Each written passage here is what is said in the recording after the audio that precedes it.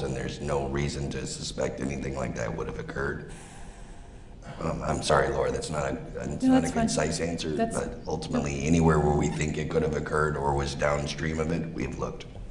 Great, thanks. Next slide, please.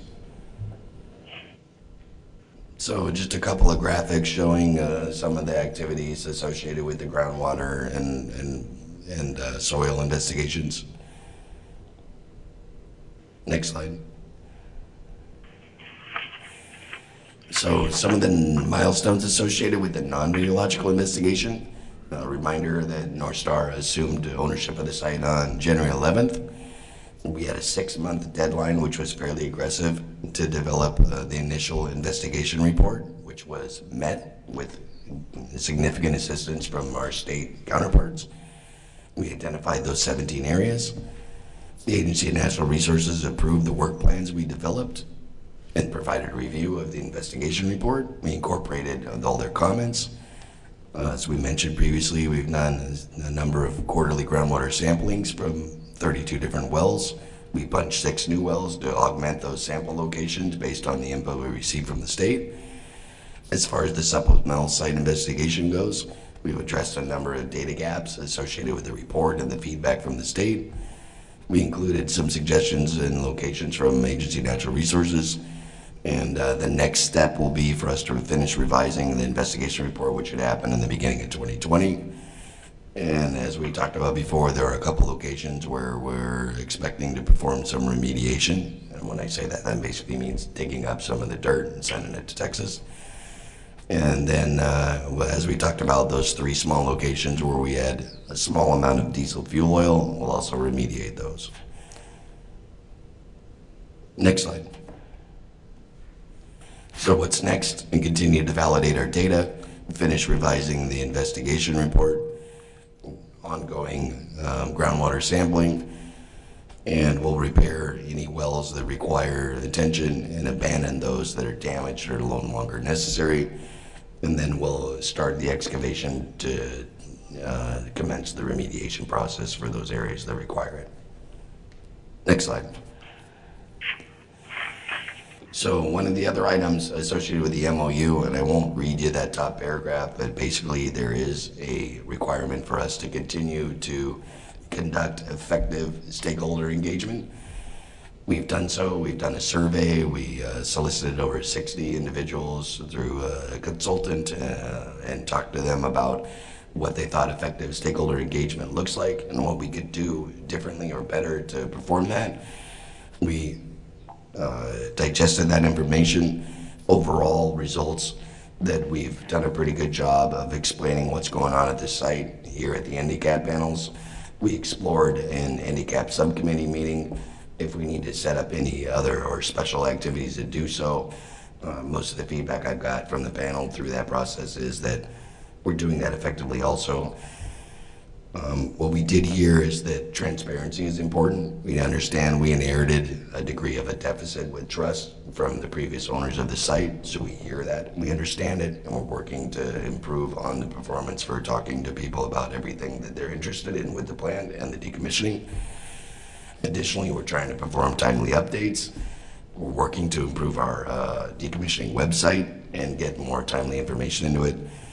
And as well, we got a little bit of feedback that there is a human element to this entire process and the impacts to the surrounding stakeholders and ourselves as well as the workers there at the site. And telling some of that part of the story might be valuable in sharing the information. So we're going to work on that going forward. A question about that. When you folks did the engagement survey, have you generated a report from that? We have an internal document that we derive this information from, but the way the survey was conducted, a lot of it was relatively confidential, and I'll say some of the folks' information they provided, they requested to remain somewhat private, so a report. Is there a way to do an extract or a descriptive report that doesn't require breaching somebody's confidentiality so that a report can be made public?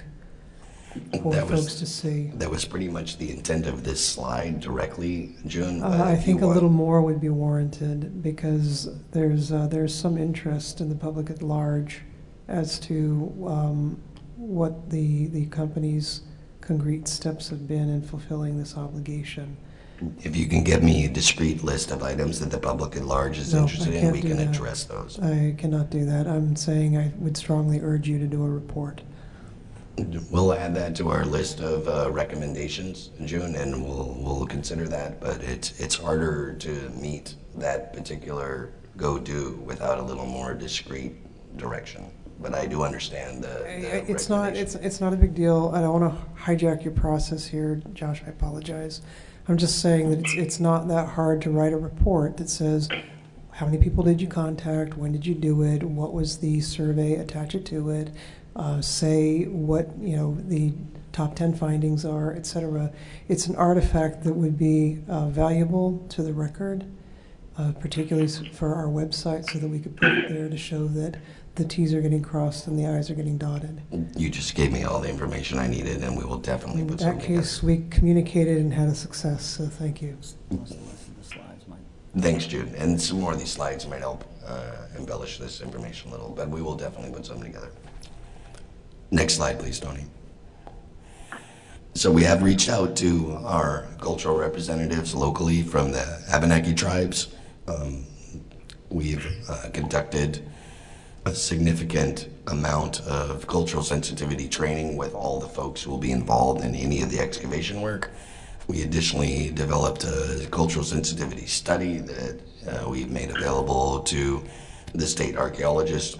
And we would like to thank Rich Olsha and Chief Longtoe from the tribes and Jess Robinson from the state, as well as our associates from Christopher Goodwin, Jeff Mayman, and Colby Child for performing the training and developing the material. Next slide.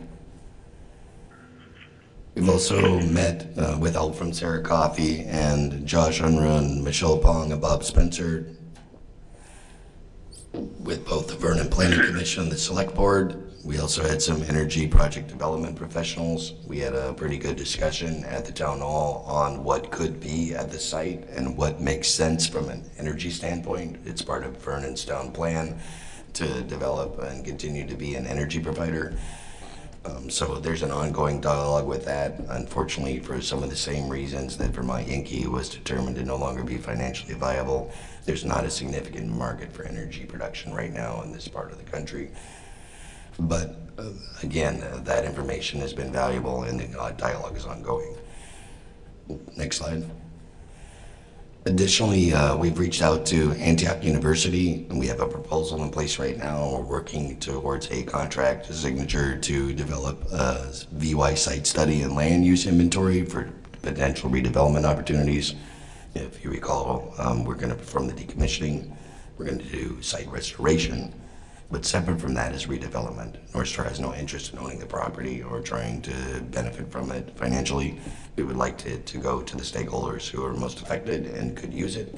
And we want to help them with use of an academic institution and partnering with the local state and communities to determine what the best potential uses would be for it. So we're going to utilize them as soon as we can finish that arrangement. So again, some thanks to the town folks, Josh and Michelle and Bob Spencer, as well as Dr. Daniels from Antioch University. Next slide. Additionally, as part of the MOU with the town of Vernon, we have assessed the condition of the road for the Governor Hunt Road and determined a baseline for it, and we will obviously take care of it when we're done. We understand that all the additional traffic and work that we're doing and the trucks that are going to go on it are going to have an impact, and we want to make sure we leave it as we found it or better. And we appreciate Dave Walker's help in making that happen. Next slide. Additionally, the New England Coalition on Nuclear Power reached out to us, Clay Turnbull in particular. We met with Clay, as Clay's been out to this site. We did a full walk down. We've discussed the condition of decommissioning, and we're working with Clay to provide him some monthly updates so he can work with his constituency to keep them informed, and we'll continue to do so. Next slide. Also, another couple of touch points for stakeholder engagement. We did our annual E-plan exercise with the states. Appreciate Tony Lachinsky's input and efforts for the state of Vermont. We also did an annual contaminated injured patient drill exercise. And while we don't anticipate and have not had to perform any such activity in the past, it's an important skill set that we develop with the folks at the Bratt Memorial Hospital and Rescue Inc. So we would know how to handle that collaboratively if there was an event at the site with one of the workers. Overall, both those exercises went very well. We had a couple of learnings, and we got good feedback from Tony and the state, and we've incorporated those to improve our processes. Appreciate Taylor Wellington for BMH. She's the new program lead. And obviously Drew Hazelton and his staff at Rescue Inc. have been great supporters to the community and Vermont Yankee for many years. So that's the end of our presentation. If there are any more questions, I'll be happy to answer them. Corey, it's Lissa.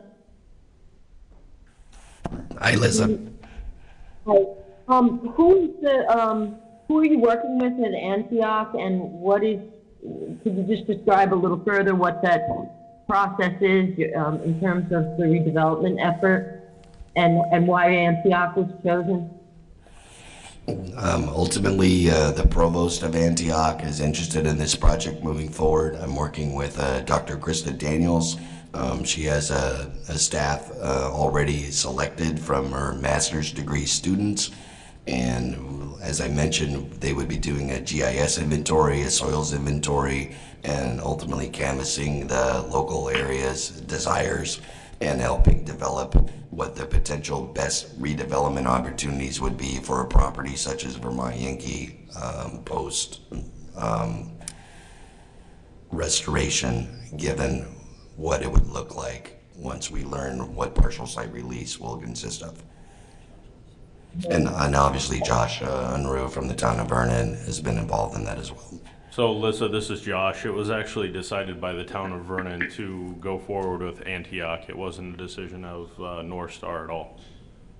I see. And is there a budget for that development project? Contract is currently being worked out, yes.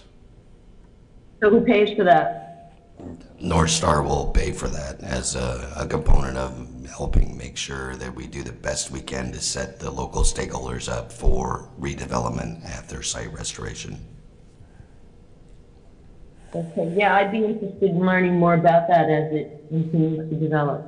That's great news. Absolutely, and it'll be an iterative process. And as you can imagine, Lisa, there are unknowns, and some of this is discovery. So as we learn, I believe the target set may shift slightly. So we wanted to have folks in there who have a high acumen for the social and environmental responsible opportunities to develop the property and to benefit the local town. And obviously there's an economic component that the town would like to realize in its best potential as we discover it. What's the time frame on beginning the project like that and signing the contract? So the goal was to do it a year at a time, Lisa, so a 1 year pilot, but we would expect it to happen probably over the course of 4 years. And that is commensurate with the amount of learnings that will occur as the site is deconstructed and the restoration occurs. Thank you.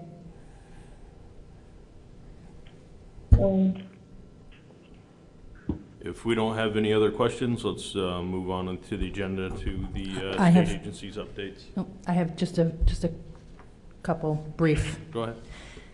So I just a couple brief comments. I'm really happy about that study, which I had learned about earlier. Happy to hear. I think that'll be a great process going forward.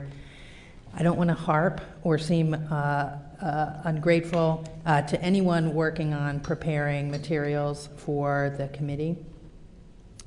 I know that there was concern about sending us really large files, and I don't even need things to be printed. I'm happy to save the trees.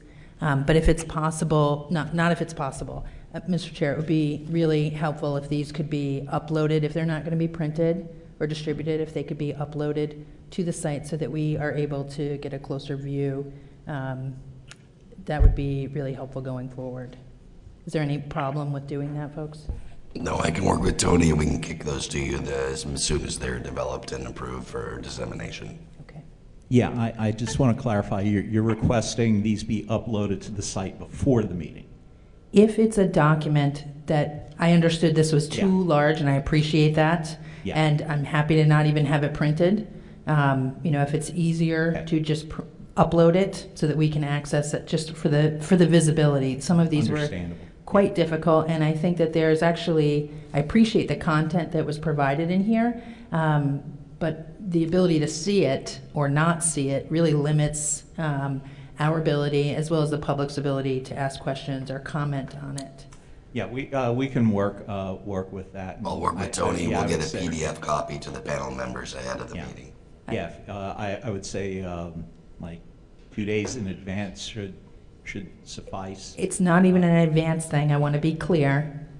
It's just so that at the meeting, anyone who is here or the panel, if we're not going to have printed copies or it's too large to send in advance, that we can access it at, our station or on our phone or device at the meeting Okay. so that we can see it.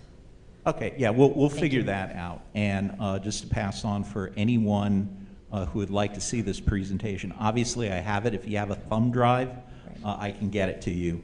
And we'll get this posted to the Endicap website ASAP. I may have to give someone a thumb drive like Allison, and if you would be so kind as to walk this over to Michelle LaPearl's office. Tony, we're good. We'll get it done. Thank you. Thanks for that feedback, Laura. We'll make sure we work that out. Just as someone who is participating for the first time on the phone, having those documents available for people that are unable to be there tonight would also be very helpful. Mr. Chair, if I may comment for a moment, this is very instructive, and I think as a general matter, it's the state agencies that have slides, but I am not opposed to simply saying to my staff, let's do this, as you suggested, Tony, 2 days ahead, which means that folks need to get us materials as well, if you have materials. Do we have any other questions for Corey? Okay, we'll move forward with the state's update. Did everyone on the panel get we have a handout for this. Has everyone received one? Okay. For anyone in the public, we do have extras if you wish to see a paper copy to follow.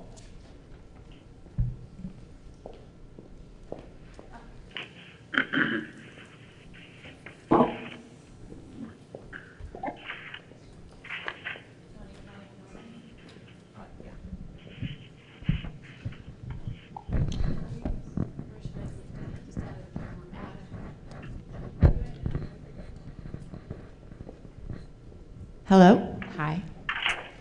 Everyone can hear me okay? My name is Allison Bates-Wanup. I am an attorney with the Department of Public Service, and I'm here to go through some slides regarding our oversight role. Tony, you can go to next slide.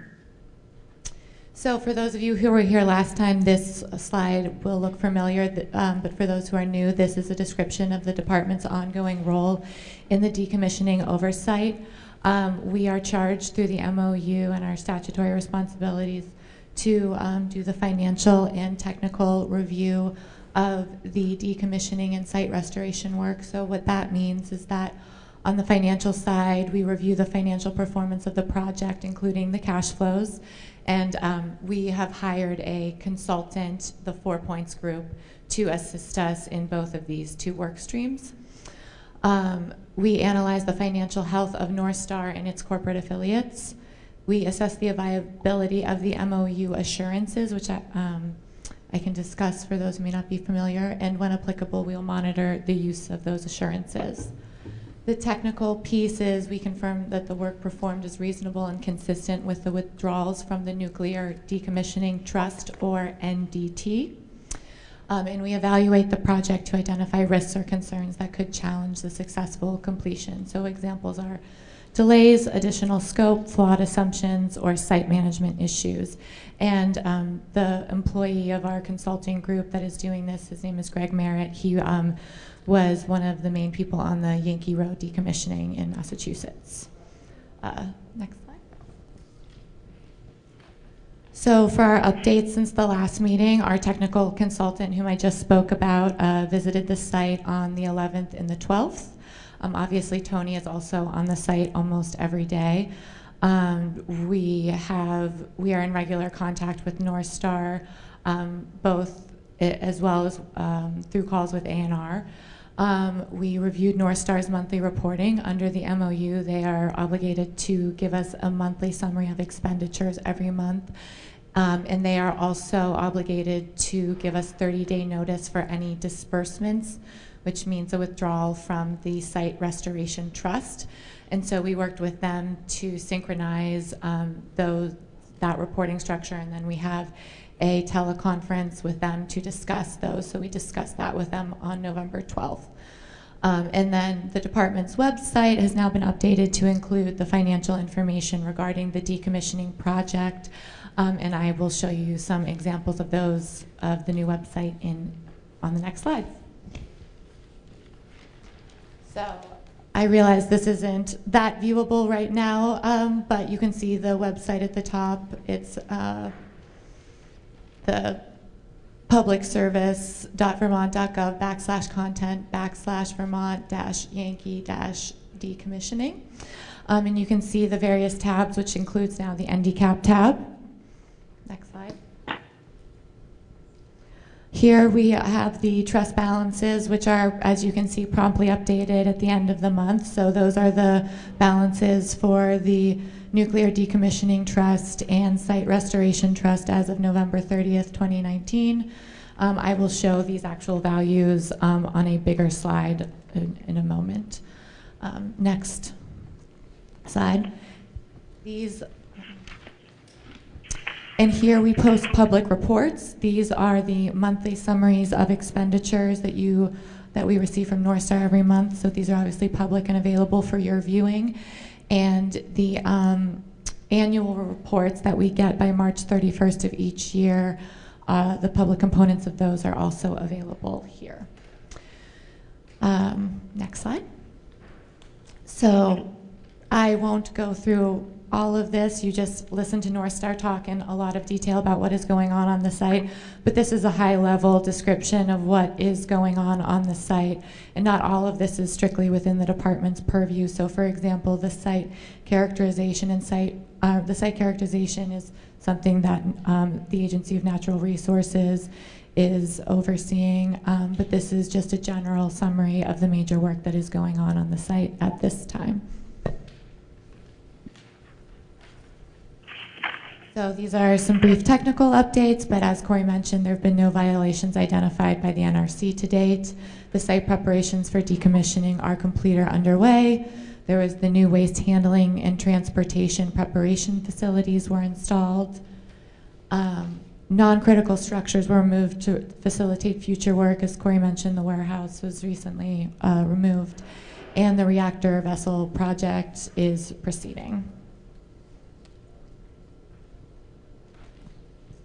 So these are the balances for the two trusts over the past month, or the past several months. As I previously mentioned, this information is available on our website. Here it is in table format. Next slide. These are the disbursements from the Nuclear Decommissioning Trust. North Star gives the Nuclear Regulatory Commission a 30-day advance notice via letter of disbursements, withdrawals it would like to seek from the Nuclear Decommissioning Trust. And so this is a list of the amounts that they have requested, and each of the dates of the notices that they have given to the NRC. So that is the date that the NRC, of the notice that was sent to the NRC, not the date that they would have actually been able to disperse it following that 30-day period.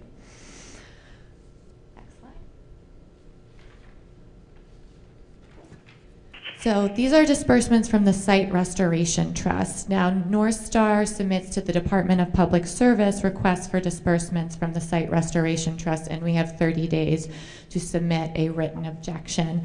So you can see the amounts of those amounts requested here, and neither the NDT nor the department has objected to a requested disbursement yet. So I was told that at the last meeting there was a request for clarification regarding the difference between a nuclear decommissioning trust expenditure, NDT expenditure, and a site restoration trust, or SRT expenditure. So this slide is meant to be responsive to that request. And while there's a lot of words up there, the general difference is that the NDT relates to radiological material and cleanup and decontamination, while the Site Restoration Trust relates to non-radiological decontamination and site cleanup to bring the site into standards set by both the state and the EPA, whereas the Nuclear Decommissioning Trust is the radiological work to the standards set by the NRC, the Nuclear Regulatory Commission. So examples of costs that are coming out of the NDT, as you might recall from previous slides, the NDT is about 9 to 10 times larger than the SRT. All of the reactor vessel payment, all of the rail shipments that are going out, those are all NDT expenses. In contrast, SRT is the site restoration work, which is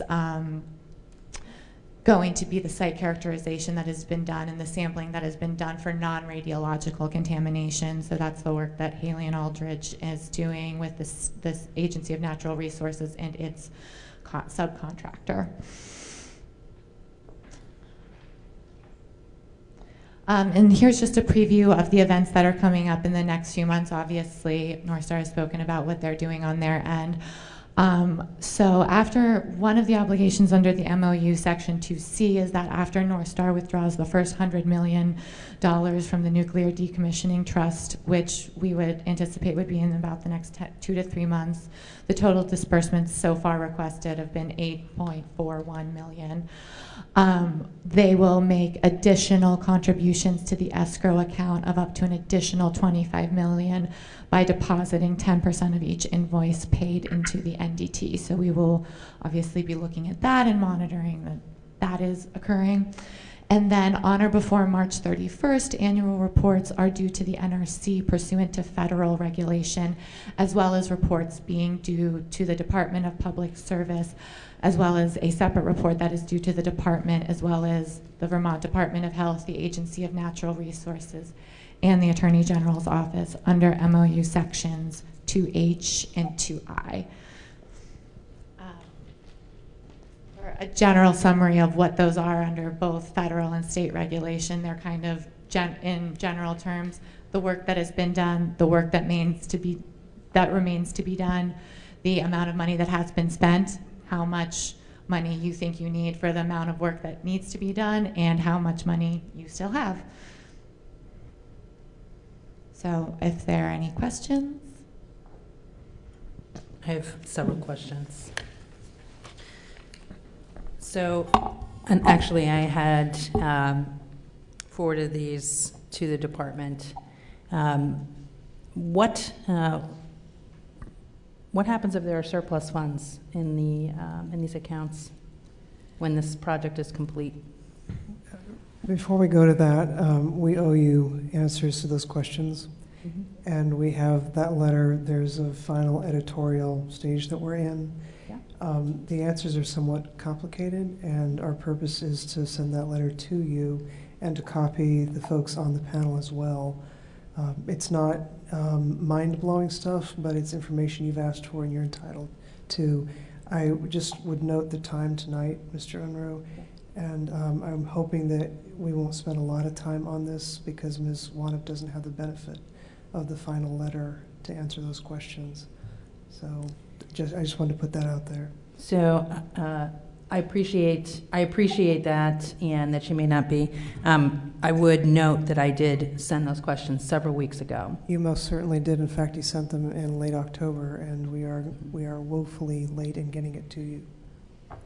And since this is really the public place for information to be disseminated, and we're not likely to meet again for several weeks, I find, the answer that we can't, I didn't get the answer in advance of the meeting, and we don't have the answer for the meeting.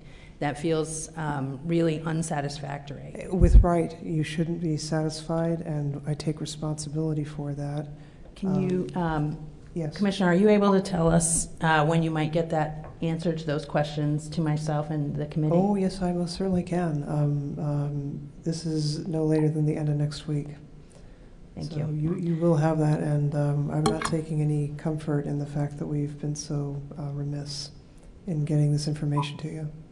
Thank you. I do have several questions, Mr. Chair, and if they're not able to be answered this evening, it would be acceptable to me for that to be the answer and to have that information forwarded along, if that's okay.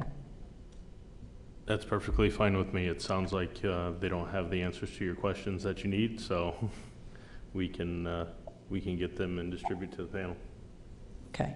So may I go through my questions? Sure. Okay. So the questions that I had asked in advance were, where can I find the information on what happens if there is a surplus or a deficit in these funds when the project is completed? I also asked if the cost to complete is updated on a regular basis, and that, to me, seems like a yes or no question, Commissioner. No argument from me there. I think it's the first one that I lose sleep over, because the answer just isn't as straightforward as you might wish. So there is or there is not a cost to complete that is updated on a regular basis? I'm sorry, Representative Sebelian, I was speaking about your first question, where you Okay. were asking what happens if the funds prove inadequate Excuse and the me. like. Thank you. And that is a long storied, it's a big question is my point. I understood that Okay. to be coming. My second question is regarding the cost to complete on a regular basis. Is that information? I strongly suspect Ms. Wanup can answer that one. Yes, pursuant to the federal regulations as well as the MOU, those are provided on an annual basis on or before March 31st. On an annual basis, cost to complete is updated? Yes. Okay. Fantastic. What is the projected cost to complete the decommissioning? Our consultants have estimated this to be about a $700 million job. Okay, and Ms. Wanup, was there a finding to that effect in the order? Do you remember? I don't recall off the top of my head. This is the kind of thing I'm talking about, Representative Sibilia, because the answer to your question would have been determined in the PUC order, and that would be the point of reference, so we will get you an answer. okay. Is there, do we know, is there kind of a fudge factor figured into that? Well, Percentage of, that is presumed, might be needed? Well, so the way that the transaction is set up, there is the 900 line item pay item disbursement schedule, and North Star is entitled to draw up to the amount designated for any particular line item, and there is a 10% contingency built into each line item, and under the MOU and the transaction as approved, North Star is entitled to the amount up to that line item, and overruns are supposed to be borne by North Star. Okay. And then what is the estimated percentage of the work that is completed now? Oh, I don't have a number for that. And so when would that number be, how would that number be, is that something that you all review, collect? If you look at the monthly summaries of expenditures that are available on the website, there are kind of estimated completions for each line item, and North Star reports information on percent complete. Okay, but is the department monitoring what percentage of the project is completed? We're monitoring the reasonability of how they're characterizing the percent complete. So if we agree with it or not, is what the consultants. so I'm going to have to process that for a second and repeat it back to you. I think you said you're monitoring the reasonability of the percent. Right, if we agree with the percent complete that they are stating. Okay, and so We're monitoring, and we are monitoring the percentage, and we are checking to see whether we agree with North Star's math. So is there a way in which the department could answer the question, what percentage of the decommissioning is completed? If we can't, we'll let you know. If we can, we'll tell you what it is. I think what we need to do is go back to our experts and ask them to give us that information. Okay, great. And I think it would also just have to be characterized by work stream. So for example, the license termination work, which is the work funded from the NDT, and the subcomponents of that, you would look at each distinct work stream to see how that has progressed, because much of the site restoration work can't take place until the a lot of the license termination work is done. Okay. The final is, and it sounds like this may take up more time than is necessary. I'm really interested in kind of the financial review process that is going on at the department. I would like to hear just a high-level overview of that process, just so we can understand it. These do seem like questions that should be answerable at this meeting. This is the place where the public is able to get a kind of peek into how this process is going. So with that, thank you, Mr. Chair, for the time on these. We can't leave the public record that way. The Commissioner of the Department of Public Service will go on record as saying that she fundamentally agrees with you. There's absolutely no reason why we can't do that, and I think the panel would benefit from it. So we'll be happy to do that. Thank you. I believe your neighbor next to you has been trying to get recognized. Chris? Hey, and Allison, I think the board order also, the PUC order also requires that if North Star discovers anything that is going to either delay the decommissioning or site restoration or change the cost estimation, they're supposed to notify the state within 7 days, right? Yes, there's several provisions in the MOU that obligate North Star to notify the department, including overruns and those kind of things, yes. Okay. So we'll look forward to the state bringing back that information in your next presentation at the next handicap, please, and thank you. Excuse me, Mr. Chair, may I just clarify? Yes. It was my understanding that we would receive that information from the department prior to the next handicap meeting. Correct. We will as a panel, but I want the opportunity for the public to have that same information at the next meeting as well. Thank you. May I just offer my own clarification? You will be getting an answer to the questions that you posed. That will be in letter form no later than the end of next week. A copy of that letter will go to all members of the handicap panel, and it will be posted on the department's website. In addition to that, as Chair Unruh just indicated, at the next meeting, I would expect an agenda item will be that the department will be giving this panel in public the overview that you asked for, Representative Sibilia, on how we are monitoring the drawdowns and the like. We will check the notes from the meeting to make sure that we are responsive to your request. And I'm sure Ms. Wanup has made note of everything I just said and will be dreaming about that tonight. Oh, I've already conferred with our consultants about when they could be available for the next handicap meeting. So. Excellent work. Thank you. Corey has a question. Just a point of clarification to make sure the information you provided was accurate. Earlier when you described some of the activities that are occurring at this site, you mentioned that the warehouse has already been removed. The warehouse is to be removed over the course of this winter weather event, and I just wanted to make sure that that was clarified. So right, it is the prep for the work, and correct. I thought you said before that the warehouse had since been removed. So I was in a public meeting once when someone made a comment and the information wasn't perfectly accurate, and they regretted that for a long time. So and it had to do with underground piping, and I did not want Ms. Wanup to not have that benefit of accuracy. Thank you. Okay, now we are going to open it up for public questions regarding both the North Star and the state reports. Good. I have a question. Oh, sorry. Sorry, ahead, Mr. Chair. This is a question about process. In previous reports, we've had the Agency of Natural Resources here reporting on some of the same information that we get from North Star, which, Corey, I appreciate your level of detail, but I feel like we need to continually have the state's perspective on that. So does that fall, June, within your department, or should A&R be here and incorporated as a regular reporter at these meetings? It does not. I do not direct the A&R. However, I Had a agree with you feeling. completely, and I'm quite sure the A&R will hear about tonight's events and will take it under consideration as they ought to. Mr. Unruh, I believe you've been setting the agenda and soliciting requests from the panel members. So if nothing else, Representative Coffey, at that time, you might simply say, I'd like to hear from A&R, but I agree with you. I was surprised that we did not get something this time. So if we, Yeah.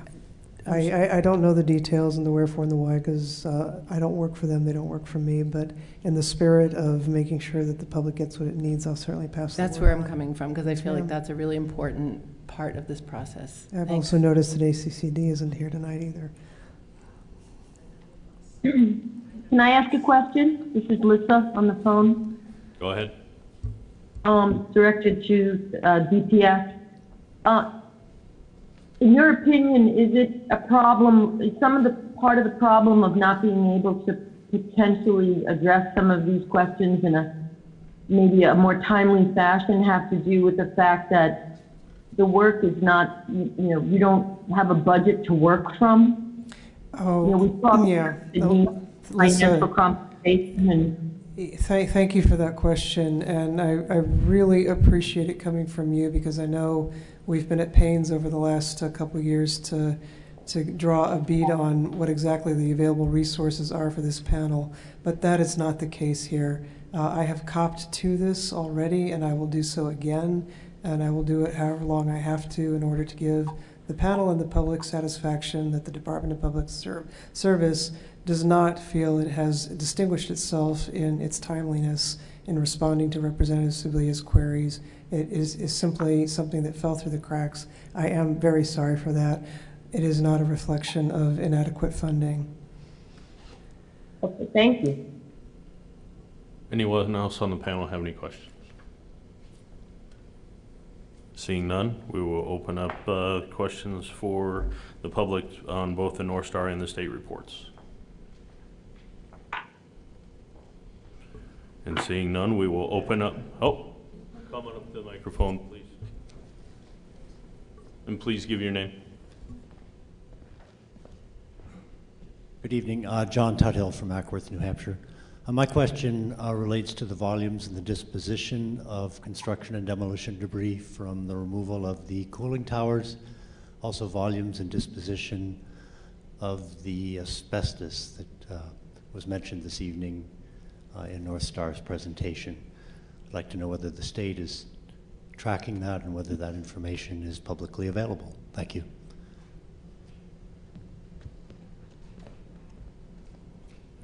It looks like I'm the only person from the state here tonight, so I'm going to do the thing you're never supposed to do, which is venture outside your portfolio because you want an answer, not to have one.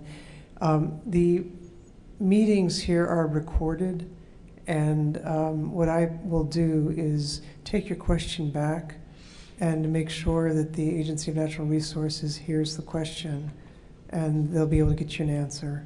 And if you will leave us contact information, we will get you that answer. June, additionally to augment that, we do track that information, and while we did not present or prepare that in the detail we provided tonight, it is something that we can help develop. I appreciate that, Corey. I just want to be clear that the gentleman asked whether the state agencies are tracking it, and I want to make sure we get you a correct answer and on a more timely basis than Representative Sibilia is receiving her answers. Additional questions from the public?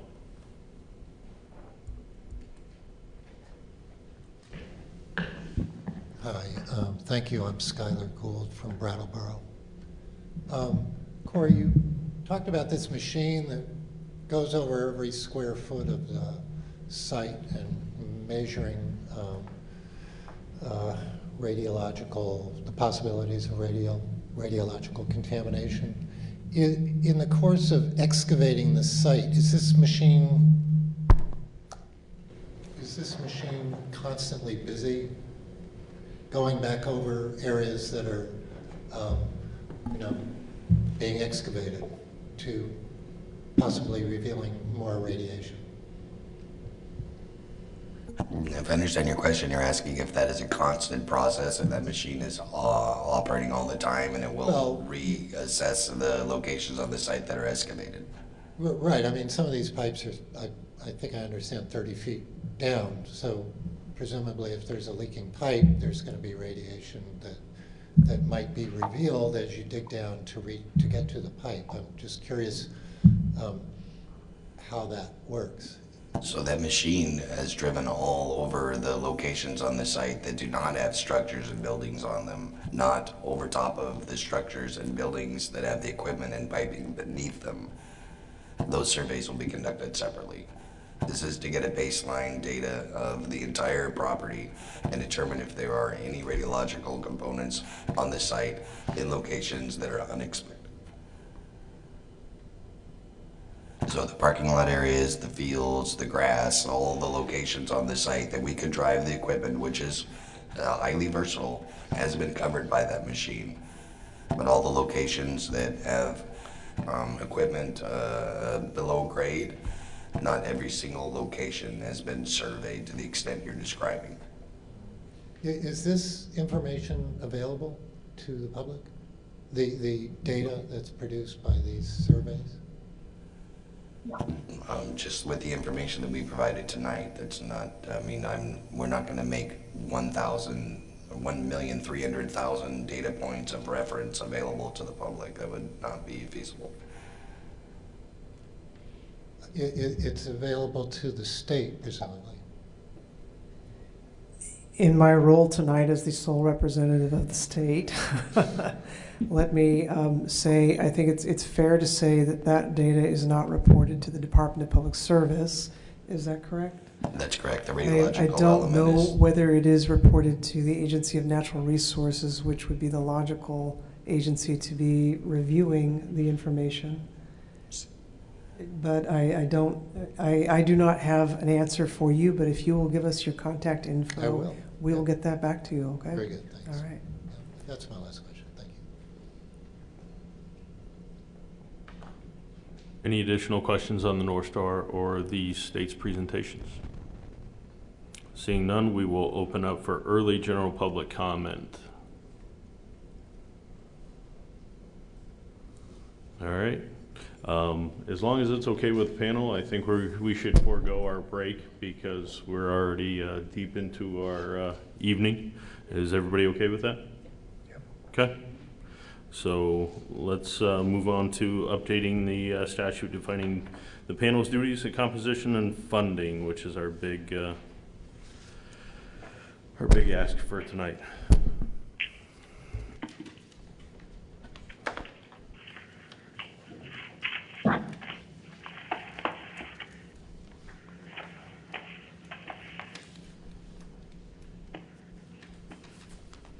So we have a copy, you should have received a copy when you sat down that has some revisions made to it.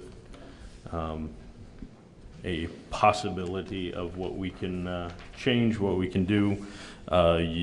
This panel asked that the Issues Committee take up some of the questions that were had at the last meeting, specifically the composition of the panel, adding additional Vernon representation, the funding of the panel, and I believe that was it. Was there one other item, Tony? I think those are...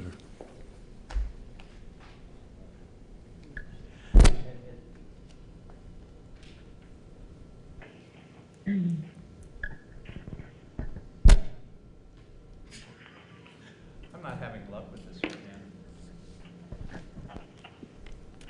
So I guess the only other thing was general panel duties that we Yes. discussed as well. Yes. Oh, there you go.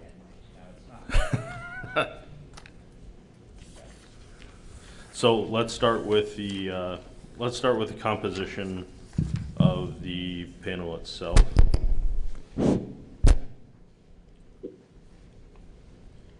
And the Issues Committee brought forth those questions as far as adding an additional Vernon representative to the panel. Essentially removing an IBAW current panel member, as the IBAW is no longer in existence on the site. So it doesn't really make sense to have those folks there. We also considered removing a state position. The Issues Committee had decided to leave that. They felt, as the panel felt, that that was an important position to stay on. So I guess for this particular question, is the panel looking to utilize the current IBAW spot for an additional Vernon representative? Mr. Chair, can you orient us to are you operating off of this? I am not. I'm operating off of the Issues Committee meeting that I attended. Should we review those minutes? Yep. Okay. They are in your packet. Yep.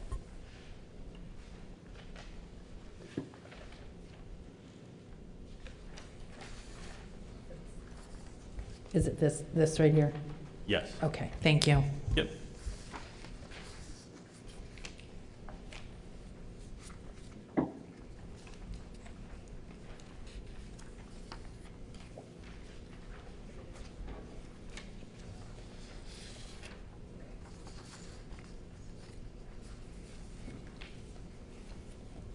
I'm sorry, can I just make sure that I'm clear? It's labeled potential Vermont handicap changes identified at July 2019 Issues Committee meeting? Correct. Thank you.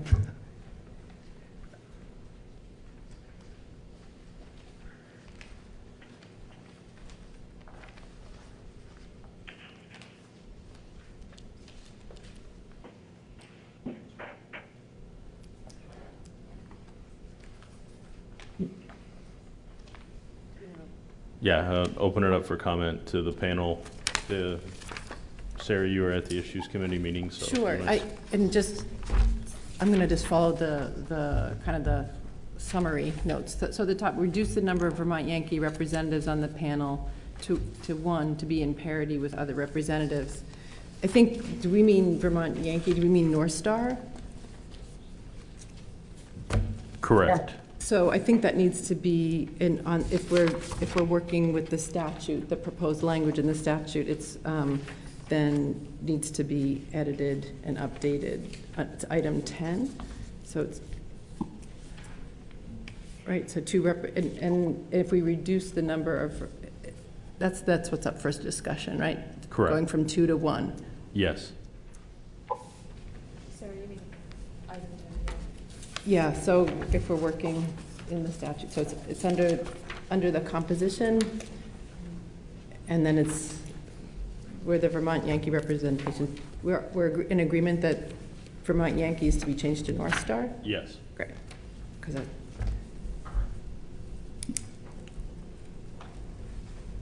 I would say I would be in favor of reducing the number to be on parity with other representatives. Do we need some discussion about that?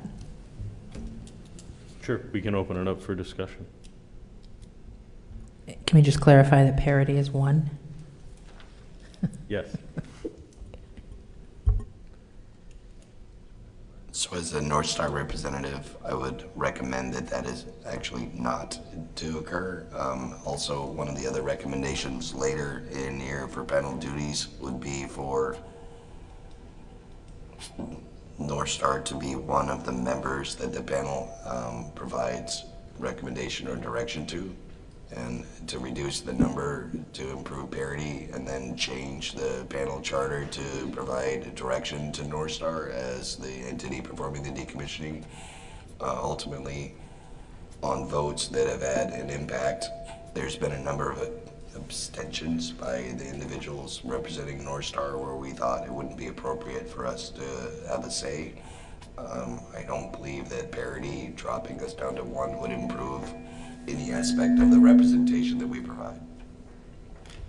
Does anyone from the Issues Committee want to speak to this, why this is put forward, or discuss? Go ahead. Okay. It was just brought up by the panel, so it was asked that, we discuss it at the issues committee meeting. All of these specific bullet points were, talking points that the panel gave us to bring to the issues committee. If I'm recalling, and Sarah, please correct me if I'm wrong, the only change that the issues committee wanted to bring forth to this panel was to eliminate the IBAW position and make that a Vernon representative. That was the only composition change that the issues committee came forward with. And remember, I was 10 minutes late. I think you guys had covered this a little bit before I got there. So, Tony, that's your recollection. yeah. I guess, can I just comment though, because this was brought up in July as well with, so it wasn't just, and I think Chris might have been involved with that. So do you want to comment on it, Chris? Yeah, back at the July Issues Committee, I mean, it was an idea that I had brought up to the Issues Committee. I never understood exactly why there were, from the inception of Vindicap, why there were 2 reps from the plant. It just seemed like parity with everyone, with all the other institutions represented, that 1 would be okay. I get what Corey's saying, that having two doesn't seem to have changed the dynamic, but similarly, I'm not sure that just having 1 won't change the dynamic either. I don't really have a super strong opinion one way or another, but it just feels like it's something we should discuss, because when this legislation was first proposed, it was never really discussed with the public, or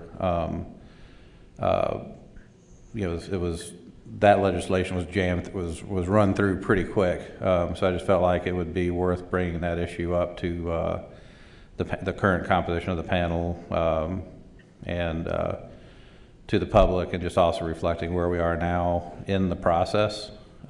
So to me, it's more important as a discussion item and for us all to have agreement, now that we've actually have a chance to kind of revisit the rationale behind all the appointments. If I may, I would additionally add to the conversation to help round out the discussion that having 2 members from North Star, 1 who's a site representative, regularly embedded in the operations and the activities of the site, and additionally an executive level leadership member from North Star, provides a balance and opportunity for us to have both decision making and real-time information on the panel. So direction from North Star is commensurate from both levels of those areas.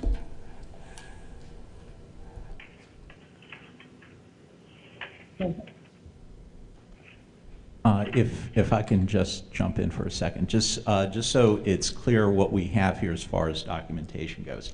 The page marked as being potential Vindicap changes identified at the July 2019 Issues Committee meeting.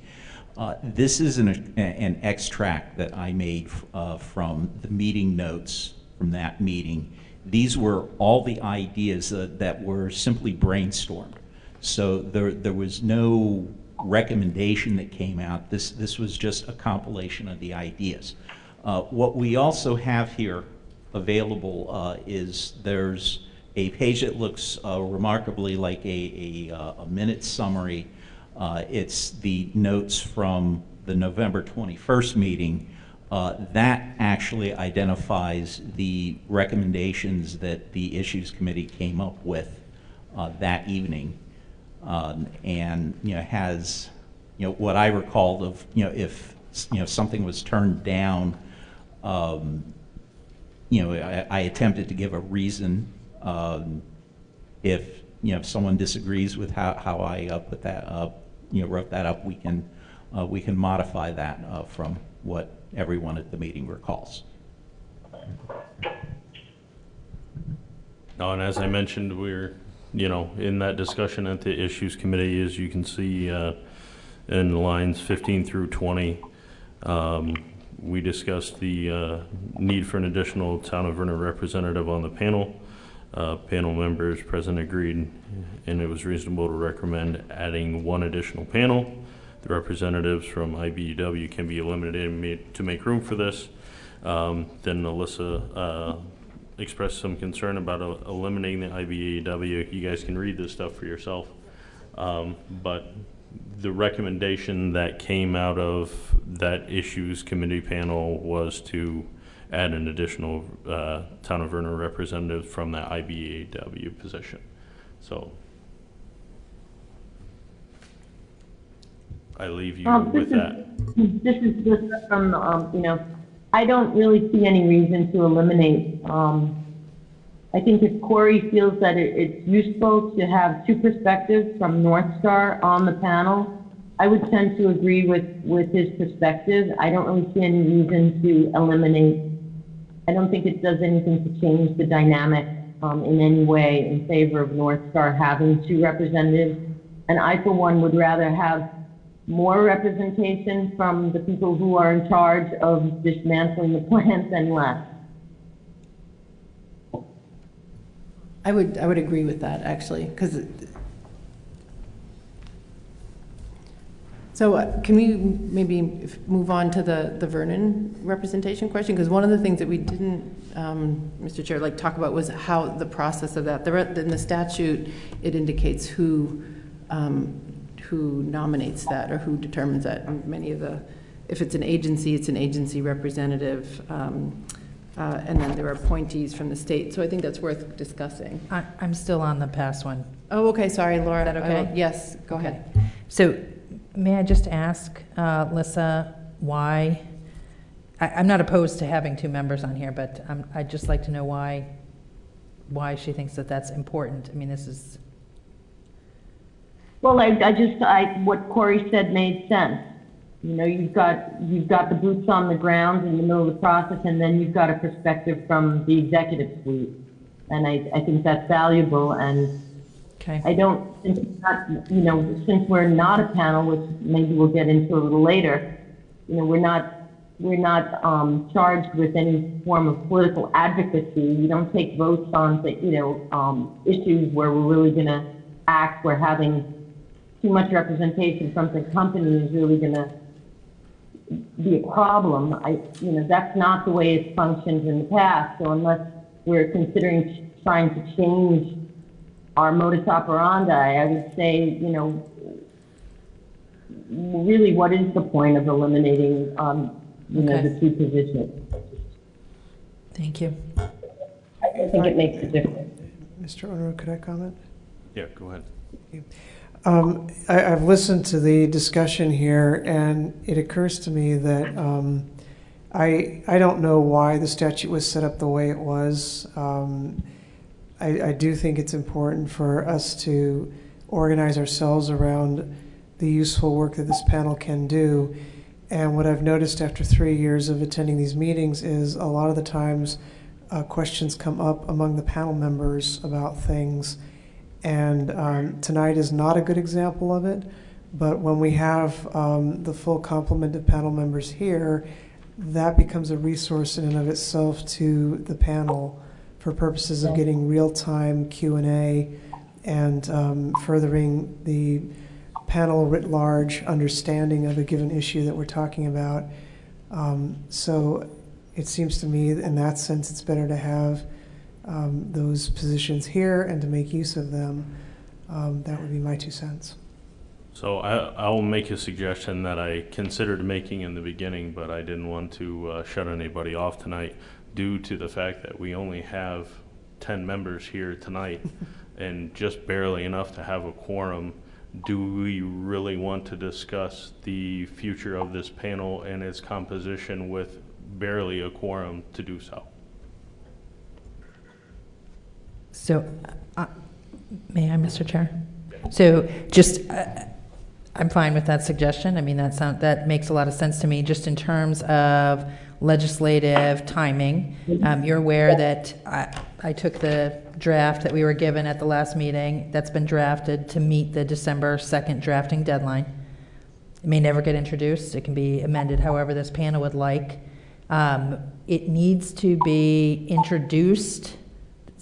It needs to be introduced needs to be finalized, the changes, by the 3rd of January and introduced by the 15th. That is the cleanest, is it the 15th? I think it's the 15th. That is the cleanest means of doing this.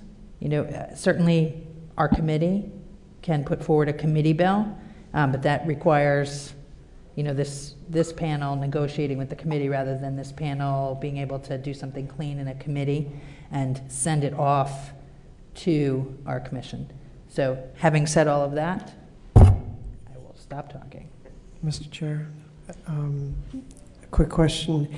It seems, I appreciate your point about the bare quorum. It seemed to me there were some housekeeping details in the statute that definitely could be acted on, and I think it would be appropriate even with a bare quorum. I think the IBEW position is one of those, or changing the reference to Vermont Yankee to North Star in the statute. Those housekeeping things I think we could take action on tonight. And then at a minimum, we know that we'll be doing that in January. Yes, I agree.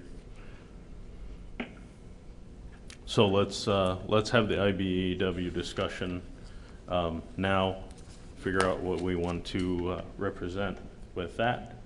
Open for comments on that particular position, and as I mentioned several times thus far, the Issues Committee is suggesting to the panel to eliminate the IBEW and bring in an additional representative from the town of Vernon. Do we need a motion on that topic, or? Yes. Before we had a motion, I just wonder if we could hear from somebody on the Issues Committee as to what the underlying rationale was for that determination. That would help me a great deal.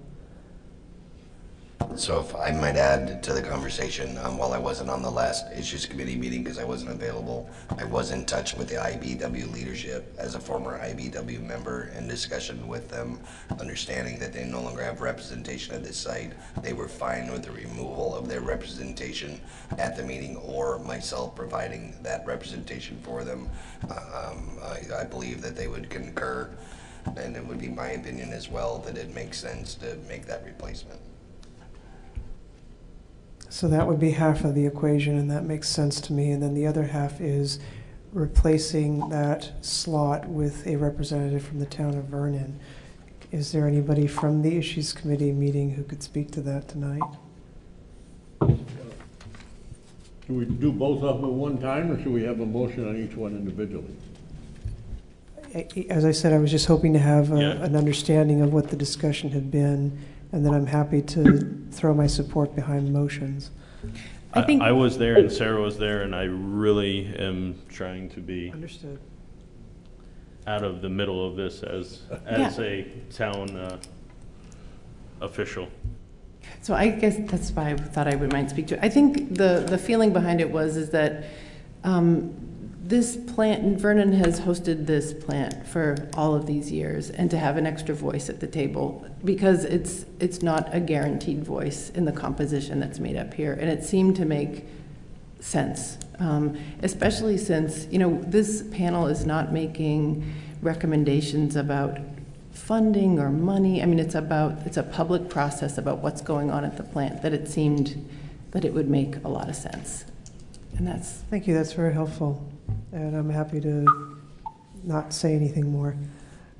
Well, I think the other thing is that, you know, the reason the IBEW was originally included is because there was a concern in those who created the panel that labor be represented. So, I mean, I think there's still a concern that labor should be represented. I just don't know what form it takes if there's no union labor being used at the plant, which is my understanding. So, you know, I really appreciate Corey's discussion and North Star's commitment to safety at the plant. And we did have a discussion at the Issues Committee that there is a whistleblower law, and that, you know, if things aren't being done as they should, that workers have a way to communicate that's not only through the plan. And I think that is really what, why the IBEW position was there to begin with, is to make sure that labor had a voice beyond the corporation. And I think that's still a concern, as appreciative as I am of Corey's focus on safety. I just wonder what kind of voice workers at the plant who might see things that are happening that they think are not right, you know, how can they express that? And I don't think there's an answer to that, because there is no union, but I do think, you know, it's too bad that there is no union representation there. And it's not really that the IBEW position be eliminated and Vernon get an extra seat. It could also be the North Star gets one seat and that other seat goes to a Vernon representative. But the way it looks right now, there is no voice of labor to be present. So I have no objection, therefore, to the IBEW position going to a Town of Vernon member.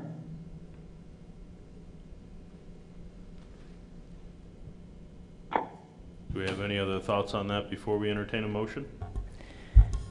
I have some thoughts on that. I am very happy to see another seat added for Vernon. I think that makes a lot of sense. I think it's reasonable. I think it's probably overdue. I am concerned about the possibility, though, of having kind of a Vernon block constructed on this board at this point, because I think that there are other, Vernon is the host of all that remains there, but there are other issues at play with regard to, and I'm kind of talking this through myself here. You know, we have the decommissioning fund, we have other communities that are going past us or behind us, and so I just, you know, that is my, I'm cognizant of that and thinking about what would happen in that case, and if we did have that occur, would that still be in the best interest of the overall decommissioning for both the town and the state? We have a number of state agencies, but they are not able to vote, and federal policy. So, May I speak to something, Mr. ex Underwood? officios. No, right now, ex officio would mean that we're here because we're in office. Yeah. But we do have votes on the panel. Okay. I appreciate what you're saying, though, and here are the thoughts I would offer. I am prepared to say that it's overdue for Vernon to have that seat. Absolutely. And while how a block takes shape may be of concern to some folks, I'm content to leave that for a time and place if that were to develop. To your point about other issues, you're absolutely right. And I think that the composition of the panel as it presently exists accounts for that.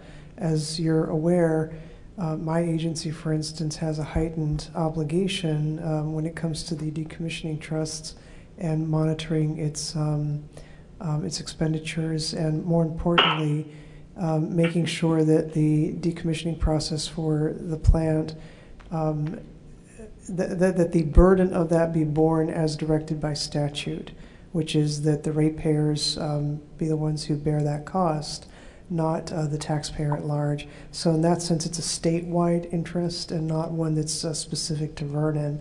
That's just one example of how other issues, as you put it, are in play as well. And I do think those are adequately represented and have been over the past several years on NDCAF. What perhaps has been not front and center, and by front and center I don't mean controlling, just prominent, is the town of Vernon, the host. And so I think we can at least make a pitch to the legislature with your help and Representative Coffey and Senator McDonald to persuade the legislature to that effect. At least I'm hopeful of that, and so I would support giving that seat to Vernon. Go ahead, Chris. I don't, just from my perspective, I think ideally, if I'm going to address three different things. Ideally, I think, if there was some kind of actual kind of organized labor representation, it'd be good to still have that, but we don't have that. And in fact, you've got contractors working for North Star. And so even when we talk about labor, who's labor, and like what are the contract provisions between the contractors and North Star? You have to get into those disclosure agreements and everything else. So I don't think the IBEW representation, it's not, as a matter of principle, I would like to see labor represented, but I'm just not sure how that happens. Right. I'm fine, I'm okay with North Star continuing to have 2 reps. I'm absolutely fine with Vernon having 2 reps. But to the extent that this also informs the conversation, I do still have concerns about those who by statute are to be advised having a vote. That still just strikes me as odd.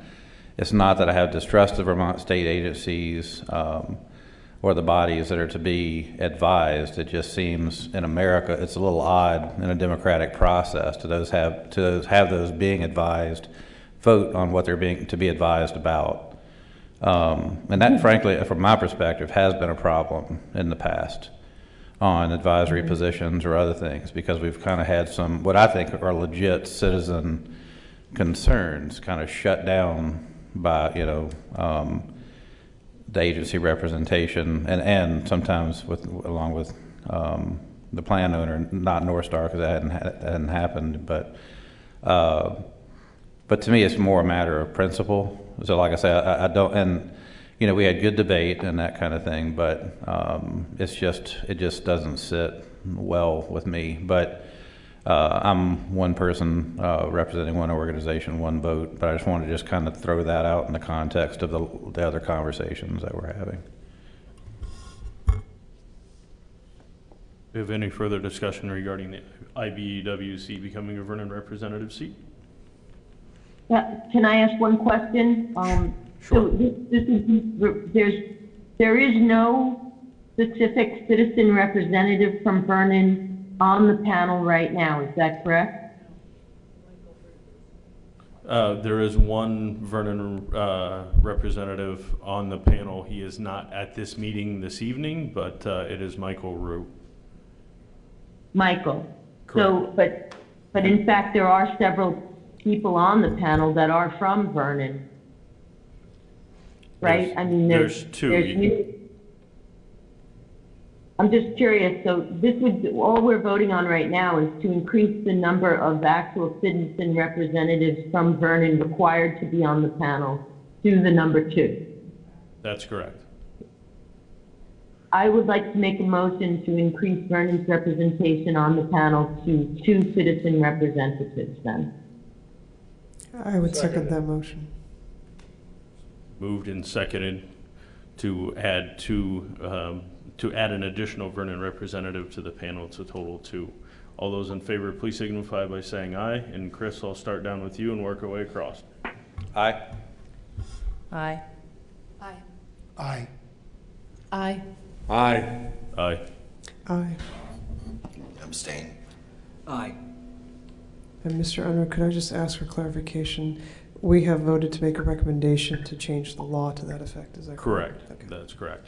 There are still people online who haven't voted.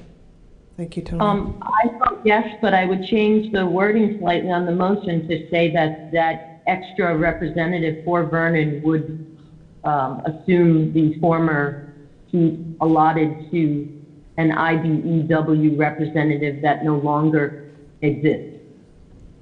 We can do that as a second motion, Melissa. Okay. And I vote aye. All right. So I'll make a motion that the IBEW position be struck, and I think that's all I need to say on that, right? Yes, sir. I'll second that. So moved and seconded. We will look for everybody's vote. Start with you, Chris. Aye. Aye. Aye. Aye. Aye. Aye. Aye. Aye. Aye. Aye. Folks on the phone? Aye. Aye. Okay. So that takes care of that one. I will leave this next one, and again, I'm going off this potential Vermont handicap changes identified at the July 2019 Issues Committee meeting, because these are all the ideas that were thrown against the wall. We have made it through the first 2 bullet points of the panel membership officers quorum. I would venture to guess that maybe the rest of these bullet points are probably in the wheelhouse of wanting to have a full board available to speak to them, or full panel available. Is that correct? Just one question. I think you're right. I just wanted to ask, unless one of them may have been resolved. Commissioner Tierney, was there discussion yet between the governor and Massachusetts and New Hampshire yet as to whether or not they're okay with being optional? Not to my knowledge yet, no. I don't believe so either. The only other one that we might be able to tackle is the very last bullet point on number 1, is having the Agency of Commerce and Community Development representation on the panel still necessary. It was pretty clear to me at the last panel meeting that this panel would like to see that continue. Is that correct in everybody's recollection of the last handicap meeting? So, Tony, if you can, and go ahead, whoever's on the phone. Yeah, no, I was just agreeing that was my recollection. Also, although other alternatives had been noted is on the document, like potentially the Brattleboro Area Development Credit Corporation, the BDCC, or potentially the Chamber of Commerce. I mean, I think the BDCC is a good fit also, but I leave that to the panel for discussion. Okay.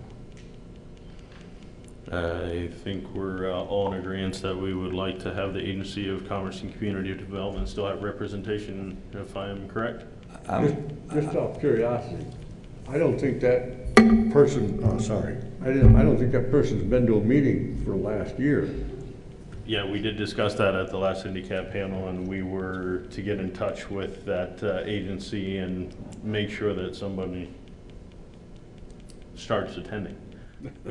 Yeah, just to that point, I would actually, I mean, I know that there's general agreement on that, but I would suggest that be part of the larger discussion, that they be here at the next meeting, just so they could express their rationale, yay or nay. Yes. Because to be honest, I mean, I think after Katie had stepped down, they haven't been here. But in conversations with her, and I'm not putting words in her mouth, but I don't think she felt like she was particularly relevant to the conversations that were going on.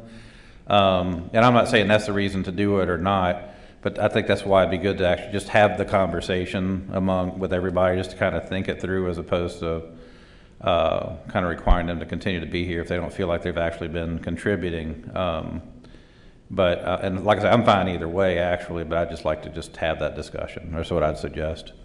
I'm perfectly fine with that. So if, Tony, as we're kind of laying out our next meeting, we got through the first 2 bullet points. The rest of them will be, points for discussion at the next meeting of that first one of the panel membership officers and quorum that we want to have with the larger discussion.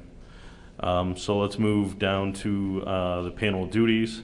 Again, I'm not sure how much of this that we want to get through with the small group that we have here, but go ahead. Is there anything that the Issues Committee felt was time sensitive or of an urgent nature with regard to these changes? No.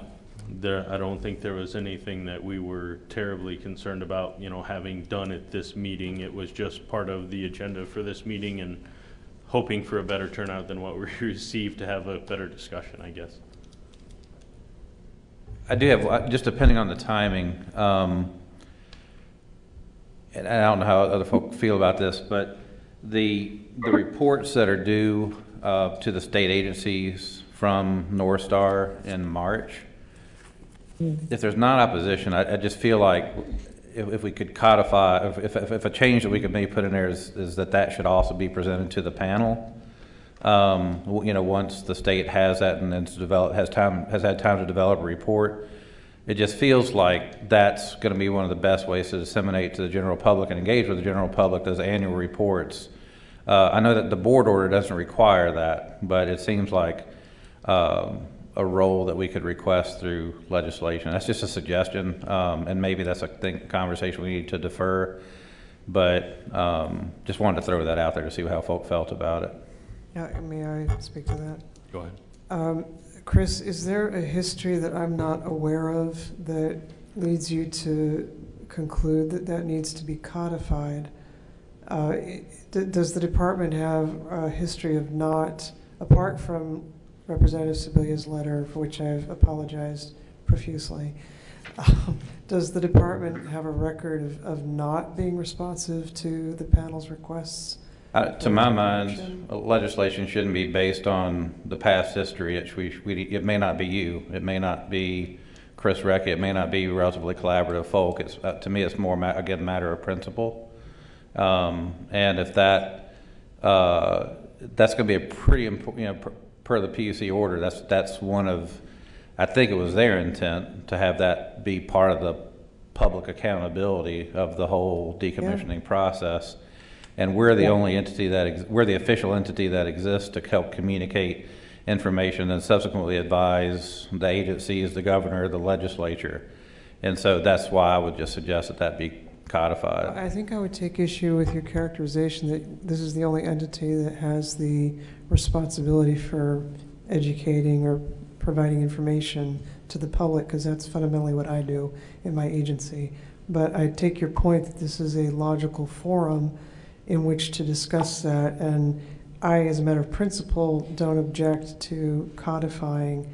I just wanted to understand better what the impulse is, and I think I do now, that you're guarding against, well, to your point, you don't know who is running the department in the future. But what I would suggest to this panel is that if it is having difficulty getting information from state agencies, that's a conversation that should be had with the state agency heads. Before, I mean, and which also again gets to, again, hopefully everything will continue to go swimmingly and we'll have good conversation with the state agencies. But it actually goes back to my point about the entities having a vote here that are to be advised. And again, I'm not talking about past history or anything, but it's just, again, kind of as a matter of principle. And for the viewing public, it is correct that the commissioner and I are wearing very similar plaids. So if you're getting confused looking back and forth, I'm sure there's no confusion because you're better looking and better spoken. I second Chris's concern and recommendation that the annual report that it be codified, that's something that the panel does consider on an annual basis. I fully and firmly agree with his assessment that you can't just take for granted that it's going to come because everyone's friendly now. It should be there for the future because we really don't know what the future holds. So, and it's not just state agencies, right, Chris? This is also, it's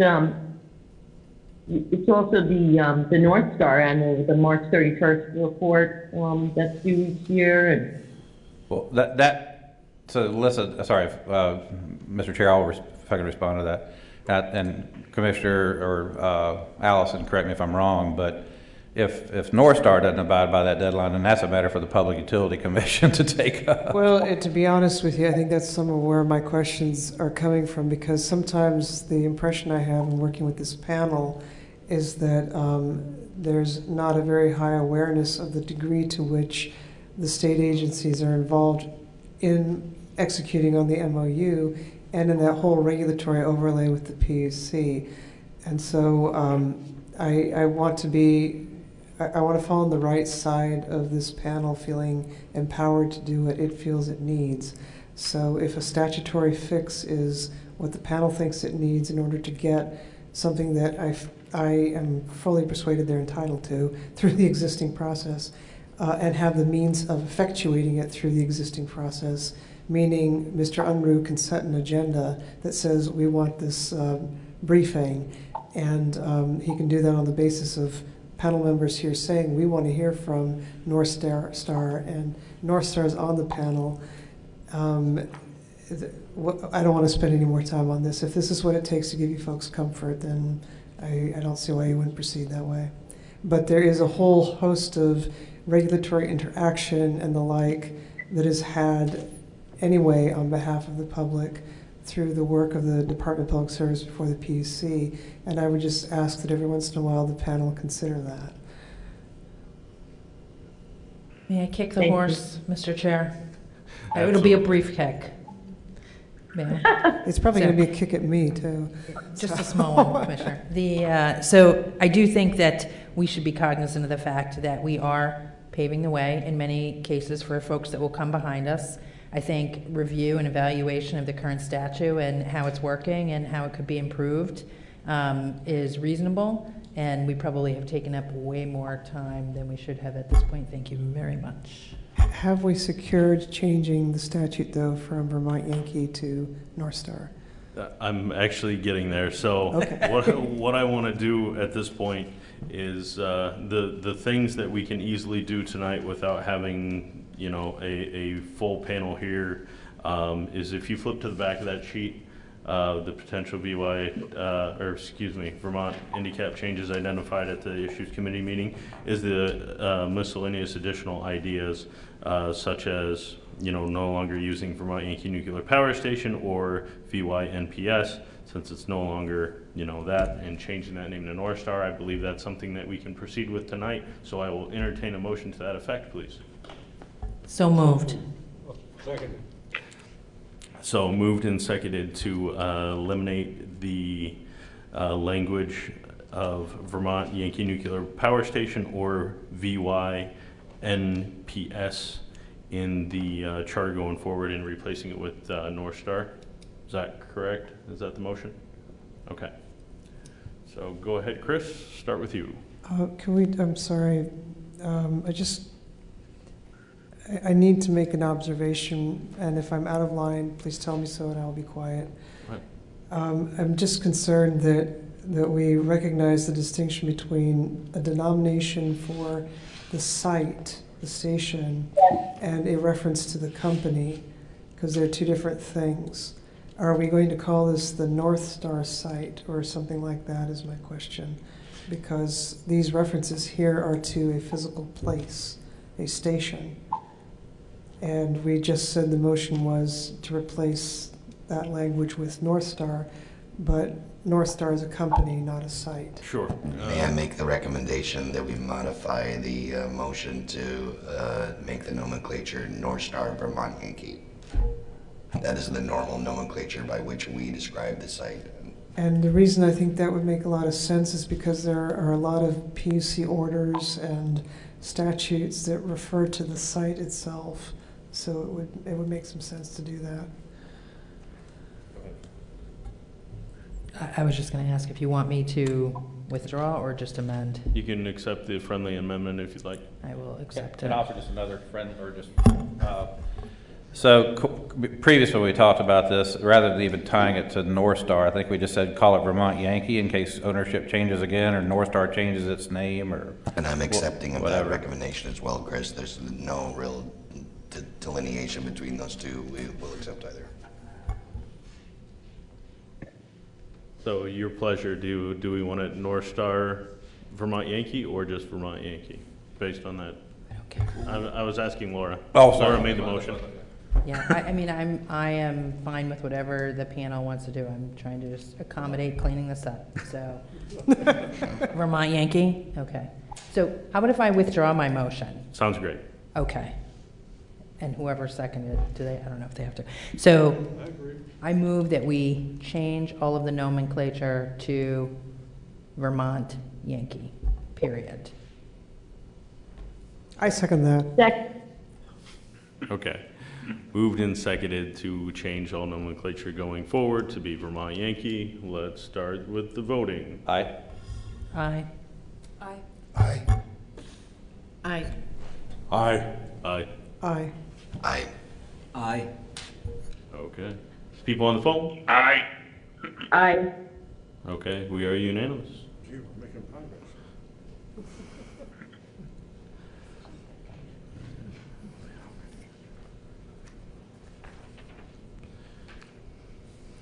So the next piece of the miscellaneous is panel meeting agenda should include multiple times throughout the meeting for general public comments to accommodate attendees who are unable to stay to the end of the 3-hour meeting. We're doing that currently, so I don't think we really need a motion or a change to the legislation in that, because it's our agenda to do with what we want, and we are trying to accommodate in that respect. So if everybody's happy with that.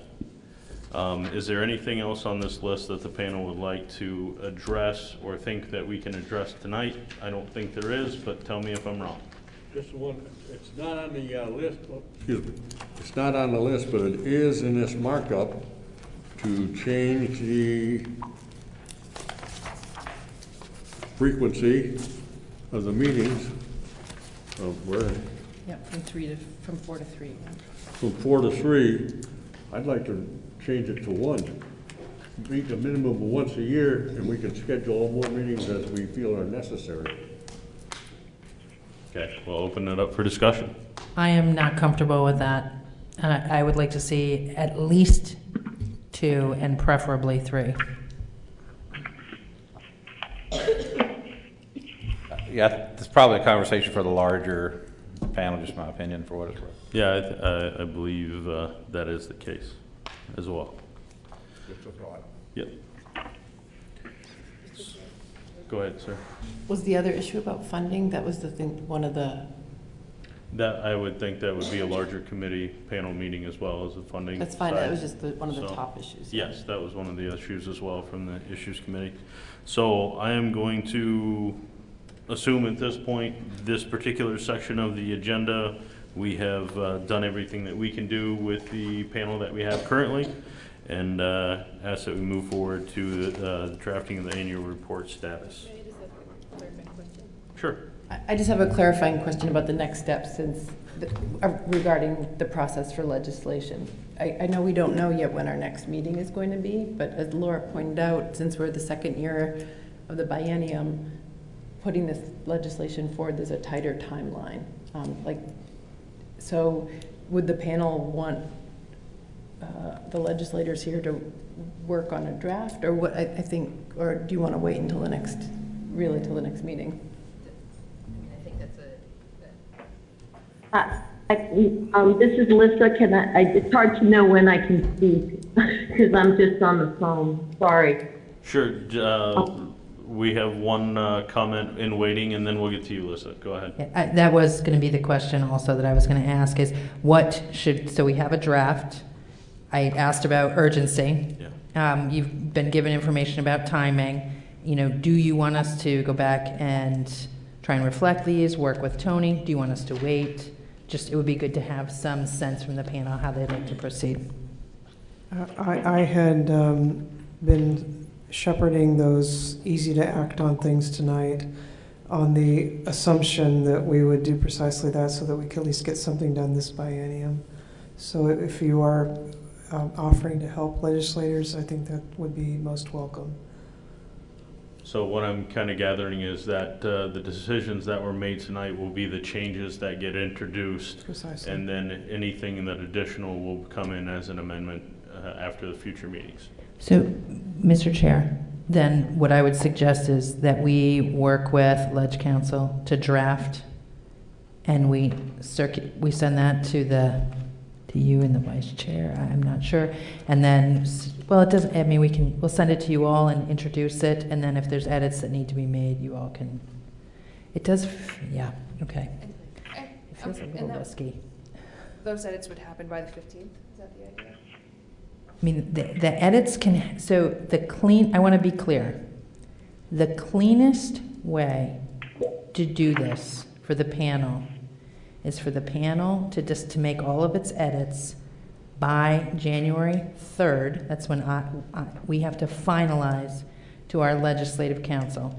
And then we would have to introduce it by the 15th. So technically, it's the 3rd.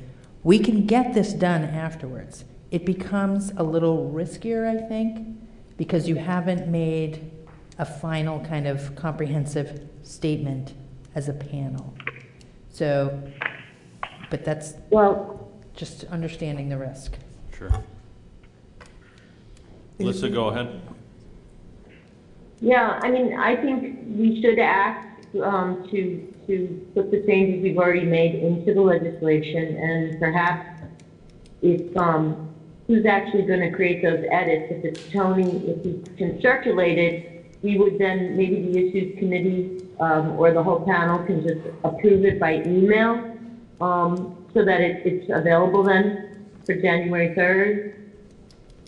I will say that I think Chris in particular raises some very important issues for the future of this panel, you know, very fundamental issues about, you know, why we're there. We talked a little bit at the issues committee meeting about this panel having some political say over decisions that are being made in Washington regarding the future of the waste, which, as you all know, is something I've been very concerned about.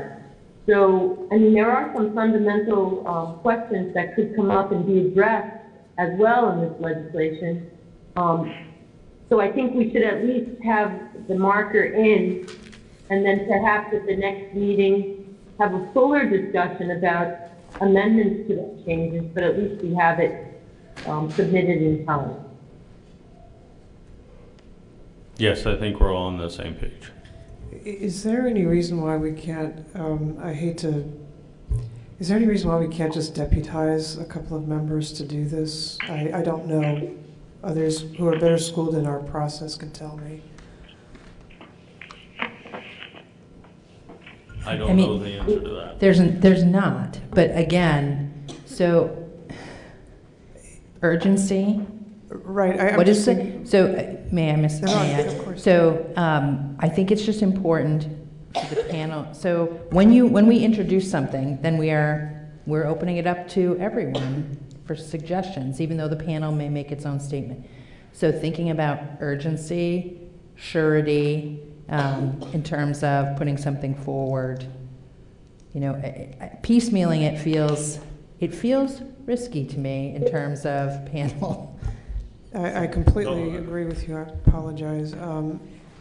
What I've taken away from tonight so far is we've had a couple motions for very specific changes. And it would seem to me, unless someone says something otherwise, that we ought to be able to deputize our legislative members to take those voted on changes and to put them into legislation by the deadlines you've suggested so that we know we're locking that down. And I think that we could declare a victory on that. I mean, I think that's great. The end, you know, like. So why don't we accept a motion to do just that, please? So moved. Second. So moved and seconded to deputize our legislative members to. But that will be specifically Representative Civilian, Representative Coffey. Yes. Yep. Representative Civilian, Representative Coffey to the changes that were made tonight to the legislation to bring those forth by deadline. All those in favor, let's start with Chris. Aye. Aye. I guess I should vote. Abstain. Aye. Aye. Aye. Aye. Aye. Aye. Aye. You got two ayes on the phone. I missed, I know Corey abstained. David, I did not hear what you said. You said aye. Okay. So we have, I just want to verify, we have 2 abstentions. Is that correct? Laura, I believe you abstained? No. Oh, it was Emily. Emily and Corey abstain. Thank you. Okay, so I think that we have a direction for our annual report. Scheduling the 2020 panel meetings. Mr. Chair? Yes, Chris. I was going to make a motion to accept the proposed outline, and then if it's seconded, to go into discussion, but I thought that might help streamline the process. Sure. So I'll make a motion that the outline be accepted. Second. Which outline? The annual report. Specifically, the document titled Draft Outline for 2019 IndyCap Annual Report. Okay, so we've changed subjects. Yes. So we had a motion. Did we have a second? I'm sorry, I didn't catch it. Okay. Moved and seconded to accept the annual report that is in your packet. the draft annual report. Outline. Outline. All those in favor, start with Chris. Aye. Aye. Abstain? Aye. Aye. Aye. Aye. Aye. Aye. Aye. Okay. Aye. Okay, on the phone, one at a time, please. Lissa? Aye. Okay. Aye. Thank you. All right. So 2020 panel meetings, do we want to try to schedule them out, all of them right now, or do we want to just look at the next one? I would love it if we could schedule them out. Okay. At least the next two. the next two. At least the next two? Okay, let's do that.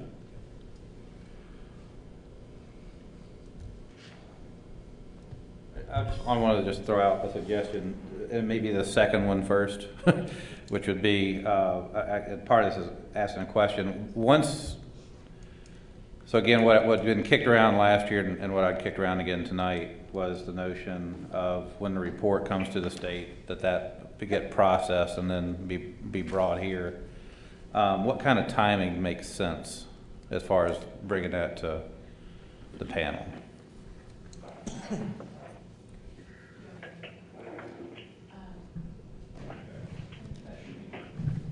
So I spoke with our consultants, and I know that before there was previously a request to have meetings during the legislative sessions on Monday, and so they proposed, I think, Monday, May 4th, and the 11th would be days that they're available.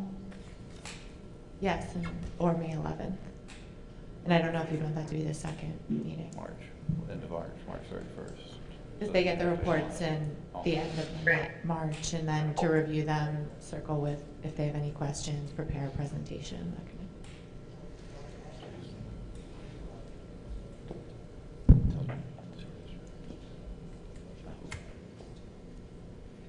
So we're looking at May calendar, if I'm That's the second. understanding what we said we were starting with the second. Well, I would just suggest that to just inform at least the first two. I was just saying, if we think about the one that we probably absolutely know we want to have on that basis. So if we're looking at May 4th, is that acceptable?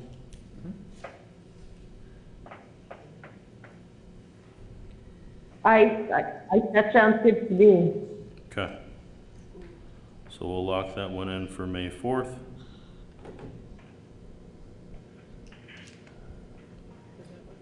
Then do we want to meet in January?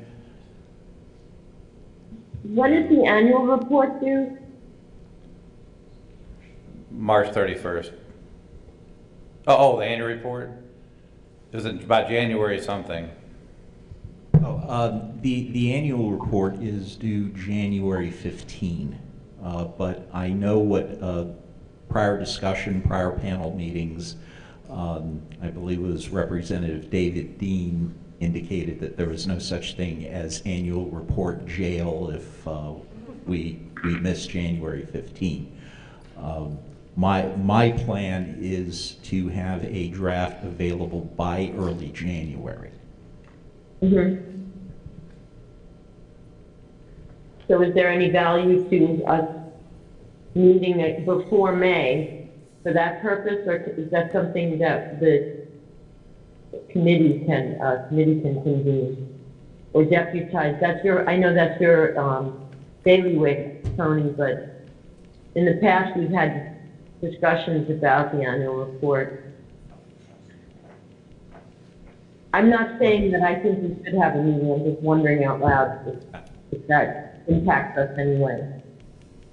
Well, ultimately, the annual report does need to be reviewed and approved by the entire panel. That's how it has proceeded previously, regardless of whether I put it together or a committee of panel members. All right, so we need to look at a January meeting, an early January meeting, because the 15th is our the loose deadline, so to speak. Okay. A couple of things. I'm not sure I agree with the loose deadline. I'd like to see this done in a timely fashion. And secondly, I don't know enough about process here. Is there any reason why this cannot be done electronically, assuming that we don't do it in a manner that runs afoul of open meeting laws? Chris, can you maybe speak to the issue? I would just suggest, my understanding of open meeting law, and there are other people here who know too, but if we're ultimately approving something, I know we've approved the outline, so I guess we could say if it's consistent with the outline, and then everybody could just give their individual edits to Tony without doing a reply all. If that's the way folk want to go, I think we could do that. But if we're actually somehow approving the document, that would probably be a different motion. So we might actually, I would just suggest we're going to go that route. Say that we authorize the department to draft, bear with me here for a second, authorize the department to draft the annual report, solicit comments from the panel members, but we're hereby authorizing the department to submit the annual report on behalf of INDICAP based on the outline provided. Otherwise, I don't know how you do that without virtually approving it by email, and then we're also not, soliciting public comment on that document either. Yeah, fair enough. I see the predicament now. I had hoped that we could that we could get this done in time. As a general matter, it's important to me that the legislators know that at least this commissioner doesn't approve of submitting reports late. And that's just my thought. I mean, other people may have other opinions about what that means. So based on my very small knowledge of open meeting law, I think if we're approving a report, we need to do it in person and have public comment available. Mr. Chair? Yes, go ahead. So, I think we can easily give a heads up to the chairs of the committees of jurisdiction that are supposed to receive it, that it'll be a few weeks late, and I think that'll very likely suffice for some additional time for the committee to review it. It's great that Commissioner... Oh, yeah, I know. It's wonderful that that's coming from you. It ain't coming from this commissioner. So so do we want to look at a end of January meeting to review and approve that? Or do we want to be somewhere, say, like the 13th, and then we have time to look at it, approve it, give Tony a couple days to, do his thing, and if it's submitted by, say, the 22nd, which is a week late, we'll be probably okay? How much time do you need to go through that once we beat it to death? Well, it depends on how many comments there are. Typically, I don't get many comments once I have a final draft. It's really we're summarizing what the panel has done. So much of this comes from meeting minutes, and wherever possible, we reference the handicap portion of the decommissioning website. So I'm going to suggest a January 13th meeting date. What day of the week is that? Monday. I think I've got is that connected with our joint commissions? Okay, never mind. I'm okay, yeah. Okay, so January 13th is our next meeting date. Which is a Monday. Right? Which is a Monday, correct. Everybody on the phone got that? Got it. Okay, Monday, January 13th. yep. Can I just make one suggestion on that? I'm trying to be respectful of our state and legislative partners on this. And I'd like to be useful to hear from the remaining public that's here on this when it comes time for public comment. But what might we schedule that meeting earlier than 6? So Laura just whispered no. Sarah just nodded her head vigorously. So 5:30 would be better. I would agree as a half. I would agree as a common practice. It will not work on the 13th to meet. I disagree. Is 6 better? 6 o'clock is too early. Well, I think for public comment, given the fact that most folks work till 5 o'clock, and for our public to be able to get here by 5:30, I think is a little bit of a stretch. So, okay. So January 13th at 6 p.m. is our next handicap meeting, followed by the next meeting in May. Are we happy with just having those next two? We don't want to go any further into the year. Please God, say no. Okay, thank you. All right. Just one quick point of order. Do we, to the Issues Committee meeting, people, do we have a need for an Issues Committee meeting prior to January 13th? I don't believe so. Okay. No. Okay, so I'm going to assume that the January 13 meeting agenda is focused, the typical reports from North Star and the state agencies. We have a couple of follow-up questions, answers to be provided in those reports, and then the annual report. Correct. Okay, it sounds like we have an agenda set, so I see no reason for an Issues Committee meeting. Okay, sounds good. And All right. when will we receive the annual report final draft then from you, Tony? I would target the first full week of January, or the early part. Yeah. Why don't I say absolutely by January 6th, Perfect. and preferably before that if possible. And I have space on my my schedule for December that I can work on this quite a bit. That's perfect. I think that's perfect timing. Yeah, Thank you got all Christmas Day to work on it. Oh. Mr. Chair, may I just ask one, I'm sorry, did you say financial stuff for January? Do you mean the agenda? Yeah. No, we didn't mention financials for January. What do you mean by financial? Well, we had my questions earlier around the process for reviewing. We had an earlier discussion where the department had agreed that it would make a presentation about the monitoring. that That's on? correct. Yes, that is part of the agenda. Tony did Yes. mention that in the beginning of his, I apologize. beginning of his statement. All right. I want you to apologize a little more. I mean, I apologized abjectly. Do not hold your breath, Commissioner. You've gotten really good at it tonight. Yeah, I just, I'm getting no love from that end of the table either. It's just, Santa's watching you. Representative Sedalia. All right, so, That's a good one, Alyssa. all right, let's move on. General public comments to the panel, please. Seeing none. We pretty much just did our meeting wrap-up, I think, so we are adjourned. Excuse me, Mr. Chair? Sorry, I go did ahead. have one comment for meeting wrap-up. Sure, absolutely. And not to touch on negativity, but I was really concerned about how our meeting ended last. I thought that there were some unfortunate accusations kind of leveled around. I appreciate both the chair's time to meet and hear my concerns about that. I did review the testimony that was brought up at that last meeting because I thought that that was quite alarming. And I'm quite satisfied that that did not occur as it was put forward at this panel, at least as part of what was videotaped. So I just wanted to thank you for the time and thank you for a well-run meeting. I appreciate it, thank you. Can I second that? It was a well-run meeting. Thank you. All right, we are adjourned, thank you. Thank you.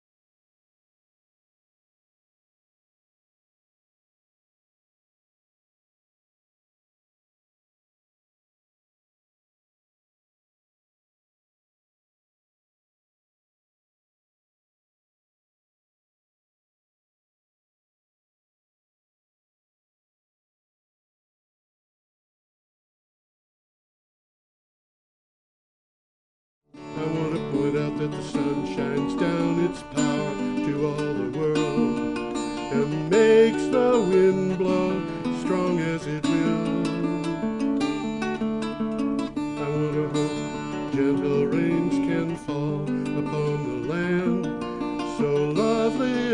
and stay lovely still.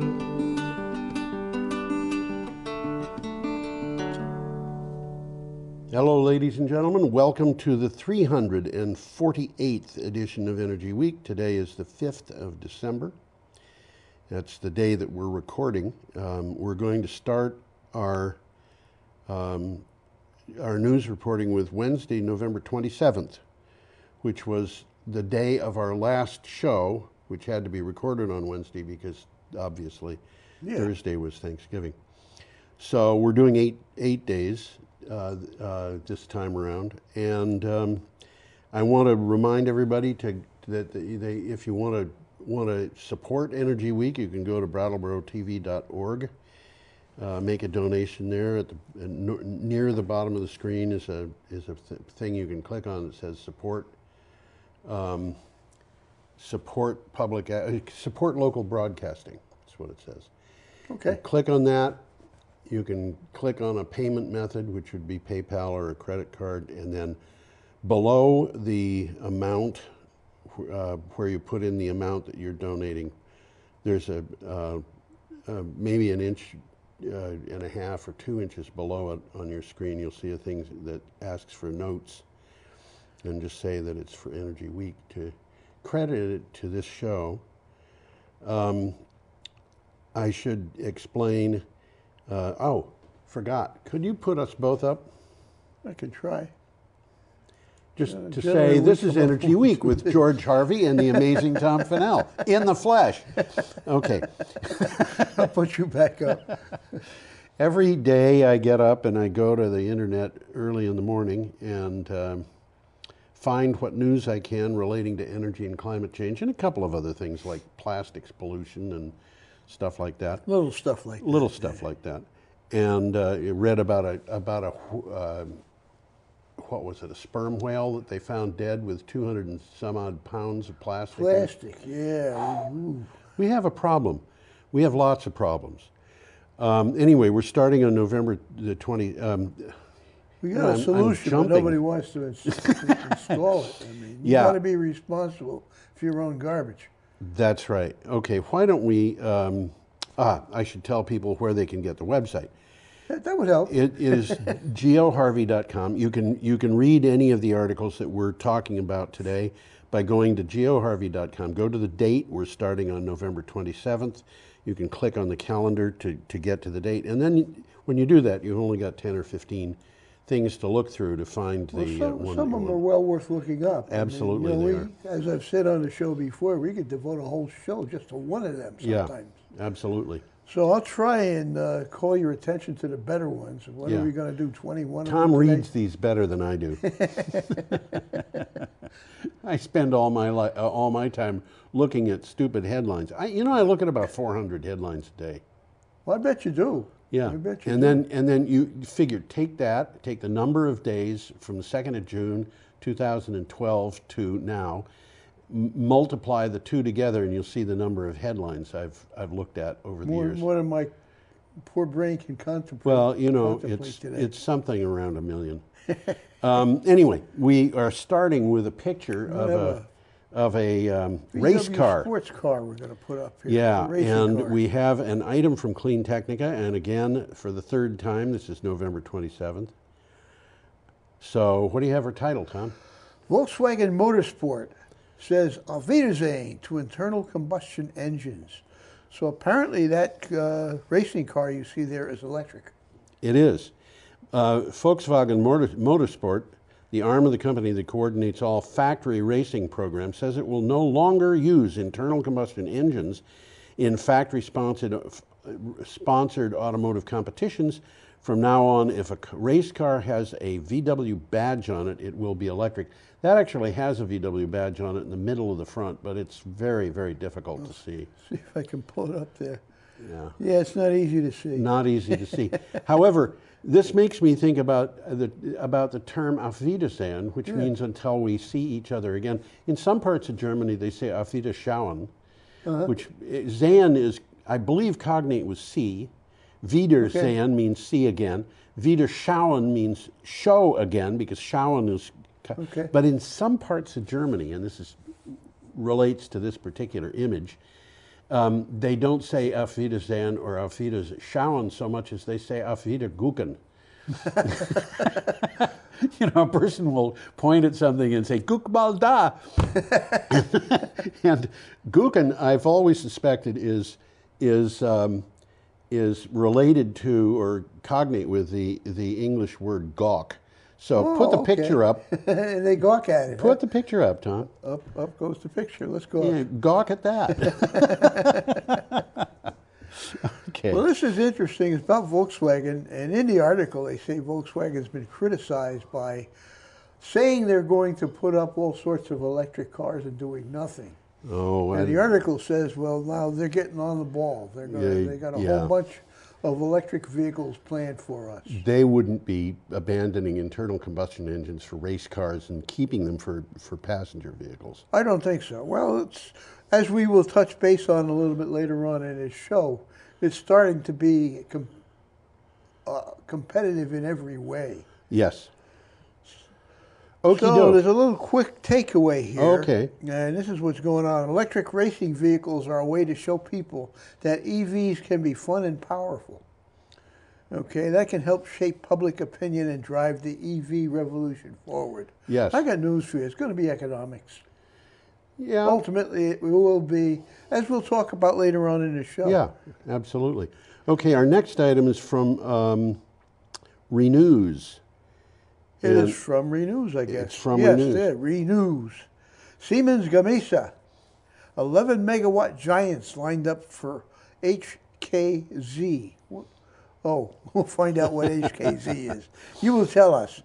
In any case, this is a new large wind turbine. We actually talked about this turbine last week. It was they had just introduced this last week. And GE's got 12, they're at 11. Yeah, and the thing that I find interesting about this particular thing is they announced this turbine, and then the next day was this particular article. Vattenfall will use Siemens Gamesa newly upgraded 11 megawatt DD193 turbine for the 750 megawatt Hollandse Kust Zuid. I don't know how to pronounce Dutch. But 1 and 2. One of the things, it's almost translatable to English. Holland means Dutch. Yeah. Kust means coast. Coast, and Zuid is or south. Zuid means south. Yeah. Like the Zuider Zee. Yeah. It's the 1 and 2 offshore wind farms off the Dutch coast. Vattenfall said the Hollandse Kust Zuid. I know I'm pronouncing that wrong. I'm sorry. There's not too many Dutch-speaking people listening. Not many. I know 1 or 2. Zone is now planned to be fitted with approximately 140 machines. That's significant. Oh, yeah. They announced the thing one day and announced their first order for 140 machines the next. Yeah. And these things are 11 megawatts. I have no idea how much they cost, but the cost for installing offshore wind now is maybe... I would expect it to be upwards of $1 million per megawatt. So I would think these things might cost $11 million each, and there's 140 of them. Well, not when they use order. bigger turbines, they use fewer of them, so they actually save money. They save money, yeah. Yeah. So the upgrade means, as I just said, fewer turbines are needed to generate the same amount of energy, reducing costs. Right, right. Okay. Our next item, and we have a picture for By this the way, one too. on this website, there's a link to related stories. Yes. They're all interesting. There's about 3 or 4 of them there. I believe it. The next item that we have is from the Japan Times, and there is a picture for this. That picture is the Onagawa nuclear power plant, and that plant is the subject of this article. What do you have for title, Tom? Nuclear watchdog approves a restart of Onagawa reactor in Miyagi hit by 311 tsunami. Right. The number 2 unit of the Tohoku Electric Power Company's Onagawa plant in Miyagi Prefecture received the green light after the addition of disaster prevention measures, including a 29-meter tall... That's almost 100 feet. It's 95 feet. Yeah. $3.1 billion seawall that is nearing completion. And you know what? Well, they didn't have a big enough seawall to begin with. They did not. They did not. Well, the tsunami that clobbered Fukushima Daiichi. Well, 35 feet or something like that? No, well, at the highest point it was listed, but it was 14 meters. So I guess that might be 35. Yeah, it's close, yeah. That overwhelmed the seawall at Fukushima Daiichi, which was only 5.7 meters. Okay. Okay. This nuclear power plant was closer to the epicenter and also got 14-meter waves, but it had a 14-meter seawall. Which didn't do a lot of good. It actually prevented well, this didn't have the damage of the Fukushima Daiichi. Yeah. It did have a fire in a turbine building, but that was all it had out of that earthquake and tsunami. There was one particular engineer who insisted on a 14-meter seawall as a minimum. And he met with a lot of flack on that, but That never happened. Yeah, but they did put it in, and it protected the plant. And if they had done that at Fukushima Daiichi, they wouldn't have had the problems. They would not have had the problems. But you know, now they're saying, well, we think 14 meters is not enough, so we're going to spend $3.1 billion on a 29-meter seawall. Well, they've had 37-meter waves on that north coast. A 29-meter seawall could be hit by. It's not going to help when you got a 35 feet it wave. could get hit by a wave that would wipe the plant out. Even so $3.1 billion. You know, it's a lot of money, but in the end of the day, with bad luck, it won't be enough. Okay. Well, I've been getting tired of looking at the picture. Yeah, I think that's. I was tired of looking at it the moment I saw it. Okay, we're up to Thursday, November 28th, unless you've got more on that. No, but we got a good article coming up. Oh, okay. So this is 9 climate tipping points are now active, warn the This scientists. is from Science Daily. It's a good article. This one's a good article. It's a good article, and you know what? If you look online for this information, the 9 tipping points, you will find article after article after article after article. This is important. Well, I think we got time. It's early in the show. I'll list the 9 tipping points. So Okay. you got a little bit to say about that. I do. More than half of the climate tipping points identified a decade ago are now active.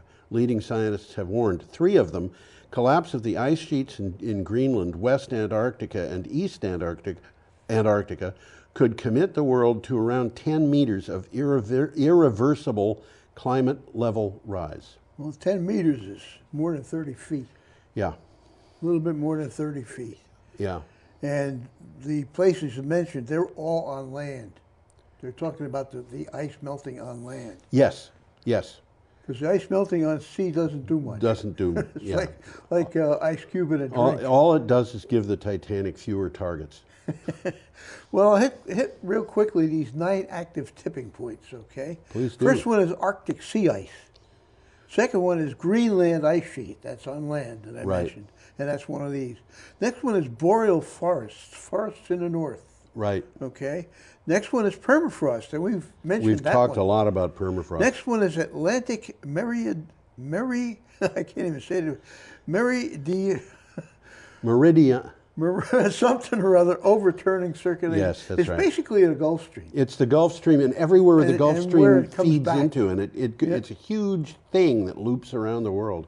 Now the next one is a biggie, Amazon rainforest. Yes. Okay. The next one is warm water corals, which we've discussed. We have. They're in trouble. Yep. And the next 2 are important here: the West Antarctica ice sheet, okay, and parts of East Antarctica. Again, Right. these are on land. And what's happening is these tipping points are becoming active, which means they're called tipping points because once you go over them, you can't go You back. can't go back. At least not easily. And Well, they do say something here. These events are more likely and more interconnected than previously thought. yes, Okay, leading to a domino effect. right. Exiting the fossil fuel economy is unlikely before 2050, but it is likely the Earth will cross the 1.5 degrees centigrade threshold by 2040. Something's wrong with that picture. I've seen estimates that it would cross 1.5 degrees by 2030.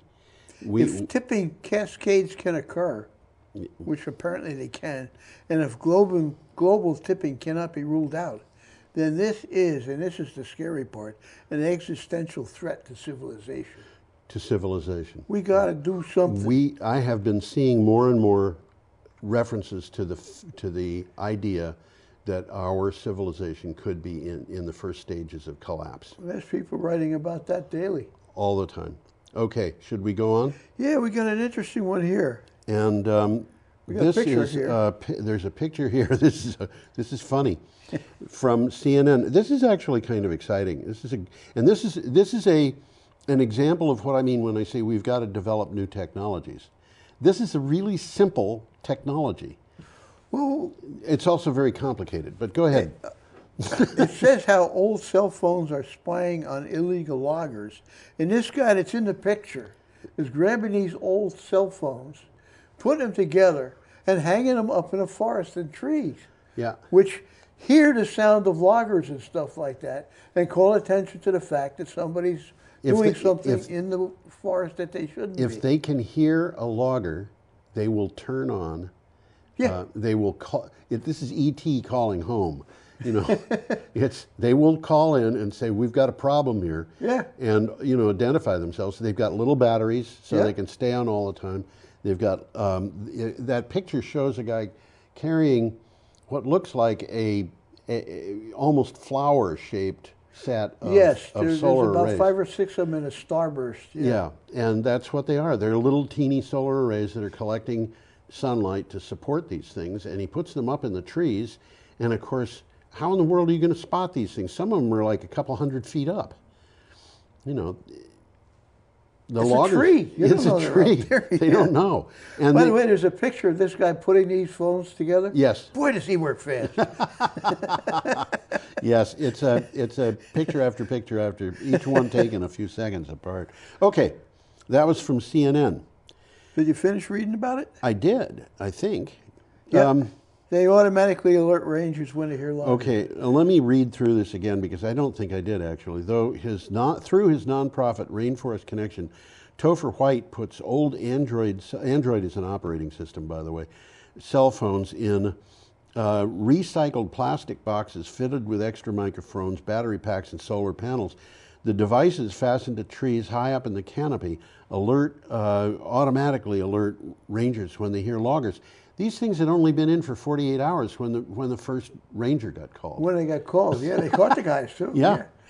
Okay, they're recording the sounds, as you said, 24 hours a day. Yep. And they call home. Yeah.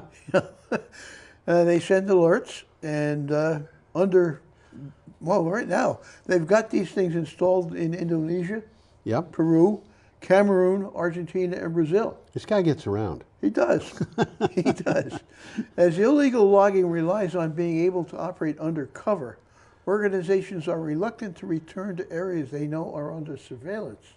Yes. So they put these things up there, and they don't even, they're a deterrent. Yeah, they're a deterrent. And I'm sure these guys know how to spot them already. They're so far up in the canopy, they're so small, they have to be above the leaves so that they can collect the sunlight. They might be really hard to spot. Might be hard to see. Okay. We got another interesting one coming up here. Yep. And by the way, you know what this reminds me of? Many, many years ago, I heard about a woman who had her walnut tree, I think it was a walnut tree, was stolen. Yeah. And this thing had a, big Where was this, trunk. here? I think it was in California. Okay. And she heard in the middle of the night, all of a sudden, 2 things. One was a chainsaw, but the other one, which she heard before that, was a helicopter. And the helicopter came in. A group of guys put a cable around the tree. The guys on the ground cut it with a chainsaw, and it was just gone. carried it away. Before the police could get there, the tree was gone. Wow. So, I don't know. They figured that the tree was worth a lot of money. Okay, we're up to Friday, November 29th. Let's start. And we have a picture of Ellen. Which There's is not Ellen. named after a girl. No, actually, I was surprised to see that. It means sun ray Yeah, in whatever language, I don't know. yeah. Well, Ellen, the world's largest electric ferry, has a battery equivalent to 50 Tesla Model S batteries. This is a good application for electricity. It absolutely because is. they charge on either end, you know. Right. Well, Ellen, as I said, means sun ray, and I'll let you finish talking about it. Okay. The 750-ton Ellen is the most powerful 100% electric ferry in the world. She can carry 30 vehicles and 250 passengers. She can charge at up to 4.4 megawatts. So this is a, you know, this is a charger that would fry a Tesla. I would think. And the battery size is 4.3 megawatt hours, which is equivalent to about 50 Tesla Model S batteries. And that means that she should be able to charge completely from really low levels to in under an hour. It looks like they can do it in about an hour. Yeah. From reading the article, it looks like they only do it about once a day. Yeah. They recharge it. In any case, it's in Denmark. Yes. It's connecting two islands that are 5 miles apart. And it does it 5 times a day, so it's going back and forth all day. Yeah. There's a couple of videos on there that are interesting. Yes, it is an interesting article. So the And recharging there energy were- for this thing comes from wind turbines. Yeah. Okay, our next item is from KUNM. Utility to close coal-fired plant. Duh. New Mexico's largest electric provider says continued operation of a coal-fired power plant using carbon capture technology would not be in the best interest of consumers. Public Service Company of New Mexico made the declaration in testimony on the San Juan generating station's pending closure. Well, they looked into this pretty closely, and they came to the conclusion that carbon capture technology would cost a little bit less than an all-renewables plan, but the overall savings would be less under this option. Yes, yeah. Okay, so it's a little bit less upfront, a little bit more upfront cost, but more Well, long-term savings. What they would be doing is they would be paying a little bit less to upgrade an existing old coal-burning power plant. Exactly. And, you know, this is like... It just doesn't make sense. Yeah, it's like getting Fixing an old car up. Yeah, you know, I want to put a $5,000 paint job in my 1978 whatever, and you know, it's just not worth it. Okay. Well, we got an interesting picture coming up here. We do Let's see indeed. if I can find that. There it is. This is a There it picture is. of 4 people, and I only recognize one of these people. That is the woman in the middle, who is Nicola. What is her last name? I don't have their names. They didn't put the names in the They put the names in the article of some of them, not her. She is the Prime Minister of Scotland. Okay. And so the one on the left the is one on Boris Johnson. Well, yeah, right. The thing on the left is an ice sculpture that has a picture of a map on it, and that is pretending to be Boris Johnson, who was invited to this TV debate and didn't show up. Well, Boris Johnson replaced by ice sculpture after dodging election debate on the climate crisis. This is from CNN. Boris Johnson was criticized by party leaders and represented by a dripping ice sculpture after refusing to appear on a televised election debate focusing on climate change. His Conservative Party offered a replacement, but Channel 4 refused it. And the replacement, you know, Channel 4's position was, we're putting the heads of parties up here, not the second person in the party, just because Boris Johnson doesn't want to show up. And there were 2 different people who didn't show up. There was another one of these ice sculptors on the other side. More minor guy. Well, one of them was, is her name Sturgeon? One of them also was the head of Plaid Cymru, which is the Welsh party. The head of the Prime Minister of Scotland. There was Labour. I forget what and there's a I don't know. I get confused. Sorry. Any more? I think that's about it. I mean, I could go on reading, but it's You've said it all. Okay, Saturday. Let's move on here. Saturday, November 30th, we've got an item from the BBC. We do that. Let's see. This is significant. Mercedes-Benz owner Daimler to cut 10,000 jobs worldwide. Wow. I didn't like this title because I thought it misstated the number of, is misleading with the number of jobs. German carmaker Daimler, which owns Mercedes-Benz, said it will shed at least 10,000 jobs worldwide. That also bothers me, as it seeks to fund the switch to electric cars. The move comes days after rival Audi said it would cut 9,500 of its 61,000 jobs in Germany for similar reasons. Actually, they didn't say anything about 10,000.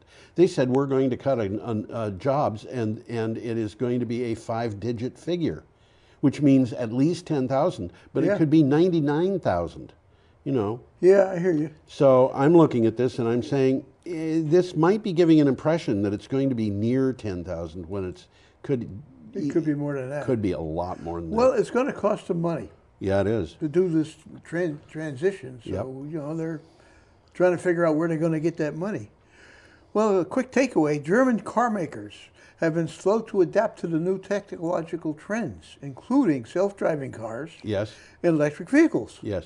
So this development towards CO2 neutral mobility requires large investments. That's what this article is all about. Right. Okay, we've got an item now from the Indianapolis Yeah, we Star. got a picture coming up and that's here. a picture of Guidon Design's office. So that's not a telephone booth. No, it's not a telephone booth. In fact, if you look really carefully through the window, you can see chairs in there. Yeah, you can see there's a conference room on the right. Yep. And a beginning of a regular office on the left. So what do you got for title? Yeah, this is interesting. Indianapolis building gets the highest green building certification possible. Indiana often falls behind in sustainable construction, but a new Indianapolis building just completed a $2.6 million effort towards certification as a top-tier green office space with LEED V4 Platinum certification. It is Guidon Design's redesign of an existing building. Well, Guidon is like an architect. Right. And this is their own, their this is going to be their own own headquarters. So they did a good job. Yeah. LEED certification requires achievements in a number of categories. Right. Okay, including water efficiency, who'd have thunk, and use of sustainable or recycled materials. In this particular case, they've got a recycled building, which I think probably helped them a lot. Solar panels, large windows, good insulation. And it's the first in the state of Indiana to reach this certification. It was previously an FBI office building. Yeah, and it's been vacant for a long time. I didn't know that. Yeah. I guess that was in the article and I missed it. Anyway, we are up to Sunday, December what's coming 1st. up. And we have an item from Econo Times. The 5 corrupt pillars of climate change denial. Yeah. The fossil fuel industry has spent the past 30 years sowing doubt about the reality of climate change where none exists. That is to say, they are trying to get people to believe that it isn't happening when there are no scientists who doubt it. Or at least sow doubt among the public. They want to sow doubt among the public. The scientists vote, but there aren't enough of them to vote over everybody else. The latest estimate is that the world's 5 largest publicly owned gas and oil companies spent about $200 million a year on lobbying to undermine binding climate policy. See that one again. $200 million bucks. $200 million a year. Just to convince people. On lobbying. Yeah. This isn't online advertising. This isn't newspaper ads. This is paying people to go before people in Congress and in the state governments and say, we want you to know that our company, which is dependent on oil, selling oil, believes that climate change doesn't exist, and we make big contributions to They're spending a lot of money, but according to recent polls, it isn't working. Yeah, well, it is working because 75% of Americans think humans are causing climate change. Yeah, but they've got to get that information down on paper in a So polling somebody booth. does something about it. Yeah. Well, there's 5 different types of denial, and I guess we got enough time to mention them. I'll We read can them try. real quick. First one is science denial. Yeah. Okay, the science of climate change is not settled. And that's the one that we're working on. That's casting doubt. That is just such rubbish. You can see it in the wild. Ordinary people can see it. Oh, yeah. Well, the second one, that if that first one doesn't work, they tell you economic denial.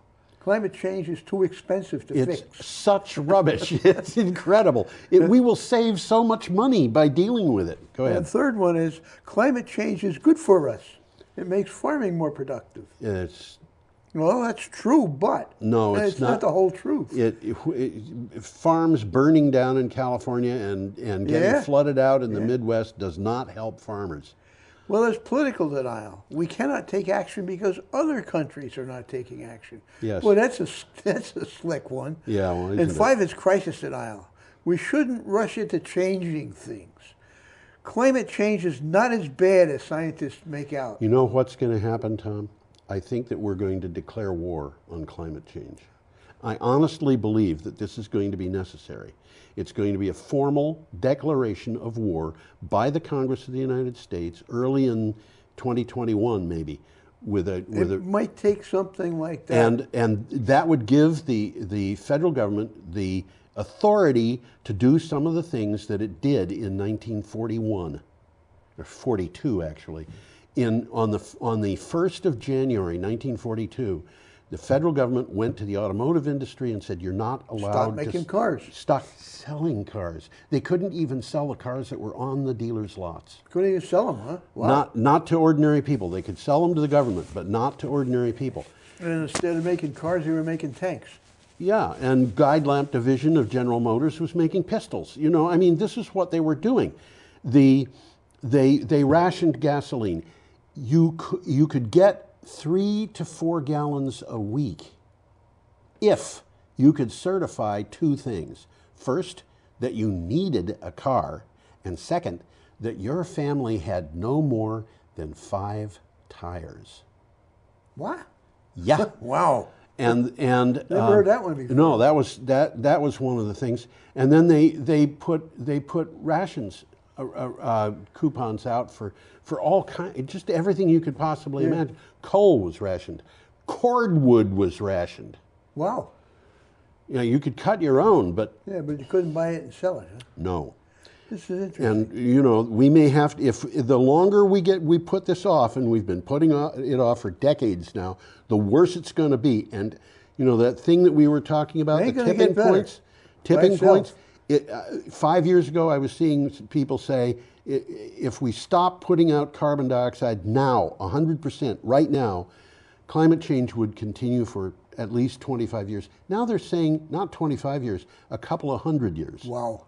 So we're getting into trouble, and we've got people who are just saying, it's okay. We've got a picture coming up that illustrates this. Yes. How about this? Put it up. There we go. There we go. Yes, indeed. That's pretty, isn't it? Yeah. Pollution. This is from CNN. It's a good article. In a fight against climate change, no one can stand in the sidelines. That's wisdom. This name is hard to pronounce. It looks easy, but it's hard. Kristalina Georgieva.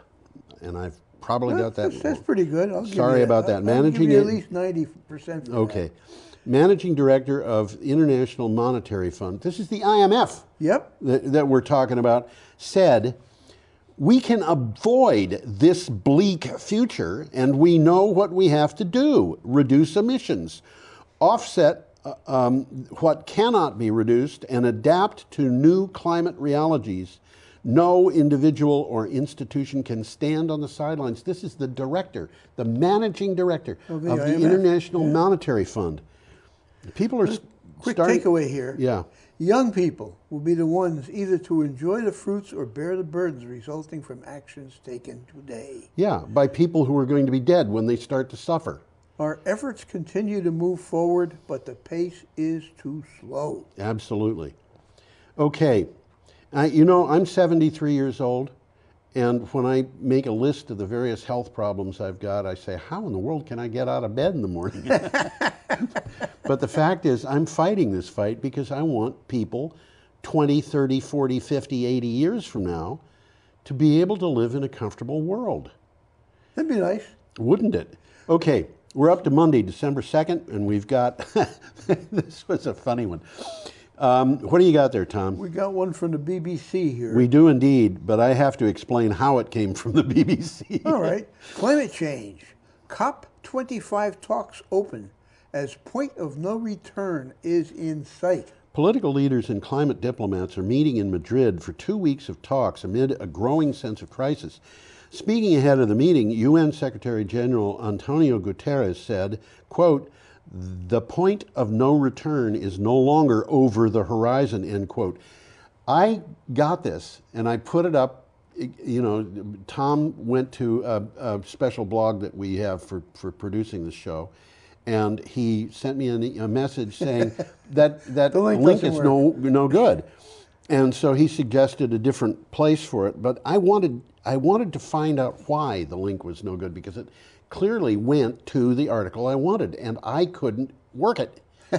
So I started looking around. I finally figured out what had happened was apparently the BBC had killed the original article, used the link to point to an existing article that was a slightly different subject, but the original article was still online.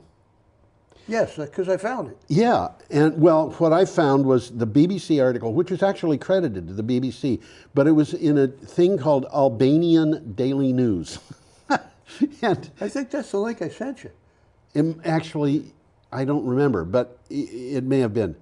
But you know, sometimes Tom has bigger problems than I do. But sometimes we have to jump through hoops to get articles it's like you put up a link and you nail it down. And somebody on the other side screws it up.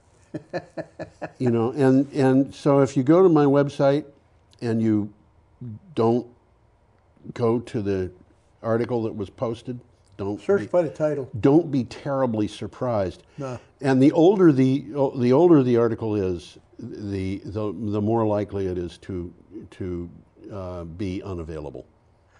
Well, okay. We're moving along here. We got another picture coming up. This is from CNN. Picture. That's an interesting picture. That's Havana. That's downtown Havana, and if you look at that in the background, that's not a cloud. No, that's the ocean wave banging against the seawall. I used to live in Plymouth, Massachusetts, and the place where I worked had a seawall, and there was a road running along the seawall, and the seawall was made up of blocks of granite that were like probably 1.5 feet thick and 2.5 feet wide and 5 feet long. These things were heavy, and the ocean waves hitting this thing from Plymouth Bay, which is protected. You know, I mean, this is low waves compared to what Havana would get, and the waves were hitting so hard that they blew the mortar out from between a couple of these stones, and they would go through a channel that they had opened up. Well, by morning, some of those stones, and I just gave you dimensions I'm guessing at, 1.5 feet by 2.5 by 5 feet, made of granite, they had washed out. No kidding. They were like 50, 80 feet down the beach. Wow. Okay, I'm sorry. This is from CNN. Did you read the I didn't. Okay, please do. This is from CNN. Yes. Climate crisis forcing 20 million people a year from their homes, according to Oxfam. Climate-fueled disasters have forced about 20 million people per year to leave their homes in the last decade, according to a new report from Oxfam.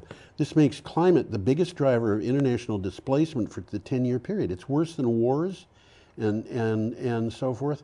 Well, there's an interesting video here. Yeah. There's about 1.5 minutes. How climate change is changing lives. It's worth looking at. Yes. And there's a lot of pictures in this. This is a good article. Good source. And some of the things that were resulting from climate change that were driving people from their homes were kind of surprising to me. Uh-huh. You know, it's really worth looking at. Well, again from the article, people are 7 times more likely to be internally displaced by floods, cyclones, and wildfires than volcanic eruptions and earthquakes. Yes. So that's man-made stuff, really. Yeah, this is stuff that is influenced. 3 times more likely than by conflict. Yeah. Okay, low-income nations such as India are 4 times more likely to be affected than high-income countries like Spain and the United States. I don't think of Spain as a high-income country. Well, compared to India. I guess it is, yeah. Okay. Well, we'll come back to home here. With an item from the Denver Post. Colorado rethinks dam safety as climate change heightens the risk for the state's 27 unsatisfactory structures. What does that mean? I'll see if I can make sense out of it. A climate-driven shift toward extreme storms has compelled Colorado officials to rethink the safety of hundreds of dams across the state that hold water and mine waste. Now that's an interesting. That's scary, mine waste. Yeah, absolutely. Included are 27 high-hazard dams already listed as deficient. What they're worried about, of course, is you have all kinds of rain come down all at once, maybe on top of snow that's piled up much deeper than it should be, and these dams are all of a sudden overwhelmed by large amounts of water. And there's sometimes nasty stuff behind the dam. Yeah, but it's nasty when a dam breaks. Yeah, and some absolutely. of these dams are, you know, upriver from where people live. Where people live, you know. Well, so okay. Let's move along. Okay, we're up here. to Tuesday, December 3rd, and we have a picture of a wind farm in Spain and an article from Renew Economy. Iberdrola to replace the last Spanish coal plants with subsidy-free wind and solar. Interesting. That's interesting. That's good. Spanish electric utility Iberdrola says it will replace its last two Spanish coal-fired power plants with 550 megawatts of subsidy-free wind and solar power. This new capacity brings Iberdrola's scheduled new clean energy capacity up to 2,500 megawatts in 2022. It's planning on 10,000 megawatts by 2030. I was wondering a little bit about this Iberdrola. Yeah. Well, the article describes them as a utility. What it doesn't say is they operate in several European countries. Not And the just United Spain. States. And in the United States. And the article says they're moving into Australia. Yeah. And they got plans in Australia for 650 megawatts of wind and solar projects just in South Australia. Yeah. So they're going into it. They're not screwing around in Australia. They're going. No, in there they're big not. time. Okay, our next item is from CNN. It is that. And I find it kind of scary to tell you the Russia truth. switches on gas mega pipeline to China. Ugh. As Putin touts closer ties. Russia started putting natural gas through an enormous pipeline to China worth billions of dollars, affirming increasingly close economic and political ties between the two countries. They showed a picture of this pipeline, the interior of the pipeline. Yeah. There's a railroad track inside. Yes. It's huge. The Power of Siberia is the name of the pipeline. The Power of Siberia pipeline is more than 8,100 kilometers long. That's 5,000 miles. There's a 1-minute pipeline video, by the way. Yeah. in that. Yep. It will deliver 38 billion cubic meters of natural gas. That means nothing to me. It means nothing to me either. Which has already started. It will represent nearly 10%. Well, now this is starting to, this means something. This will represent nearly 10% of China's entire gas supply. You know, why isn't China importing liquefied natural gas from the United States? They are. Not in huge not quantities. in this kind of quantities. No, well, they would be much more it's gotta interested. go by ship. They would be much more interested in regarding Russia as a potential enemy if they had the United States as a friend. And this trade war that we've got running against China, I think is probably the most foolish thing I've ever heard of a president doing. I don't know what's going on there. I really don't. Well, anyway. Okay, our next item is from Governing, still Tuesday, December 3rd. Maine wants to store, not waste, excess renewable energy. Well, that makes sense. It sure does. The transmission lines connecting Maine's far-flung renewable generators to the regional electric grid sometimes are too weak to carry all their power, and so the generators sometimes have to be curtailed. That happens in Vermont, too. Oh, yeah, it happens all over. One power-to-gas substation would save the state 75,000 megawatt hours per year. Well, what the article says, it makes sense. Upgrading the transmission system is very expensive. Yes. It would be better to soak up wasted energy potential not just for a few hours, in huge batteries Yeah, for days or even months, yeah, which does make sense, and we're seeing that. yep, Surplus renewable energy can be used to create hydrogen, which could then be injected into the existing gas pipeline system, right, just as a method of storing. yes, Okay? By raising and lowering pressure on the system, the pipeline operators can make room for the gas yes. and keep it ready till demand is high. And the hydrogen will burn just like natural gas. Hydrogen burns very well, It yes. burns very nicely. Okay, we're up to Wednesday, December 4th. And we got a picture coming We have a up picture here. of batteries, a very unexciting picture of batteries. From Down to Earth magazine. I'm trying to get, there we go. There you go. Well, they're not talking about that kind of batteries. in this Well, particular actually, article. you know, the big batteries that they're talking about are made Bunch up of of small these batteries. things. That's what they've got in Yeah, them. they got millions of those things inside. Yeah. Well, battery prices are falling sharply, says report. This I thought was astonishing. Battery prices are falling sharply and will continue to fall according to a report by Bloomberg NEF. The paper shows prices declining sharply between 2010 and 2019. In 2010, battery prices were above $1,100 per kilowatt hour, but they decreased to $156 per kilowatt hour in 2019. This is a decline of 87%. And the paper says these battery prices are going to continue to fall. That's exactly what they're saying. There's a 1-minute video here on batteries, which is Yeah. interesting. And what they're they're going to say, just what you said, prices will fall further to reach $100 per kilowatt hour in 2023 Right. and $61 per kilowatt hour by 2030. Yeah. And at $100, they reach parity with an internal combustion engine. Which means at $100 in their... That's purchasing parity. That's not operating parity. Yeah. They're cheaper to operate, obviously. Yeah. So factory costs are falling due to improvements in manufacturing equipment and increased energy density.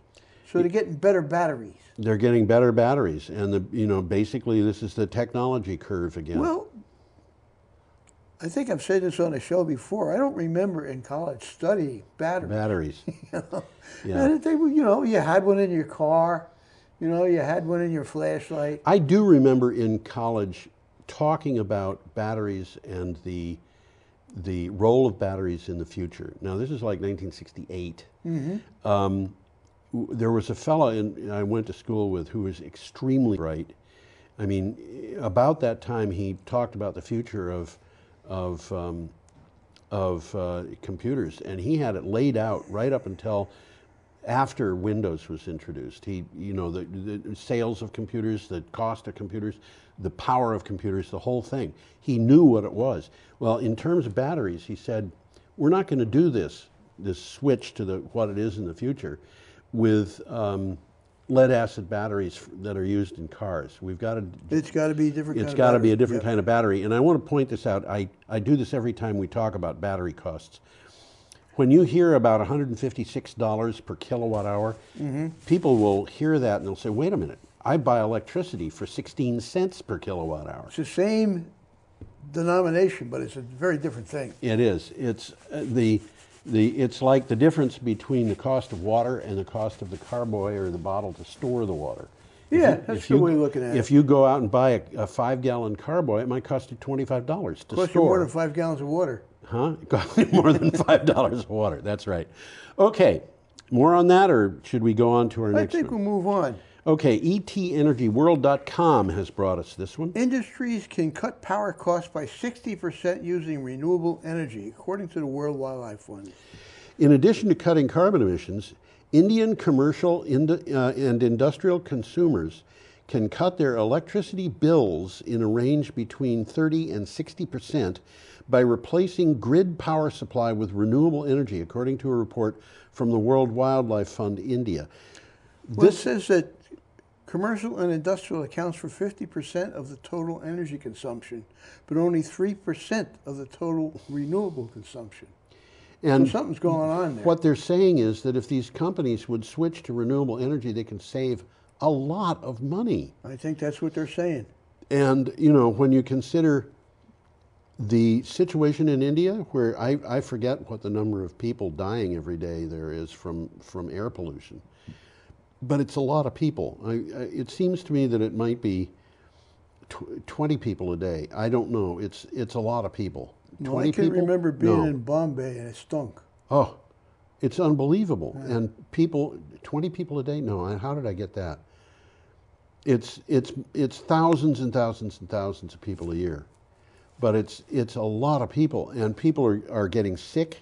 Again, this is air pollution causing sickness, and they're dealing with climate change. And if these companies are going to buy electricity, produce their own electricity, it will save them a lot of money. And bingo. You know, there are companies in India that are already doing that. Coal mining companies are buying renewable energy, believe it or not. I'm thinking we're going to talk about that, or one of the articles that we read says exactly that. Yeah. Well, let's move along here. We got Greta coming up. We have Greta. Wondering what happened to her. Well, we got to get a picture. Well, we know now. We have a picture. There is Greta. There we go. On a boat, no doubt. Well, she just sailed back from South America to Lisbon. From North America, I think. Was she in North America? Yeah, she never went got to South America. Yeah. She was going to go to Chile, and they canceled the climate crisis conference because of riots that were going on that had nothing to do with the climate crisis or the conference. But they said we can't have 25,000 people from all around the world in Santiago if this is going to happen. So they canceled it, and then Madrid said, well, we will host it here. Yeah. And well, there's Greta, and she's all decked out on a boat for a sailboat trip, I guess. Yeah, I think she's a probably pretty experienced sailor by now. By now she is. Yeah, she's gone both ways across the Atlantic now. I wonder how many people have done that. Not many people have done that. I haven't done it yet. Yeah. Well, Greta Thunberg arrives in Lisbon for the COP25 after sailing across the Atlantic. Greta Thunberg arrived in Lisbon after nearly 3 weeks at sea before giving a press conference at the port alongside youth activists and crew members. About 25,000 people from 200 countries are expected to attend the COP25 climate change crisis in Lisbon. Now, she landed in Madrid, I'm sorry. She landed in Lisbon. She's going to take a train to Madrid, I would guess. Either that or an electric car. She doesn't like to travel by anything that uses fossil fuels. Fossil fuel, right. But, you know, the description of this trip across the Atlantic made it sound a little rough. Well, it can be. It can be. Which is why the Pacific is called the Pacific. Because the Atlantic is rough, and the first people to see the Pacific saw that it was not as rough. Well, there's an interesting video on this site. Yeah. It shows London. Yes. And it shows what could happen to London, the city of London, if the sea level rises. Yes. And inside of 50 years, there is no London. Unless they can build a barrier. Well, they're doing that. As a matter of fact, they already have a barrier. They have a barrier, but it won't be sufficient. It's not enough. They got to build a second one. This is crazy because they spent billions of dollars on that first barrier. Yeah, they did. London has sea gates. I don't think they call them sea gates, but they're things that revolve. They're dams. They're movable. Movable dams, and they can raise them and lower them. Right, and when they want ships to be able to come in and out, they lower them, and the ships can go in and out. When the sea is going to be high, they raise these things. They won't let the ships in and out. And then no ships go in and out unless they can fly. And they built that not very many years ago. I think that not too many years actually ago at all. we covered the opening of that thing on this show. Did we really? I think so. It's that recent, and they're obsolete already. Well, they're obsolescent, becoming obsolete, and they have to replace these things with a new set. So we've got a lot of money going into saving London, and of course, if downtown London was lost, we'd be talking about. This is the last item on the list. Huge costs. It is the last item on the list. Well, I got a quick takeaway. Okay. When a nation signed the Paris Agreement back in 2015, yeah, which wasn't very long ago, They agreed that global emissions of greenhouse gases must peak in 2020 and then start coming down, or the world will face disastrous and irreversible damage. Yeah. That hasn't changed. No, it actually, I think we could talk about this. The situation today is very different from what it was in 2015. Even though it's only a few years. Even though it was only a few years. In 2015, we had this show going, and I had my blog, and I was writing for Green Energy Times, and all of which I'm still doing.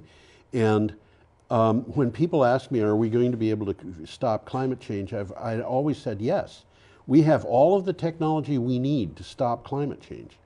Today, I'm saying, we're going to have to develop new technology to stop climate change. And the reason for this is because we waited too long. Now, it might not have been true that we had all the technology we needed in 2015, but we have to develop new technology. And the people who own the fossil fuels have a lot of money invested in fossil fuels. They're scared of, what do they call, stranded assets. Stranded assets. And they're spending, as we've already covered in this show, a lot of money to convince us to doubt climate change. That's right. And more, there was an article today in which somebody looked at a common complaint of climate deniers that say, well, the computer models weren't correct. You know, you did these computer models and things didn't happen the way you said. And somebody actually decided they would go out and do a meta-study of computer models that have been reported and see how close to correct they were. And they found the overwhelming majority of them were correct. They were, huh? And what was happening was, in the absence of knowledge otherwise, doubt was sowed. And so that, you know, I had friends who were saying, well, the computer models don't work. Why did they say that? These were people who should have known better. They said it because they were told that. Yeah. And they were told that because some reporter was paid to write that. And he didn't. Money talks. Money talks, absolutely. That's what it was. And now, you know, what do I mean by technology? I had a conversation yesterday with a guy. We were talking about geoengineering. And, you know, he said, well, we can't afford XYZ type of geoengineering. Geoengineering is attacked because it includes the idea of blowing sulfur oxides into the air to obscure the sunlight and reflect it back. Mm-hmm. And I'm very much against that. That's a recipe for disaster, I think. Certainly it'll dissolve any marble you have on your property. But geoengineering also includes like building stands of mangroves along the coast so that as a barrier to climate change, and that's geoengineering. We talked about that. And salt-tolerant grasses and salt-tolerant trees. You can build forests in areas that don't have forests because they need salt-tolerant plants. Well, the world has salt-tolerant plants. We can put them in, and that would be geoengineering. And it has, you know, there have been people who have said we should restore the Sahara Desert to what it was 10,000 years ago, when it was covered with grass and trees, and it was green at one time. Yeah, it was a savanna. As I think I mentioned on the show, the 1,000-year-old man used to talk about the Sahara forest. Okay, I don't remember that one. What is that? It was a radio character. Oh, okay, all right. The Sahara forest. 1,000-year-old man. Yeah. You did mention that recently. You mean Sahara Desert used to be forest. Well, we're approaching the end of our show. I think we are. I think what I should do is put up the last screen that says, have a perfectly lovely week. Well, and so goodbye from Tom and me, and we hope to have you back for our show next time.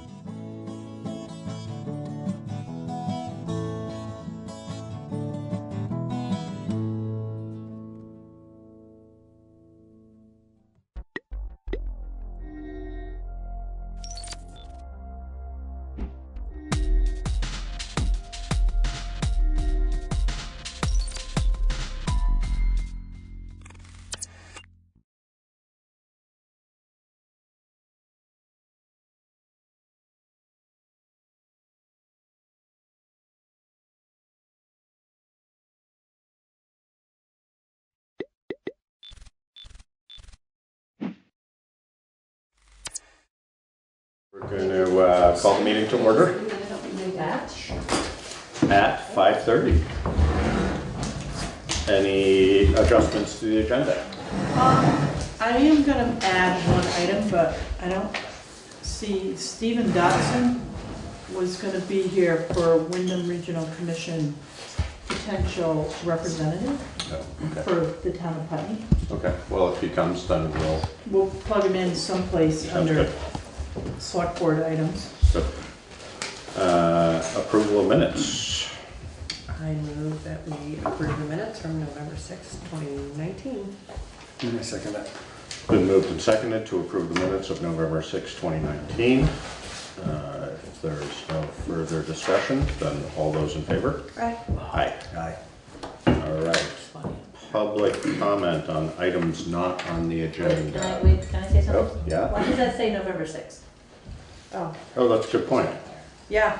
November Good 20th, catch. is that what it would be? Yeah. Yes. I don't know, who made these minutes up? I did. Oh. Who didn't Not read it these for? minutes. Not the- Where's my the backup? agenda. But who Okay, so it was moved and seconded to approve the minutes of November 6th. That was an error, it should have been November 20th. Right. Amend to, Yes. to approve the minutes of November 20th. Second, You second second. If there's no further discussion, all in favor to approve the minutes of November 20th, signify by saying aye. Aye. Aye. Thank you. That was unanimous. You got that. Thank you. Public comment on items not on the agenda. Emily. I just wanted to say that tonight I took a walk between leaving the library and coming here, and I used the new landmark-oriented sidewalk, and it was great. Good. It's wonderful. Thank you. Well, as some people no doubt have noticed, we had a glitch with our sidewalk plow, and so if you had tried to do that yesterday, you would have been out of luck, but fortunately, there you go. Thank you. They look great right now. Thank you for having good timing. Yes. No, and I did notice on my Kimball Hill is all plowed. There's Yes. a couple sections where it's falling off the stone walls into Yeah, it, so yeah. I need a little cleanup, but no, it looks great. Any other public comment? I don't believe so. Okay. So, first item on select board, Sheriff Mark Anderson. That would be you. That is me. Good. I'm Josh, Laura, David, Melissa, Karen, everybody else. I'm Mark. This is Paul Samatero, who's my second in command. So I also want to take this as an opportunity to introduce him to you. If I'm not around for some reason, then Paul's a good person to talk to.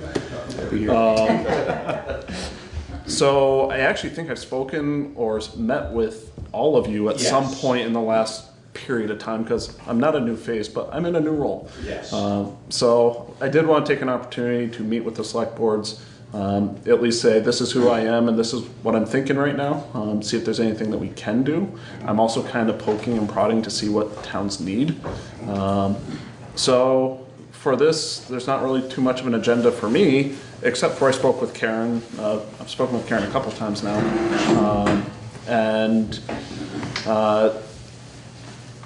There's, for at least for the next cycle, we're looking at continuing services as you've known them. I personally feel that there's other things that we can do that might provide better law enforcement services to the town of Putney. I also know that animal control has been a bane of many people's existence across Wyndham County. Putney is one of 3 towns that I've had an active conversation with, specifically through Karen, and I don't know that I have the solution right this second. But we have some ideas, and one of those ideas, I'm not sure if you're aware, but based on a conversation with Karen as well as with Russ Hodgkins, who's the town manager for Westminster, there's at least an initial willingness, I will say, on behalf of both the towns to work together to try and conquer some of this together.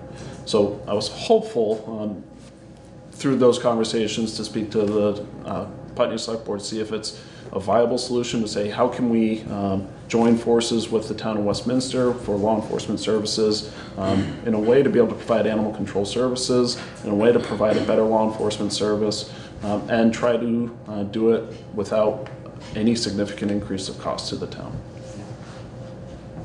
That would be great.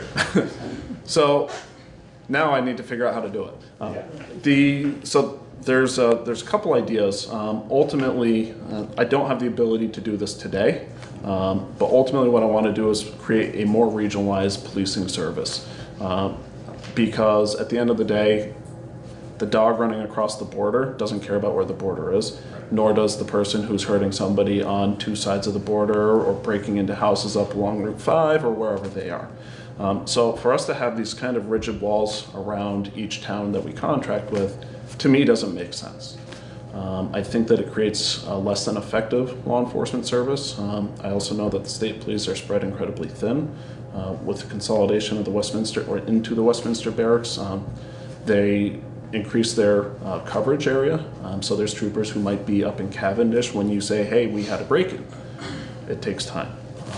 So what I'd like to see is a more local presence. You know who my deputies are, you know the faces, you know the person to talk to when you're having a trouble or a problem, but be able to do that in a way that benefits the entire community, as opposed to, okay, well, Putney has a contract for this, but Dummerston is only motor vehicle enforcement, and people don't understand how to access law enforcement services at Exit 4 Sunoco, because at the fire station it worked, but at Sunoco it doesn't.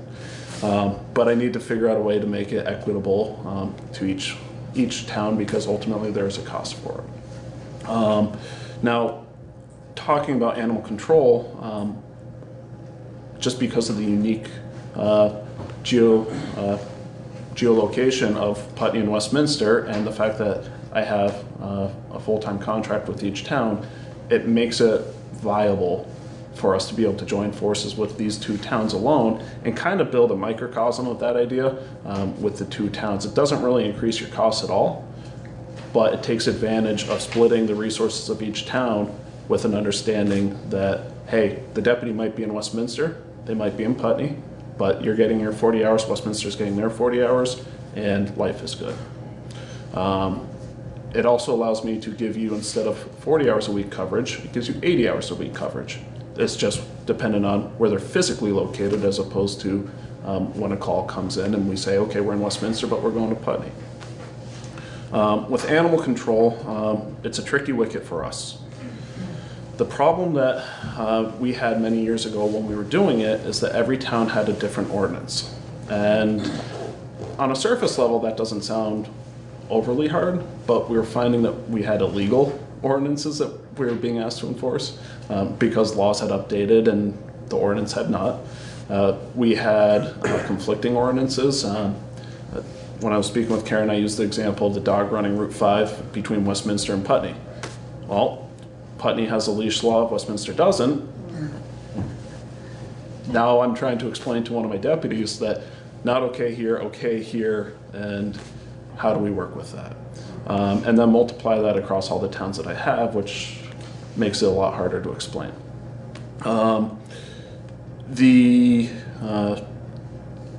The other thing is committing a law enforcement resource, which they require significant amounts of training to be able to maintain a qualified deputy.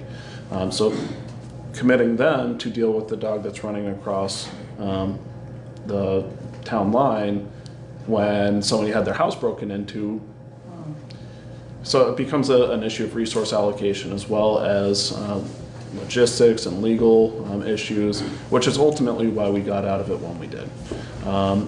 At the time, Sheriff Clark proposed a model ordinance for the entire county. That wasn't well received, and understandably, because some towns wanted a leash law, some towns didn't. And I think that was actually the biggest area that was tough for people. So it just made sense at the time for us to part ways and say, we can't do it anymore. Over the last 5 years, I think it's been, that's been clearly an issue. Because people try to hire an animal control officer, they last a few months, maybe a couple of years, and then it falls back on the constable, the select board, whoever, and we're back at square one. I don't know the solutions I can provide, though I think I can provide solutions. Whether it's being a call-taking center, we're not dealing with the enforcement side, but we can take the call so you don't have a person getting called at 2 in the morning. I spoke with Karen as well as Russ regarding penalties. One of the things that comes up is the barking dog. We have a dog barking, it's annoying. Okay. Most ordinances will say your dog can't, if you have one, your dog can't bark more than 3 sustained minutes. By the time I get a deputy out there, the dog's done barking, I can't prove it, and how do we deal with that now? And generally, the penalties result in fines. So we do issue a fine to a person, we now need to be able to prove it, which also comes with legal responses and consequences, and creates a bigger problem. The other issue is the person is reporting the dog barking when the dog isn't, because they're harassing their neighbor. I mean, really what it comes down to is things like that. So there's these various social level, quality of life issues at hand when it comes to animal control, whether it's a dog ordinance or animals in general. And how do we deal with that? And maybe bringing in organizations that do restorative justice to handle some of those social level issues. We could help be a coordinator of that. I'm a strong believer in restorative justice, so I think it makes a lot of sense getting those things handled at that level, and deal with more of the legal issues as a law enforcement side of things. My deputies are all trained in animal cruelty cases, so that's fully a law enforcement investigation.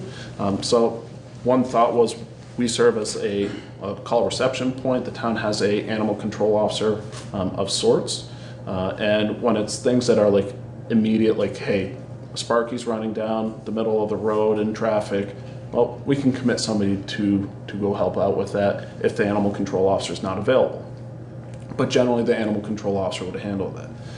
Versus we have an issue with neglect of an animal, that somebody left their dogs outside tonight and there's no food, no water, and it's cold. Well, we're talking about a cruelty issue. We'll go handle that and try and resolve the issue as we can. So there's ways that we can do it, I think, and I don't want to present this as, yep, here's the product and please buy it. But I want to open the dialogue and try and join forces with Westminster to put together a solution, because they have a similar issue. And I think both towns are in the midst of revising their animal control ordinances. So it's also kind of a prime time to say, let's bring all those stakeholders to the table and come up with something that works for everyone. And it's viable. That would be great. I mean, you mentioned having gone away from the sheriff's department doing much of it under Sheriff Clark, and my recollection is that not to belittle the efforts that were there, but it's never been very functional for us as a town in my 14 years of tenure here. You know, there's always been frustration, and our big frustration, not with you guys because of the lack of ability to provide it, but not with what you do. We've always been very happy when you come and help us. For example, Santa's Land, you know, I mean, when we have a big thing, you guys have definitely been there for us.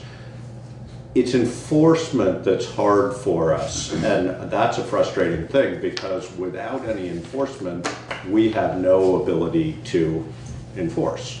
And that makes our penalty system and any tickets we're issuing pretty much a moot point, because if nobody's going out there and collecting them, and anybody who watches this or knows the laws in Putney knows that, or the ordinance, we have no enforcement ability.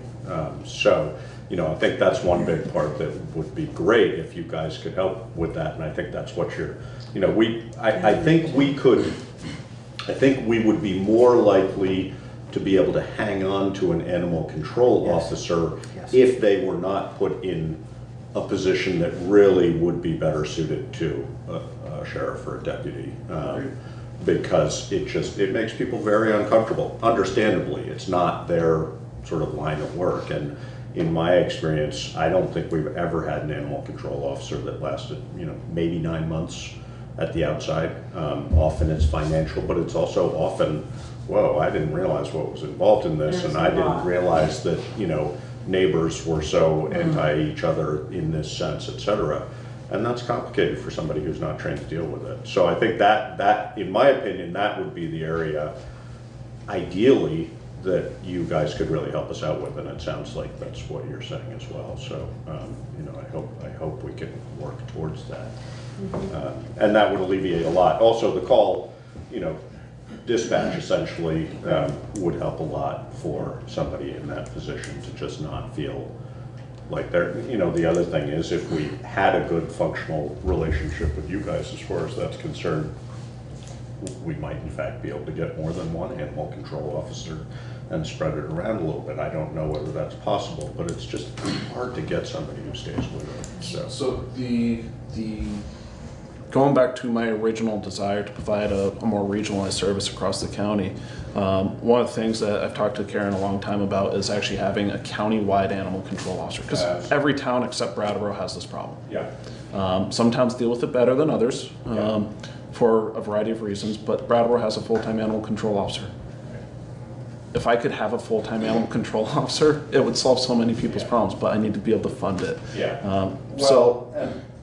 And I would just add that, we have always incurred expenses related to an animal control officer, and we're willing to, we don't want to pay a fortune for a service. As you well know, animal control is one of those things that's challenging because we might have 6 calls in a week and we might not have a single call in 6 months. So having somebody full-time-ish in a small town, it just doesn't work at all. I think regional would be great. And I just would say, this is personal opinion, but I think you would find the select board is going to be willing to share in the expenses related to that, because as it is now, we're helpless as far as how we deal with it, and that's very frustrating. I went to the ordinance enforcement training in Montpelier today that the LCT had scheduled, and I learned quite a bit. And by default, town manager and the health officer are the ACO. Right. Okay? So in order, if we have civil citations that we're writing, you as a select board have to designate those people. Now, not only do we have animals, but we have zoning, and all motor vehicles are handled by the sheriff's department by law. Right. So those we don't worry about. So like your speeding and your parking and, snowmobiles, ATVs, that's all the sheriff's department, which is good. But to have somebody write a ticket for ACO, they would have to have proof to go to court. So pictures, witnesses. Right. And the judicial system right now is, they have 20,000 tickets a year. And they like the simple ones, which are the speeding tickets. So the way they explained it to the group today is zoning and animals are thorny, which they mean complicated, because they have to have the ordinance in front of them, and they decide that day. And of course, if the person that got the ticket doesn't show up, so the municipality, is awarded, but the judge can also, if the ticket's $5,000, that judge can say, no, we're gonna, $100 for that ticket. So you do all that work, and if you're not trained and do it right, then, you have to have somebody certified to know what they're dealing with and what to look for, and to be prepared to go to court. And neither you or Tom, in the role of our health officer, has the time, ability, training to do. That's just not appropriate. Right. We can't ask you to be doing that, and I understand that by default it falls to you. Right. But we can't ask you to do. That's Right. that's That was my concern not when I read appropriate. it. Right. Yeah. So I like Sheriff Anderson's idea Absolutely. about a shared ACO. Do you have a feeling of the communities that you serve, their willingness to be part of that kind of program? I know of 3 right now. I have spoken with So Westminster, Putney, and the town of Wyndham are 3 communities that have actively said, this is a problem that we need help with. Part of the reason I haven't had that conversation in other communities is because those were the last 3 towns I spoke to when I started hearing it's a problem. But just ancillarily, I've heard from other towns, like squabbles, like, yep, we lost our ACO, yep, so-and-so quit, and it's been a revolving door. Every town's dealing with it. And how many communities do you serve? That's a hard question to answer because I'm going to say roughly 13. With that being said, the regionalized animal control officer wouldn't require those towns necessarily to be involved, and really I'd like to approach all 23 towns in Wyndham County. So if a majority of them were interested, would make it much more viable to fund a program. Correct. Exactly. But you don't really have any ideas of what it would cost to do that yet. We're all in the beginning of this. Yes, we're at the beginning, because we also have to determine what that position looks like. Because if I say, hey, everybody, all 23 towns are on board with an animal control officer, that sounds great. There's also 23 opinions of what the animal control officer does, and I have to look out for the liability of my agency. Right. So I consider my opinion more important, which when you're funding it, that doesn't matter. So that's why I want to bring people together, get the stakeholders together to say, let's put everybody's issues on the table and then figure out a program that works. And I'm curious, 23 towns in that area to cover 7 days a week, 24 hours a day, would one officer actually be enough? I can't tell you call one.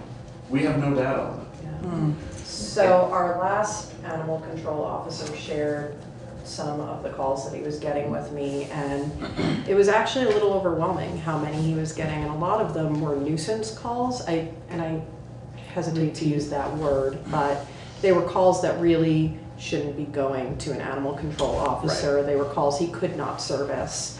I think what I really like about you having dispatch do this is that it would alleviate that stress. A certain level from of triage. Yeah. Yes, exactly. And our dispatchers are trained on being able to process through it.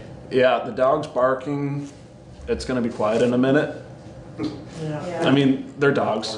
Because almost every single time our deputy gets there, the dog wasn't barking.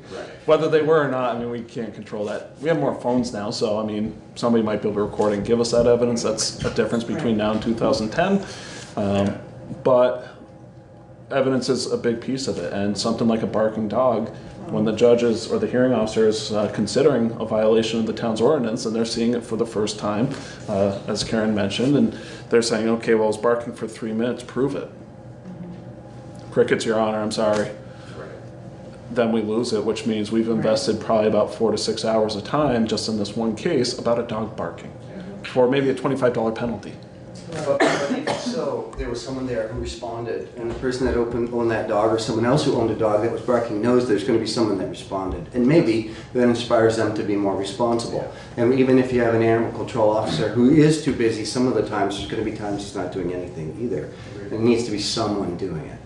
So I think it's an important thing. So we have this conversation more about traffic safety, but it's almost pretty much the same paradigm. It's the 3 E's of traffic safety: engineering, education, enforcement. You have to have all 3.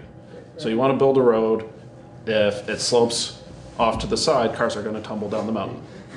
So it makes sense to engineer it correctly. You need to educate people. We have driver's education. We do public safety announcements like, hey, go slow when it's slippery out, because we have people who have never driven in the snow here. So there's constant recurring education. And then enforcement, because, well, yeah, we know that the road's built right, and we know that we're not supposed to go 100 miles an hour on Route 5, but nobody's going to stop me. Then nobody's going to stop me, and they're going to do it.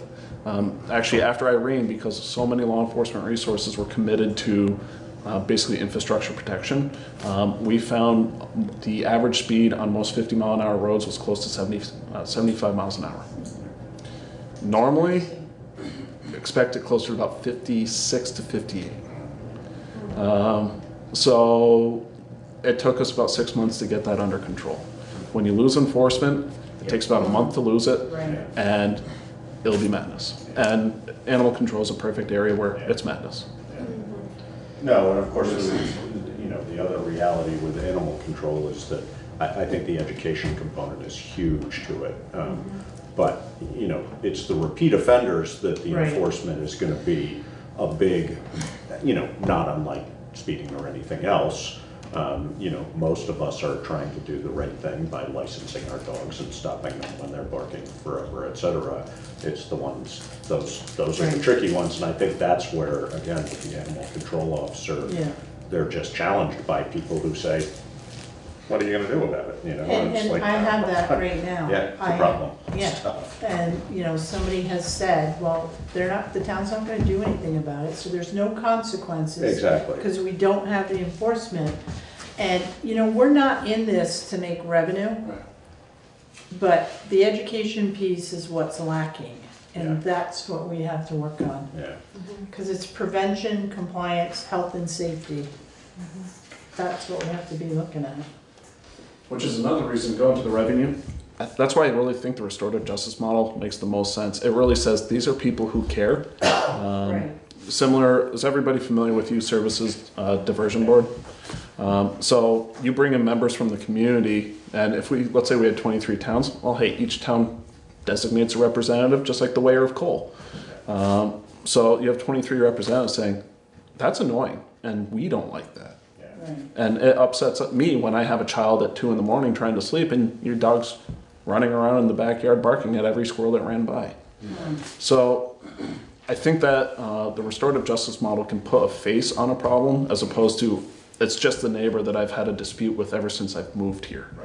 No, it's not the neighbor, it's your dog. Or it's your cat, or whatever it is.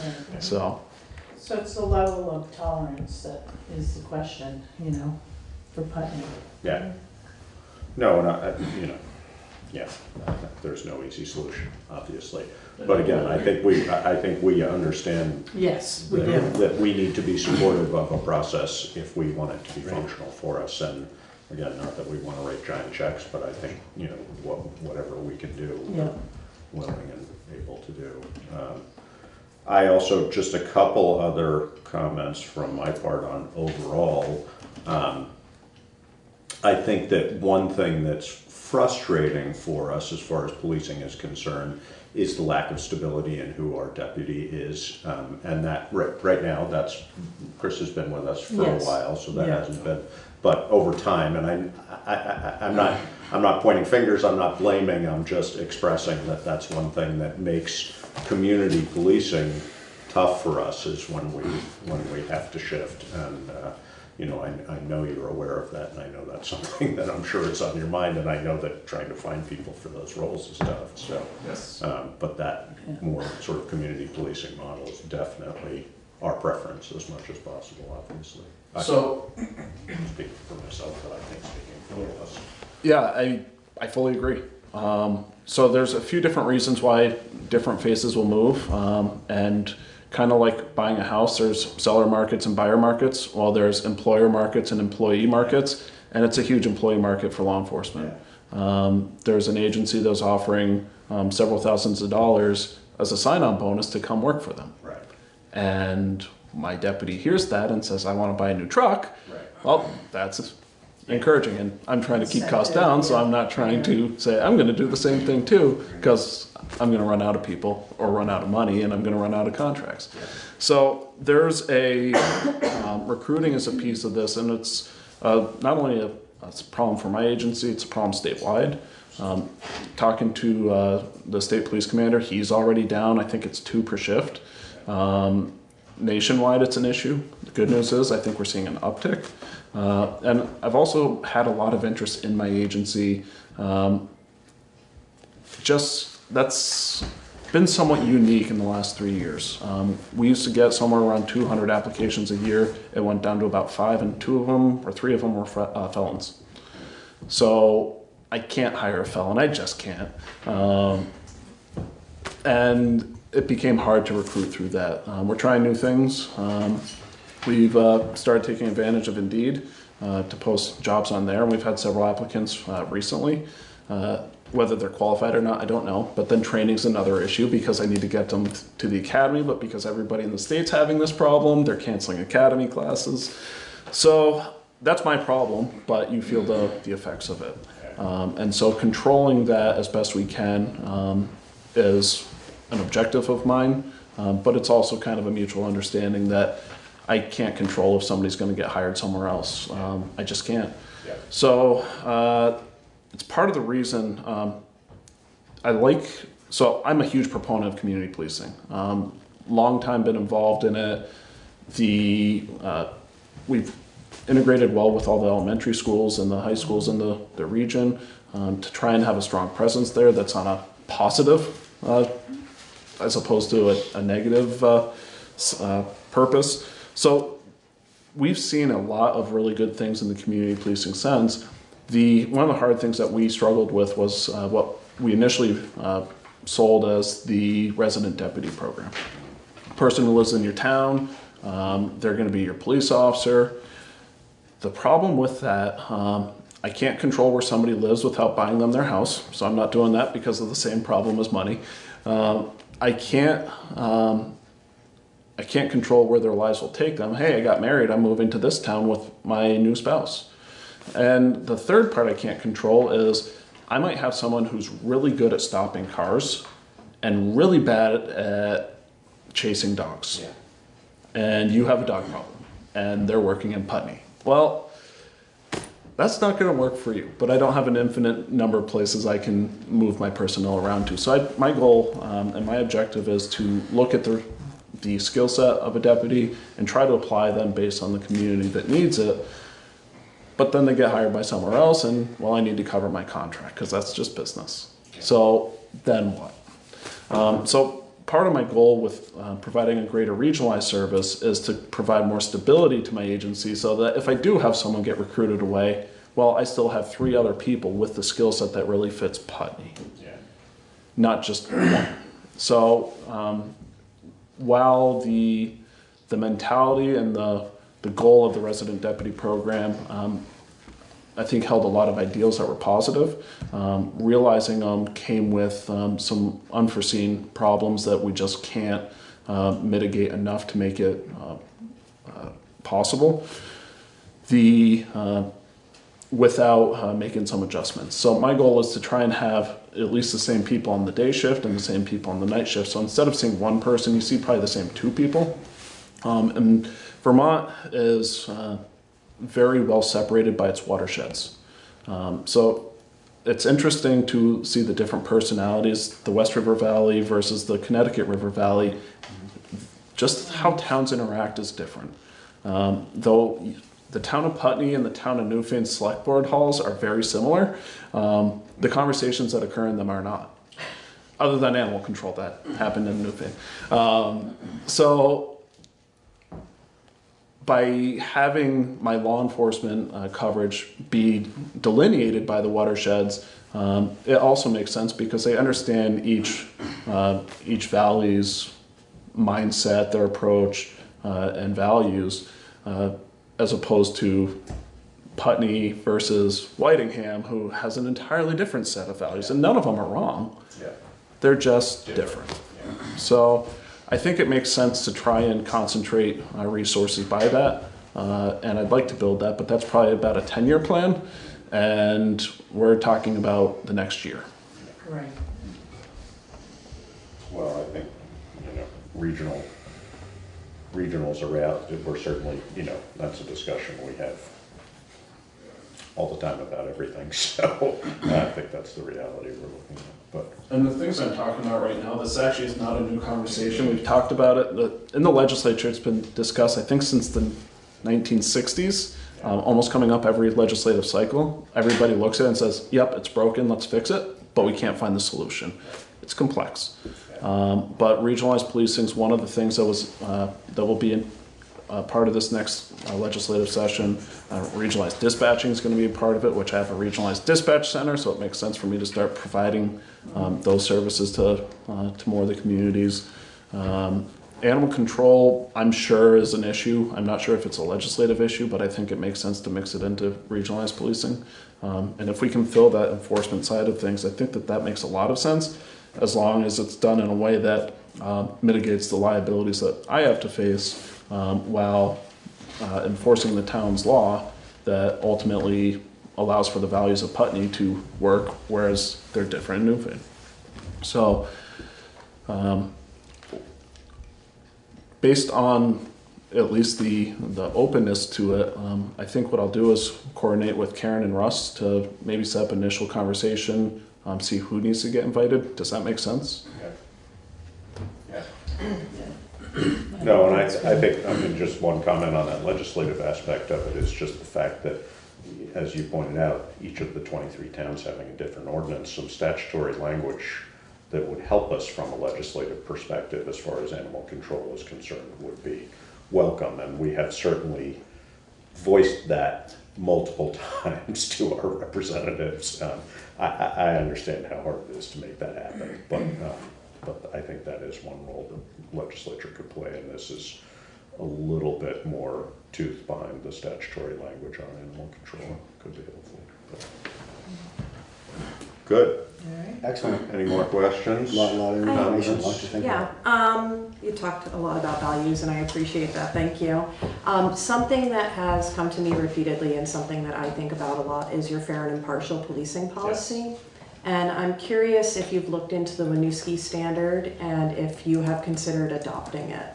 So I've met with a couple organizations, which I think you're familiar with that, because I think we were talking at one point about the fair and impartial policing policy. You and I have never actually made contact on that. We made contact on a few other issues regarding homelessness and the opioid epidemic, but... I thought at one point we talked via email, but maybe. It doesn't matter. Okay. So I think within the first month I was in office, I met with a group of various people, several of which I believe were from Putney and Dummerston, regarding the fair and impartial policing policy. We do have a policy that's been approved by the Attorney General's office. It fits the model policy established by the Criminal Justice Training Council, and it comes with concerns from people within the community about what it could allow. So after that conversation with the group, we discussed talking again in the future.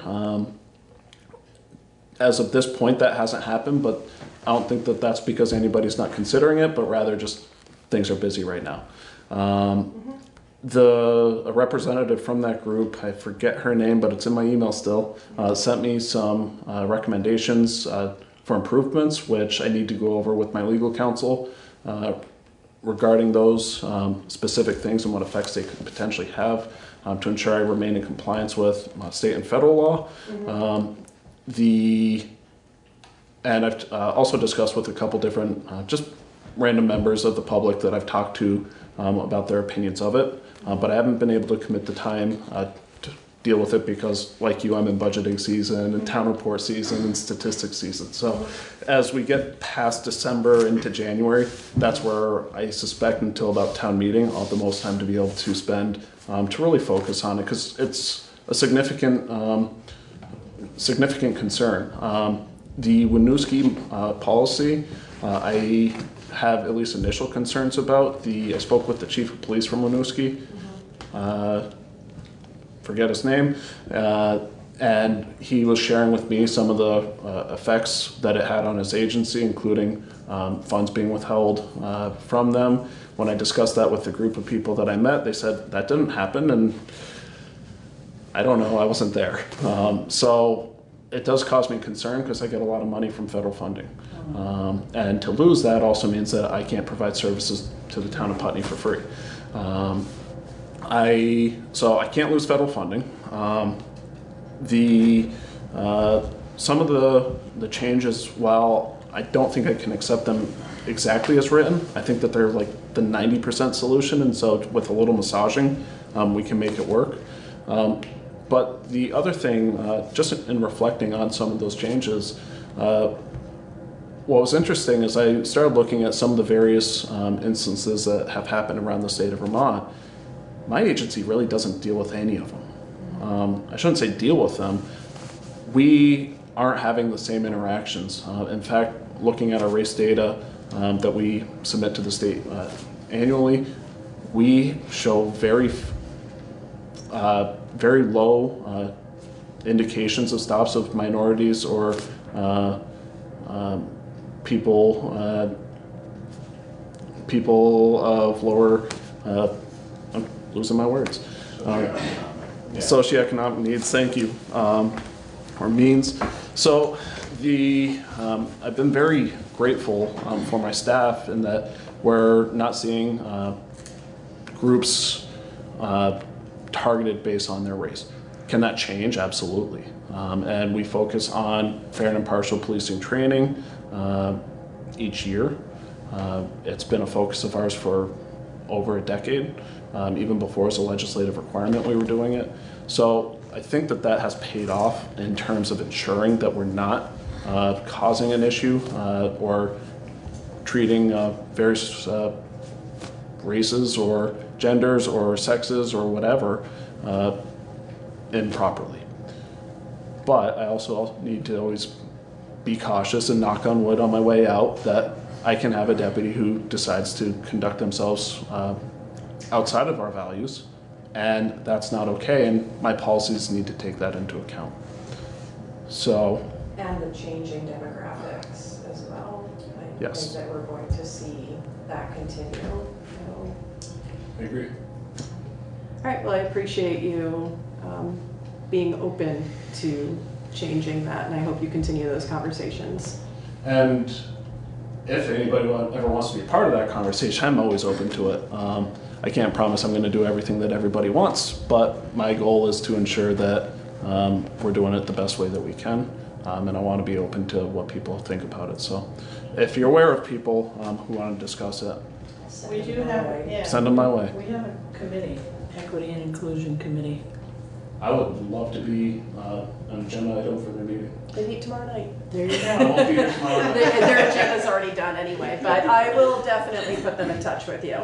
So, fantastic. Thank you. Thank That'd be you. good. No, and just one thing that occurs to me also that's been part of our discussion, and you might have more ability to be more flexible with this, is but just hiring policies. You know, and I'm sure your hiring policies meet all the statutory language that they need to, but being, you know, who to reach out to in order to be more equitable in your hiring process might be valuable over time to you as well. And I'm assuming you already had that on your radar, but. Yeah, so I'm hiring, and I would really love, I have a lot of white men who work for me. I have one female deputy. I have I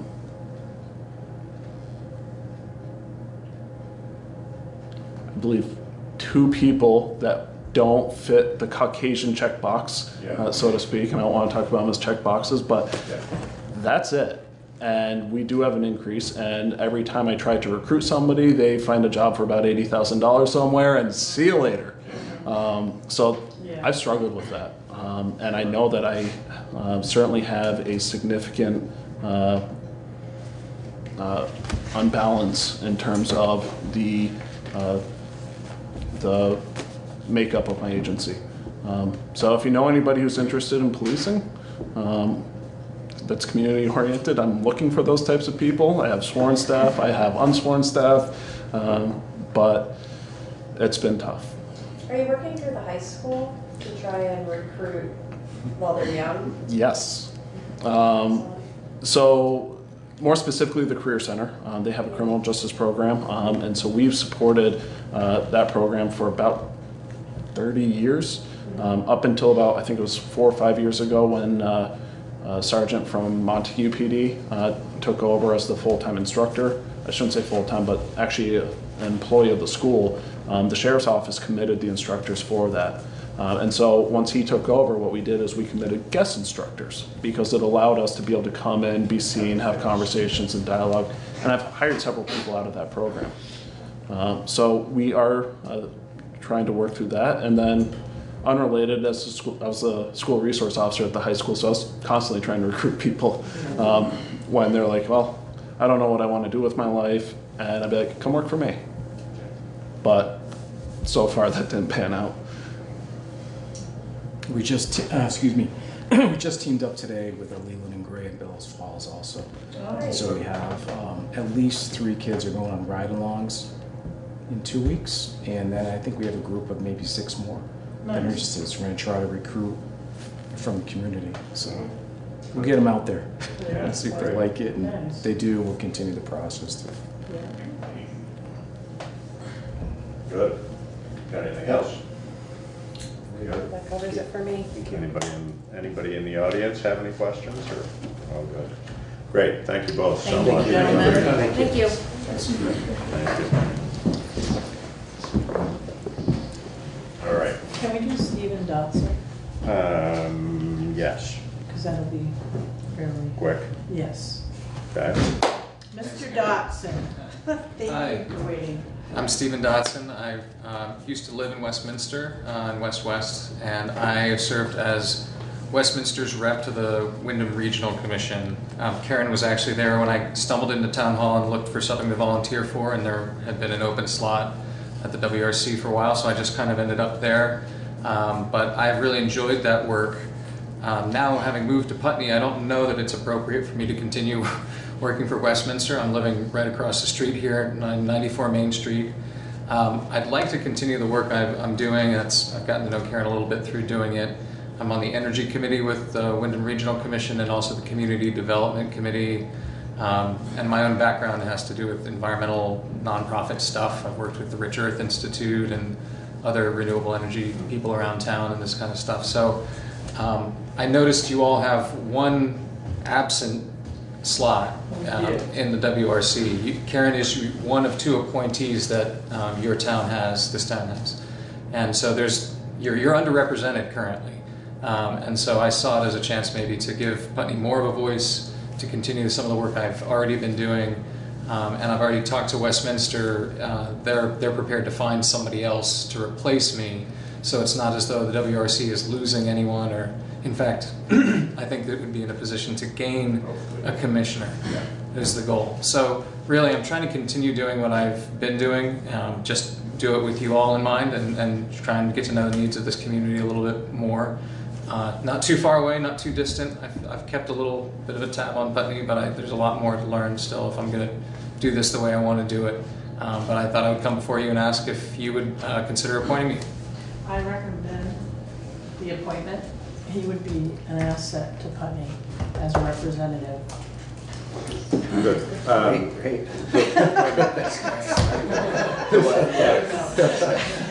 He's on my Until he team. signs That's going to take her, right? The one thing we usually ask just as a formality is something in writing. And I don't know whether you've already gotten that, but I mean, I'm not adverse to an appointment based on the assumption that you would. I mean, fairly simple. I'm interested in this role. Yeah, You it know. can be in an email too, Stephen. Yeah, you sign here, we'll fill it in. Just leave the check blank. And there is a form, Wyndham Regional, I'll have it for the next meeting. I didn't have it tonight. So, and you'll have to sign off on it for the appointment, Right. okay? Yep. So I'll be sure to get you something in writing before then, so that everything's in line. That'd be great. Yeah. Paper trail. Great, and I will, as I've done with Westminster, I'll come and report to you at least once or twice a year on what I've been up to, and just ask if there's anything you would like us to keep in mind as we go through that work. Yeah. Yep. Sounds good. Thank you. Good. Thank you. So, yeah, have a good night. You too. All right. Meg. Yeah. Hi, Meg. Thank you for coming. Yes. It's been a while. It has been a while. I think since last probably January. We were a little later last year. Yes. Yeah. And I don't think we're necessarily doing exactly the same thing. I mean, there was a context in which you were asking Meg to come in. Yeah, I had asked Meg to reach out to the school board regarding town meeting. Right. Because that's there's right. 'Cause different dates. Yeah. So the town will be having their town meeting on March 3rd. Third, yeah. And then the school board is having theirs 2 weeks later. And so I reached out to Ann Beekman, Yeah. just to say, do you know what's happening? And do they even want me to moderate? Because that's another question. Can I ask a point of clarification before you get further? This is the new district-wide, the new district school board. It's not Correct. anything to do specifically, well, obviously, it's something to do specifically with Putney Central, but it's the whole. It's the whole thing. It's the, Yeah. okay, good, sorry. The consolidation. Yeah, So I don't have any more information because she didn't know. Oh. So I don't have anything in detail about the school board and whether they even want a moderator. So I'm here tonight, maybe, I don't know, it was just a heads up on any information you want to give me about articles for the town meeting, but. I haven't started articles yet. Mm. I will be in the next few weeks. Okay. Yeah. Because our next regular meeting for select board is the 18th of December. Mhm. So I want to have a draft. But I'm not going to have everything because Right. the budget won't be approved by then. Yeah. So we are at a sticky point here because we need to talk to the school to make sure we have a venue for town meeting. Because I Right. suspect that we're going to have at least, you know, a couple hundred people. The other question is whether or not, at this point, it doesn't appear that we will have the school board's information to compile with our town report. So it appears that we're gonna have separate town reports. And Would it be a town report or would it be a school report? Would it be completely separate from anything we do? Yeah, the school board will do their own report, and it'll be separate from the Yeah. town portion. which sort of functionally, that's been true in the past, but they've both been in one. I mean, Yeah. we don't overlap at all jurisdictionally. No. It's just that it was combined in one, so. Now, the town articles, there's a question too, because the school board does have certain articles that go into the warning along with the town's articles. Into our warning. Yes, yep. So they have Australian There- ballot there- votes, there- right? There will, oh, okay. Right, For members of the school board. yeah. So the Yeah. question is, when we do the Australian ballot for elections, is it gonna be on one ballot on March the 3rd? Or are there gonna be two separate ballots? These are questions that we need to start answering. I would certainly recommend one ballot. I mean, we'll get better turnout. Right, and that's the other thing, Josh. Which is important. Yeah, because the school board usually, a lot of people come out for that particular discussion. Totally anecdotally, but I'm often surprised by how few people are there specifically for the school board portion. And I know there are people, but my general sense would be in the town of Putney anyway, that more often people are more focused on town issues. That may be completely inaccurate. Well, I did notice I don't know how it will play this out. past town meeting, after the school board was done, a lot of people got up and left. Yeah. And I'm like, but there was an article that was Yes. controversial, so. Yeah. Based on the high school turnout, when when the high school has their annual meeting and their vote, it's really like Putney's a handful of people that show up. Right. Yeah. So, Yeah, no, and I think that, that is something that is an unfortunate reality of the combined district, is that less people Right. will be participating in that. But again, Yeah. totally anecdotally, I think, I'm amazed how often we pass the school budget with few or 26 people. almost no Yeah. questions Right, asked, right. I mean, that just, I don't know why that happens, but that's my Yeah. experience, is the school discussions are much more limited in my Yeah. experience. So, So there are some logistics that need to be worked through, because I don't want to get to town meeting on March 3rd. Yeah. And people are asking, well, where's the school Right. budget? And where's this or where's that? Why aren't we doing this together?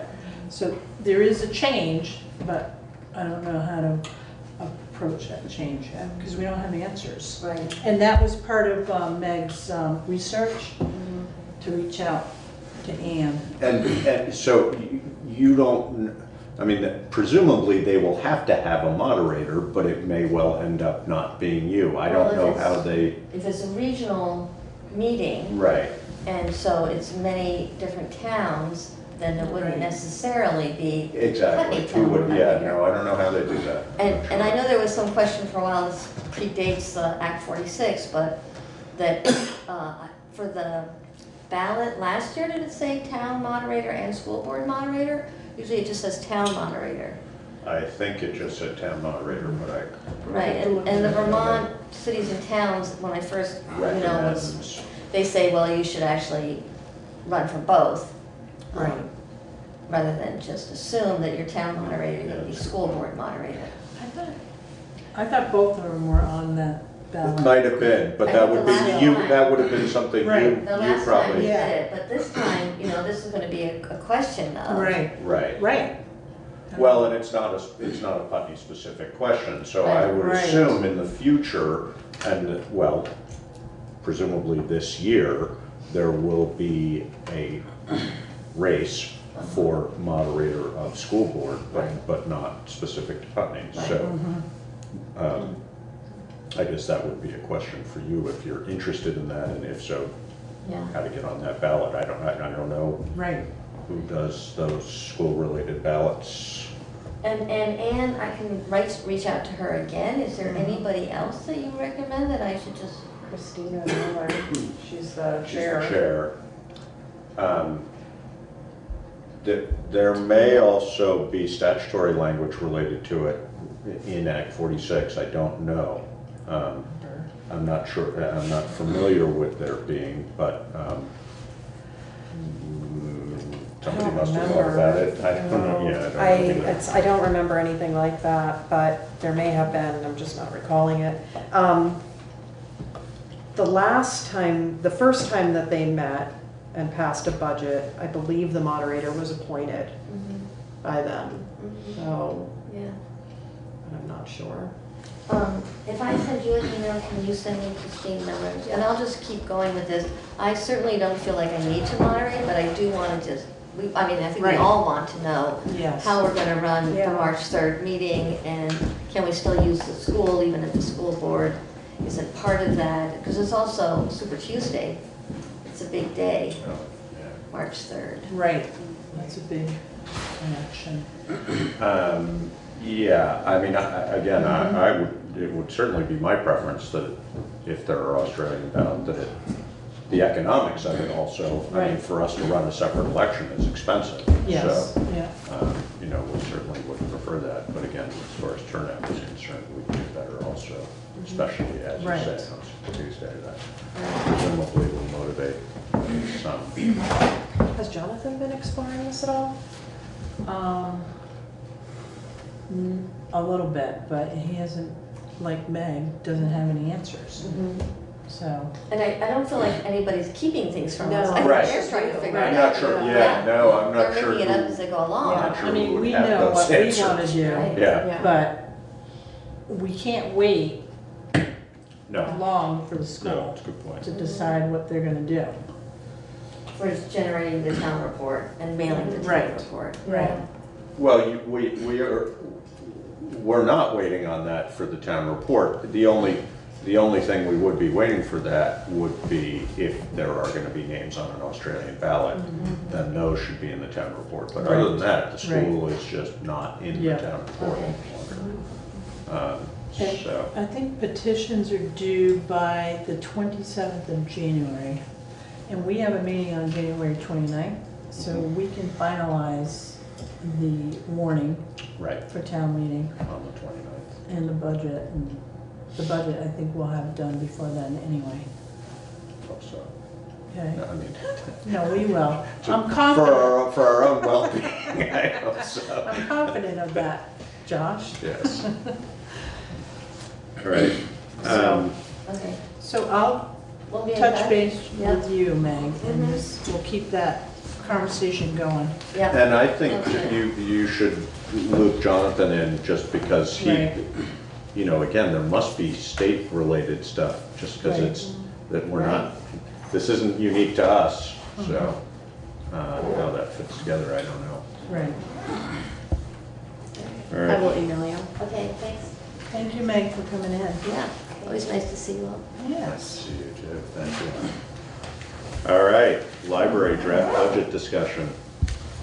Good to see you guys. Hi, Emily. Thank you for coming. Yes, I know you guys had this budget in your packet, but I gave you a new one that is double-sided because I noticed, or actually Meredith noticed, that there was an error in the percentages. Nothing with amounts or the bottom line.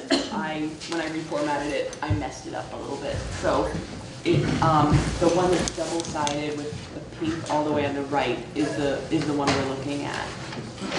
Yeah.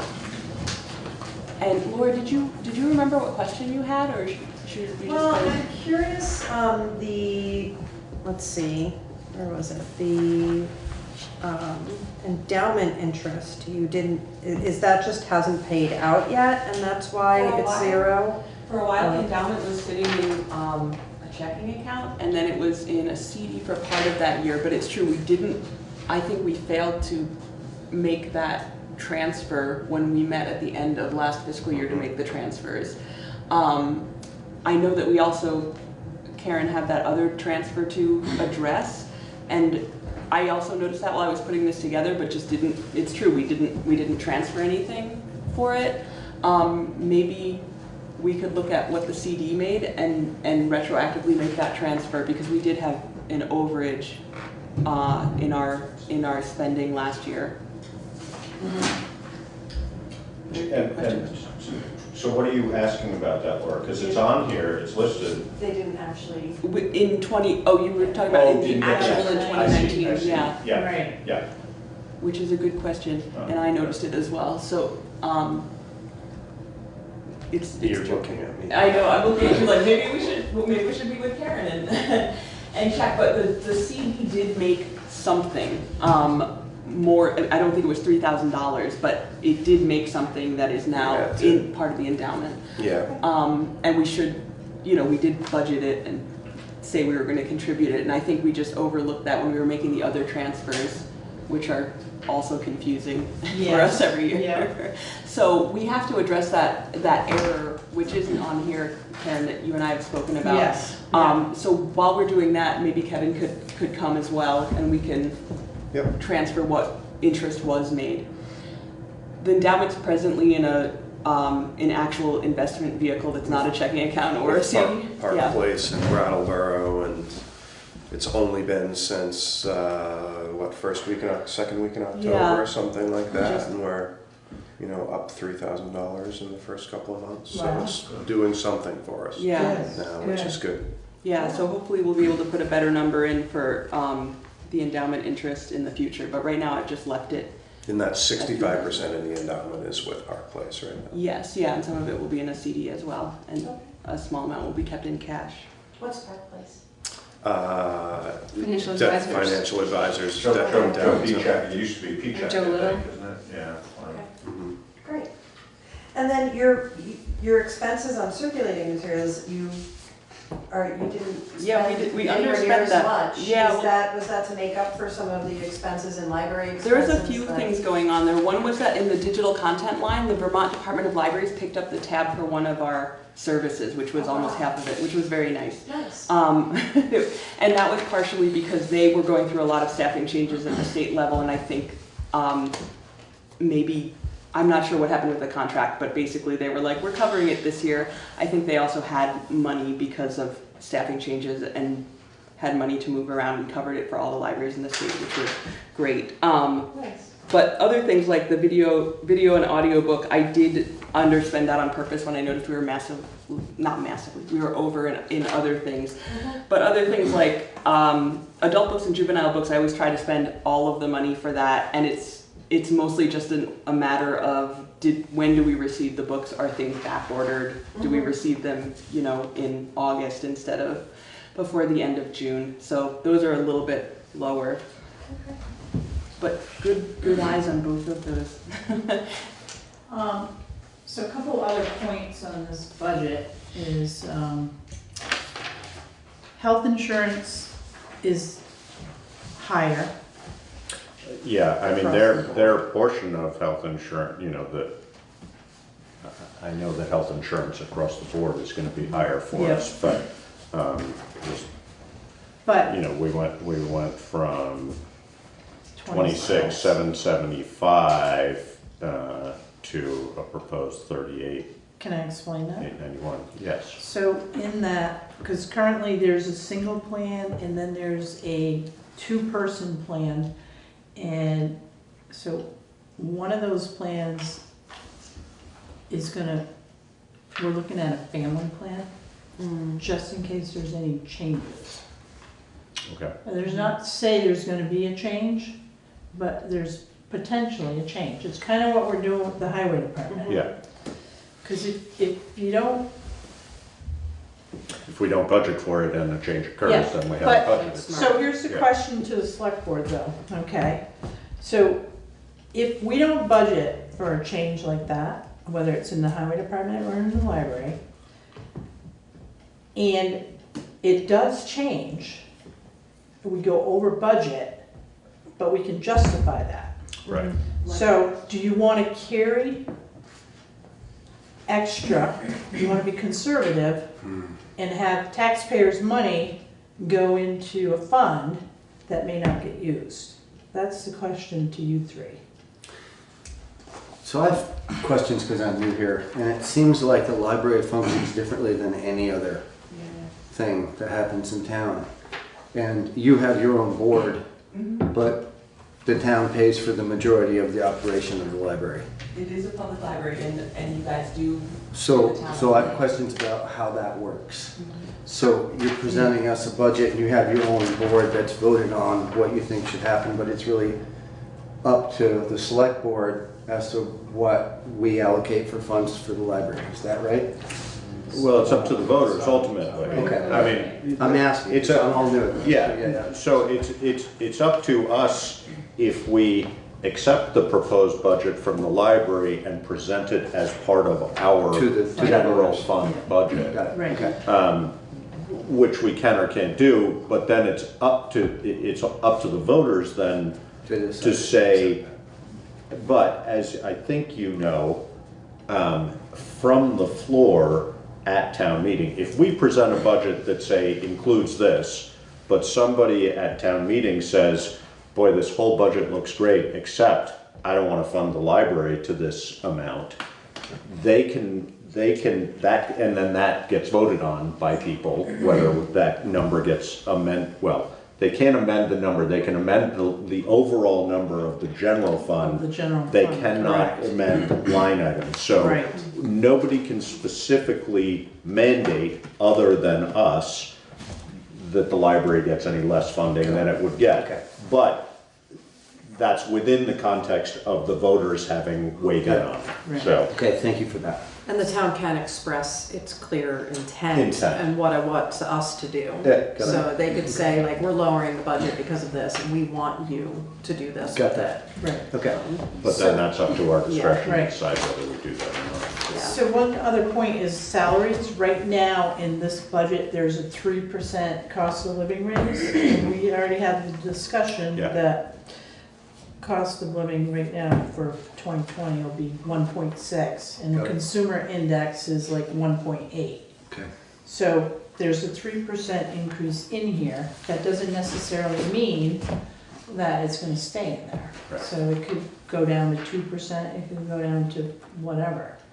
But the total town appropriation to the library from the general fund will be $184,668, which is almost it's a little less than $20,000 increase from last year.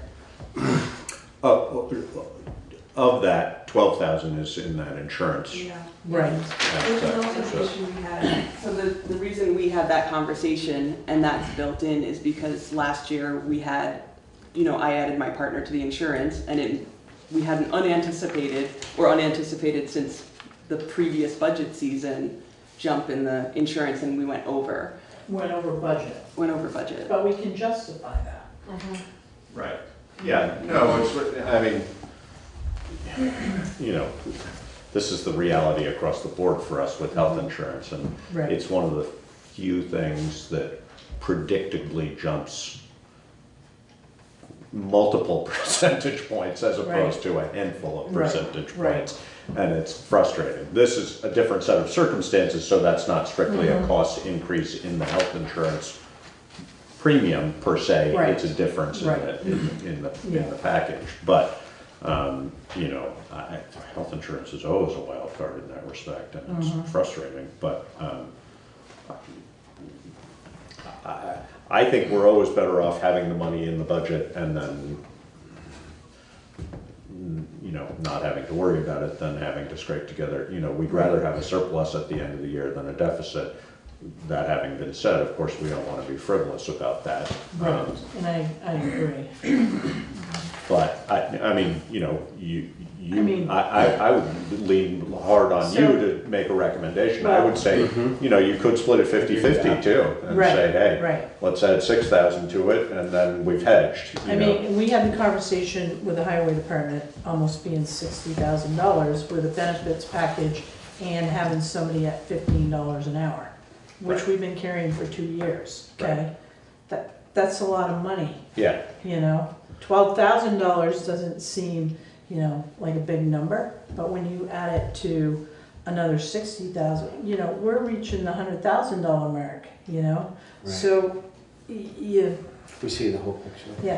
Yes, although when you look at the big picture, percentage-wise, that's not insignificant, but it's not. Yeah. It's not the, whatever it is we're looking at here, 12% or, no, not quite, pushing 12% overall increase. 12% on the town allocation. But I'll look at it a little more and then we can, I mean, this is the budget that's presented. That's being presented, exactly. But everything else looks like it kind of level funded. Everything else is pretty, there's modest increases for things that have gone up for us, like our cleaning fees. I added an additional $250 for both adult and children's books. And there are some other small increases. The copier machine lease was a little bit higher, adjusted $100. Yeah, the Parks Pass, we added another $100 to that. But you guys are right, you've already discussed the big stuff, the things that are the meat of the increase. So I do have a question about, interlibrary loan donation, right? Yes. What other fundraising, what are you doing to bring in donations or? Well, the trustee appropriation, the trustees do their annual appeal and they provide $19,000 for their appropriation and then an additional $5,000 plus whatever else they decide to do. Last year, you can see the actual transfer in from fundraising. So those are the fundraising activities are primarily that and our book sale, which is also money that is controlled by the trustees. For other things, when you talk about fundraising, do you mean fee-for-service things or just donations? Well, yeah, I'm just wondering if there's other ways that the library could bring in. Make some more money. More revenue. Like the annual appeal that you do. Yeah. The annual plant sale, that's yours, right? Yeah, the books that we only done a book and plant. We've only done a book sale for the past couple of years, but all of that money that's raised by the annual appeal goes to the trustees to appropriate, and you'll see that it makes up $25,000 of the revenue side of things. For other things, our income, our fees for service are pretty low and at cost. We have a copy machine that we charge 10 cents a page for, 25 cents color, the only public one in town. And so, you know, and that's reflected here. We have out-of-town fees, people from outside of Putney who purchase cards at the library. Fines, we don't actually charge fines, but people feel guilty and put money in a small donation box. That amount is mostly that, plus if people lose books. That's the only time we have anything that's, you know, kind of a fine, is for people to reimburse us for those. And then there's the endowment interest. And then other grants that we seek, the Courier grant included, which is a little bit difficult to budget for. Yeah. I'm looking at this and feeling guilty. I think I need to donate some fines. There's no enforcement. I know, but it is. It really does. That box works. You know. I wasn't going to single you out. Well, it's okay. Well, We're not currently, but we're often in the same boat. yeah. So where do library cards, you have out-of-town fees. Yes. Where do in-town fees, or are there? There isn't. There isn't, okay. That's that town Yeah. allocation part. Okay, so that's the difference. It's free. Yeah. Yeah, taxpayers all have paid for the library already with their taxes, Right. so the card is free in that way. Yeah. Are you tracking usage? Yes. Take a look at that infographic. Yeah, look at this information about Thank you all for the this. library. Yeah. This is very helpful. I was putting together my statistics season 2, so I'm putting together all our statistics from fiscal year 2019, and the amount at the bottom that tells you how much value we get for every dollar that was spent in that budget. That's from the American Library Association maintains a library use calculator where it quantifies things like how much it costs to rent a meeting room if ours wasn't free, how much it costs to read an adult book or purchase an adult book, a children's book, a young adult book, what it would cost to go to the equivalent of a story time, you know, for a child, for a parent to bring a child to a story time. Use the computers? Yeah, use the People computer. don't have computers? Computer use. Internet. Yeah. We actually don't, so this isn't all of our statistics, but many of our statistics are quantifiable. We actually didn't, Wi-Fi sessions aren't one of the things they put a price on because it's not really for charge. But this doesn't reflect all of our use, but it's nice that they can put a dollar value to much of our use. We're receiving quite the worth of services. How much is an out-of-town library card? For town employees, it's free. Ooh. Yes. I didn't even know that. Okay, but yes, all right, but to answer your actual question, it's $40 a year. Again, So such quite a a huge Not deal. insignificant, but a good value A if you're huge gonna use value. it. Yeah. Think of the Yeah. use, what's Right. available. Yeah. Yeah. I'll be in tomorrow to get my card. Okay, great, yeah. I should put a note in for you guys to put in paychecks that just remind everybody of that. I know when the board made that decision, we sort of put the word out, but it's been a little while, and I've been thinking we need to invite all of the town employees to come if they don't live in town and have one already. Most of our employees do live in town currently, I think, but not, with some exceptions, but many do. Sitting here. Yeah, exactly. 2, 3, Yeah. 4. Anyway. So Emily, will you have these at town meeting? Sure. I think it would be good. Okay, yeah. Aaron, That's Kim, really good. and Got it. This is great. Yeah, And you have a little, I like doing it. I was surprised yeah. myself because I've never used the library use calculator with all our statistics. I always thought of it as a tool for like an individual to use to see how much the library is worth to me them. if I Yeah. you know, read 10 books a year and go to 5 programs and things like that. But I think this is a much, for me, more eye-opening use of it. It's becoming I mean, obviously this is specific to the library, but I've seen similar calculations on a bunch of different Vermont-related things. And it's useful, exactly, what it generates when $1 of income from this comes in. What does it generate for the regional economy, et cetera? And it's this is a different take on it, but it's the same concept. Yeah. Can I make a suggestion? Please. Put the link at the bottom so people Yeah. can go see That's how a they good idea. personally benefit. Yeah, I thought already that I should have had a citation on there, just like, because everybody that sees this says, how'd you get this number? And it's an excellent question. But it Yeah. would be, I'm sure some people would be interested in like just what they're getting Teasing personally Yeah. from, yeah. Can you hold it up? It's hard to, I think it'll. I think it might be hard to read. No, I got it. You can pull down the website? Could this be linked to the? Well, I just finished it this afternoon, but we can do many things. Yeah, no, it's great. With the technology we have, we can do anything. I know. Do you guys have any more questions about the budget or any other comments to bring back to the library board? No, but I will up your fines by a little bit. So. Thank you. Thank you guys. Thank you. Thank you guys for visiting. I feel like I learn a lot of everything that happens before we do our thing every time I come to. And thank you to your trustees as well. Yes. Thank you. And for the invite, thank you. Oh, yeah. Yeah, the holiday this year, Yes, please. December 17th Yeah, come to the library. at 7 p.m. Yes. You're welcome. Yeah. And we're gonna do our community potluck here on the 18th. Okay. At 1 o'clock. At what? 1 o'clock. Oh, fun. Yeah. Well. Well, We had quite the turnout last year. yes, we did. We did. It's on select board night with you, Josh. Thank you. David won't be over there jumping at the bit. Have a good night. Thank you. The pub closing. Kevin, we'll get What are you together. gonna do with the pub closing? Yeah, I'll work on it. Yeah, this next week. I'll just work more. Yeah. And spend less. I was worried for you at first when I saw that. It is the only social, I was gonna buy the place, but I can't afford it. And I would just lose money. I drink all the profits. Having owned a bar, yeah. I wouldn't really, because I actually don't drink that much, but I couldn't possibly, I didn't know no one that would work harder than JD and Gina worked. Yeah. Like, if they can't do it, I can't imagine. It's a labor of love. And I hate to say that because I really want someone to do it, because just have one more business close in this town is just tragic. Yeah. Okay. 5 to open up, not one more to close. Okay, general fund budget. So you have a draft general fund budget in front of you.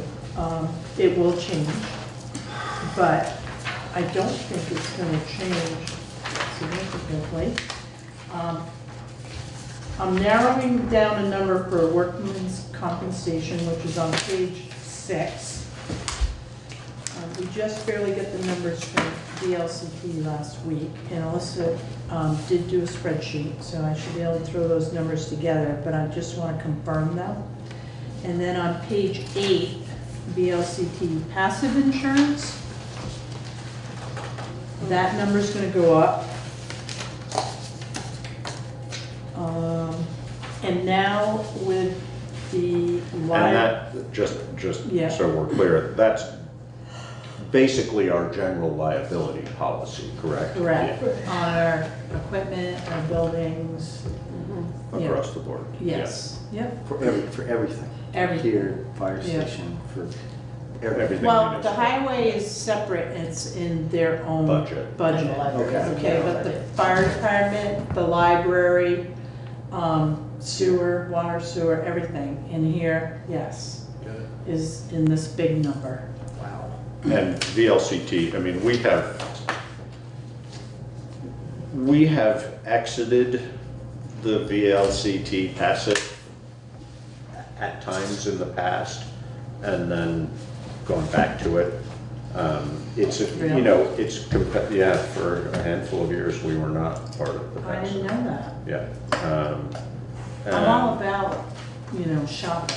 Well, that's exactly why, Yeah. And then we decided to go back because I think we discovered really that the sort of hidden value in it was not that insignificant. And, you'd have to look back to see when but it's, I want to say 6 or 7 years ago, we were out of it for a couple years.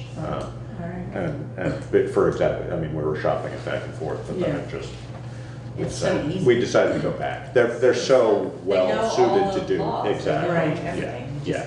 Yeah, and No, the process is simple. Right. You go online and you do a claim, or Yeah. you can add a vehicle, Yeah. whatever, it's really simple. But, and I think that, the benefits of that outweigh the difference. And I want to say it was somewhere for the whole package, which at that time was 65,000 or something. Yeah, it's up to 82 now. I was going to say, 82,000, yeah. I think we, I want to say it was a sort of $8,000 difference that we were able to get it down by using somebody else, and it just wasn't enough to make it worth it over time. Yeah. But I agree. I mean, you know, just good practice would be to put it out to bid again. Right. But just, there are definite benefits to being part of passive. And there's a lot of eggs in VLCT's basket. Absolutely, yeah. Many A lot of municipalities. strength, yeah. And a lot of institutional knowledge about state stuff that's valuable to us. So on page 11, the library appropriation will change. So. If we accept that proposal. Correct. Right. Yep, so it'll go up from the 164,416. And 12 of that is insurance and 8 of that is salaries. Right. Or five. And then there's a few thousand of various other things. Right. Yeah. And that's at 3%. 3%. Raise in salaries. Yeah. I mean, we can reduce it, or we leave it in at 3% and not use it. It's gonna have to be across the board though, if we do that. Yeah. Okay. Well, is there any law that says that you have to give raises based on what the? Yeah, cost of living. Cost of living. And the consumer index. So If you look at- they say numbers, we have to use those numbers, we can't? No, you don't, because some towns too, and I think Brattleboro last year was like low. Right. Low. Not even, in the last 2 years here in Putney, it's been a 3% increase, okay?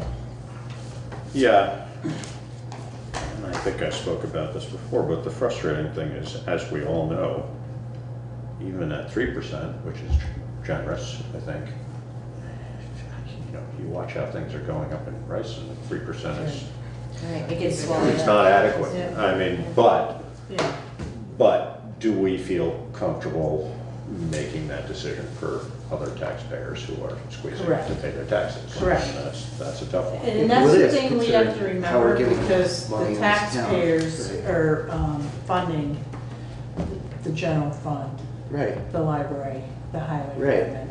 So, Have you like figured out what a difference in like 1% would be? And see if it's even a significant at all number, you know what I mean? Like, That's a really good question. you know, if you put 3% in the budget, but you decide to do 2%, what's really gonna be left over? Well, and how much does that affect an individual taxpayer? Right, is it a on the dollar? value of 100,000? You know, like- Yeah, exactly. Yeah, No, but the we've done thing that is, before, and it's, yeah, and if you do pretty that on $43,000, you know, and then for everybody else, you know, it becomes a bigger number. Right, yeah, because like you said, we'd have to do it across the board. But we also have to consider too, by 2024, minimum wage in Vermont is supposed to be $15 an hour. So how do you get people to be realigned before 2024? You know? well, that's mostly just, I mean, So the 3% could help us get to that $15 an hour. right, is that just FTEs, or is it, it's only full-time people that are 15, or it's 15 across the board, even for, so like our per diems at the library will all be 15, which I'm assuming they aren't currently, but maybe they are. Do you know That's how going to be much my we pay question, who isn't near 15 at this point? There's, So it's gonna have to be everybody, so all your lifeguards, like it's minimum wage, like Yeah. that's right, just yeah, what it is. yeah. Now, I thought too, and I was trying to think this through, I said, well, I don't think the seasonal people, but minimum wage is minimum It's wage. minimum wage. So- We had to raise it last year when it went Right. from 1078 to No, 11. that's what I'm wondering, I Right. mean, per diems, that's every, Right. it's not just full-time. Right, it's okay. gonna be That's what I- everybody. that's sort Minimum of what I wage assumed. is minimum Yeah, wage, okay. whether you're hourly, Yeah, seasonal, on-call. And right now it's 11. It will be 1098, 10, I yeah, think, it's 10, January, 20 something now. January 1st. I had that in the last Right, meeting. it's but- 1078 now, it's gonna Right. be 11, Yeah, not even 11 It's though. gonna be It's 10. gonna be 1096 or 1098. So, But all the people that are full-time employees, not lifeguards or per diems at the library, are all at or near 15 an hour now, correct? We had this discussion about. no, Almost, no, not quite. Not, no, There's a couple. there's a few people that are, Yeah. yeah, less than a Close. hand. Close. Yeah. Close. But they're close, that's what you're Yeah. saying, right? Yeah. So that's not too much of a stretch for us by 2024. No, I think we will get that. Right. No, and that That's 3%, that 3% wouldn't apply to our, I mean, cost of living increase would not apply to our seasonal people. No. No, Right. no, And no, does it definitely apply not. to the per diems or not? So, right, which is exactly where I was going. Exactly, right. No. They get raises one time. Yeah, no, I Yeah, think they'll get that's, a raise, and then the library too, they have some part-time people, and I have. that's what I'm talking about, the No, and I library have not folks, yeah. seen, A cost any- of living no. increase on that, no, but they give them raises, so, I mean, it's 6 of one, that doesn't, the I other. don't think they do it on the same schedule. They- no, I think for Yeah. full-time people, Right, definitely. get cost of living. Yes. Yeah, no, Yes. that makes sense to me, but that's all they, well, yeah, I guess we're paying all of them, but. But something to think about. But I can do some number crunching and just see where it comes, you know. If So it's- you mentioned the number 44,000, is that the amount of increase if we do 3%? Is that where you came No, up with that no. number? No, I was just saying if you got like 43,000 times 3%. Oh, okay, so You you know, were just picking a yeah, salary and then- level, Yeah, for you got example. 55,000, 3%. Right, right, You right. know, you got 2,000 here, you got 3,000 there, Right. you got another Yeah, 3,000 yeah. here. Times You how know? many employees. Right. Right. That, before you know. You know, and on average, I can, you know, pretty Right. much figure it out, you know. Right. 52,000, you know, Times how many people at 3%. yeah. But we can generate a number just Definitely. as an Yeah. exercise to It's see, no. you know. No, and it's sort of generally, each additional $21,000 on the general fund is an increase of 1% on the tax rate. So, an increase of 1 penny on the tax rate. 1 penny, yes. Yeah. So, then how you translate that when you're trying to think about it that way is a little tricky, but Right. that would give us a number Right. So. that would tell us Yeah. how So much you go more back to somebody. the extra highway guy at Or $100,000 60,000, worth of another property value, 12 that here means. and another, 3% for everybody else. Right. Then, you're looking at $100,000. And you're looking at roughly a 5 cent Right. on the Divided by municipal. 24,000, Exactly. so Yeah. what, and it's up to the select board too. Well, it's Well, always a they're hard also one for me because I'm seeing trying to what think kind of about raises it we as have to this do job, and I'm each trying to year think in about order it to as a get this taxpayer in the town $15 too, and how somebody else. And it's like, I was laying in the middle and it's like, it's not good either way. Right, I don't know what to do with that. It's Right. like, It's tough. I can't afford to pay any more taxes. No, I and can't, but then at the same So time, there's the- all the these part- services that have to be funded, and I Right. see that. Yeah. So, No. how do we all tighten our belts a little and think about how do we generate more money from business? Yeah. And take the weight off the homeowners. Right. Huge problem, yeah. Yeah, I mean, No, think and about how to get some money in. Right. No, and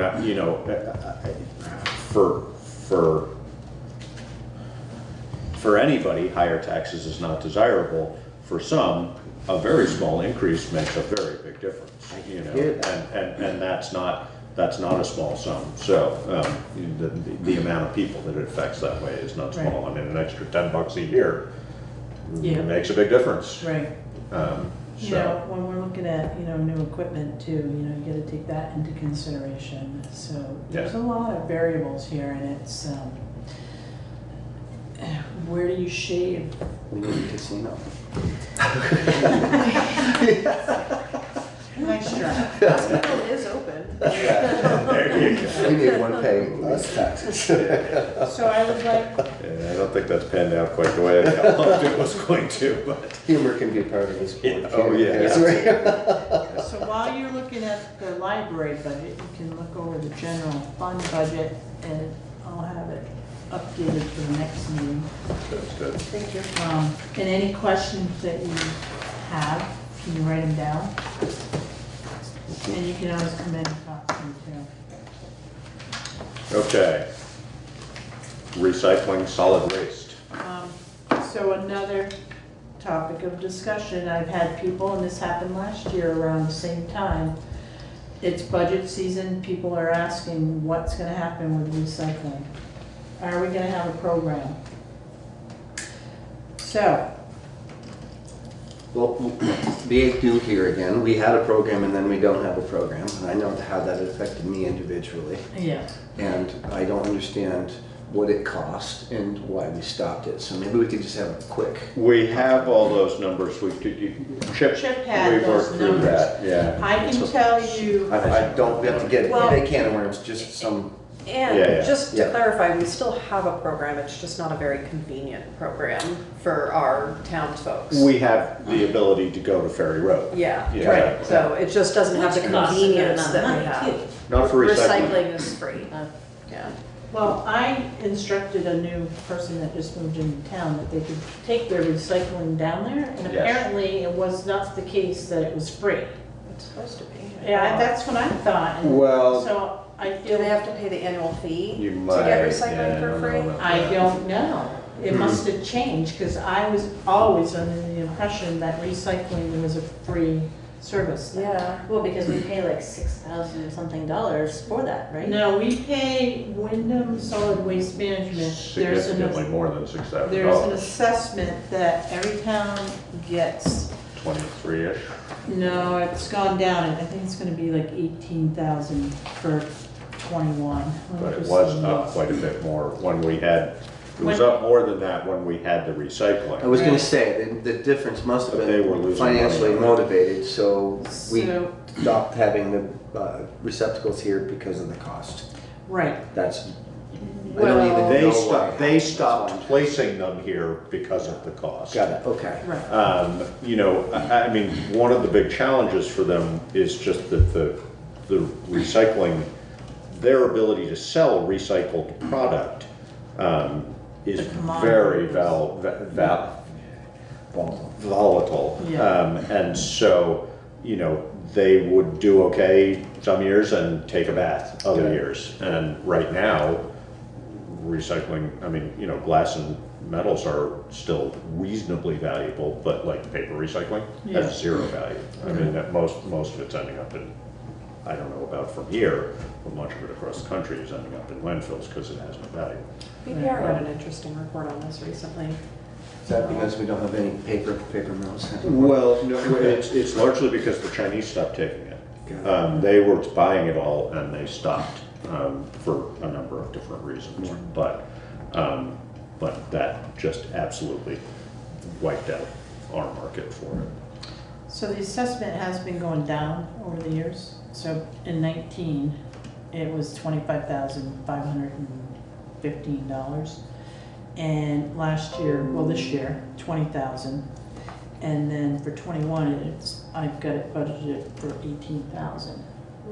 So curbside pickup for recycling and solid waste in Westminster is $200,000 a year. Wow. So again, you know, if Wait, say that again? Curbside, pickup for recycling only recycling. and solid waste. They get a certain number of bags a year Right. of stuff So you have- allocated yeah, per you- household, and They pick buy up. tags over there, Right. you only get 52 tags, so it's one bag a One week. bag a week, right. And then You can buy more, but you have to can pay buy for more, it. yep. Yeah. But they pick the recycling up with the solid waste the same day, and it's every week. And it's still only 200? I thought it was more than that at No, this it's point. 200,000. I had Thank you. I have his town report from last year. I thought it was going up more than that as more of the recycling was came into play, but maybe that, I don't know. I haven't seen the budget up there for Yeah, 21. I think it's higher than that, but The only other option too, Laura, is to have like Triple T bring in the roll-offs. Yeah. But then you have to have a place to put them, and some kind of security. You have to have security because you will have people from other towns dropping that stuff in there, and it will cost Putney residents, not the outsiders. And as we saw with these roll-offs, people will also dump trash if it's unsecured. Right. And then we have to handle that. And what do you mean the only option? Not for recycling. Well, I mean, we could do something different, but, I mean, we could have roll-offs back here. You can't control it. Well, we could make that choice. I mean, But where would you put it? Highway department, we've looked into this Gated? extensively. No, not necessarily. Security cameras, I mean, we looked into, where the sand pile is, and the highway department essentially carving out a spot there and having it this side of the gate. Who enforces somebody for, That's the questions. But that is a possibility. We could do that. And we did all the numbers on that. The problem is we can't, because one of the problems with predicting the numbers is that our recycling, we were by far the most prolific recyclers in Windham County. That makes sense. But that's largely because everybody driving by knew where it was and put it. And it was easy I to think get many to. Dummerston folks used our. Totally. Yeah. Dummerston, Westminster, I all, used it. people from all over. Because it was used convenient. Totally I was convenient. going to work every day and I Exactly. was driving by. Right, yeah. Yeah. Boy, you're on camera now. I know. It's not that she says that, she says that with no sense of guilt whatsoever. There's no remorse. Exactly, it's Don't like, raise wait a you. minute. But just the act of recycling makes it okay. Right. Okay. Exactly. I know that It's when altruistic. When I couldn't bring it down here anymore, it added $46 a month to my trash pickup at my shop. now this is, $50 a month. Yeah. and this is the thing. For 'cause just the me. state And I know I mandated- generate a lot of recycling because of my business, so it's a lot of packaging, it's Right. a lot of cardboard. Yeah. Yeah, Most but- weeks I fill a 3-yard dumpster twice. But it would be $46 Right. for anybody, Right, but even if you So- didn't do that. so having some kind of program I think is great, whatever, even if they have to drive to Bratt. But Well, the state mandated the recycling program. Right. Everybody got on board. Wyndham Solid Waste pulled the plug out of the whole, Right. and the towns are left to figure it out, We should bring up that math. Chip would know if, I'm sure we have it somewhere because we went through it. I want to say that for townwide pickup, we were estimating that it was going to be over 300, but that may be wrong. Our demographics are very similar to Westminster, so they Yes, should be yeah. similar, but, I can't help but wonder too, though, if Westminster had started this so long ago, if they're not seeing the increases that we would see starting it now. You know what I mean? yes and no, but that's what I'm recalling is that when it was passed in Westminster, which wasn't that long ago, 5 years ago maybe? No, I was there. So roughly 5 years ago? Well, I've been here, 2 years? Oh, yeah. 2 years I've been here already. Right. But recycling really, the market became volatile. Right. Just Well, it's about. always been volatile, but it really bottomed out. Yeah, it's. So, and I think I was there my second year when we got the program going for curbside. So, yeah, it's been 6 years. I was under the impression that increase was going to be dramatic. No, and I know what you're talking about because the SWIP, all that changed Right. when Wyndham Solid Waste. Right, so stopped maybe doing those the- numbers aren't the same as Right. what we were looking at. Right. But my recollection about the recycling was that it was going to cost us somewhere between $40,000 and $60,000 a year just to have the service, i.e. to have rentals sitting there, and then you pay tipping. And the difficult part again for us about that was we had no accurate way to assess what the tipping was, but Triple T, we put it out as an RFP and the only response we got was from Triple T. Nobody else was interested. well, if they can't sell the products for anything, who's going to do the service, right? I know what tipping is, but can you explain it just because it's a term that we use in restaurants, but in garbage it's a totally different thing in recycling. Right, tipping fees are what you pay to dump those. So the dumpsters, you pay two things. You pay an upfront fee for essentially rental of the dumpsters per year. Mm-hmm. And then you pay trucking fees, which is for them to come once a week. But for example, when the recycling was here, they came 2 to 3 times a week here because our volume was so high. When recycling had some value, that was great for them. But when it doesn't have value, then they're coming 2 or 3 times a week and they're not making anything off it, and they can't do that. So you pay the trucking fees, which are fixed. That's basically the distance from here to the location of wherever you're taking it to, and then the tipping fee is based on the weight of what you're dumping. So, so it's a combination of all of those things. So depending on your volume, that expense can, there's both trucking and tipping involved, and that's a big variable. So, but we could do it. We've looked into it. We could certainly look into it again. It's a question of whether we feel it's worth $80,000 a year to have recycling in town. For many people, the answer is an obvious yes. Right. For many other people, I'm sure the answer is a very obvious no. It's no for me, because I can walk 50 feet and fill a dumpster, and it costs me more to fill my truck 3 times a week and bring it down here. Exactly. But you're atypical in that respect because of the volume you produce. And for somebody who, has one little bag of recycling a week, and they can take it to, Ferry Road once a month and pay nothing to get rid of it, they say, what, my taxes are gonna go up again?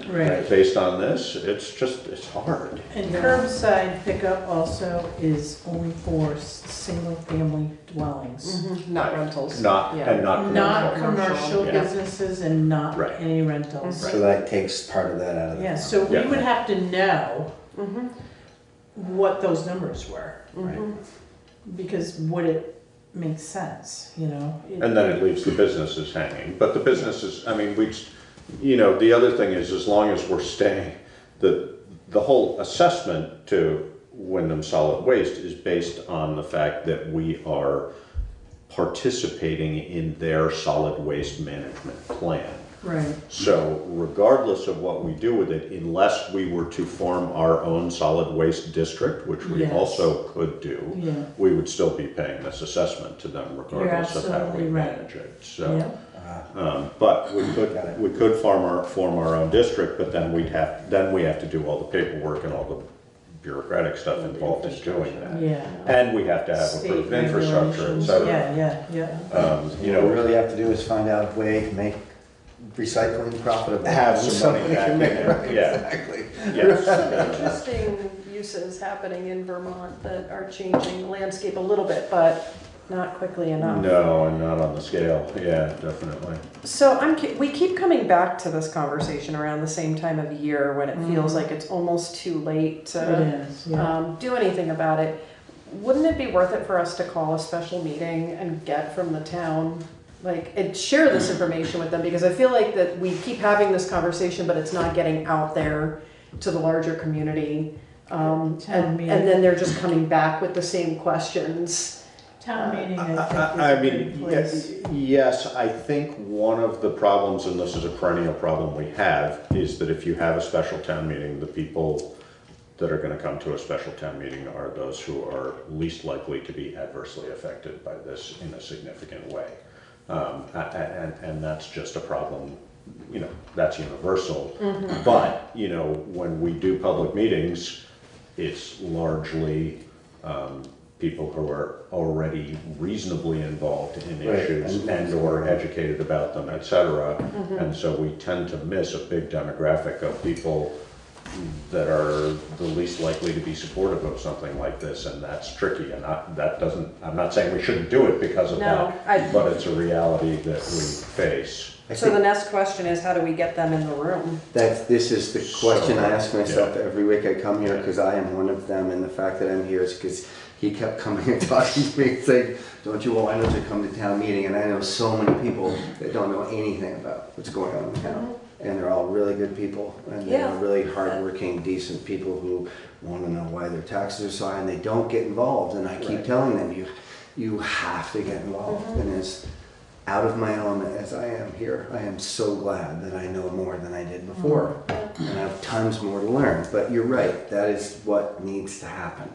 And everybody needs to chime in and get involved so that we can really know what they want and what they think and add to the conversation. And also so they can, I'm sorry, they can hear all of the information because they might change their minds about things that they didn't expect that they would. And we might learn that what the general populace wants isn't what the people who show up and tell us they want, because they're such a small percentage. The only way we can even remotely effectively do that is sending out mailers and we've done this, and I can't remember the context that we did it in, but we solicited feedback from everybody with an address, and we got more feedback than we'd ever gotten on anything else. We still didn't get anywhere near, I can't remember what the percentages is. I can't remember. It was a town plan issue or something, I can't remember, but honestly, in order to really do that effectively, it's like census taking. I mean, you virtually have to go door to door in order to get an accurate. And in the last 2 weeks, I've had at least a half a dozen people come up to me and ask me questions about this stuff, and I go, come to the meeting. Please, please, please, come to the meeting. Just come to the meeting. Man, come to the meeting. Come to the meeting. I don't, you need to talk to some other people too. I know very little so far. Maybe we did a potluck. Free beer. Free beer might do it. Free beer, okay. So you bring the raspberry cordial and... Yeah, it's hard. Because my experience with particularly with the recycling, the ones who are most vocal about it, in fact, are business owners.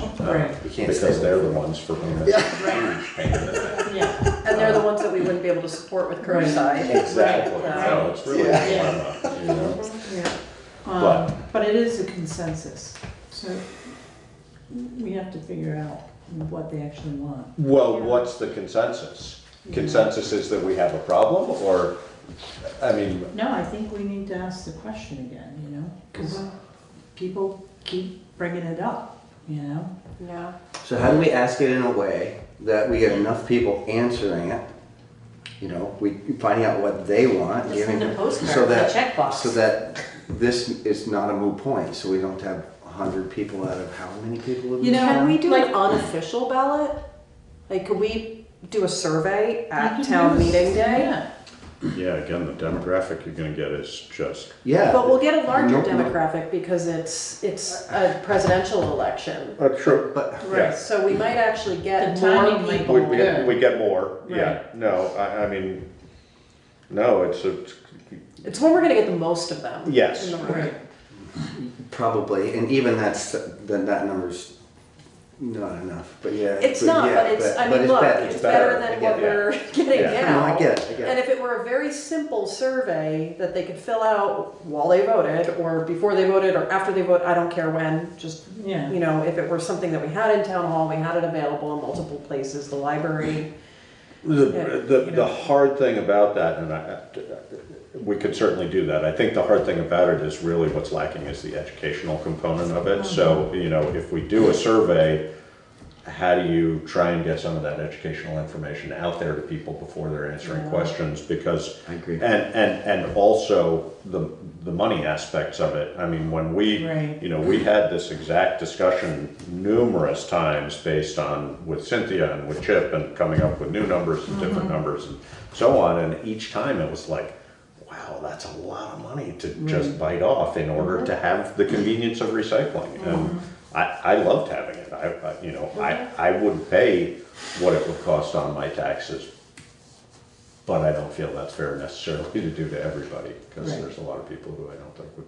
But yeah, how do you present it in a way so that those survey questions are, because I think if to take the most simple side of it of saying, would you like to have recycling in town? I can't imagine anybody's going to say no. Right. But if you say, would you like to have recycling in town if it's going to cost you an extra, $2.20 per 100,000 of value on your land, and that translates to so on, suddenly you've lost a lot of people. It's sticky. I just keep trying to encourage people to reduce, so you don't have to recycle. Yeah. But I do think, Karen, there should be a file on that somewhere, and I don't know whether you could touch base with Chip, or I don't know where we'd find it, but we definitely have. I mean, they'd be old bids now, but we have bids and we have numbers as to what trucking would cost and everything. It's not insane, or we could ask for new ones, you know. That might be wise at this point. Is there an opportunity to partner with Westminster over curbside, if that were something we would? No, because they're contracted with Ruggiero. Yeah. So I spoke to Joe and he said, well, find out what the community wants, you know? And he goes, we can talk. Yeah. So is it curbside or is it just, you know, containers, you know?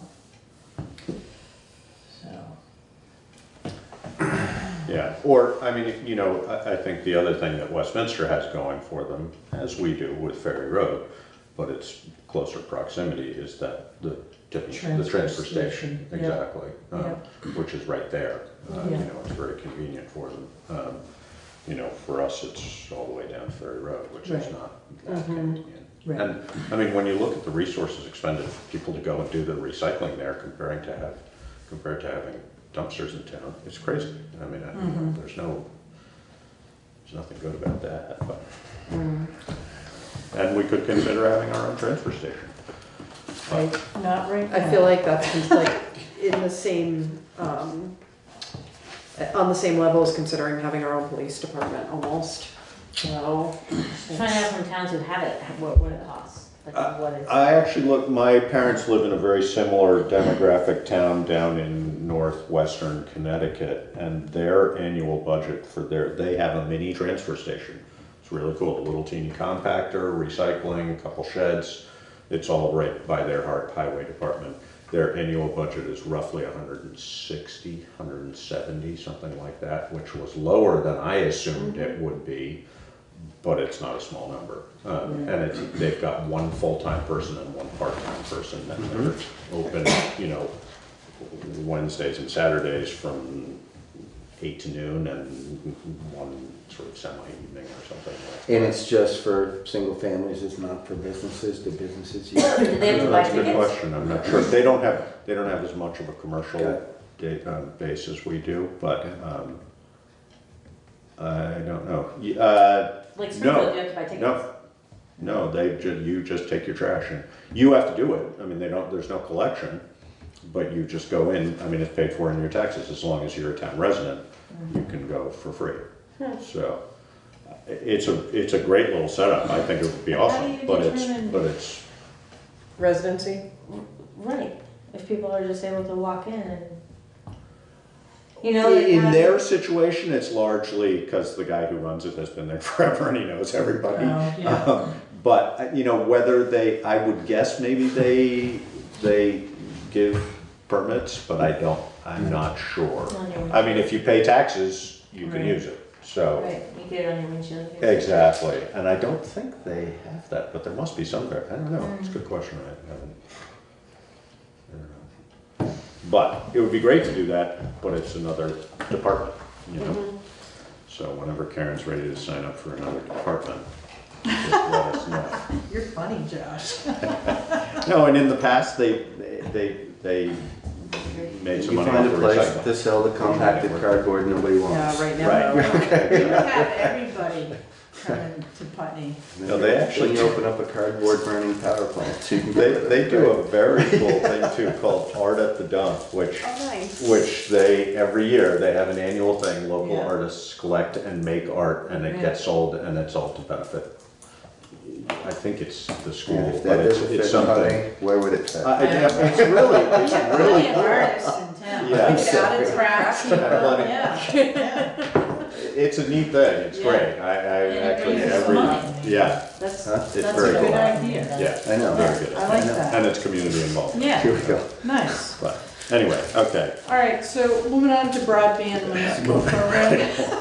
Something. We're not taking our time here on anything, are we? I'm going to connect the connectivity survey into the broadband municipal program. Sounds good. So Wyndham Regional was supposed to get information out, and I had a chat with Chris Campney, and he wanted me to sit on our connectivity survey. So Alyssa and I, Wanted you to sit on our connectivity, sorry. yeah, not send it out yet. Oh, okay. Okay, Yeah. because there's something brewing down at Wyndham Regional, and they're trying to get all the municipalities involved, and I have not seen the information yet. But Alyssa and I, so every month we look at the telephone bill and cry. So it was Fairpoint, now it's consolidated. So our phone bill went from, we have 17 lines in town. And I would say probably 6 maybe have our alarms, okay? Dedicated HOTS lines for our alarms. Right. And then the rest are telephone lines, okay? So we went from $17.50 per line up to $25 per line because the contract expired. So I had a teleconference with Regina, our representative, and I'm like, yeah, I can't sign this. I said, you gotta do something with these numbers. You gotta find a way to lower this bill. So right now our bill is what, almost $700 a month? More than that. And before the jump, it was $493, which I'm not okay with. I think it's way too much for the use on those lines. But Well, it was $493 just for the, you know what I mean, it wasn't the total bill, bill. it was 600 something was the total bill. So now it's gone up over $100 Yeah. because we didn't sign a contract because we really don't want to. Yeah. We want them to lower it. So, while I had the conversation with her about lowering the bill for what we have, I asked the question, I go, what do we have in town for fiber? So apparently Putney has fiber on all the poles. The problem is, Not on all the poles, or not on all the poles, everywhere. We have fiber on all the poles that would serve the municipal buildings you're Right, talking about. right. In town. It's not everywhere. I know where it stops on my road. Yeah, fiber's not universal throughout the entire all right, town. so she misunderstood my question, because Right. my question is because of this broadband program that the state and Wyndham Regional are encouraging towns to buy into as a utility. So I want to know where the fiber is in town. Because if the fiber is, it's not going to be cheaper, but if we buy into it, it'll be less expensive. So for single family homes or anyone to hook into that fiber, it's very expensive every month, okay? But as a municipality and servicing it as a utility to the community, they can reduce that cost.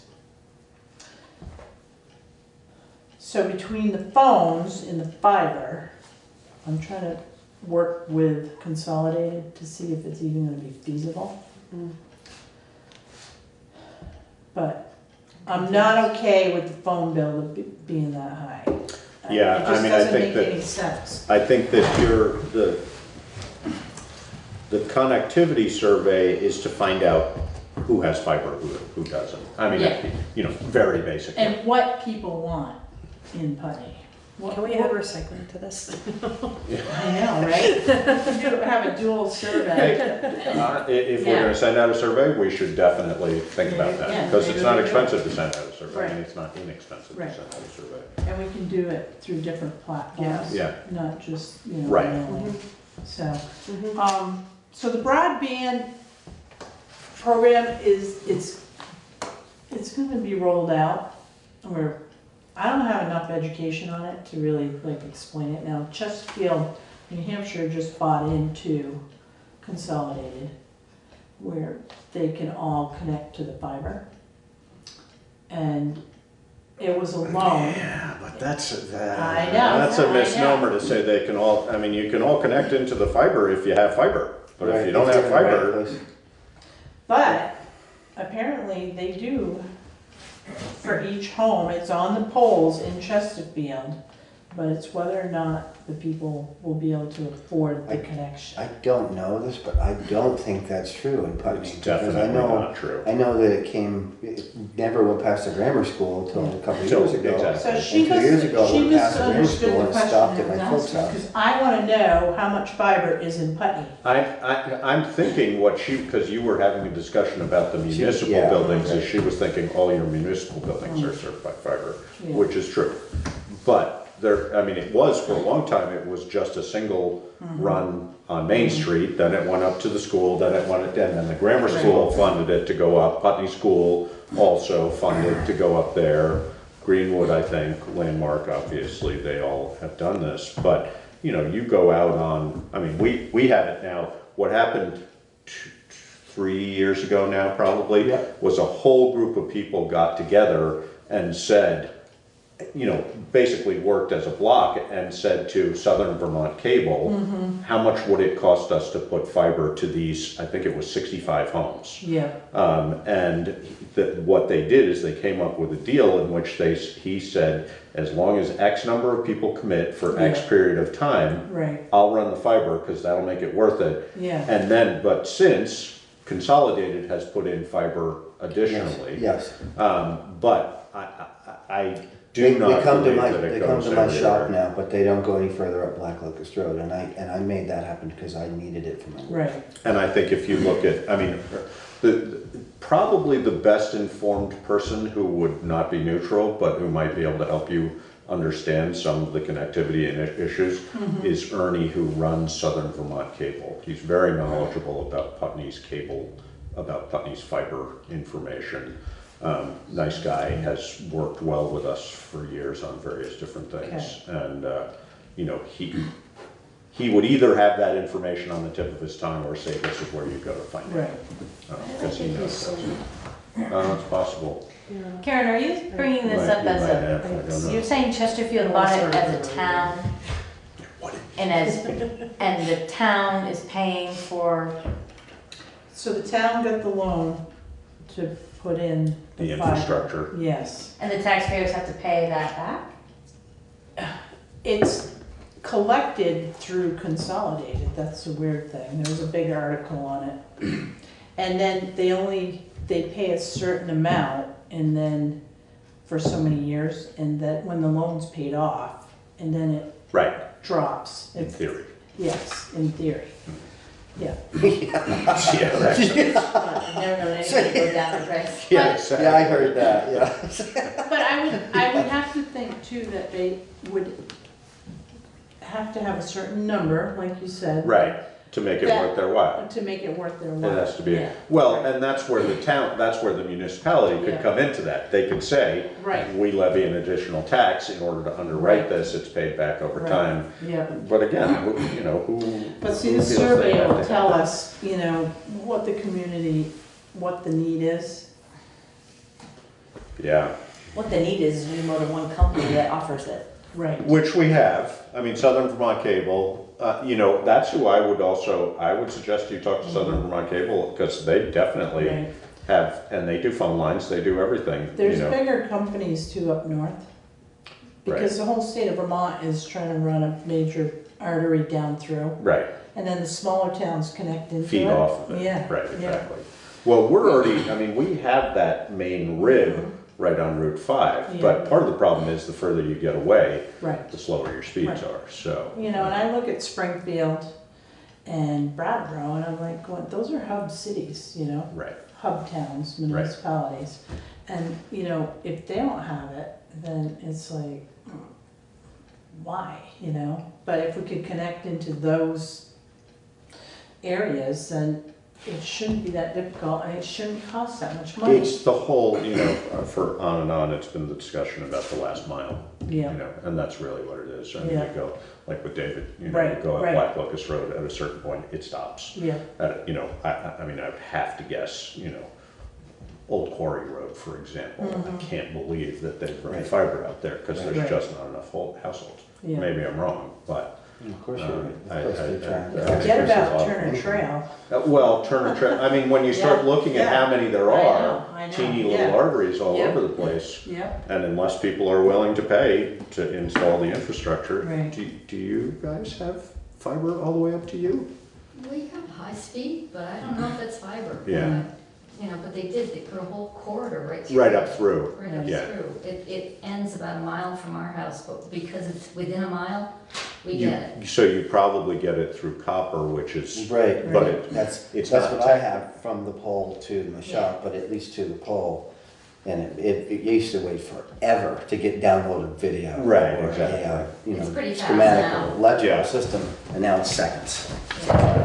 But, yeah, I just wanted to bring that You up. could just give Xfinity your firstborn child and be all set. Could do that too. Pretty much about how much they cost. Yeah. No, I mean, it's amazing, the cost per mile is just staggering. Yeah. And I think that's come down because fiber technology is better, but it's still, there's a lot of money.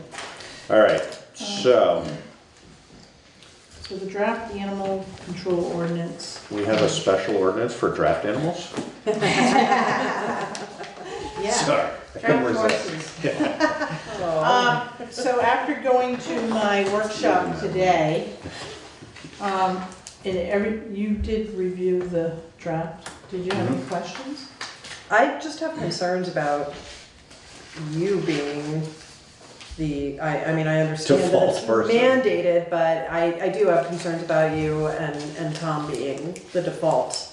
I feel like you have way too much on your plates already, and But I think that's statutory, isn't it? That's Yeah. not us. yeah, no, that's not us. So even if we didn't have an ordinance, Yeah, that yeah. would still be the case. Yeah, No, I but I just- totally agree. I think Yeah. it's, But that was the only ridiculous. thing that really raised alarm bells for me when I was reading through it. So I want to meet with the Animal Advisory Board. They've kind of just, been quiet. they've been very quiet. So, meet with them. We have to warn this as, a public hearing Right. because it is an ordinance. If we're gonna adopt an Yeah. ordinance, yeah. So, 30-day notice in the paper. I learned all that today, by the way. This is all an important step in hopefully creating a relationship with Right. the deputy, the sheriff's department. Yeah, so we should have Without an something ordinance, then- anyways. Right. And if that happens, then we can, massage it if we need to. Yeah, no, Amend and I think we shouldn't underestimate at all the importance of what he was saying about 23 towns having 23 ordinances. Right.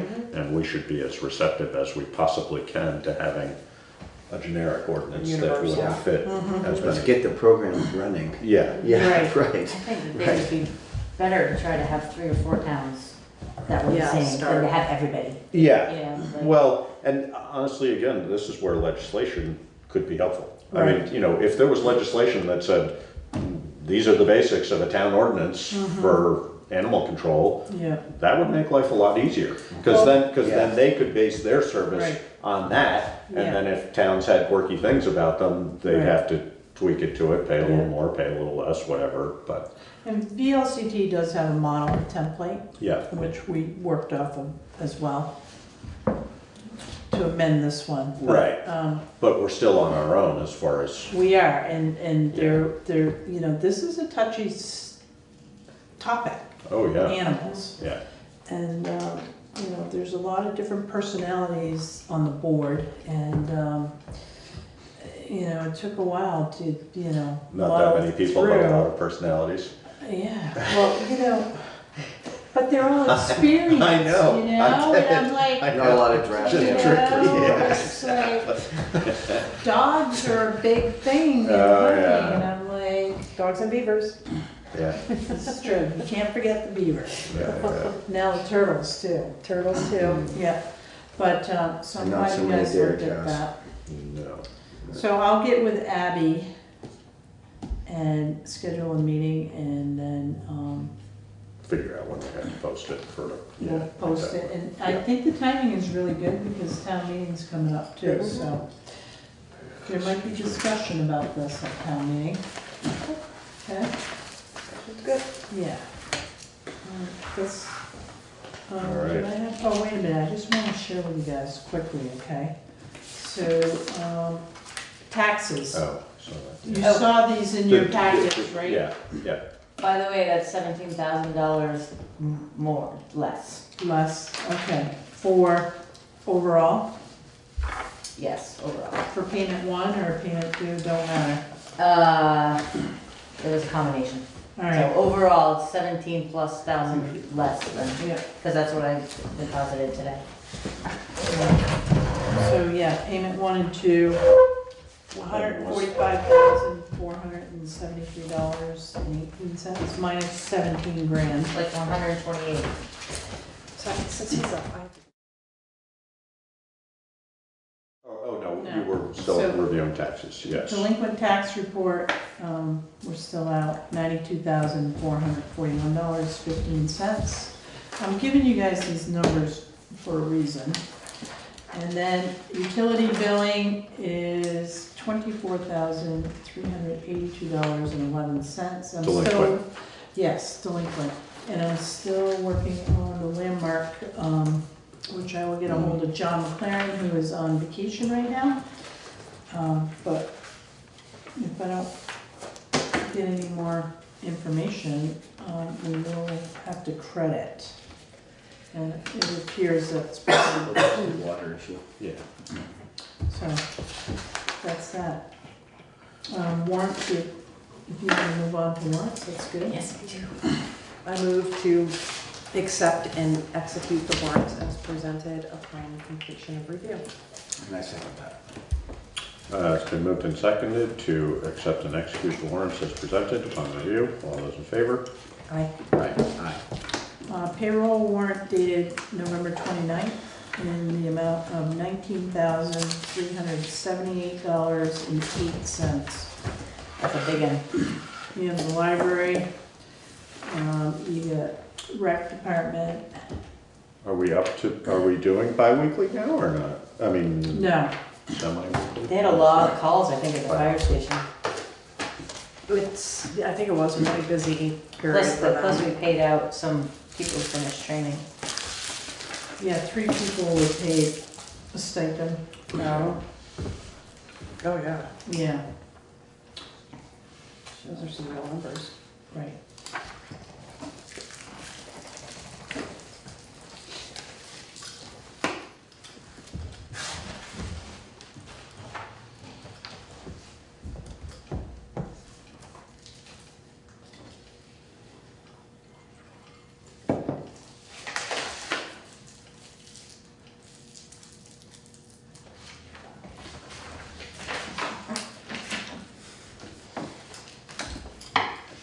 We'll be done in like an hour, so.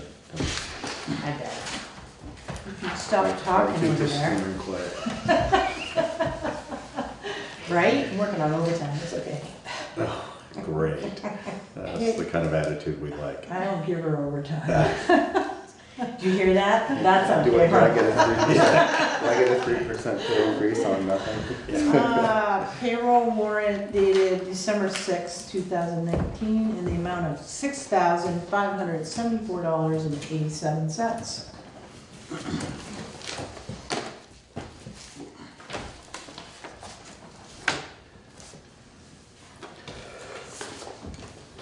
Usually, yeah, good stuff. Yeah. We're almost done. That's what you think. There's no other business.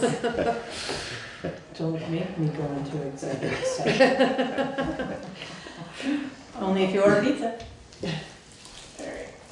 Accounts payable dated 11/23 through 12/6/2019. There is a payment to the school in here.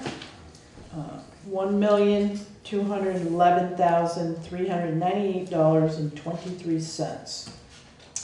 So that would be the second payment to the school.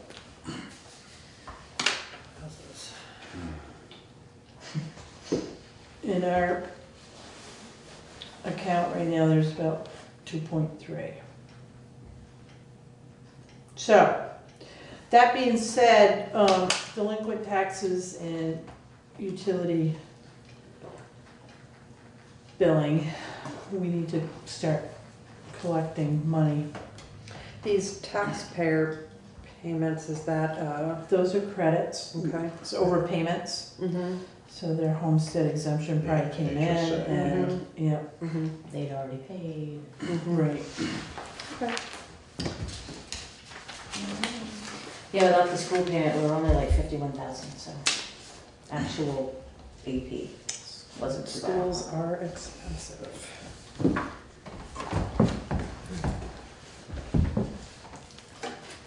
And we only have one more to go.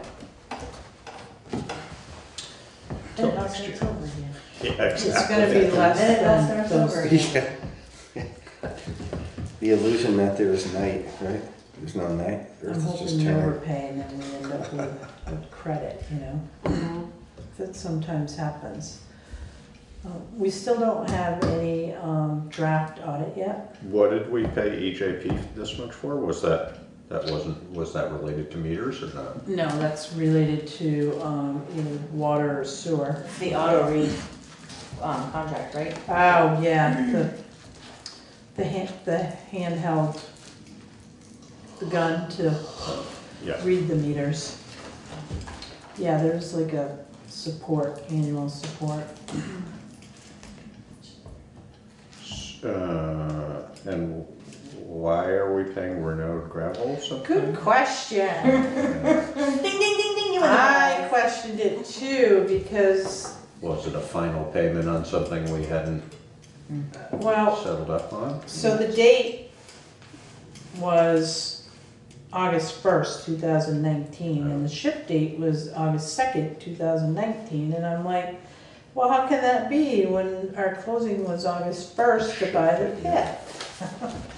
So I called Renault and talked to Cindy, and the answer to your question is that it was material for the Houghton Brook culvert project. And the date of the slip was 8/1, but the product was received prior to that date. Mhm. So basically, we were finishing out a grant with this material for the town. Right. Okay. But unfortunately, because this invoice came late, and there's another invoice from Mitchie for $9,400 that came late, they're not reimbursable through the grant. So these expenses will come out of the highway department budget. Why would Mitchie have come in through the? Well, I grant? called them too, and their invoice was dated 10/31, and I submitted, But they wouldn't have been, oh, Mitchie for the construction of the culvert? it was for engineering, I was okay? thinking Mitchell Yeah. asphalt. So I'm like, we submitted this grant on August 1st, and I said, you're just sending us an invoice. I'm like, that can't happen. Yeah. So we have no recourse but to pay it. We can't get reimbursed, it's too late. So That's frustrating. it's very frustrating, and So I guess the lesson in that Yeah. is that not doing due diligence to make sure we're settled up with everybody before well, I we had, close the grant. And I'm not I faulting you had for that, I'm asked the just saying, question, yeah. but next year it won't happen. I think there needs Yeah. to be like a, Brian says, I ordered this, this Exactly, is what. some sort that of way when we accounting of pay, it, like- right. Yeah. What hasn't been paid and Yeah. how much is it gonna be, Yeah. and, yeah. And I don't think there is that right now. Can You you, need a checklist for every project. Yeah. Like, well, who is going to be submitting invoices to you, you know, and Yeah. have we gotten them yet? Yeah. Right, which we, Brian's pretty we good know, about it. yeah. I don't know It's the why timing of the this one- invoices, but it's Yeah. unfortunate that the grant, just the way that cycle works, Yeah. that's the way it is. So that Mitchie check, I don't mail that. I want us to send a letter with that check. It's in there, it's this time, it wasn't last A time? letter of objection. Yeah, I'm gonna contest it, Yeah. but I wanna contest it to the right person, not the project engineer. Right. Cause I want it to be known that this should Was have never unacceptable. happened. Yeah. It is unacceptable. Yeah. So, Well, that's like 3 months later. Yeah. Do it if we don't pay it. And that was for services that were done Hey, 3 months early. before that. Early. Yeah, That was at for the least. design Yeah, of so that was way the back. box core. Is there no time limitation on submitting an invoice? Probably not. No. Or not. There probably is, but it's probably. But Renault's is 18 the same. months or- Yeah. Renault's is the same. That should never happen. But, there's verbal agreements, I get it, and it's just like, but. Yeah, right, but again, the sort of what do we learn from that is. Well, what I've learned from it is I'm not gonna hurry up and close a grant. Exactly. I'm gonna keep it open for a couple months. Or at least Make sure do what you need to make Yeah. sure, I mean, Right. those were probably things, had you been aware of them and thought about it, you Right. could have easily tracked them down, you just didn't know you had to. Yeah, but I would have never known that. Right. Brian would have had to tell me that, Does he review a grant before you close it out? Yes. Does he review the? Yeah, yeah, So I it's just- showed it just him. got missed. It slipped. Yeah. Yep. No, and there were probably already, I'm sure there were payments to Mitchie in there and so on, so. Yes, because we had to have it down like a deposit. So you see Mitchie's name. Yeah, exactly, say, okay, we'll Yeah. pay, yeah. So unfortunately, that's, $12,000 like that. So there would, there's the money piece again, Yeah. All right, do we have any other business? No. And we don't need an executive session. Why not? Well, we can. Did you make your call? You got 2 minutes. I was joking. I'm not gonna. I ate before I came tonight. I figured tonight was gonna take forever. No, I'm good. Our next meeting date is December 18th. Yeah, I don't think we need to have one prior to Between. that. Okay. You don't think so? I don't think so. No, I think we're good. Okay, good. And then if there's a motion to adjourn. So moved. Seconded. All in favor? Aye. Aye. Aye.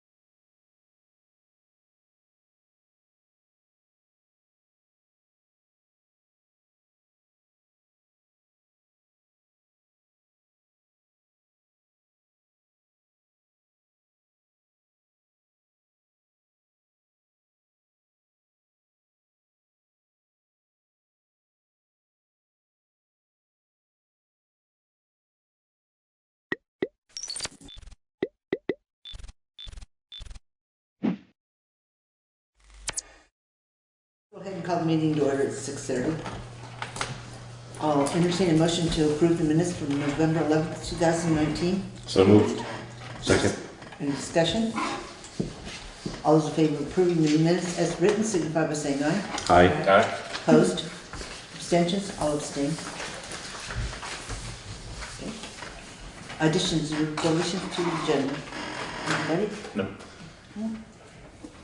Alrighty, then I'll entertain a motion to take the agenda out of order and take some members of the public first. So moved. Second. Any discussion?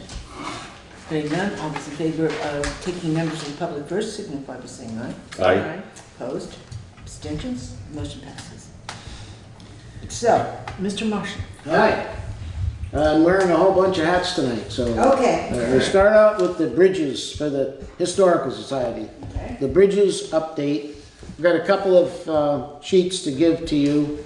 One basically covers all the bridges, and the other just deals with the one at the state park referred to as the Negro Brook Bridge, which is the one we want to try to proceed with. So these are dated, one's dated November 12th, the other's dated November 18th, and there's been more sales or contributions since then, but that's the last printed update. And the contributions come from contributions, people giving the Historical Society money for the bridge project, and sales of note cards, seasonal cards. There's some new ones that were just put into the display case over here, and we've been taking orders for them for the holiday season. Some of them done by Lois Phoenix. Been quite popular. So with that in mind, and receiving of a grant from the Wyndham Foundation specifically toward the Negro Brook Bridge, they would not give a grant to a bridge that's being used. So it's specifically targeted to that bridge. That bridge has a specific budget created by Michael when he did the assessment that is a little bit in excess of $18,000, and if you notice from that report, we're now at about $4,000 short, but it's less than that since the date of that report. So, at our most recent meeting, we decided we would like to engage Michael Weitzner to do the work that he proposed in the assessment that he did previously. For Negro Brook? Yes, okay. For that one bridge. The theory being we'd like to get something done that's completed, that bridge is close to the road, people can see it. Once the work is done, they'll be able to see the kind of work that Michael's talking about, and maybe that'll help spearhead more contributions toward Fairbrook and West Townsend, and particularly West Townsend. So that's the proposal. It's a doable project, but we don't own the bridge, so we need to know if it's okay for us to ask Michael to produce a work agreement or whatever that can be presented to the board to sign. He's already done that once when he did the emergency work last year in West Townsend, so and I'm assuming no further damage has happened to the bridge since he did that report, so I'm assuming he'd be following the recommendations that he gave us in the original assessment that he did. But we just need to know what's the procedure for that. I'm assuming he would write something up and we would present it to you to agree to. He would write a proposal? Yes. A cost proposal for us? Yes. And then it would be up to the board to decide whether or not they wanted to approve that, at which time you would be able to secure a contract. Okay. Between us and the town. The one thing we will need for him, which we forgot the last time, is we will need a certificate of insurance for him before I thought he he gets. provided that. He might have after the fact. Okay. But before if we're going into Yeah. a new contract in a new year, if you could just remind him that we'll need that. Okay. So Art we'll contact him, ask him to make up something that we can present to you, and we'll mention the insurance thing, and our goal is, you know, after this, that bridge tends to have snow on it till May 1st, so, you know, after that's passed, hopefully he'll start it and we'll get it done.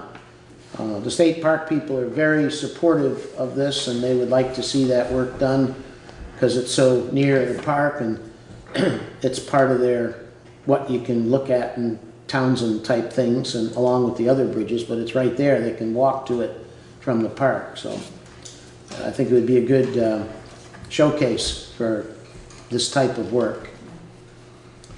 All right, so we'll proceed with that. I spoke to Stephen before about, we would like the board and the town to apply for a small structures grant again for the West Townsend Bridge. Megan Bronk encouraged us to do that, and we would encourage the town to do that. And I guess if it gets rejected again, it gets rejected. I don't think there's any cost or harm in asking. And then we're going to continue fundraising and grant looking for the West Townsend work. So it's just we don't have the authority to do that, and we just ask that you do it again. Well, unfortunately this year we would be competing with the Stone Arch Bridge and Bridge 43. Mm-hmm. Because we would be submitting for Bridge 43. It usually takes a couple of years to actually have a grant application approved. Mm-hmm. And you just keep putting them in year after year until your number comes up and you're actually awarded that.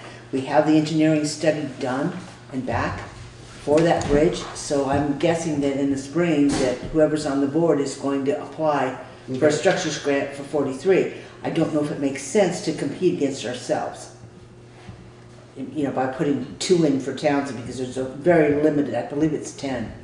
We were just going by the suggestion of Megan that it was appropriate to do that, and she made it sound when we went through this last year. Of course, it was rejected, but to do it again, and yes, you are competing with each, you know, with yourself in a sense.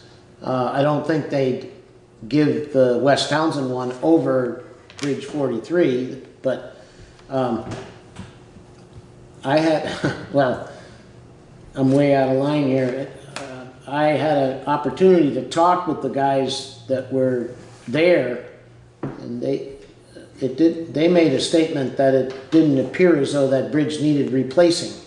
It needed repairing, so I don't know if that's true or not. I haven't seen the report. Well, the report's right here, and we'd be happy to give you a copy of it if you'd like to see it. Okay. As well as the email chain that came down from the, I believe that was the auditor's office. Diane Hahn at the auditor's office wanting to know what the town was going to do about Bridge 43. So then this is about 2 years old at this point in time. So bridge has been in the works now for a good 2 to 3 years, trying to get the engineering study done, and then to the structure. Does the engineering study recommend replacing it, or it does not recommend replacing it, but if you look at the email chain that's been going back and forth, Kurt Bostrom told them in, it must have been December of 2017, that it was an application to replace. And he has support of, at that point in time, it was Mark Pickering. Well, I guess my question is, obviously if it needs replacing, it's probably going to come close to the 175,000, I believe, or probably. But if it simply needs repair, is it possible do they ever combine projects? Since the West Townsend one didn't need an engineering study, they accepted Michael's assessment report. I don't know how these things work, but if that's possible, it's possible that if we were to receive the total maximum amount, it could be applied to both bridges. But I leave that, I don't know anything about these, and I just offer that as a suggestion, and I'm only going on what Megan Bronk suggested that we do is reapply, but we can't do that, so. Anyway. Well, you- I mean, I- did you have a copy? Did we copy what we can hand that to him if you would, please?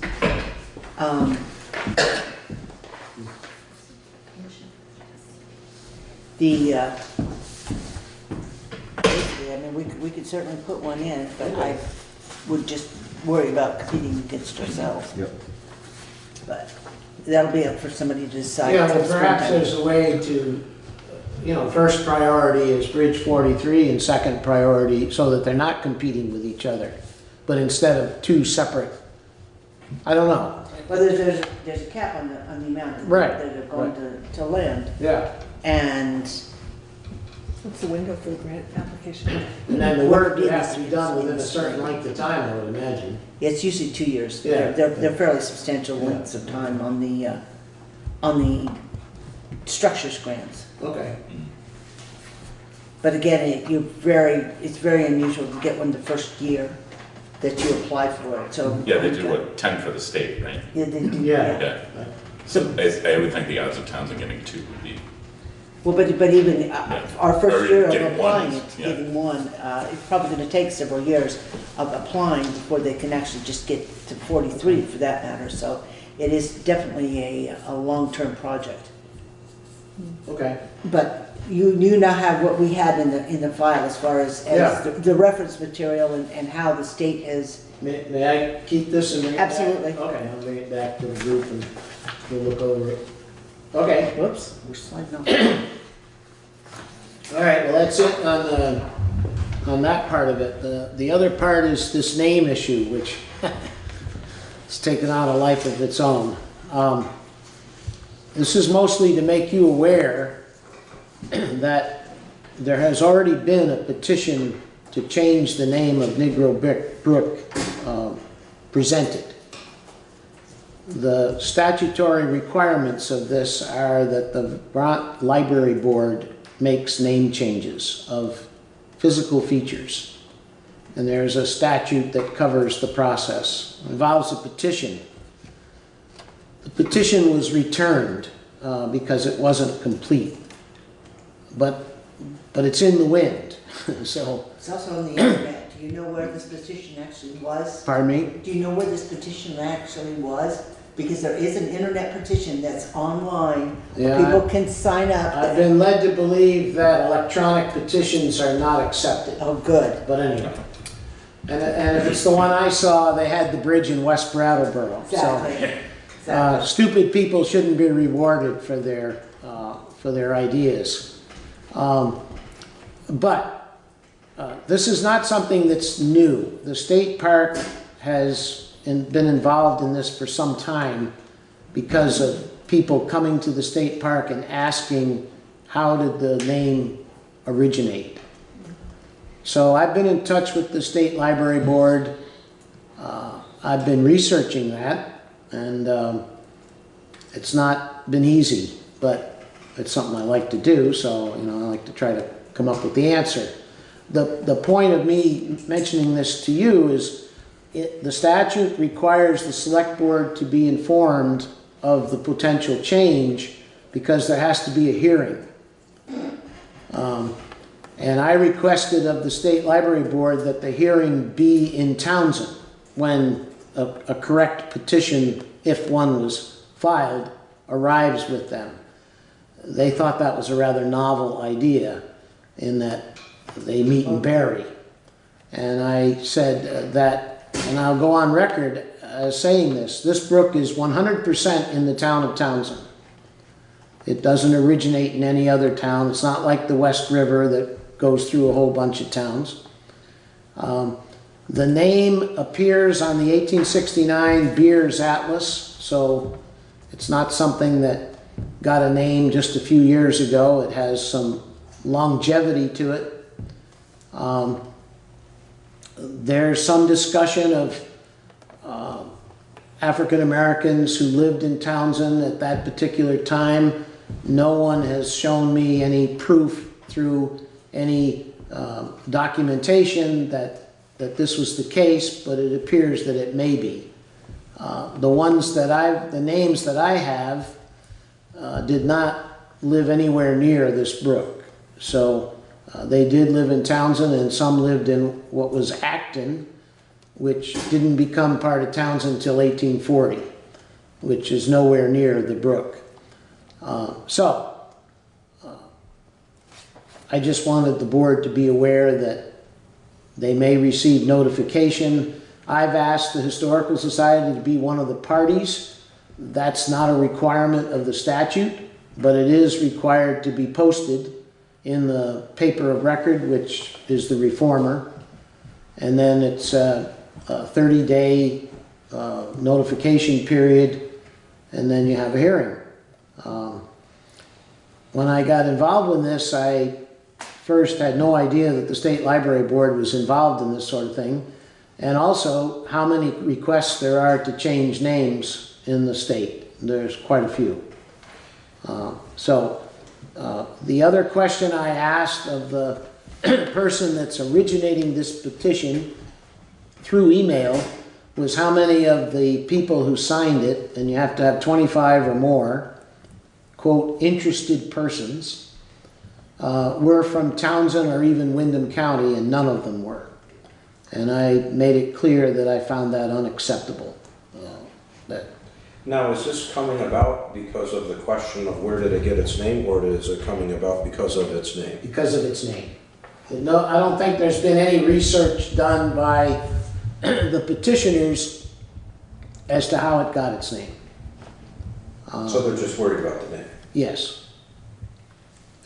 So it's just a point of information. And in talking with the state park people, and I have talked with them recently, this is a question that comes up a lot. And they don't have the answer. And I don't have the answer. But I'm looking into it, and hopefully we'll come up. I need to come up with a specific name, of a person, as opposed to, there was a black person living there, and who knows. Just make something up and stick with it. So that's the story on that. All right, my next hat is combining a couple.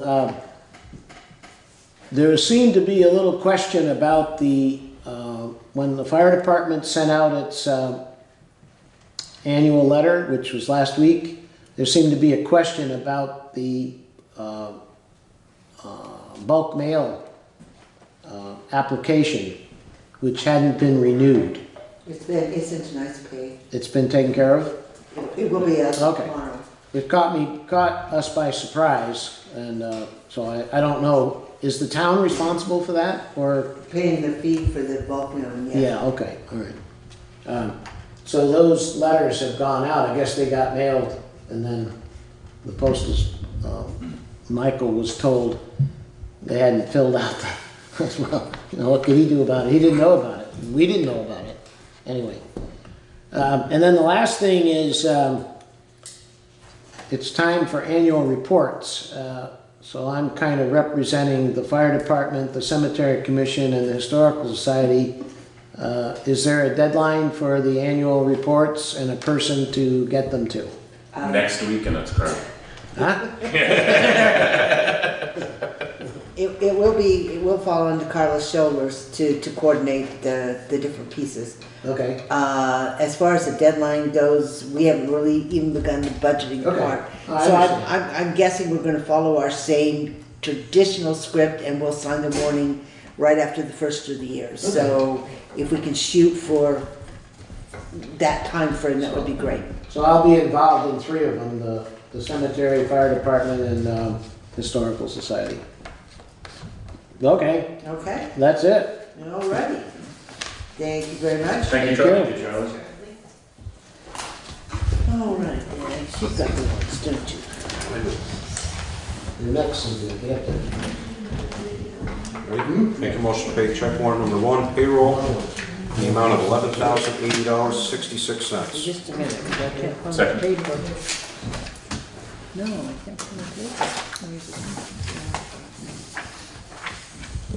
Okay. All right, is there? I seconded. Okay, so second, all those in favor, any discussion? Blah, blah, blah. Hearing none, all those in favor of paying payroll warrant number 1 in the amount of $11,080.66, signify by saying aye. Aye. Opposed? Abstentions? Motion passes. Make a motion to pay check warrant number 2, payroll tax, the amount of $4,946.70. Second. Is there any discussion? Hearing none, all those in favor of paying payroll tax warrant number 2 in the amount of $4,946.70, signify by saying aye. Aye. Opposed? Abstentions? Motion passes. Make a motion to pay check warrant number 3 out of the general fund, the amount of $11,087.22. Second. Is there any discussion? Hearing none, all those in favor of paying general fund warrant number 3 in the amount of $11,087.22, signify by saying aye. Aye. Opposed? Abstentions? The motion passes. Make a motion to pay check warrant number 4 out of the general fund in the amount of $20,569.54. Second. Any discussion? Hearing none, all those in favor of paying general fund warrant number 4 in the amount of $20,569.54, signify by saying aye. Aye. Opposed? Abstentions? The motion passes. Make a motion to pay check warrant number 5 out of the highway fund in the amount of $5,062. Second. Is there any discussion? Hearing none, all those in favor of paying highway warrant number 5 in the amount of $5,062, signify by saying aye. Aye. Opposed? Abstentions? Motion passes. Make a motion to pay check warrant number 6 out of the equipment fund, the amount of $1,637.49. Second. Any discussion? Hearing none, all those in favor of paying equipment warrant number 6 in the amount of $1,637.47 or 49 cents, signify by saying aye. Aye. Opposed? Abstentions? The motion passes. Okay, so I want to get some of this straight here. All right, then moving on to highway report. We've had several weather events. We started out November with some freezing rain and some minor snow, but we've had good sand and salt, I think 8 different times so far this season. As far as projects go, we have been working on ditching and hazardous trees. We'll continue with that in between storms as long as the ground isn't frozen. And I'm sure you're all aware, about 2 weeks ago there was a fatal accident on Route 35 in Athens. The state police had called me shortly after the accident and asked me to close off the Athens Road at the intersection of the Grafton Road on Route 35. That's when I learned we don't have adequate signage to do that. So I put together what I felt we needed for a sign order to do that. I do have $500 in my budget this year for signage. To put together a sign package that I think the town should have, it's $863. So we have a couple of options. I could use my budget, and I had a discussion with Sherwood Lake, and he offered to pick up the other piece under his budget. Or I could do my budget now and apply for a safety grant, which would become available in April to pick up the balance. So however the board thinks we should move forward, that's the cost for road closure signs, detour signs that we do not have. Any suggestion? Does the fire department have those? They have some signs, but they don't have what I needed to do to, Right, okay. you know, I was out there Really with close the road, a yeah. piece of wood and a can of spray paint, you know, it's not Very too good. impressive. Depends on how good you are with spray paint. No. You're not artistic in nature. So if Sherwood picked up the balance from his budget, this signage would still live at the Townsend, at our garage. Yes, his emergency management budget, he has funds to pick up the 300 and change over what I would be able I to think do. that's a great idea. I'd make a motion to have Steve order the signs and pay for $500 worth of them out of his budget, and then the balance of it out of the emergency management plan budget through Sherwood Lake. Second. Does that make sense? Is there any further discussion on that? Hearing none, all those in favor of ordering and paying for emergency signs, signify by saying aye. Aye. Opposed? Abstentions? Motion passes. Thank you, that's all I have. That's it? Alrighty. Then, Carla, do you want to bring up what you found out about the Cintas piece on the uniforms? Where we are now with that?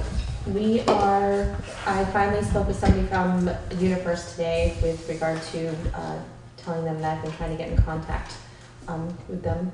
And she said that the gentleman will be calling me tomorrow afternoon as they've been really busy.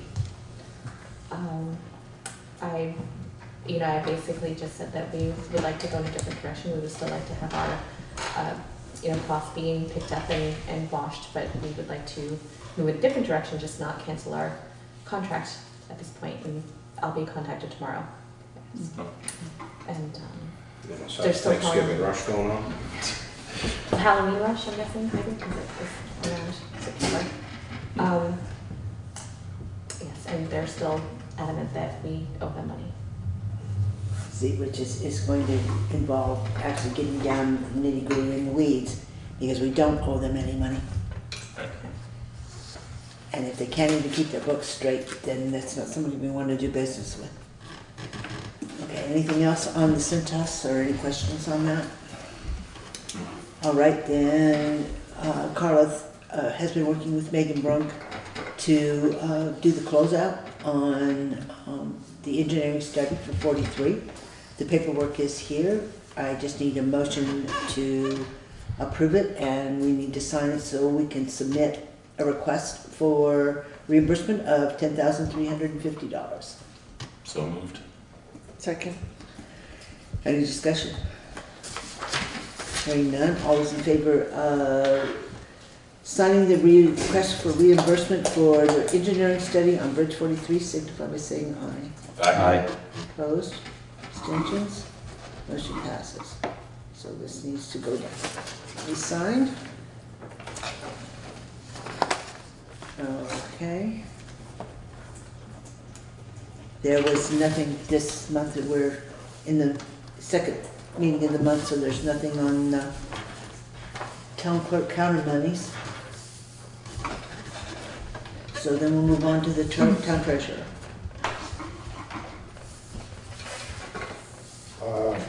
Your sweep account, you have $1,584,431.54. The checking account is $31,298. Okay, is there any questions? The next meeting they'll have, you'll have the school warrants, so that won't last long. Okay. There is no other correspondence that won't be addressed later on in the meeting. So then moving on down to old business, the follow-up for the Wyndham Central request to use the town hall on December 10th for the concert. I still have not heard back from the director. You did find out what time though, did you? Oh, know? yes, 6:30. No, 6. He wanted people to arrive at 6. I think the concert was starting at 6:30. So that would be exactly the same time as the board meeting, and I believe you left a message to have him call you back if Yes. with the possibility of rearranging the dates. Of rearranging the dates or the times even, and he has yet to respond. Okay. All right, just on that same note with the building use, there will be a funeral scheduled here on Sunday. That did not come through the normal channels, just so everybody's aware. Yep. Okay, then moving on to new business, health insurance rates for next year. This is when we're going to get rid of all of our employees because it's a whole lot cheaper. Bye, Steve. Okay, currently, what we are providing is a 2-person silver plan. And our cost this year, the annual cost is $13,499. $465. That's what we're currently paying. And we're And paying. that's per plan, right? That's per plan, per person. For next year, it is $15,474. $2,000 increase. Can you say that number again, Kathy? I'm sorry. 15,474. Thank you. And that's a two-person plan? That's the same two-person Same plan. plan. Yeah. So as we begin this whole budgeting cycle and whatnot, the board needs to decide what you'd like to do with health insurance this year. Do we want to eat the entire increase? Do we want to go back to some kind of an employee match? What's your preference?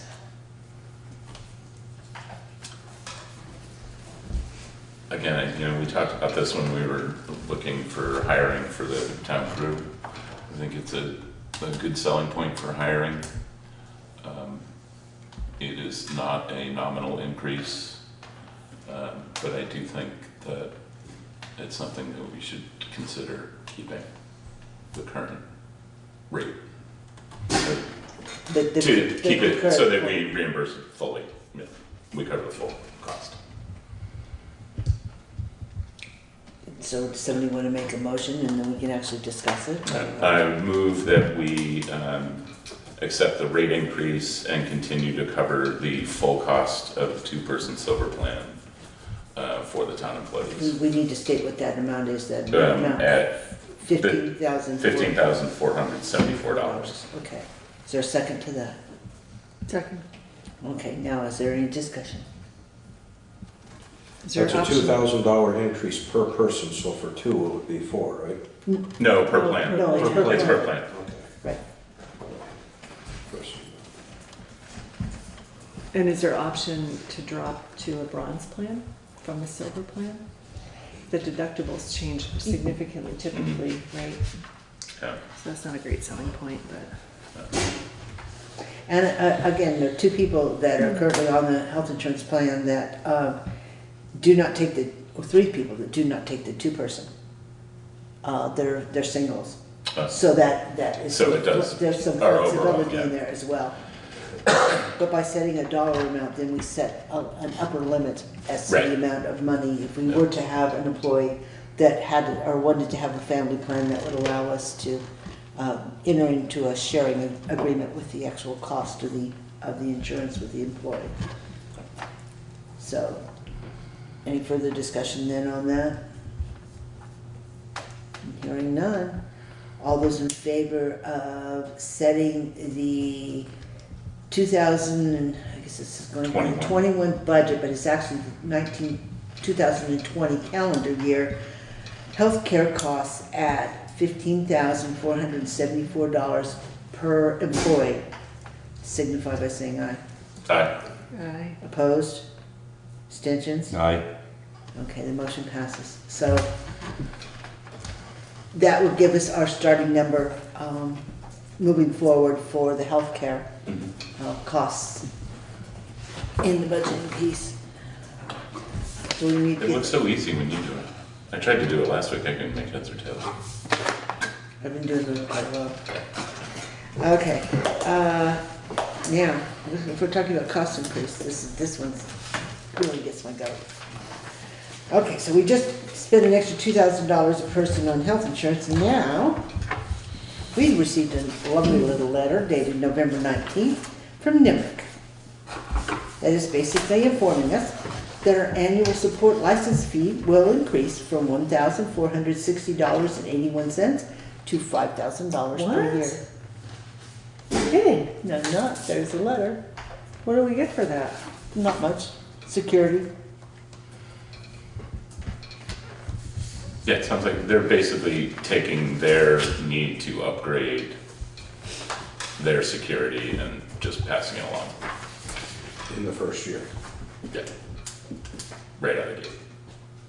right on top, yeah. Wow. Who's there? Who competes with them for this? Absolutely no Nobody. one. I knew you were going to say that. Just knew it.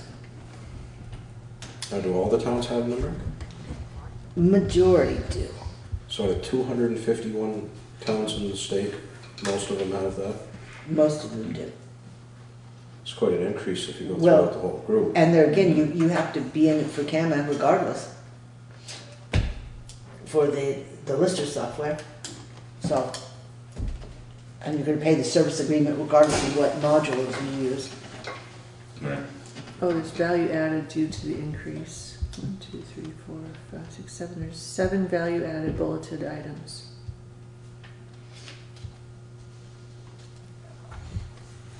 Free training webinars. If anybody's interested. Mm-hmm. So We haven't had this before.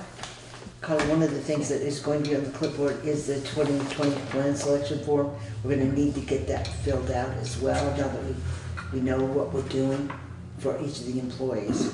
So we're gonna, the number of each of the different plans. And get that submitted before the end of the year. It'd be interesting to know, the second item here says additional support and programming staff. What does that look like for us? Like, what does that mean? I don't know, because they charge you every time they talk to you on the phone. Mm-hmm. I mean, maybe they're just going to have more people available. Which is good, because isn't Laura retiring? Yeah, Lori is. But, that just seems to me like an astronomical increase. It's crazy. In a fee that should be challenged. Even if we end up paying it, we should at least ask them what they intend to, what we're paying for. Mm. It has to do with, from my understanding, it has to do with the security breach that NIMRIC had last year. And a lot of the security measures that they had obviously weren't sufficient, so they had to bring in a bunch of people that were more, I guess, qualified to take care of those situations rather than the people that they had. So their payroll costs increased significantly. But that's not the town's problem. Yeah. I would argue that's their cost of doing business because it was their error. That has nothing to do with the town of Townsend. Mm-hmm. Or any other town. Or any other town for that matter. They're just pushing, you're exactly right, Will, they're just pushing that. They're just passing the cost. Passing the cost on. What happens if we, I don't know, what happens if we say no? Then we have no cybersecurity support and no. it's more along the lines, we don't have any software. Well, I like paper pencil anyway. I'll let your book go. Yeah. Okay. Elaine's gonna love that one, Crystal. We'll let you break her. Sorry, Elaine. I mean, you can certainly have that conversation. I know there was a lot of confusion a couple of years ago because we're hit with like 5 or 6 different costs for different pieces of software, for different support services, for licensing agreements, now for cloud services, and it's becoming thousands and thousands of dollars that you can't get up. And we did ask. And we got a breakdown of that, so it's possible when that bill actually comes in. This is more notifying us that it's going to be different next year for budgeting purposes, is what it was for. But when that bill actually comes in, somebody can certainly demand that there's an answer as to why. That's fine, we can wait until we actually get the bill. I mean, are you surprised? It seems like a lot of money. I will tell you what my initial reaction was when I read the letter. I'm sure we could guess. I'm sure you could. Carla heard it. They're not my favorite people anyway. But anyway, so that's just information that we'll need to. Too bad QuickBooks doesn't do listing software. Yeah. All right, so that was NIMRIC and their astronomical cost increase, which is what the agenda actually says. Okay, so the next thing we need to do, because we're starting to get really into the nitty gritty here on something, is we need to set some meetings for workshop dates for the budget. And I forgot to bring my book. So when would you like to begin this? I know Steve's been working on his budget. We've got a file folder here for the town. We just set the rates for health insurance. We're going to have to talk at that first meeting about what we want to do with wages. And that's the biggest elephant in the room when it comes to a budget. So when would you like to get together and do that? What's the time frame? We need to have it Sooner rather than later. signed, exactly. particularly since Carlos never actually put this together, and it's gonna be a step-by-step, right, process for her to be able to enter those numbers into the, into the system and get us a preliminary as we go. I did get a whole file folder full of information today as to where we are surpluses and deficits. So I have good firm numbers, even though the audit's not back yet, of where we're starting. Can people do earlier than 6:30? Like, could you do like a 4:30? I could do, yeah, I could do 4:30. Just. I mean, my initial thought is just schedule the next several off Tuesdays. No, you can't do that, because then I won't be here on the third Tuesday. That's my rescue meeting. Right. Well, can we do our first workshop right after the meeting on the 10th? Or right before? I can't do before. Oh, we can. If it's Tuesday. Oh, if it's Tuesday. And the concert, what about the concert that's Oh, right. happening or not happening? Well, evidently it's not, because they haven't gotten back to us. Okay.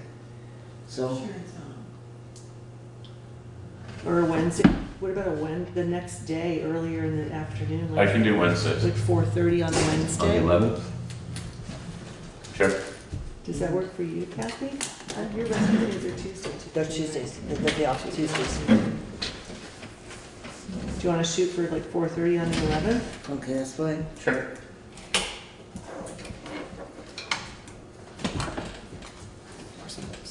Using this thing like I know how to use it, right?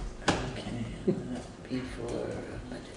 So the one thing that we do need to think about going into that meeting is what we might be looking at in the way of, like I said, salary increase, wages, all that stuff going in. So if you have a rough idea of what you think we should be looking at, then come prepared to have a discussion from that standpoint. Okay, so unless anybody hears differently, we'll plan on December 11th. Why is that date familiar? We'll plan on December 11th at 4:30 to begin those budget meetings. Okay? Okay. And they're going to be pretty consistent, I'm guessing, probably week after week after week until we get done. Because again, it will take her a while to understand what she's doing, doing the input on this, and how to get it to spit out what we need. All right, the next piece is we need garbage bags. We need to purchase some more. So we have a quote for, how many packages did you? She did the same 40? order that we had last year. It's the same, oh, it's 84 cases. Okay, no, that's case quantity 84, okay. Basically, we need a motion, if we're going to stay with the garbage bags, a motion to approve a purchase order essentially for $4,023.60 to bring in additional garbage bags. Is that the same rate as last year? I can't tell you because I don't have previous rate. What's the cost per bag? It's like 23 cents, something like that. 23, almost 24 cents. Okay, so it's in line with what it was, what it has been. That was my only Yeah, it's curiosity. 20.2395. And I would motion that we order garbage bags for the town for the amount of, what was the amount? $4,023.60. $23.63. No, 60 cents. 60. Sorry, 60 cents. Yeah. Is there a second? Second. Is there any discussion? No? Hearing none, all those in favor of approving an order to order additional garbage bags for the town of Townsend, signify by saying aye. Aye. Opposed? Abstentions? Motion carries. Okay.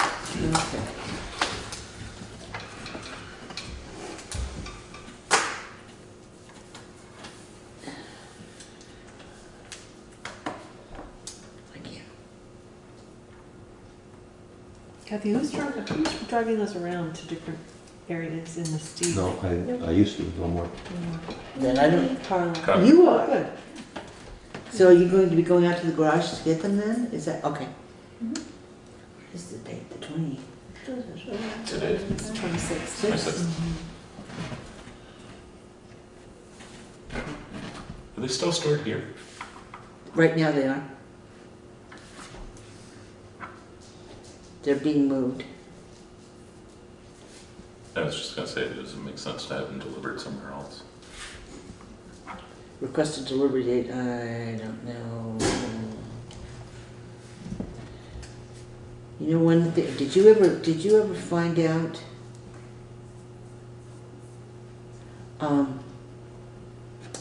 Carlo, if we need to put a deposit on these, or do they just bill us? Because it's basically asking what the method of payment is. She just asked me to look it over, and I said that we had a board meeting and we will look at it, and she goes, okay, when you sign it, just send it back. Okay. Then that's how we'll do it. So I'll put that in the clipboard to be dealt with. So, is there any other business to come before the board? No, the next meeting then will be December 10th at 6:30 p.m. here, with a budget meeting the following day at 4:30. So if there's no other business, then I would entertain a motion to move into executive session under 1 VSA 313A3 to discuss employee evaluations. So moved. Is there a second? Second. Is there any discussion? All those in favor signify by saying aye. Aye. Opposed? Abstentions? Motion passes. Okay, so we'll go into executive session.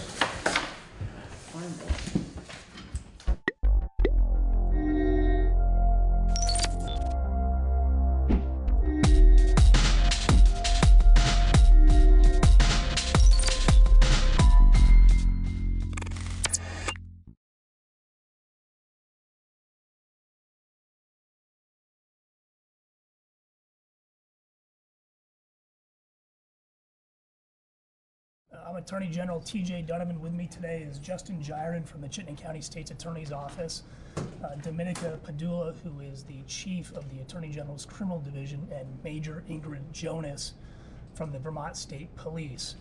I want to acknowledge that Doug Kilburn's widow, Sherry Kilburn, is with us today, as well as Doug's and Sherry's son, Tyler, is here as well. Tyler and Sherry will have a statement to make to the media after we are done. I want to thank Sherry and Tyler for being here today. Earlier this week, I met with Sherry and Tyler to inform them of my decision. I want to thank them for their time that they spent with us. I want to thank them for their presence here today. We are here to announce our conclusion of the review of the use of force incident involving Burlington Police Officer Corey Campbell with Douglas Kilburn. We have reviewed the officer use of force incident that occurred on March 11th, 2019 in Burlington. The Attorney General's office is declining to prosecute Burlington Police Officer Corey Campbell for charges related to the use of force against Douglas Kilburn. Based on the totality of circumstances, I've concluded that it was reasonable and justified for Officer Campbell to use force to defend himself. It should be noted that Officer Campbell's actions in his second interaction with Mr. Kilburn, while justified under the law, did contribute to the situation in which the need for self-defense arose. Training and accountability on de-escalation techniques are essential to ensuring that officers are not putting themselves and citizens in danger. It's our hope that the Burlington Police Department will take necessary steps to ensure that their department is equipped with the tools that they need to effectively and safely respond to members of our community in crisis. In reaching this decision, our office considered the opinion of a police use of force expert, Steve Iams, whose report will be made public after the conclusion of this press conference, and reviewed all the materials provided by the Vermont State Police, who conducted a very thorough investigation into this matter. The facts are as follows. On March 11th, 2019, Burlington Police Officer Corey Campbell was dispatched by the BPD to the University of Vermont Medical Center for an individual yelling in the waiting room to the point of spitting and arguing with security and refusing to leave. When Officer Campbell arrived at UVM Medical, he encountered the individual Douglas Kilburn. Prior to Officer Kilburn's arrival, Mr. Kilburn had been at the hospital with his wife, Sherry, who was receiving treatment. When Officer Campbell arrived at UVM Medical, he met Mr. Kilburn in the parking lot. After speaking with Mr. Kilburn, Officer Campbell then spoke with UVM Medical Security, and they agreed that Officer Campbell would escort Mr. Kilburn through the emergency department to his wife's room. Officer Campbell returned to Mr. Kilburn and escorted him through the emergency department to Sherry's room. Officer Campbell asked Mr. Kilburn to remain civil before leaving him in his room. After a brief discussion with the medical staff, Officer Campbell left the area. Campbell was then dispatched to provide a ride from the emergency department to a shelter for another unrelated individual. Soon after Campbell left Mr. Kilburn in his wife's room at the hospital, staff again requested UVM Medical Security to remove Mr. Kilburn from his wife's room, making the decision that his behavior was not conducive to his wife's health, who was critically ill. UVM Medical Security officers asked Mr. Kilburn to leave and escorted him out of the hospital. Mr. Kilburn swore and screamed at them the entire way. A short time later, UVM Medical Security Officer Heather Gray observed Mr. Kilburn pull his vehicle into the ambulance bay of the emergency department. This is a restricted area with signs to that effect. Officer Gray approached Mr. Kilburn in the ambulance bay. At the same time, Officer Campbell was also exiting the emergency department with the individual he was transporting to the shelter. UVM Medical Security Officer Gray confronted Mr. Kilburn, telling him he had to move his vehicle from the area. Kilburn continued to argue with her and did not move his vehicle. Officer Campbell asked UVM Medical Security Officer Gray if they were going to trespass Mr. Kilburn, and she stated she did not know. Mr. Kilburn then said they did not need to trespass him as he was leaving. Mr. Kilburn started to drive away. He stopped and pointed to the vehicle saying, quote, "Christ, I've known that guy for 30 years. The following exchange ensued. Officer Campbell, shut the F up and leave. Go, they don't want you here. Mr. Kilburn, did you just swear at me? Officer Campbell, yes I did. Mr. Kilburn, you're an effing punk. Officer Campbell, yeah, whatever. Officer Campbell then began to walk away.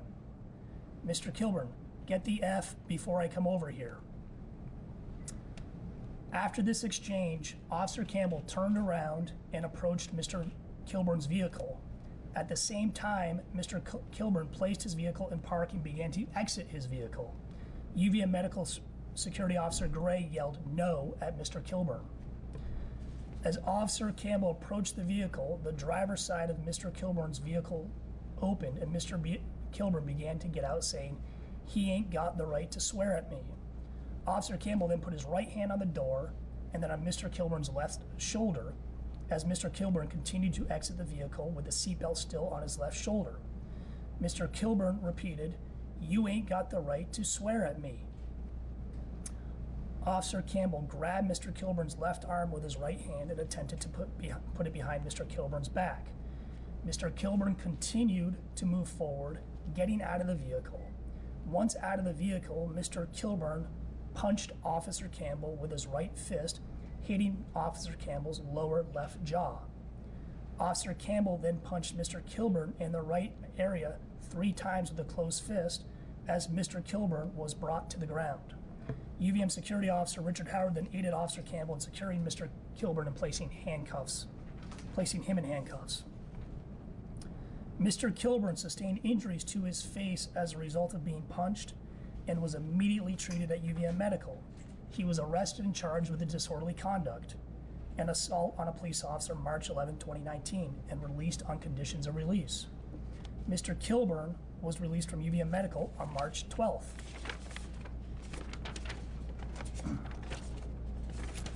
On March 14th, members of the Burlington Police Department conducted a welfare check at the request of Sherry Kilburn.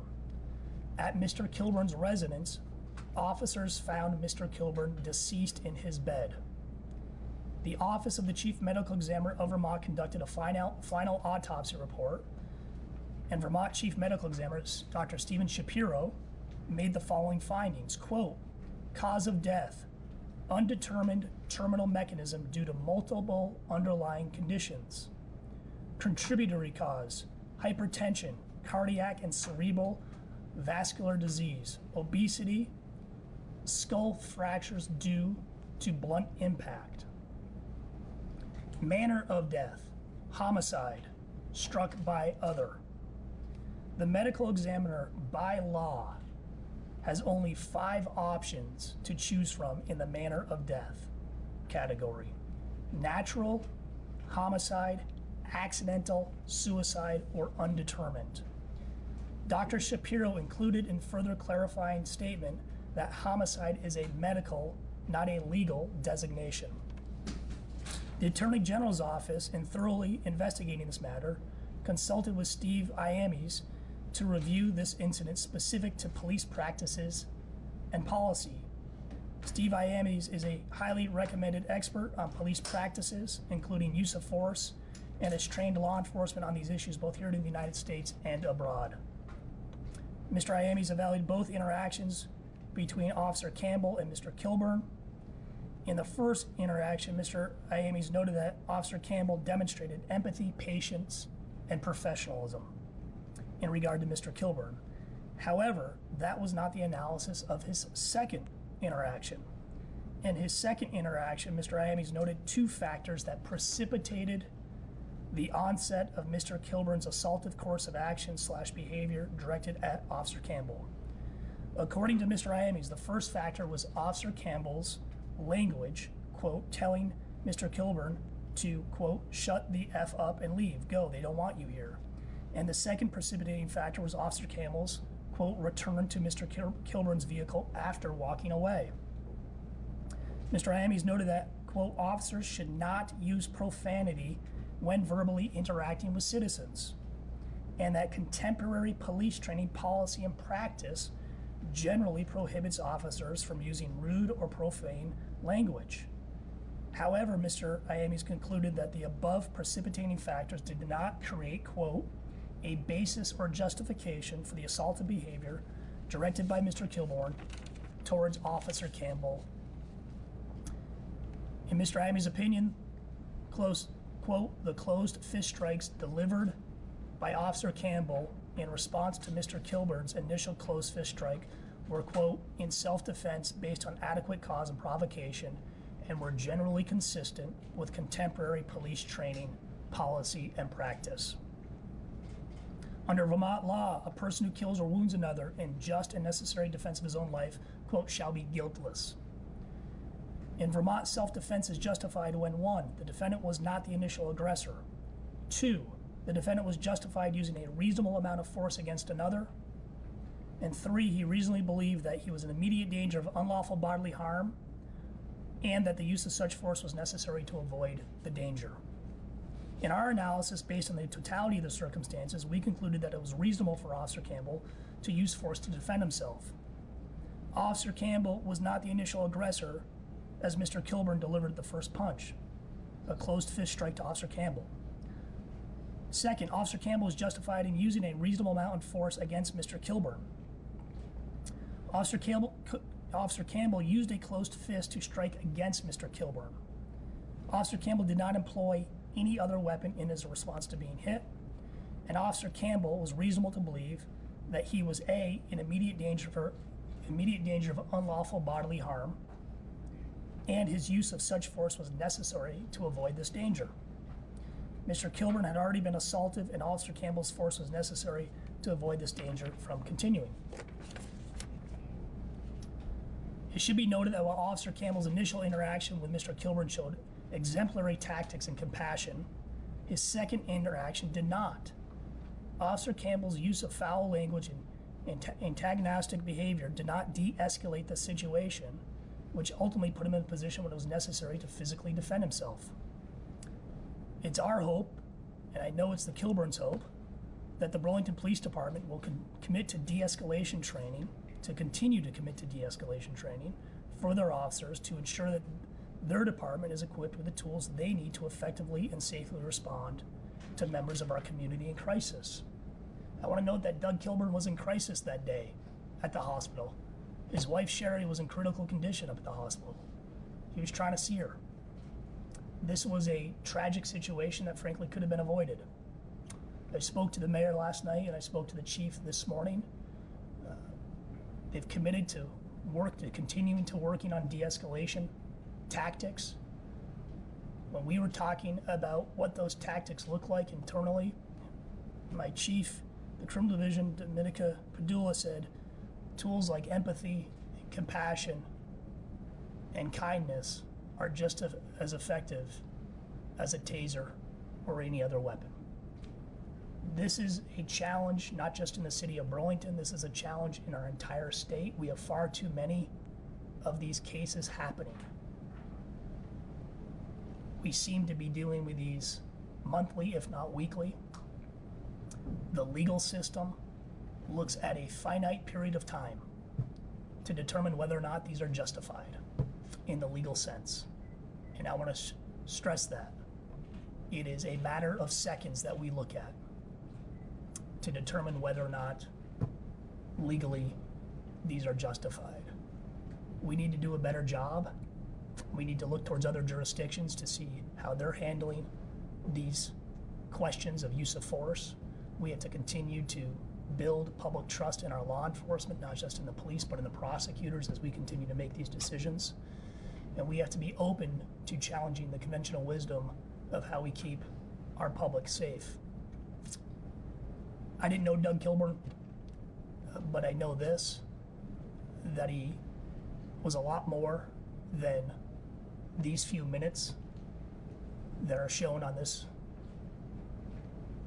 body camera footage. He was a husband and he was a father, and we need to be mindful when we engage in these public debates that we're talking about somebody who has left us, who has died, and we need to be respectful of his memory and respectful of their family while still doing our job. As I said, our copy of our use of force experts report is available. It is a public record. I will now turn it over to the office of the Chittenden County State's Attorney. Chief Deputy Justin Gyron is here to discuss their finding. As in all use of force cases, this is a concurrent review by the Attorney General's office and State's Attorney's offices in the county in which these happen, but they're independent. So with that, let me turn it over to Justin Gyron. Thanks, DJ. Good afternoon. I would like to thank Attorney General Donovan and his office for their review of this incident, as well as the Vermont State Police for their very thorough investigation. I would not change anything in terms of what our opinion is from our office. We did review the facts, the investigation, came to the same conclusion as the Attorney General's office, and likewise echo the sentiments that this is a very tragic event. Our condolences to Ms. Kilburn and her family for what happened to Douglas Kilburn, but we do agree that in this case, no criminal charges are justified against Officer Corey Campbell. Thank you.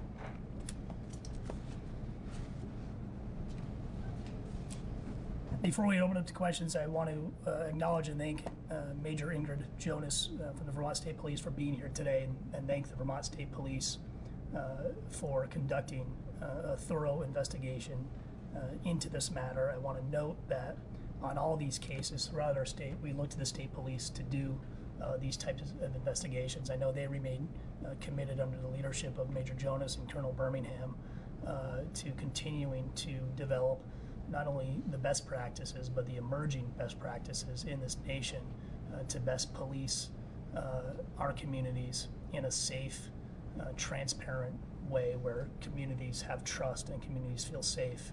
And we have work to do, and we acknowledge that. So with that, let me open it up to questions. Douglas Kilburn died while facing, as I understand it, a criminal charge for disorderly conduct as well, and I think assault on a police officer. Was that charge against him justified in light of the body cam video, which showed that he seemed to swing at the officer in response to the officer putting his hand on his wrist? So I believe that was brought by the State's Attorney's Office. I'll let Mr. Gyron address that. So yes, the review of the body cam and the investigation, the subsequent investigation by state police, wouldn't change the decision to charge Mr. Kilburn as we did. Obviously, the charges were dismissed after his death, but there's no reason to think that anything we learned afterwards would have changed our decision to charge. It was dismissed by a judge or by your office? By our office. So it wasn't really dismissal, it was more, you opted not to charge, because no judge had found probable cause, is what you're saying? Well, I think I think the court had found probable cause because we filed the charges, so we had to dismiss the charge. So it wasn't, we didn't just bring it. So there's an affidavit on file? There should be. What can you say about the length of time that this review took? In the instance of the officer involved shooting Montpelier, that took a matter of, I believe, maybe a month. This has been several months later. What about the timing of the review of this? Sure. I can certainly speak for myself and Ms. Padula and others in my office. I was troubled by this. I think we're all troubled by what happened here, and I think when you look at that expert opinion, the decision by Campbell to engage Mr. Kilburn and use that language escalated the situation at that point in time. And I thought that it was incredibly important to bring in an independent third-party expert in the use of force to look at this and provide that expertise and opine whether or not that his actions were reasonable under the circumstances, because we were troubled by what we saw on that video, and the length of time was because we were waiting for the expert's report. How did you find this independent expert? He's actually used and worked with VSP, and I think is very well regarded by the Vermont State Police. What was most troubling to you about the interaction? Because it could have been avoided. That's the bottom line. It could have been avoided. Did you anyone in the investigation end up talking to Campbell? No. Interviewing him? Nope. Would that potentially have made a difference in any part of this investigation? Look, everybody has a right not to be interviewed.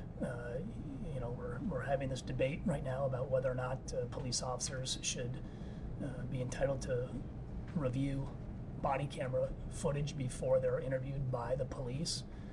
I agree with the Vermont State Police that they should not. Here's why.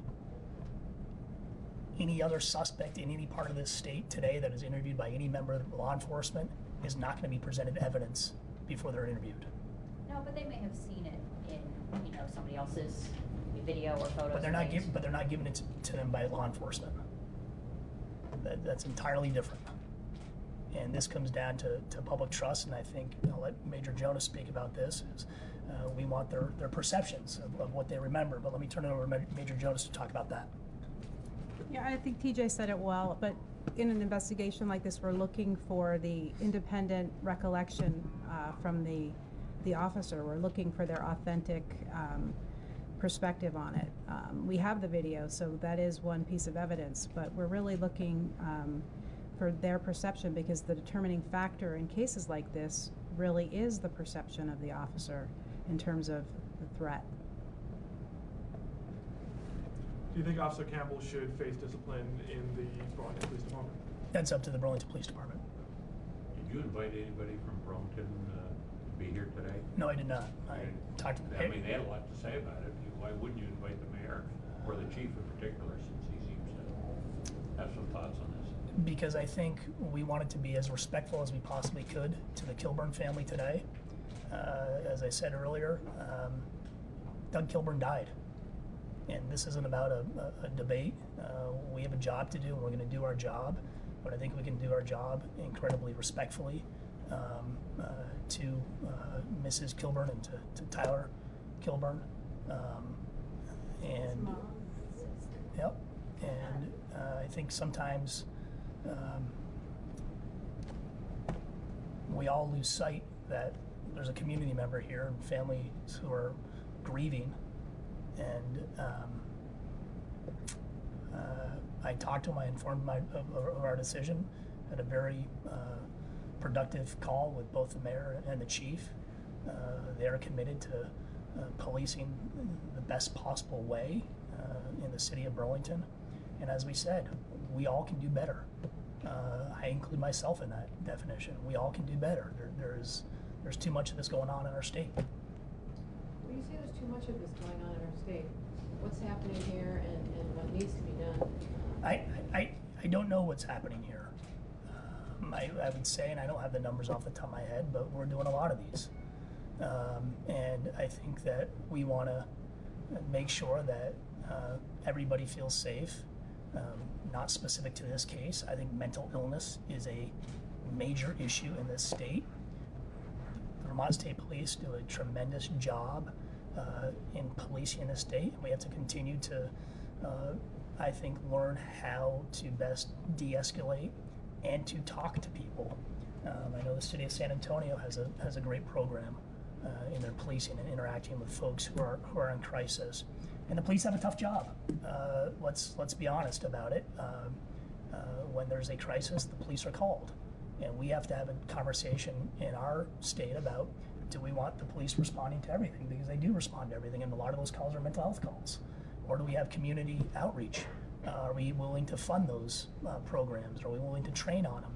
So it's a complicated issue. I don't think there's any easy answers, but I think we all remain committed to doing this better, to making sure that Vermonters feel safe, to making sure that Vermonters feel safe to call the police. And that comes down to public trust. You mentioned trust in your opening comments and everything. I'm just wondering, you and your predecessor are like 1 for 45 now for filing charges against police and use of force cases. So one case you did file, called a grand jury.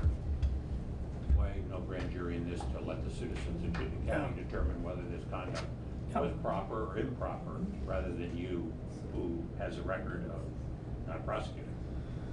Well, we look at the facts, and that's our job. And you talk about transparency and the need for transparency. You know as well as I do, the downside to a grand jury is that they could indict, or they could not, and then nothing would be released. No, you can release. Nothing would be released. A grand jury proceeding is secret, Mike. You and I both know that. You are free to talk about it. Your predecessors have talked about grand juries. I would respectfully disagree with you on that. I'll show you. And I think our job is to make decisions based on the facts, to do it in a transparent way that the public, while they may not agree, can acknowledge and understand the reasons why we made a decision, and to do it in a way that is, as I said, transparent. So whether people agree or disagree, at least they understand the factors and the facts for which we made our decision on. In mid-September, when refiling the charge against Aida Gurung, you said the community hears the evidence, all the evidence, and they get to decide. If you were very interested in the community weighing in on that case, what's different about this one? I'm not sure I understand your question. Each case is different, and you go by the facts and the evidence. We reviewed the facts and the evidence, and we ruled that the use of force used was reasonable. Therefore, there is no criminal charge. So question, this is the second case that I've heard where you've said at a press conference similar to this one that our scope of the law is too limited in situations like this. But yet I have yet to see anything legally change as a result of that. And as you mentioned in your comments, we keep coming back to these kinds of cases. Yeah. At what point do we actually take a look at what our law says is allowed and change it if we're going to keep coming back to the same statement at press conferences about use of force incidents? Sure. I think you'll have some conversations this session. I think this is incredibly complicated. I think there is no easy answer. And I think what we struggle with is the facts, which I articulated, really come down to those matter of seconds. And I think there's a whole other story that we try to tell about why was Doug Kilburn at the hospital? Why was he struggling that day? What was going on with Sherry? And I think understanding the full context of the situation is incredibly important.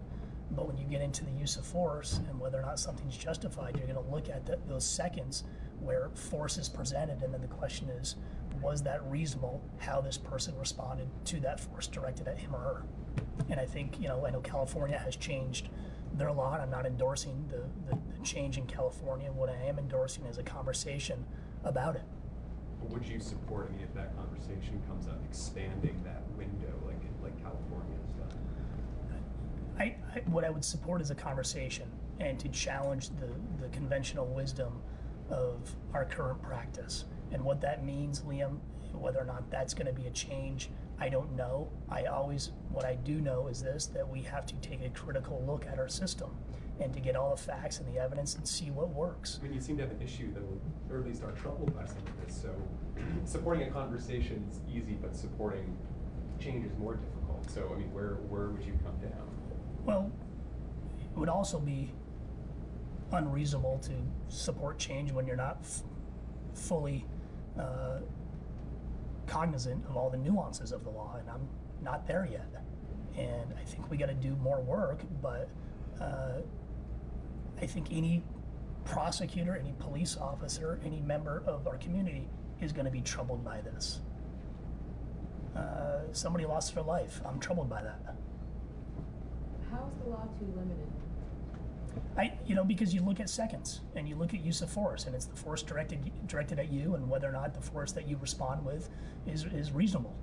And in this incident and many others, that is a matter of seconds. And I think that when we look at the totality of circumstances, somehow expanding that and looking at perhaps at some of the other factors is something that we should do. The other part is to acknowledge that just changing law is not going to solve this. We have to do a better way of building trust in our community and responding to mental illness in our community. Would your decision in this case have been different if you had been able to look at the wider? I don't know. It depends on the standard of law. It depends on the standard of review. And I made a decision based on our current law. I'm confident in my decision. My point simply is that I am troubled by this. Anytime somebody loses their lives is troubling. We have to legally justify it or not. I don't make any of these decisions lightly, and it troubles me. Was any? Oh, sorry, David. No. Keep going. On a different subject, what did you say to the city of Burlington when you called them up during Del Pozo's press conference? Say that again. After Douglas Kilburn died, Brandon Del Pozo hosted a press conference in which I understand you made a call to city officials during the press conference to say something. During the investigation, you wouldn't comment on it, saying the investigation was ongoing. Wondering what you said. Well, generally my private conversations are my private conversations, but I think what I most likely said was, let the process play out. Did they? Yeah, they did. I mean, Aiden and Derek looked at the reporting. They looked at the mayor and the chief had been trying to maybe slow the release of the medical examiner's report. I mean, was that part of your review at all? The actions taken by it? We did not review the actions of city officials. Do you have any comment on? Will you? No, I won't. Why not? I think that we have to be mindful and respectful that somebody lost their life. Doug Kilburn died here. And he died with involvement with a member of the police. That triggers a review by the state's attorney and my office. And if we're talking about public trust, then you have to let the process play out. And you have to let this process play out as it would in any other case. And I don't think in any other case would you have had that type of press conference, frankly. And treat people with respect, treat people fairly, and do your job. And I think that's what we should be doing. Why not go and check to see why the mayor and the chief were trying to redirect how this thing was being done? I'm not. You're going to have full transparency. Our review has concluded. Whether our review is concluded. The governor's office had said that the interventions by the city officials were borderline unethical. Do you feel the same way? As I said, I don't think you would have seen that press conference in any other case. And you want to treat people fairly, you want to treat people respectfully, you want to treat it like there's anything else. At the end of the day, you let the process play out. And you let independent prosecutors, investigators do their job. That's how you build I'm the not sure I public. understand, because you said you felt like they let the process play out, but it also sounds like you didn't see the press conferences appropriate. Well, I think I'm being incredibly clear. I called because I was concerned. I called during the press conference. That's been reported. I told you why I called, and since that day, the process has played out. Did you look at all at the medical examiner's report? I mean, the chief and the mayor were raising questions or concerns about that. Was that part of your review at all? No, other than that it was a piece of evidence. The medical examiner, as he said, it made a medical diagnosis. You have cause of death, which he articulated many different factors, and then you have manner of death, and he has 5 choices to make, and he made his decision. The fact of the matter, there was a use of force. That then triggers a review by us. We then determine whether or not a crime occurred.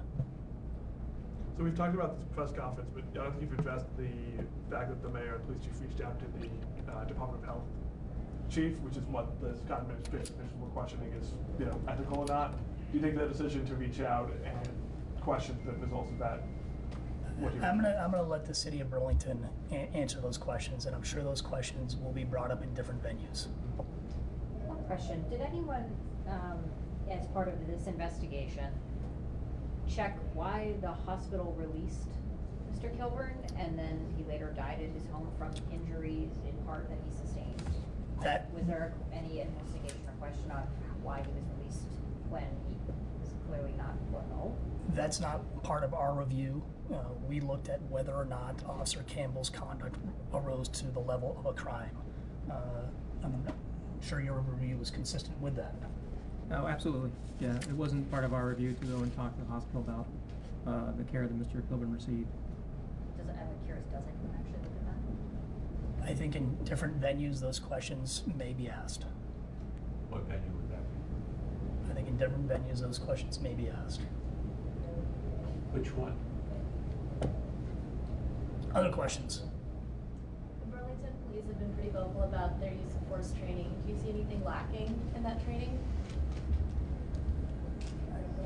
I go back to what Dominica Padula said earlier about how we de-escalate and what we use as tools. And I think meeting people where they are, oftentimes crisis, understanding why they're in crisis, asking those questions, demonstrating compassion and empathy are effective tools, and sometimes just listening. And I know when you look at the city of San Antonio, their outreach is really based on that. Meeting people where they are and simply listening and understanding as a way to de-escalate. Frankly, in this case, Officer Campbell demonstrated that with his first interaction, but it was a completely different interaction the second time he encountered Doug Kilburn. And I think that's troubling to me that, and I think the expert talks about this, that he really was an exemplary police officer. That first interaction, he was compassionate, he was demonstrating empathy, he was trying to solve a problem. But that did not happen the second time they met. What's the status of Officer Campbell right now? I don't know. I know you'd have to ask Burlington Police. My understanding is that Officer Campbell is on, he's not doing his regular duties. I think he's doing administrative type tasks inside the department until this review is complete. So I'm sure that they'll reassess after today's decision. Thank you. So let me now turn it over. Did he return to the street before he gets a little more training? That is a question for the Burlington Police Department and the mayor. If they ask you your opinion? I will give them my opinion in a confidential manner. With that, let me turn it over to Tyler and Sherry Kilburn. Thank you.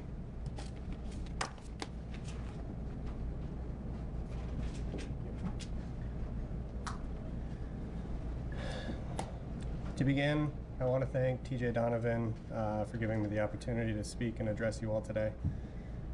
I'll be reading a statement, and I personally will not be answering any questions at the conclusion. While we do not agree with the decision that was made, I would like to thank the detectives and TJ Donovan's office for the hard work, dedication, and compassion they showed my family. What happened that day between my father and Officer Campbell was a tragedy that was further corrupted by the insider politics of Burlington Police Chief Del Pozo and Mayor Merle Weinberger. When emails were sent demanding that the chief medical examiner change or alter his ruling, you willingly interfered in an ongoing investigation, and this behavior can no longer be tolerated. I find it appalling that you, as a chief of police, would interfere with an ongoing investigation with cooperation from the mayor's office. You take this career path knowing you must always hold yourself to a higher standard. You failed, Mr. Del Pozo. Mr. Mayor, you failed. You failed by allowing the Burlington Police Department to use and abuse your office to further their agenda. I beg of you to do better. I'm not asking for perfection. Just be better. Improve so that no other family has to endure a tragedy such as this. Be better so that we can keep our family members alive. This cannot happen again. It's your job to fix it. Now you need to fix it. My dad was an incredibly loving man. He was an avid sports fan and was incredibly talented musician, among many other wonderful traits that he had. Please keep in mind that in recent times, after suffering multiple strokes, that my dad struggled with his mental health. It was a daily battle for him, as it is for most of us. He was winning this fight. He was getting better each and every day, with hard work and dedication. Every day was an improvement. I implore each and every one of us to remember that my dad was so much more than the few seconds that changed our lives forever. He was so much more than the few seconds you all judge. He loved my mother with every inch of his being. He loved his mom, his dad, sisters, aunts, uncles, cousins, nephews, friends alike. He loved life, and he did not deserve the treatment that he endured. I cannot begin to fathom the fear that was racing through his head that day. I wish I could have taken all the pain away. I would do anything to just have 5 minutes back so that I can tell him how much I'm sorry and how much I loved him. I'll never get that chance. My dad needed help, not handcuffs. For everybody that's going to be watching this, if someone needs help, help them. This is not a problem with one solution. It involves each and every one of us. Be understanding that everyone has their own battles, their own demons. It's time we start lifting one another up, not degrading someone's life and legacy. Give a helping hand when it is needed, and don't cast judgment upon somebody that you know little to nothing about. Show compassion to a stranger on the street because they look like they're having a bad day. Because we all have no idea what each individual life is going through. We are all human. In closing, go home, hug your loved ones, tell them that you love them, tell them that they matter. One day, the people that we love dear will be nothing more than the memories that we share. Cherish the time that we have. Thank you.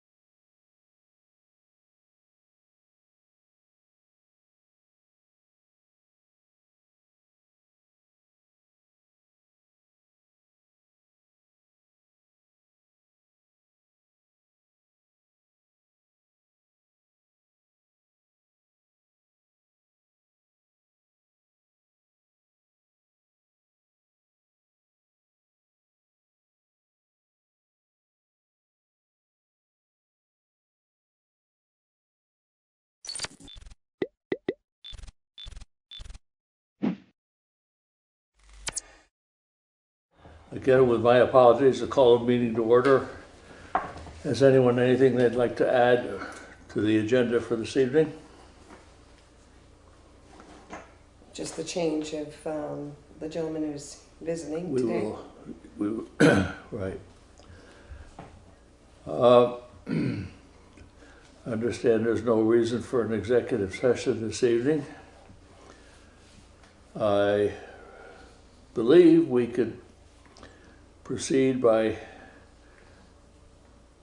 moving right to the scheduled member of the public, Mr. Simmons, is it? That's me. Yeah, we'll go, they will, after that, we'll come back to approval of minutes, road business, etc. Sir, thank you, and thank you for coming. Thank you very much for having me, and I really appreciate your moving me up in the schedule so I can go home and play in the snow. So my name is Tom Simmons. I live in Chester. I'm a partnerships specialist with the U.S. Census Bureau, New York office, which is a fancy way of saying I'm not the guy who knocks on doors taking information. What I do is I'm in charge of going to community groups, town boards, senior centers, Rotary clubs, Lion clubs, all throughout Windham County, Windsor County, and Sullivan County, New Hampshire. I got a big territory. In preparation for the 2020 rollout of the census. Just so everyone understands what's happening, and when the phone calls start coming into town hall, you know what's going on. So we have to do this every 10 years. This is the decennial census. It happens in the years ending in a 0. And this is, and the Census Bureau does other surveys in the years in between. So sometimes people will say, well, I just did the survey, 2 years ago, or someone just came to my door. That's not the decennial. That's really just information gathering.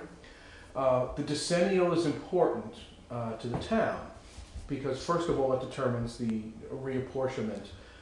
And while it's not likely that Vermont's going to get a second congressperson in Washington, it is likely that it will change the configuration of local representation in Montpelier.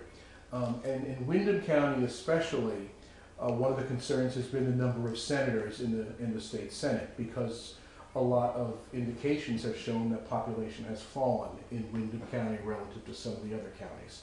So we want to make sure that everyone gets counted. Everyone gets counted once, gets counted in the right place.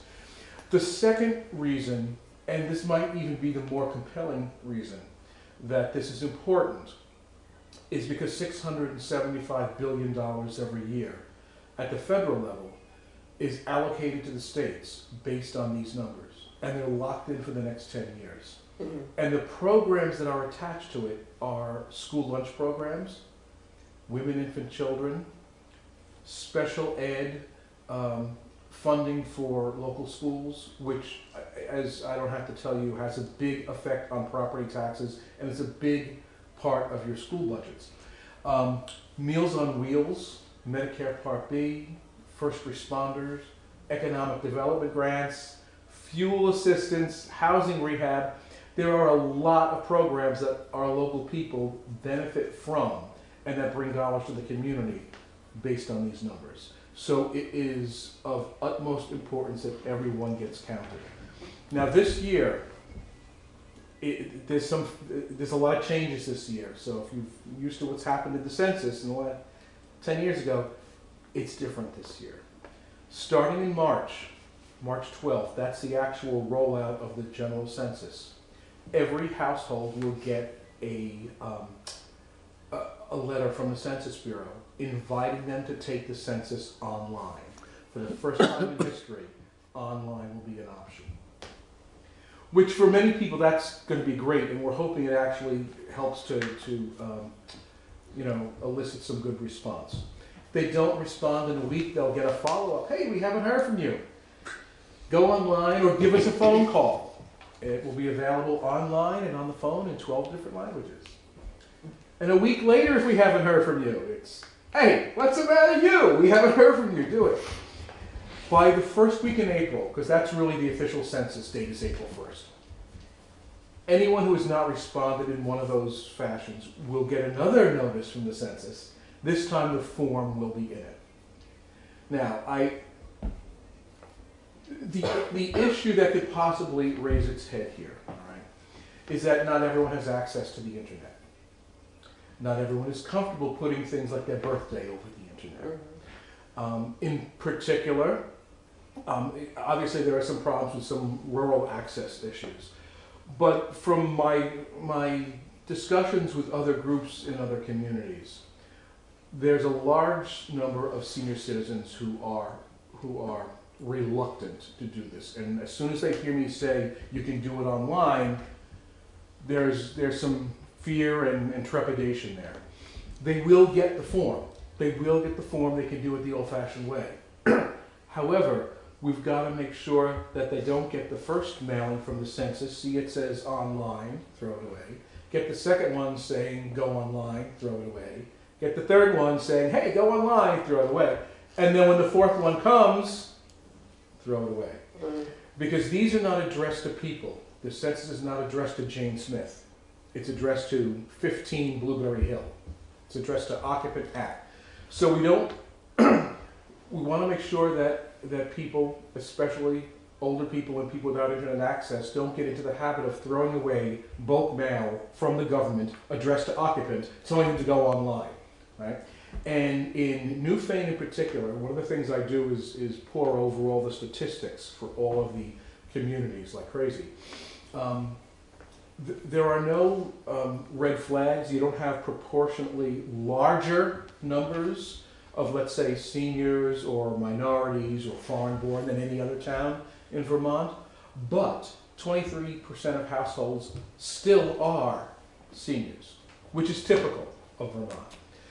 So there's a, you got that red flag there. We don't want people to avoid doing the census because they think they have to do it online and they've thrown it away. There's also a number of people who just don't like responding to surveys, who ask, why is the government asking me this? Why do they have to know this? A big change this year as well. There was no long form census. No long form. It's been done away with in the decennial. So no one's asking how much do you make. No one's asking what's your roof made out of and how many bathrooms do you have in your house. It's simply what's your name, your address, your phone number, your birthday and age, how many people live here, race and gender, and you're done. It's simple. It's also extremely confidential. We are not permitted by law to release any individual or household information to any law enforcement agency, to immigration, to ICE, to the local building and zoning inspector, to the school district. Because a lot of people, they overthink, how is this going to affect me? I'm on a lease, but my boyfriend lives with me, so I shouldn't put him down. No, you should. Well, I've got someone living with me in the garage or in the RV in the backyard. They're not supposed to be, so I don't include them. You're supposed to include them. None of this, gets shared with any agency. And I can say that till I'm blue in the face, but that doesn't stop people from being reluctant because they don't know how the data is being shared. So, bottom line is to wrap this up.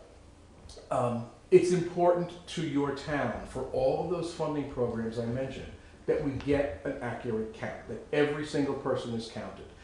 And we can do what we can do at a federal level, and we will be doing a lot of PSAs and a lot of advertising and putting out a lot of information. But you're the trusted voices in the community. It needs to come from the community. It needs to be a bottom-up effort as well as a top-down effort. The more that there's talk in the community that the census is coming, and this is important for our town, the better the response is going to be. We know that for a fact. Now, I was really happy to see you have a poster at Town Hall for census jobs, because it's much better. If you don't respond, we're going to knock on your door. And it's much better if someone can say, hey, Joe came to my door last night with the census, as opposed to some guy I've never seen came to the door and asked my phone number. Is this legit or not? Everyone who comes to the door, we want to hire locally. So, push that. The jobs pay $17.50 an hour, And even though they don't start until, say, April, we start training them in February, and they get paid from that point on. So it's a really good part-time, flexible hour job that'll last through the summer. They'll all be fingerprinted. They'll go through a federal background check. They'll all have these tags. And the police will be notified before people go out. And they'll have official Census Bureau placards in their car and on their iPads. And I tell you all that because 10 years ago, down south, there were scammers who went door to door and said, hey, I'm from the census. Can I see your ID? What's your social security number? We're not asking any of those questions. It's the basic questions that I just went over. So if anyone is doing that, you know you got some scam artists in the neighborhood. The other thing you can do, and these are just some ideas I'll throw off you. If the town has and I don't know if you do, a listserv or a website or some way of communicating with the public. Some towns have newsletters, some have website. I am happy, and I do this for 80 different towns, to put together small blurbs, small articles about the census. Each one pretty short, each one focusing on something different: confidentiality, the importance of counting children. A lot of children. We undercounted 1 million children 10 years ago. Wow. And that's usually due to complex living arrangements, and no one is quite sure where to put them, but they don't get counted. I can forward those to you if you're willing to do that. The town report. A lot of people read the town report because what else are you going to do in February? We can put a blurb in there. Same thing. If there are groups in the community that are particularly have a really good outreach, let me know. But I need you to let me know who they are, because I don't know who they are. In some towns, in many towns, it's the senior lunches. I've been doing a lot of senior lunches. In some towns, it's the Rotary. In some towns, it's a particular church or an interfaith group that just has a lot. They have their fingers all over the community. If you can open those doors, if you can, I had one town clerk say to me, my sister runs 3 different Meals on Wheels programs. I'm like, really? She goes, yeah, let me give her a call. And boom, we got information to a whole bunch of people. So if there's any people I should talk to, if there are any organizations I should work with in town, any special events where it might be appropriate to have someone from the Census Bureau there, let me know, and I'll be here. That's my job. But I need to hear from you, and I need you guys to talk it up in the community that this is important. It's important for us and our town. If you've got any questions, I'm more than happy to answer them. Everything I just said, I'm leaving in a folder for you. Well, it's interesting that you said that you're just trying to, it's for governmental funding opportunities for your community. Like, I'm over 50 years old, and I don't know what they were doing with my information, why they were gathering it. So to have an answer of the reason why makes sense. Sure. And once you submit the information, they check it to make sure it's not a duplicate. Yeah. Right? Because college students are often duplicated because mom and dad say, I'm paying the bill, so I'm putting them on mine. But then they answer their own census. So once we've checked there's no duplicates, it gets divorced from you personally and it's aggregated. Yeah. And that's it. Yeah. So we could never tell you that little Sally Jones is 3 years old and lives at this address. Right. But we can tell you that there are 200 kids between ages 0 and 5 living in this town. Yeah. So it's really a body count. It's exactly that. It is a body count. Yeah. It doesn't matter whether you are literally legally there. Yeah. Whether it's not a zone building for living in because as I said, you're living in an RV in the woods. Yeah. It doesn't matter if you are related. It doesn't matter if you are a citizen. None of that matters. If you're a body in the town, you impact that town, and that town has a right to count you when it comes to competing with towns from across the country for these programs. Makes sense now. One place you might want to reach out to is the Newfane Congregational Church. They do a lot of meals and gatherings and such. I'm not sure who the point person would be, but they do a lot for the community. Do they have regular, like, monthly senior meals, or maybe even more than that? Or? Yeah, isn't that the senior meal spot? They do that, yeah. Yeah. Okay. I can also send you a list, Tom, because I've got some Ideas. information already. I would love you. Yeah. I would love. I do about 9 of these kind of events every week, and then I do the follow-up events and the meals. And I'm speaking at the Springfield Lions Club tomorrow night. I'm the featured speaker. So this is what I do. So. And I'm a Lions Club chair for Valley Lions for Newfane. Well, for the West River Valley area. And you having a dinner or a meeting? And you need a speaker? Sure. Sure. Yes, definitely. Do you want to email it I to me? will email it to you. Excellent. Yes. Yeah. See, that's why I come to the service. I'm also part of Newfane Anew. I can also mention to them at our next meeting. What, Newfane Anew? Newfane Anew, it's a community volunteer group. That's perfect. And the fire department, so I'll reach out to you. And we have 3 dozen different flyers that are geared towards different communities, and sometimes it's just good to have those on hand. How many employees are you looking to hire for the? We are looking to hire 9,000 people in Vermont, in the state of Vermont. That's how many we're recruiting. I can tell you, we are 30% towards our goal, and training starts in February, and we're behind. We're way behind. Okay. Because unemployment is so low in Vermont right now. Yes. Yeah. And for whatever reasons, people don't get excited about going door to door in the end of March and early April in Vermont. Can't understand why. Yeah.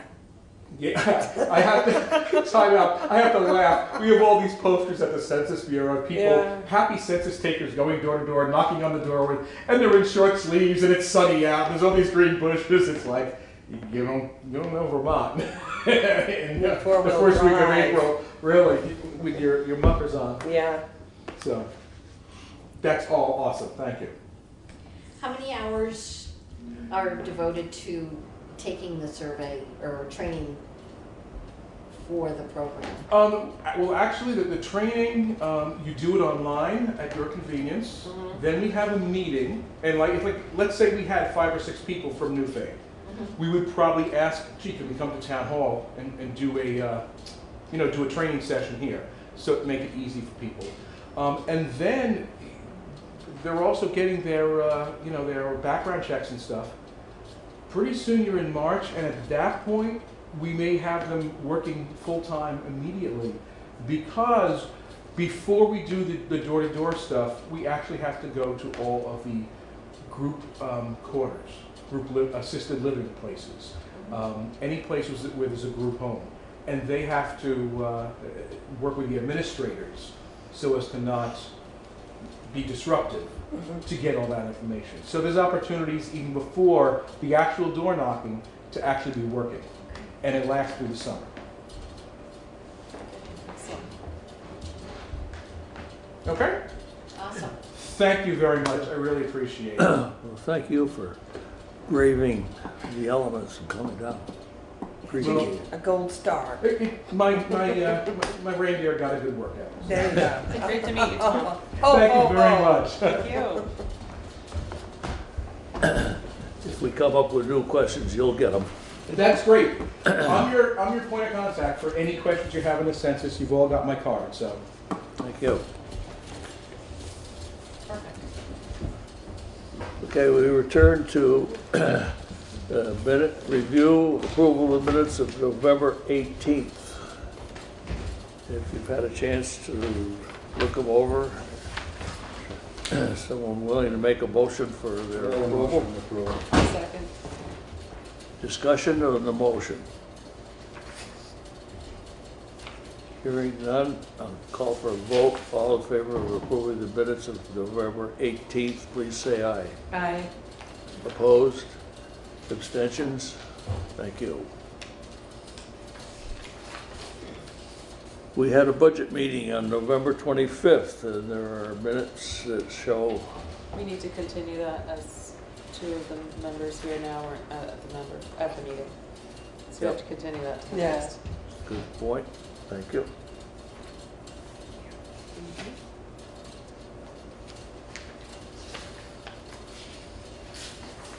There isn't a road foreman's report tonight because Jay was out plowing. Fairly understandable. We'll continue that as well. Okay.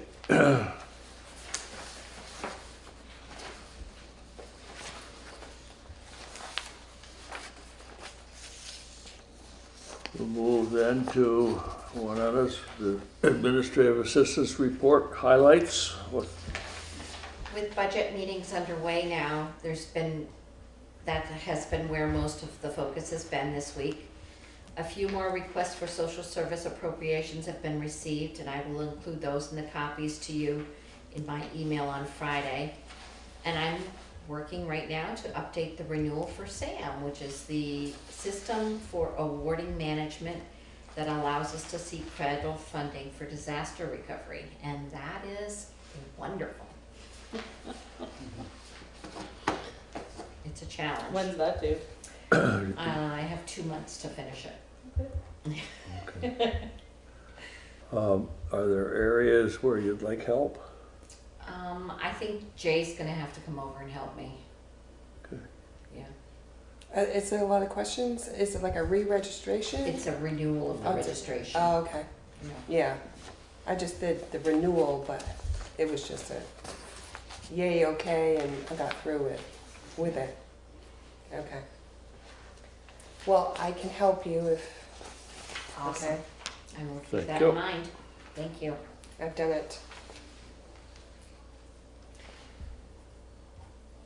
And that's it. I make a motion to accept administrative assistance report. Is there a second? Second. Any discussion on the motion before us? Hearing none, all in favor of approving the administrative assistance report, please say aye. Aye. Opposed? Abstentions? Unscheduled members of the public? Thanks for coming. Okay, we have the traffic ordinance on our agenda for tonight. And I would dearly love to have the road foreman here for that discussion. I agree. And I don't think there's any push rush on that.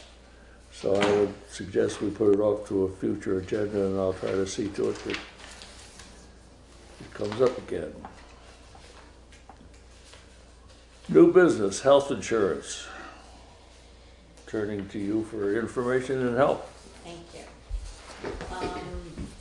The increase is in the spreadsheet that's attached to your packet tonight. The family plan has gone up $318.33 a month. And if we continue at a 2080, which is 20% increase for the employee and 80% that the town picks up, the family plan will cost an employee an additional $63.67 a month. The town's share would be $254.66, and that breaks down to $14.69 a week, added to what the employee pays weekly. It would be $82.46, and that's 87%. That the town's share is picking up. So our share would be $82.46. The employees, each employee that has a family plan, yeah, would be paying $82.46 a month. And a week, I'm sorry. And what would the town be paying? $3,055.97. That's a year. Oh, per year, yeah. What's the weekly increase for the town? You would take the $254.66 and divide that. You would times that by 12 and then divide that by 52.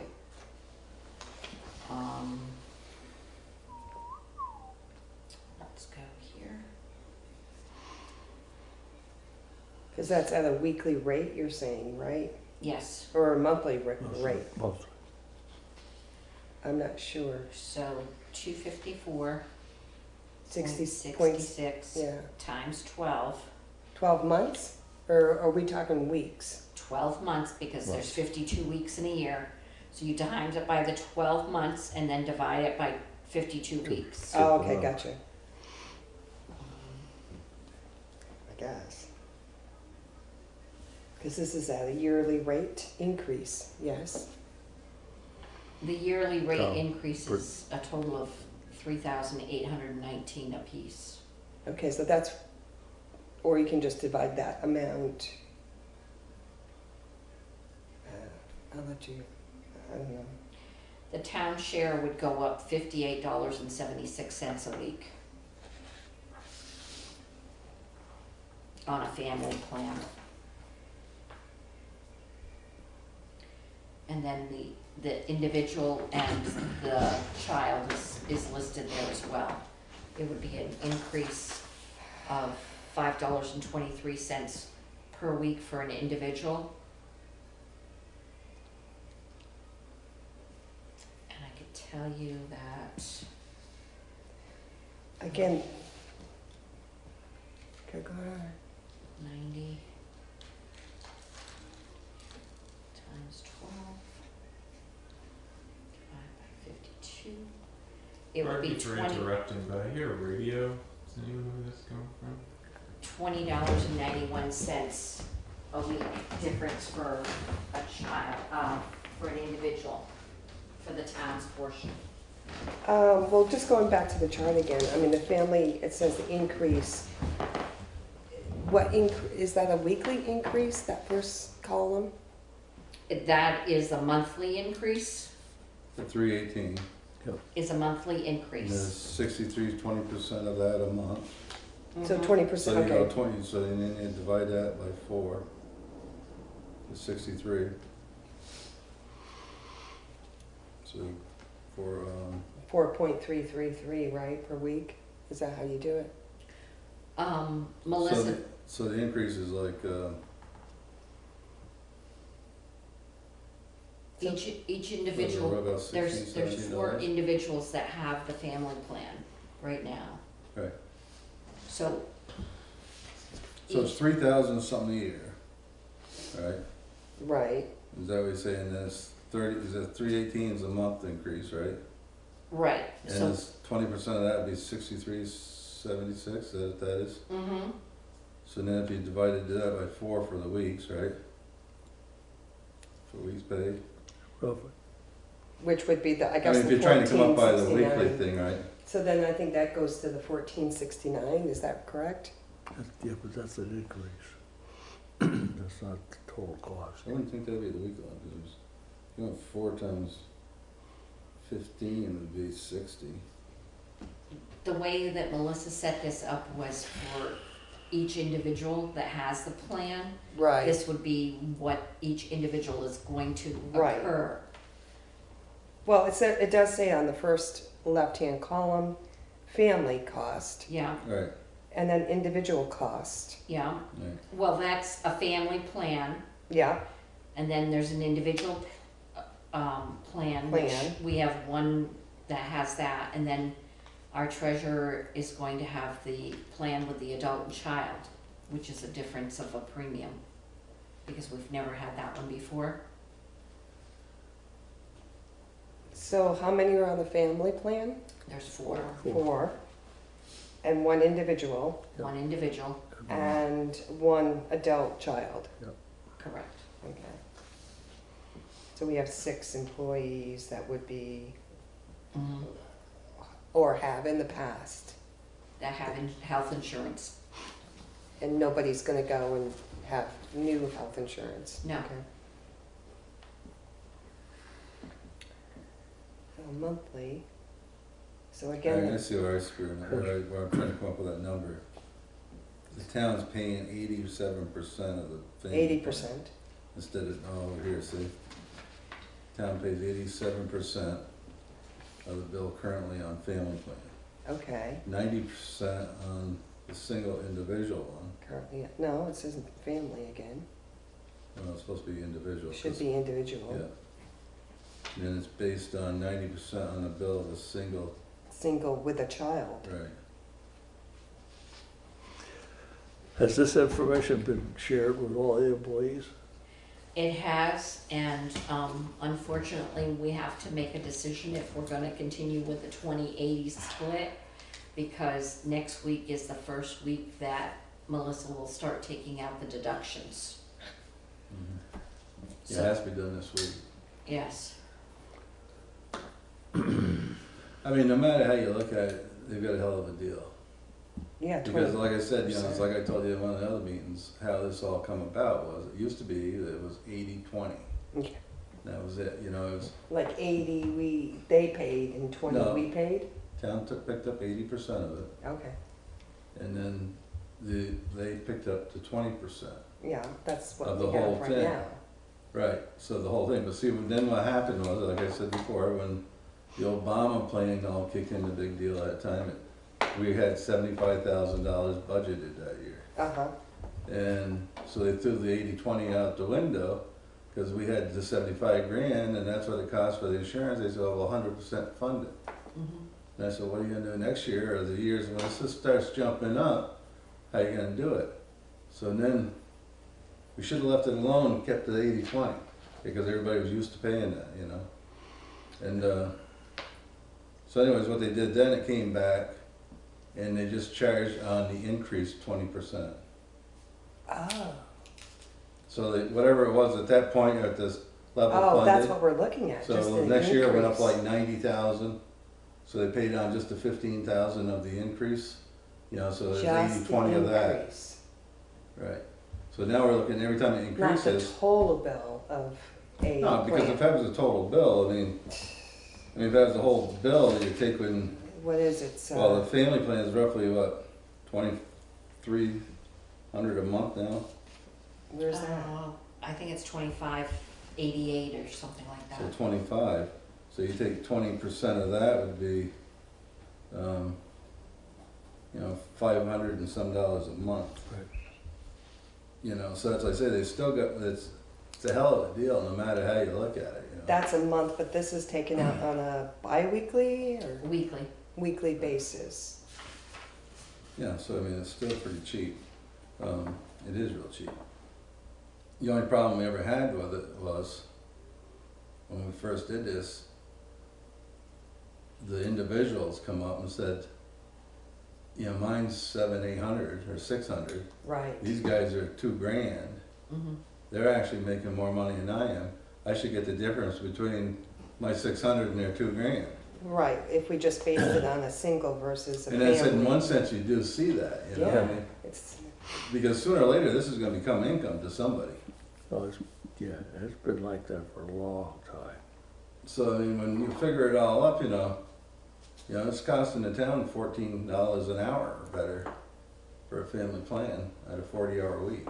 so how do we feel about that? I mean, is it a point where we Well, just make I a don't- decision? It's like I said, it's got kind of so screwed up that it's the only way you can, I guess now, I mean, it'd be hard to go back and charge everybody 80/20. They'd all get pissed. You know, but I mean, right now it's just 20% of the thing. So then we give them a raise this year. Melissa talked about that today. It's the Yeah, we same got- thing that happens with the Social Security and the Medicare. You get the $3 increase, but they charge you the $2.92. Right. But the So- raise is still covering the increase of what they It had is. for insurance. Yeah. I mean, they're still coming out a little bit ahead, not a lot, but a little bit. But then they get the overtimes, and then they make up for it and all that. But they have so- benefit too, I mean, that's a Well, as I benefit. said, the benefit is, it's a benefit, but it's really income, too. Because if you or I went out and bought it, Oh. for ourselves, it comes out of what I make a week. Yes, You know, I don't just, yes, somebody's not handing me the insurance, you know. right, right. Oh, it's income. I see what you're saying, yes. So, I mean, I think the only thing you can do now is just keep going right the way it's been going. Well, again, it's only 20% of the increase Right. versus looking at the plan and what the flat rate plan is and then having us do the 80% of the actual cost of the plan and 20% is by the employee. Now, let's see, like the 20%, though, that goes on top of what they're already paying, right? Yeah. Right, so they're already paying some. Yeah. So then you're We're adding gonna that on add the top of that. $14.69 Yeah, to but what you're- we're already paying, and that Right. increases it to $82.46. But if we look at a level field of the price, you know, what is the plan price, the actual plan price I mean, per month for a family? well, it costs the town. It's not what it costs the town, it's like, what is that plan cost? It's like $2,500 for a family plan a month. A month. Okay, so the 2585. So if you take that number and you do the split on it so that it is 20% and 80%. So say it's $500 a month. 500 for them? So that'd be $125 a week is what they'd be paying.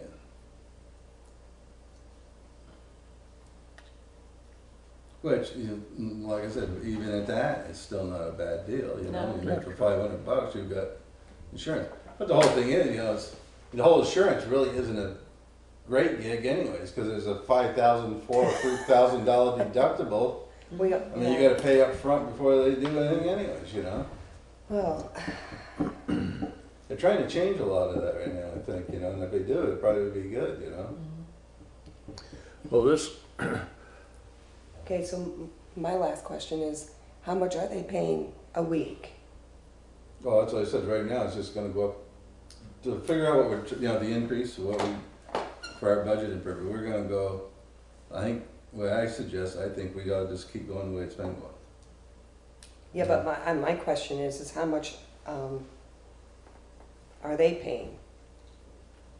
$82.46 will be what the new, if it goes the way Melissa's got this laid out.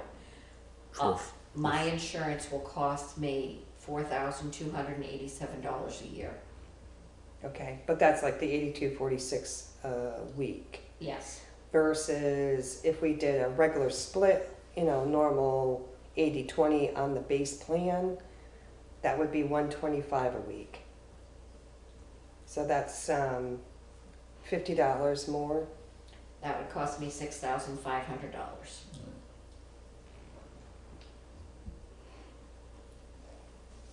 So there's a difference of $50 a week or something. You know, where we're I mean, like I said, eating it's, yeah. I mean, no, it's all screwed up in this whole insurance. No, but if you just do the normal, you know, what's the plan cost, and you do 2080, where are we? And you know, they are paying $83 a week versus $125 a week. We're making up the difference between that if we continue on with the current plan. If not, then the real cost of the 20% will be paid by the employee, and that's just for one plan, that's approximately $50 difference a week. That's $200 a month for one person. I mean, really, what you should almost do is to get the individuals, cheap as that is, you should almost give him 100% of insurance. Right. I mean, that's the other thing is. But, and like I said, that was a big battle one other time about that whole thing. Or the other thing is have a discussion about that we just pay for the individual, the employee, and not the entire family. If they want a family plan, they have to pick up that family plan. Well, we've got I think, our backs to the wall right now as far as time is concerned, right? Mm-hmm. So consideration of different plans, different approaches, different seem to be pretty much out the window. Well, I mean, we can discuss it. I mean, I think we should discuss it as being responsible for the budget, and where are we at the budget, you know, are we able to, I know appropriations got shaved a bit, so, you know, where are we in the budget? Does it look like we're increasing taxes significantly if we keep at what we're doing? Well, I don't know what kind of an effect it would have on taxes if everything every increase has some. But again, Juanetta suggested a few minutes ago, I believe, that we're going to have to take some action on this so that the town could be signed up. Open enrollment, if there's any changes that the employees want to take, if they decide that this becomes too expensive, open enrollment ends next week. But they all know what is proposed and what, Yeah. and they've all signed on. Yes. Right now, they're just looking at it and waiting for an answer from the board.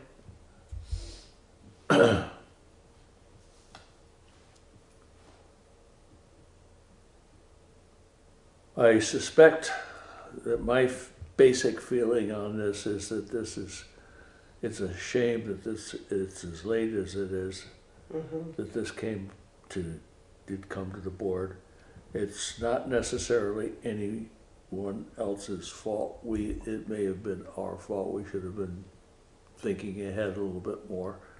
I would recommend certainly to the new board that they get on it and look at it and have it strongly, firmly in their minds as they go forward.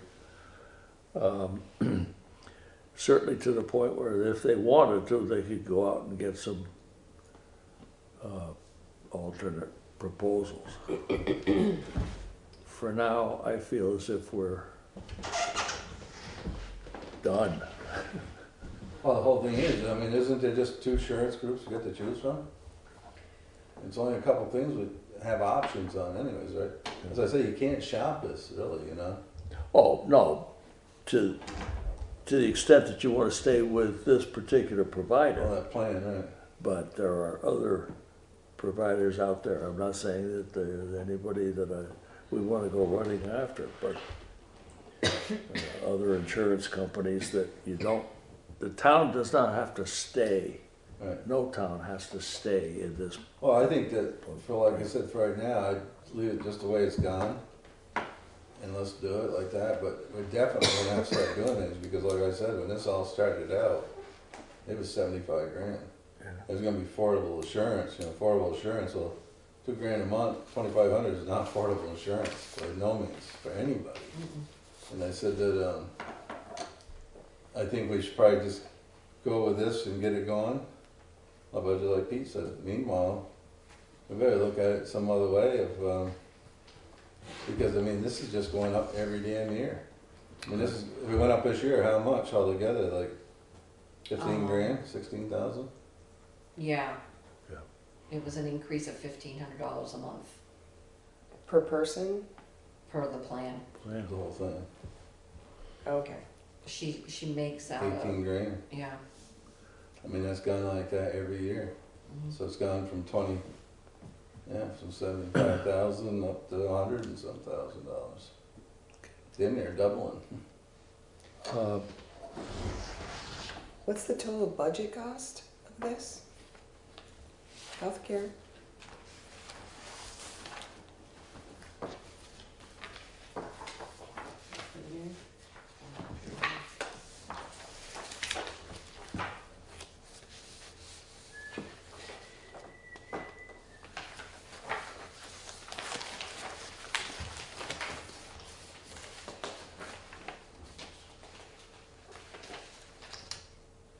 Employee benefits, health insurance town cost. Yeah. 97,000 was the budget. Last year. And actual today is 54,000. We're at 55%.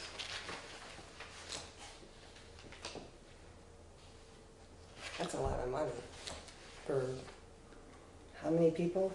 6. 6 people. Well, we've got. It's been a lot of money for the town and for the program for so many years.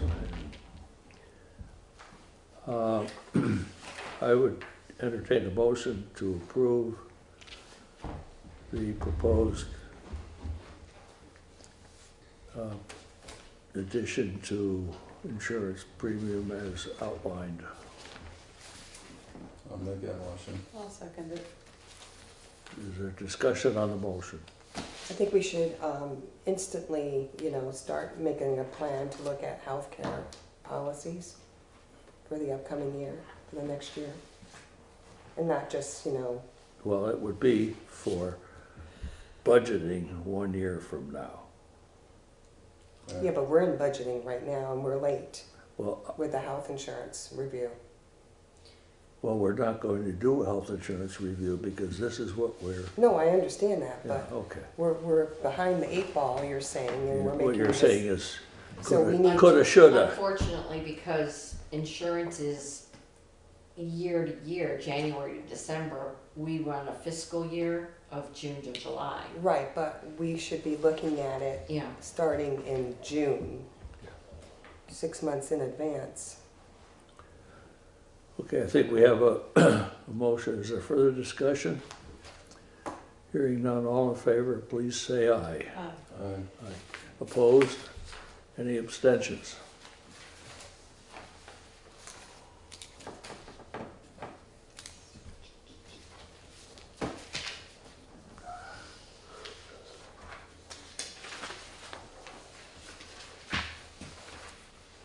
Okay. Planning Commission amendment, is there any other new business to come before us? No. Okay, among correspondence is a Planning Commission amendment to the zoning bylaw. Planning Commission, you probably, In your correspondence folder in front of you, there's a highlighted copy. okay. There's been, as I understand it, a fair amount of interest in Newfane for natural burial. And you'll have to talk to somebody else to get exactly what that is. I am not in a position or knowledgeable enough on the whole thing to tell you. The purpose of the amendment is to allow conditional use of natural burial grounds in Newfane's resource districts. Copy of the proposed amendment, bylaw amendment report is enclosed. I haven't read the draft amendment. I see something right off the bat in that statement, those two lines I just read. However, There's a hearing date. yeah. There is a hearing Thursday, week from Thursday, December 12th at 6 p.m. in this room. And so anyone with an interest or concern is invited, and even harder than that, ordered, asked to show up. Can I ask a question? Surely. Did they have to have a certain number of signatures from the? No. They didn't? No. To move ahead on any of this? No. It's not required?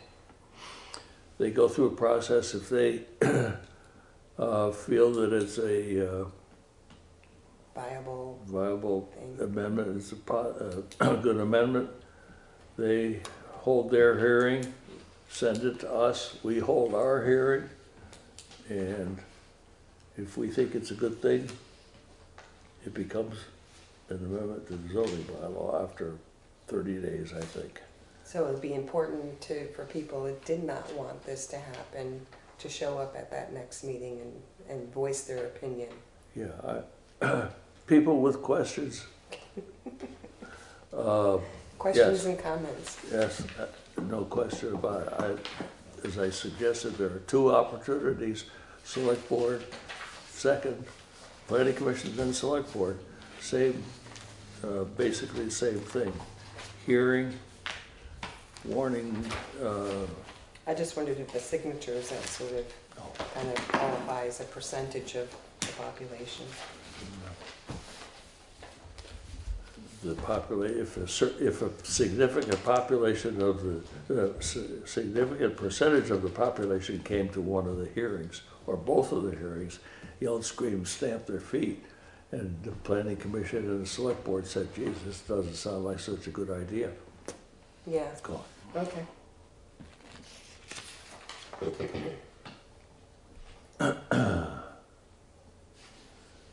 Okay, now what's in here that's super secret that I did? It's the same thing. Good. Nothing else in Just your highlighted sections. correspondence. It's a good thing I'm colorblind. December 12th. Okay. I would say we are up to or down to or over to, unless anyone has anything else they want to bring before us under business, we can move to the business of considering and approving pay orders. And encourage anybody to come to the meetings.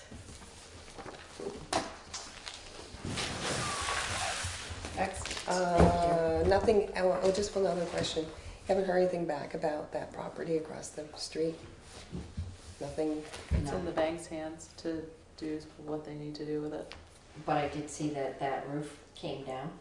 Yeah. So somebody must have gone in there and pulled it down.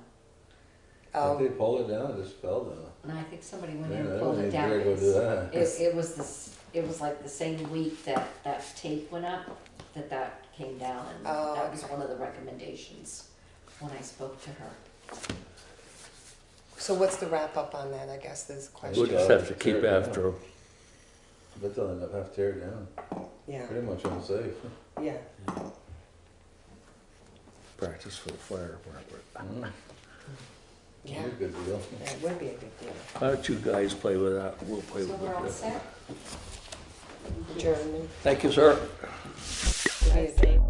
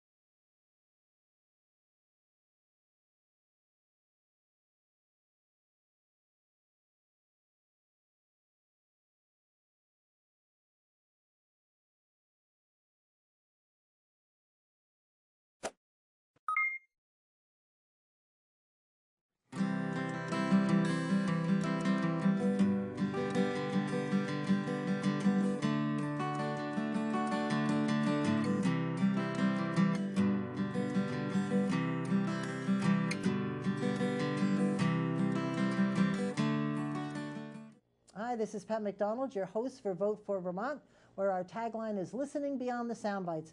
Tonight I am turning the studio over again to Deb Bilodeau and the chair of the GOP. And just so you're wondering, on September 23rd, we will have Terry Anderson come on the show. Terry is the chair of the Democratic Party here in Vermont. Just to sort of balance things out, I've extended an invitation to the Progressive Party. Haven't heard from them yet, but we'll keep working on it. So I hope you enjoy this show. Deb will introduce her guests, and I'll turn the show over to Deb. Just take it away. Thank you, Pat, for allowing us to use your studio again for this panel discussion that we are having today. Today we have a panel discussion with 3 panelists. Those people are Dave Kelly, Rick Keene, and Job Tate. And the topic of discussion tonight will be education in Vermont. And with that being said, I will ask a question. Each one of you will have 2 minutes or close to that to respond, and then any questions from each other after that. So, okay. Are you ready? Yeah, first of all, I'd like to take a moment and have each of you introduce yourselves to the audience and just tell us a little bit about who you are. We'll start with Dave. Okay, my name's Dave Kelly. I'm an attorney. For 25 years, I was the general counsel for the Vermont ski areas. So I represented most of our ski areas here in Montpelier. I've been the chair of our local school board, and I've spent years organizing high school exchange programs for Vermont students throughout Europe and Eastern Europe. I think that's probably enough. Wonderful. Rick? My name's Rick Keene, and I'm a 30-year resident of Vermont. I've spent 6 years as vice chair of the Calais School Board, and then another 1.5 years until merger replaced us on the school board as well. And my background has been in engineering and robotics in the past, and then I've worked also in transportation engineering and planning for many years, working with municipalities. And then I have a business, a prototype design business, as well in Portland, Maine. My name's Job Tate, and I'm a former state representative. I worked down the street for a little bit more than one term, twice elected. Represented Bridgewater, Chittenden, Killington, and Mendon in the legislature. Currently, I'm a chief petty officer in the United States Navy Seabees, and I serve on the board of directors for the Ethan Allen Institute. And I am the very fortunate husband to Lisa and the loving father to Mendon and Everett. Wonderful, wonderful. Tremendous amount of experience in the room here. So we'll get started with our questions. The first question we have is, what would you say is the most important consideration for legislators regarding education issues in Vermont? A couple of ideas would be funding, cost, scores, children. Joe, we'll start with you. For me, I think it starts with the kids. I think that when we're trying to think of what is the priority when it comes to education funding, I think it's an excellent question to ask, is where is our focus? And I think we need to stop thinking of our education funding as funding schools. What it is it's funding kids. And so I think as long as we keep the kids in the forefront, and there's some orbital stuff there too, we've got to keep the parents in the forefront. I think that's where I land on that. It's kids first, obviously, making sure they're educated, making sure they're equipped for what's ahead. Great bumper sticker. Yeah. Kids first. Rick? Kids are really important in this, and they are the primary focus. However, I think fundamentally, something that's been lost, I think, is that our communities are very important, and they're fundamental to the success of our kids. And the schools in Vermont are unique in their the deep connections that they have with the communities. And I think this is under challenge these days, and I think it could have a severely negative impact on the long-term success of our kids, and certainly the quality of our schools. If we're talking about priorities for our legislators, I think there are 2. First, there's an enormous financial mess that's going to catch up with us because we have a $1.5 billion deficit. It's our public teachers pension fund is underfunded by $1.5 billion. And the medical health benefit for public teachers is underfunded by $1 billion.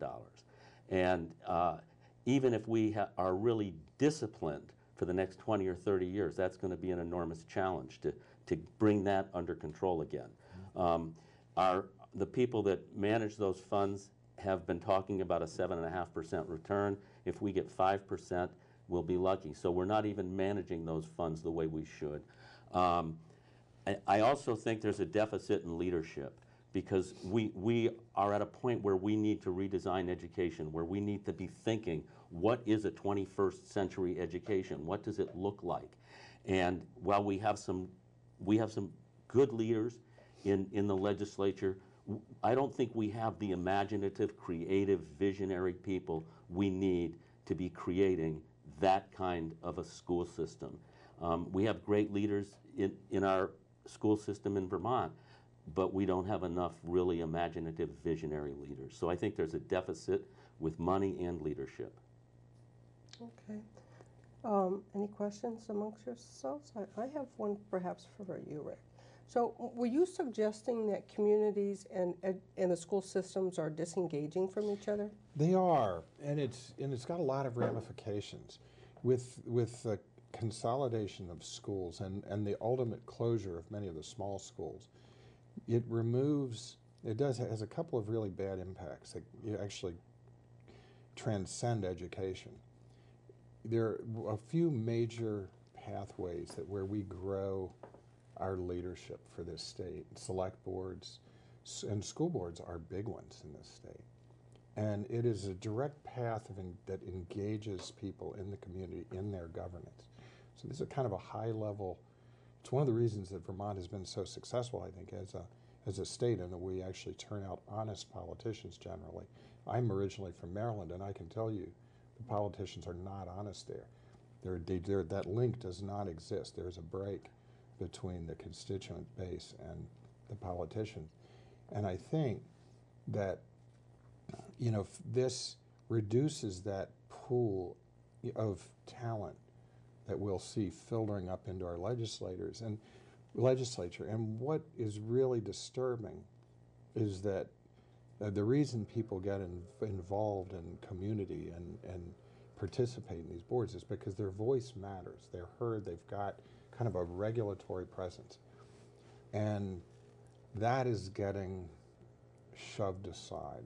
The voice is just becoming a checkbox on public participation. Decision-making is being now isolated, often by people who are not elected officials, and certainly are not protecting the interests of the community itself. I would agree with Rick 100%, because what Act 46 did was it disposed of his enormous amounts of volunteer talent and leadership at the grassroots level where it's most important. And I think importantly, our school boards have become especially important training grounds for women leadership. And if there are going to be more women in leadership positions, our school boards are important to bringing those leaders forward. And to just throw them out the window the way we did was a really tragic loss. One thing I'd say off of that, Dave, or back to your original statement there about the deficit in leadership, I think you're absolutely correct. One thing, though, is on the other side of the coin. I think there's some excellent leadership for the teachers union and some of those other forces that we've been able to see them make incredible inroads, especially over the past 15 years or so. And to challenge that, this is one of the problems I have with Act 46, is you're forcing school boards to go up against this this massive force in the NEA. They don't lack for leadership, but more and more we see with Act 46, we're seeing ourselves get gutted, and Right. we're bringing a knife to a gunfight more and more. Yeah, absolutely. And back to your point with regards to lack of, I think, did you use the word creativity, in terms of redeveloping our educational system?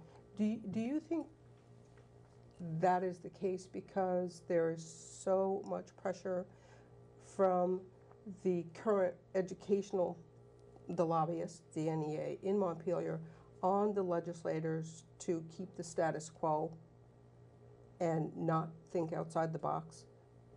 I think we have sort of a narrow-minded conventional wisdom about education across the board in our legislature. The notion that somehow more bricks and mortar, more centralization is going to be more efficient and provide greater equity. And I think that's just plain nonsense. We live in a time when technology has given us enormous advantages we didn't have before, and we're not taking advantage of those opportunities. Our small rural schools are vital to the future. We are not going to attract young couples. We want more young people with children coming to Vermont. We are not going to attract those people to Vermont if we take our small rural schools out of our small rural communities. They won't want to go there. We'll ghettoize those communities. And so I think the leadership in the legislature and their priorities and their vision is just misdirected. We need to be thinking in terms of more personalized education, more community engagement. We don't need to be thinking about longer bus rides and more bricks and mortars and bigger, more centralized schools. Good. Thank you very much. Okay, well, let's move on. We might have touched on this a little bit already, so we might not need to spend a lot of time on this. Act 46 merged many communities in Vermont. Mine was one of them. I'm in Essex Junction. And we merged with the town of Essex and Westford. Westford, right. Yes. Westford lost school choice in that process, and they were willing to give that up to merge. What is your opinion of the successes or not successes of these mergers? I think we just went through. I'm glad to start if you want. I think that's yet to be seen, but I think what you will see, and speaking, having a business in Maine, and Maine did this in 2008, went through this consolidation. And last time I looked, roughly 42% of the schools that were forced to consolidate were either in the process of or had pulled out of consolidation. Because, what the suburban schools tend to do fine, or the Middleburys, or your larger school centers. But the small municipalities end up giving up schools, and then they give up a heart of a community. That schools play a unique role, especially in rural communities, which is most of Vermont. They are a gathering place for adults with and without kids. And in our town of Calais, we're the fourth poorest town in our group of 5, and yet we consistently have, if not the highest performing kids, probably the second highest, and very neck and neck for first position. And we had, on all my years in the school board back from 2000 to 2006 originally, and even recently, we had close to 100% engagement in that school by community members, by parents, and then other community members also who didn't have kids in the school. And it's that connection to that local entity and that kind of ownership that is the reason our population, our student population, has been stable since 2000, whereas the rest of the state has been dropping 1% a year. It's a destination. The kids are there to learn. They see the importance of this by the engagement of the community and the people. And that is key to the success of learning. And I think, within one thing that has been lost, and it actually touches back on the last question a little bit, one thing that has been lost in our education bureaucracy is it's become this isolated bureaucracy that just does not look at a community as a living, breathing block that education is part of. They think that is the thing in itself, and within their own dogma even, they come up with these processes that are kind of cookbook, and they are rather inflexible, and Act 46 is an example of this, where it's a one-size-fits-all model that's forced down on communities, whether they fit or not. And you look across the state at the dozens and dozens and dozens of alternative the plans that were put forward, and very few of them were even looked at or accepted. And these, countless hours were put on by, working on by community members to make systems, merge systems that might work better, and they were basically ignored and forced, basically the preferred model was forced down upon those communities. And I think that the net result of that is that you will kill engagement if community members won't put effort in, if it's wasted effort, if their efforts are just for naught. I think if you talk to an average Vermonter about Act 46, the general consensus is it's not doing enough. If it was doing anything at all, it was a miss. Property taxes are going up. We're still hemorrhaging kids out of the system. The consolidations, it's been a bumpy road. And I think that Vermonters were expecting more from Montpelier on this issue.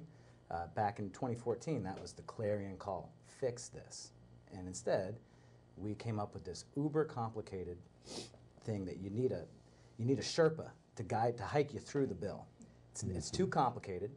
The average Vermonter doesn't understand it. I sure didn't understand it when I voted no on it in the legislature, but I understood enough about it that it was bad.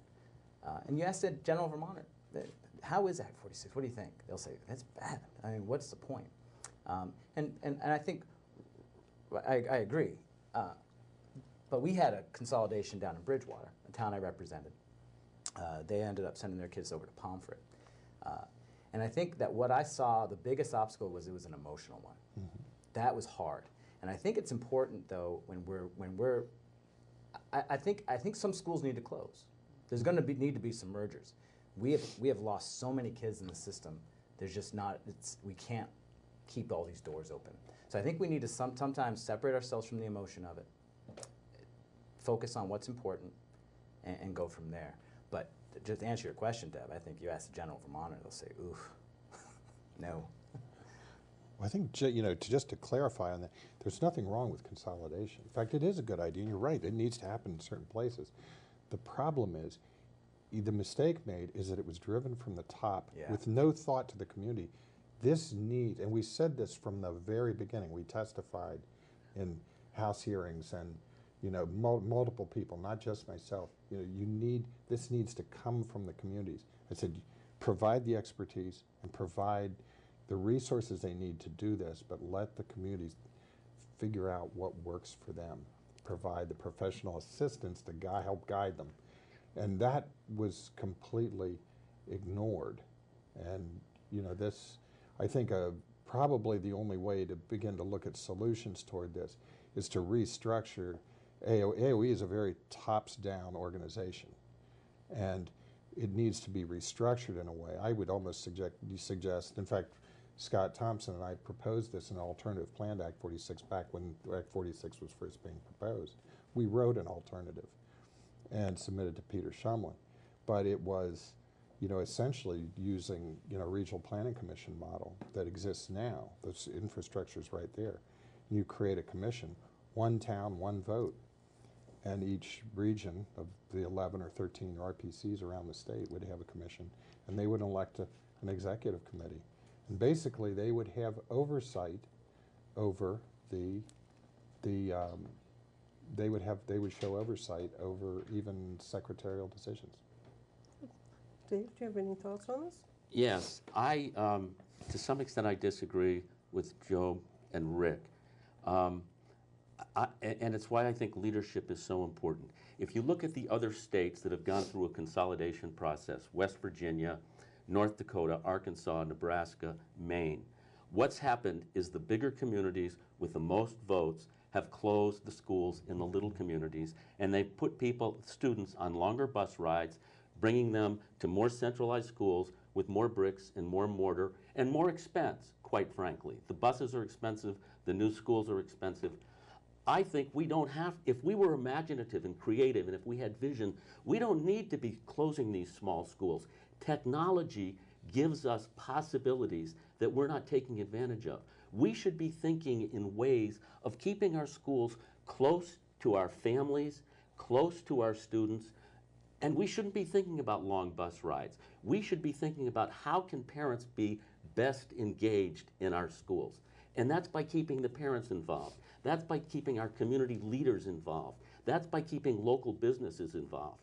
But when we follow the pattern of other states, what will happen is attracting businesses to communities, or even entrepreneurs or people that are going to run businesses to communities without schools is going to be incredibly difficult. We are going to hollow out rural Vermont. We're going to do just what they did in West Virginia.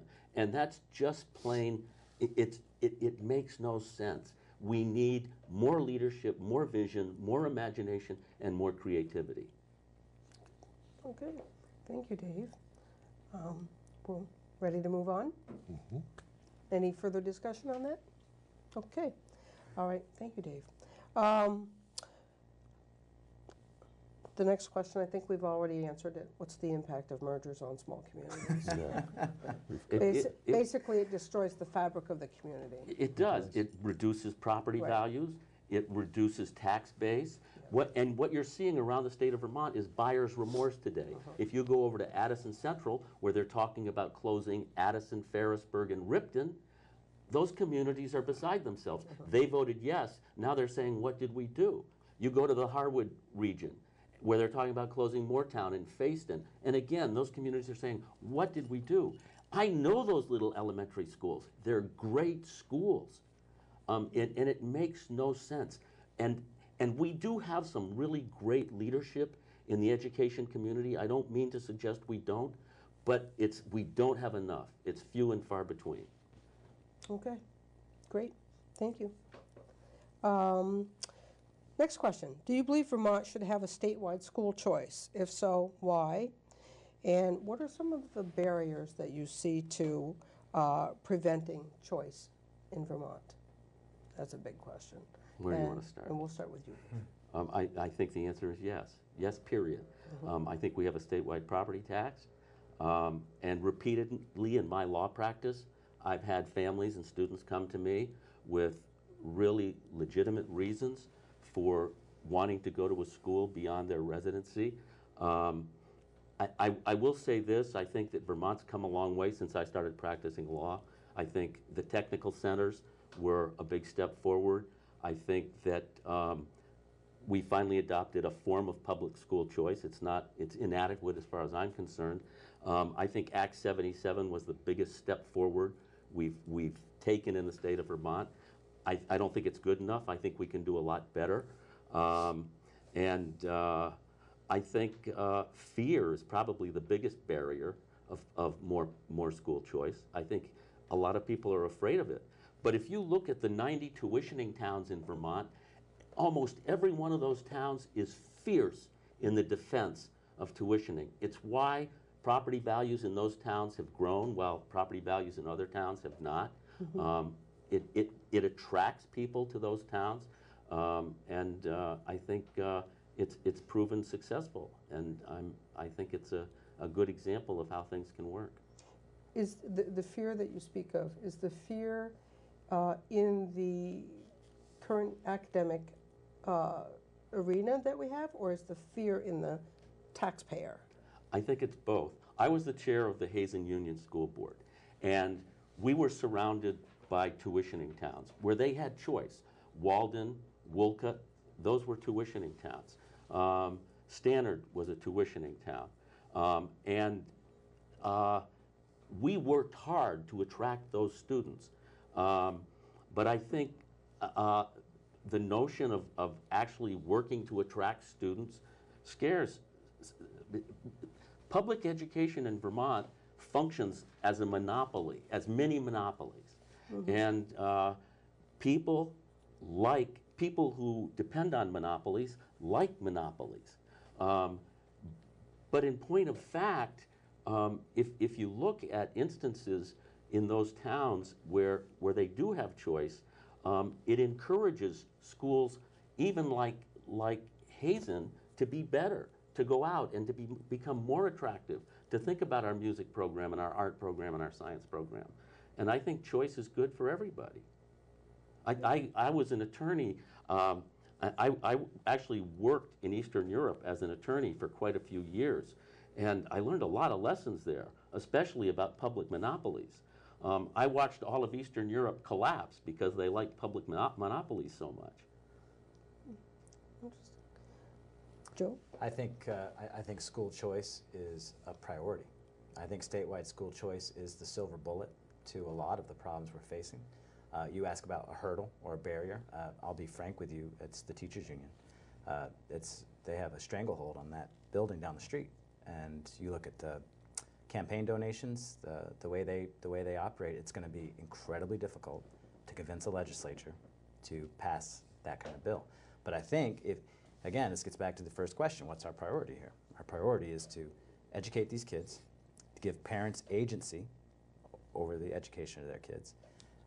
We see that it raises property values, improves outcomes, saves a ton of money. School choice, and especially in a state of our scale and our size, this is a place we could do it and do it right. And Dave's absolutely right. I represented, 2 of my towns had school choice for high school. From their cold, dead hands, would you take school choice? And we saw down in the Rutland area, the high schools, it is very competitive to try to get the kids from Mendon and Chittenden to go to those high schools. And they bend over backwards. And the towns, they send a bus. They'll do anything they can to get those kids. And it's a wonderful product. And we talk about economic development. We talk about wanting to attract people to Vermont. Statewide school choice, beautiful. To me, this is a no-brainer, because if you stop and think about it, if you're going to close small schools, would you close them because the bigger town has more votes and wants the money, or would you close them based on quality? Right. And who's the most attractive? Where do people want to go? Who's doing the best job? To me, it's like here we are designing a monopoly system of consolidation that has proven that it's disastrous in states like West Virginia. And if we have to close schools, let's close them on the basis of efficiency and quality, not on the basis of money and votes. Right. Survival of the fittest. Yeah. Go straight to nature. Well, you know what's interesting is there's fears on both sides here. The VEA, NEA has a stranglehold on your legislators, is what I'm hearing. So they're afraid of school choice because they're afraid that the schools will become competitive they'll compete with each other for clients, our children, and so they're afraid that schools are going to become vacant and empty through that competitive process. But if you look at Act 46, they are selectively closing schools. So they are closing schools, but on their terms through Act 46. Right. Does that make sense? You know something? And I would have liked to have seen the NEA have a voice and play a role in that issue. They stayed neutral. I was surprised. I don't think there is anybody in the state of Vermont who has been a more zealous opponent of Act 46 than I have. And I was surprised that the NEA sat on the sidelines. I would have thought they would have been on my side. I want to say something in defense of the NEA, because I have seen what they've done for professional development. And I think if we're going to really maintain costs within our school system, we have to understand how teaching is changing and how the burdens put on the classroom are growing. And I think we need to look at the bureaucracy and the administration, and that's where we need to really cut some costs. But I think the NEA, in terms of professional development, is doing more than almost any organization. And those teachers and educators and staff need to be paid what they deserve to be paid. But one of the things that I do hear is they're very top-heavy. The organization has far too many, and that's what's keeping our educational costs skyrocketing. Well, we have less students, more staff, and it's very important in all of this. This whole. I actually love school choice as well, because it adds a. There are a couple of real benefits. Actually, there are many benefits, but the quality control piece is important, because it really does. I mean, Calais is a very small school, but we've had very high-performing students, and the boards that took. For years and years, took great effort to really hire the right staff and work with the staff to do that. And that makes it a destination for parents with kids.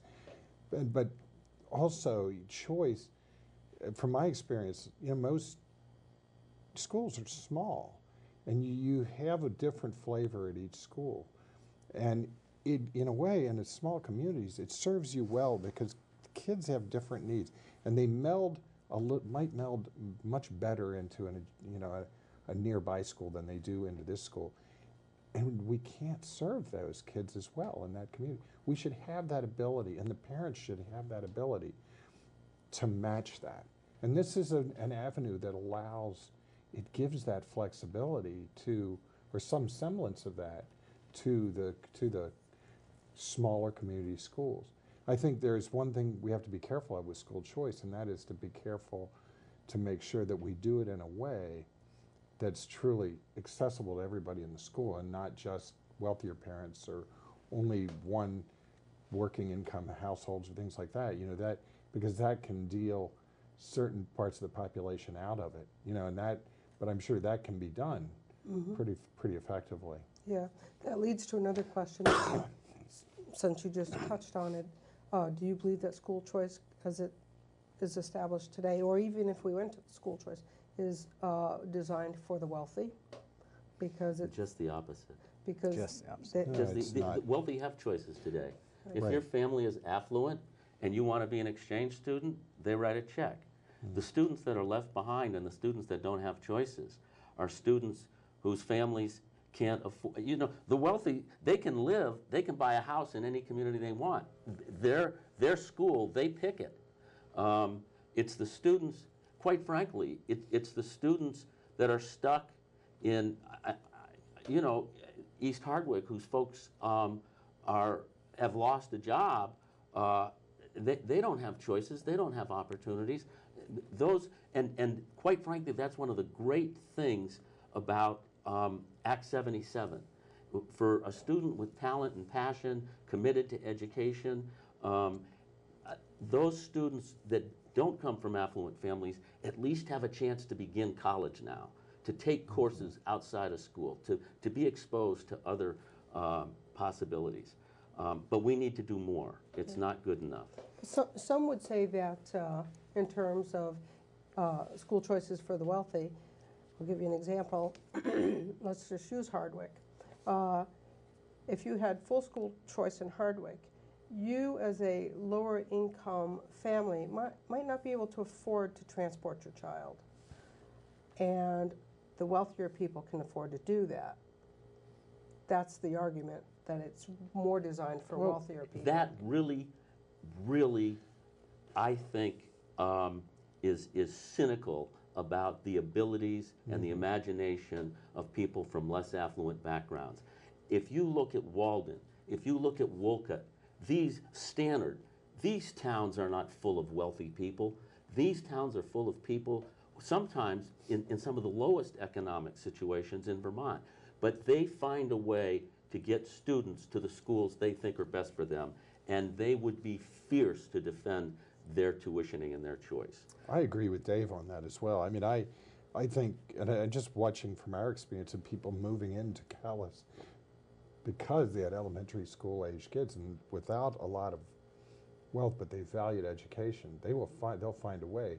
And I think it's our job as a state and as communities to help make that as feasible as we can.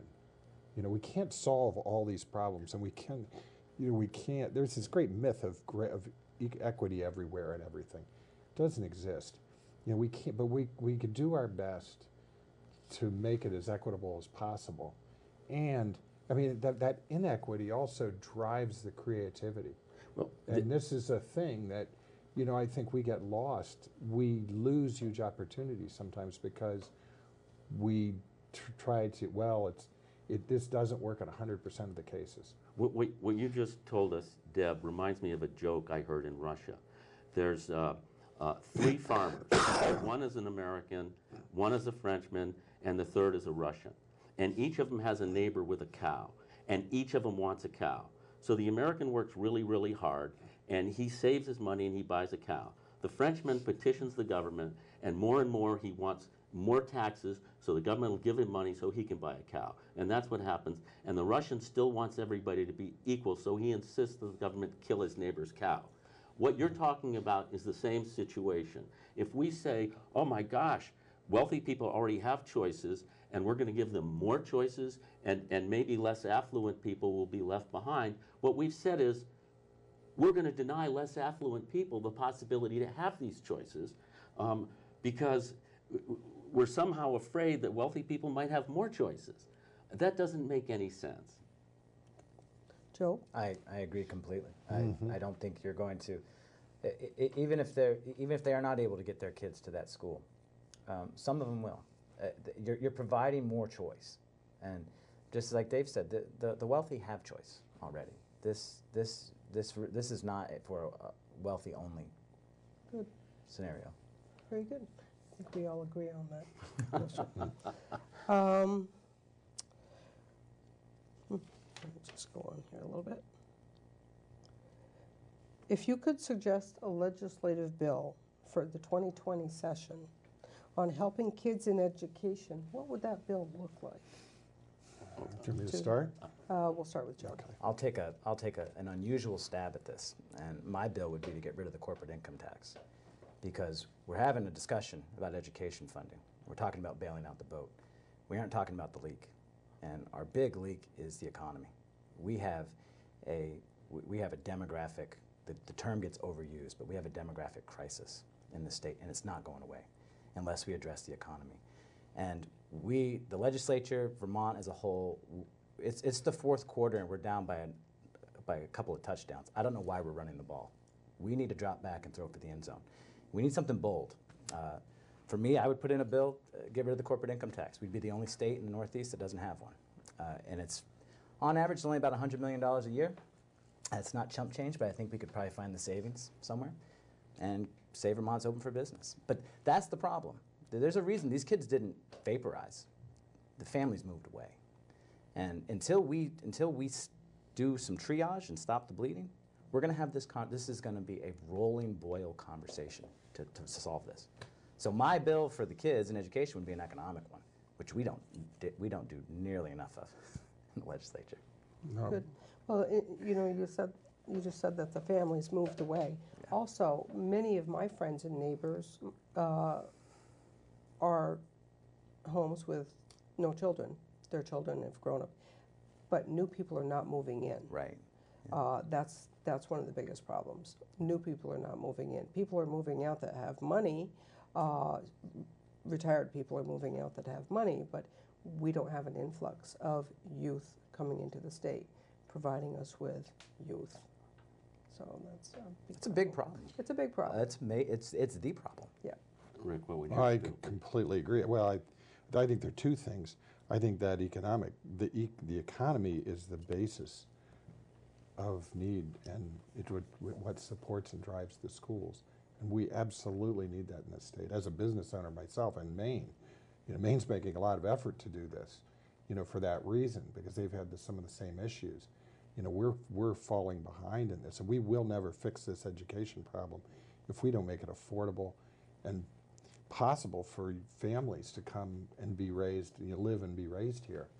And then secondly, I go back to that argument, I think in the legislation, I would restructure the control within our education to the point where we start, instead of pushing communities out of decision making, we bring them right to the table. Yeah. And I mean in a meaningful way where their voice carries decisions. There is a lot of good judgment out there. And they're far better than many of the PhDs I've seen who have just been indoctrinated into a system of education, but they have no idea about anything outside of those borders, like the social conditions of communities, and that's what communities bring to this. They understand the need better than anybody that I've seen at the top, and so they need to have a really powerful and significant seat at that table. But before I tell you the bill I would want to introduce, I want to tell you a little story. When I was the chair of our school board, a young woman came to the school board and said, I've taken every art course we have, and I'm really good, and I have a passion, and I want to beg you to let me take half of a year's tuition and go to the Oxbow School of Art in Napa, California. And we had a hard, blistering debate, and we finally agreed to let that young woman take some of her tuition, a semester's tuition, because her family couldn't afford it. Her mom was working 2 jobs, a cash register at one restaurant, a waitress at another restaurant. That was the most important experience of that young woman's life. She's on the president's list at the Bratt Art Institute right now as a student. I want to see opportunity scholarships for juniors and seniors that show passion and talent in a particular subject so they can dream of anything, go anywhere, and really have something exciting to look for as they're shaping their education here in Vermont. And I think if we do that, we would set Vermont aside. We would tell the United States of America, in Vermont, any kid can have a dream. And those kids that are passionate about their education, who are dedicated to their education, can go anywhere, study anything, and we're going to help them even before they go to college. I agree completely with Dave on this too, and that is a piece.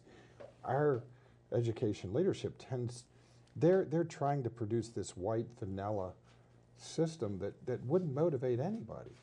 And I think the key, education is about inspiring learning, because knowledge takes a lifetime. To become a Renaissance person takes a lifetime of learning.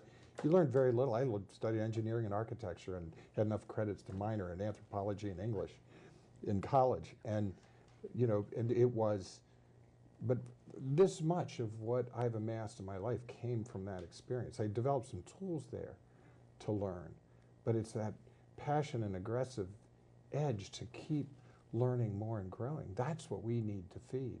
And Dave is talking about that. That's what if we could send that message across America, I think we could reverse the drain of young people with children leaving Vermont. I think there would be reason to say, in Vermont, our children can have a dream. They got to have a job, though, to move here. They have to have a job. Yeah, I agree completely, but without the economic piece, the whole thing falls apart. Well, you know something, one of the things we have to do is be a lot more imaginative about technology, because, quite frankly, I was in Boston this week, and I went down there and I said, why in the name of God would anybody live in this place? This makes no sense. I live in Greensboro. I have bears, foxes, raccoons at my back door. I can go cross-country skiing. I can go fishing in the Clyde River or the Lamoille River. I live in one of the most magnificent places on earth, and I think of the people who are dying in New York and living the most suffocated lives in Boston. If we use technology, if we bring the kind of technology we need for people to work with their imaginations and their intelligence, I would have to think many, many, many more people would rather live in Greensboro than Boston. And the one thing we can't do is let our schools go. We need to make our schools more attractive, more vital, more inspiring. Do you think that is the mission of the remote workers program that the state of Vermont has introduced? That's the most silly thing in the world. That's like, ridiculous. It's just ludicrous. It's a joke. But I think what we need to do is get some really exciting ideas. If it means getting rid of the corporate tax, maybe we do it. Maybe we create opportunity zones where we say, you know what, we're not going to have any state income tax for the first 10 years you're here, as long as you're here. Plenty of states survive without an income tax. There's lots of things we can do, but one thing we need to do is make our schools exciting and inspiring. And that takes imagination and leadership. I have a partner right now. We're developing a tech logistics company, and it will be multinational in scale when it's done. And I was talking to some member, the chair of House Commerce one day, and about even looking at bringing that to Vermont. And this is tech logistics, so you can really put it wherever you want to put it, as long as you've got the digital highways to manage the data, which we don't have here, critical point. But I said that's one important absolute need. The second, and more important, is that you know, I need to have these small connected school systems. I can bring the young tech logistics people out of Silicon Valley and places like that. They will respond to this after being in, I have many family in, you know, coming out of the top schools in the country. Their kids are in these competitive mills, and it's not healthy. And you see what it does to these kids, and it's what creates a lot of our Wall Street greed. And you know, and there's a huge golden value in what this state offers in ethic. And I could bring people and sell them that small connected community school. And I said directly, I said, I cannot sell a Walmart version of a suburban school out of Boston. I said that I won't be able to bring people here to with the skill sets that I need to do it. I agree with you, Job, that the future of education in Vermont is closely linked to the economy. The top 6 jobs, available jobs in Vermont, I recently was reading, they are groundskeepers, housekeepers in hotels, sales, retail sales, food industry. Those are not necessarily jobs that people with good educations who want to raise a family in Vermont are flying to Vermont for. That's why. But we have a new emerging agricultural economy in Vermont, and it's just embryonic today. If you look at Jasper Hill Cheese, if you look at Hill Farmstead Brewery, if you look down the road at Bar Hill Distillers or Pete's Greens, there is a food industry that's value added, that's a new agricultural economy. The Center for an Agricultural Economy in Hardwick is a big piece of that. But there is opportunity here if people want to use their imaginations and seize it.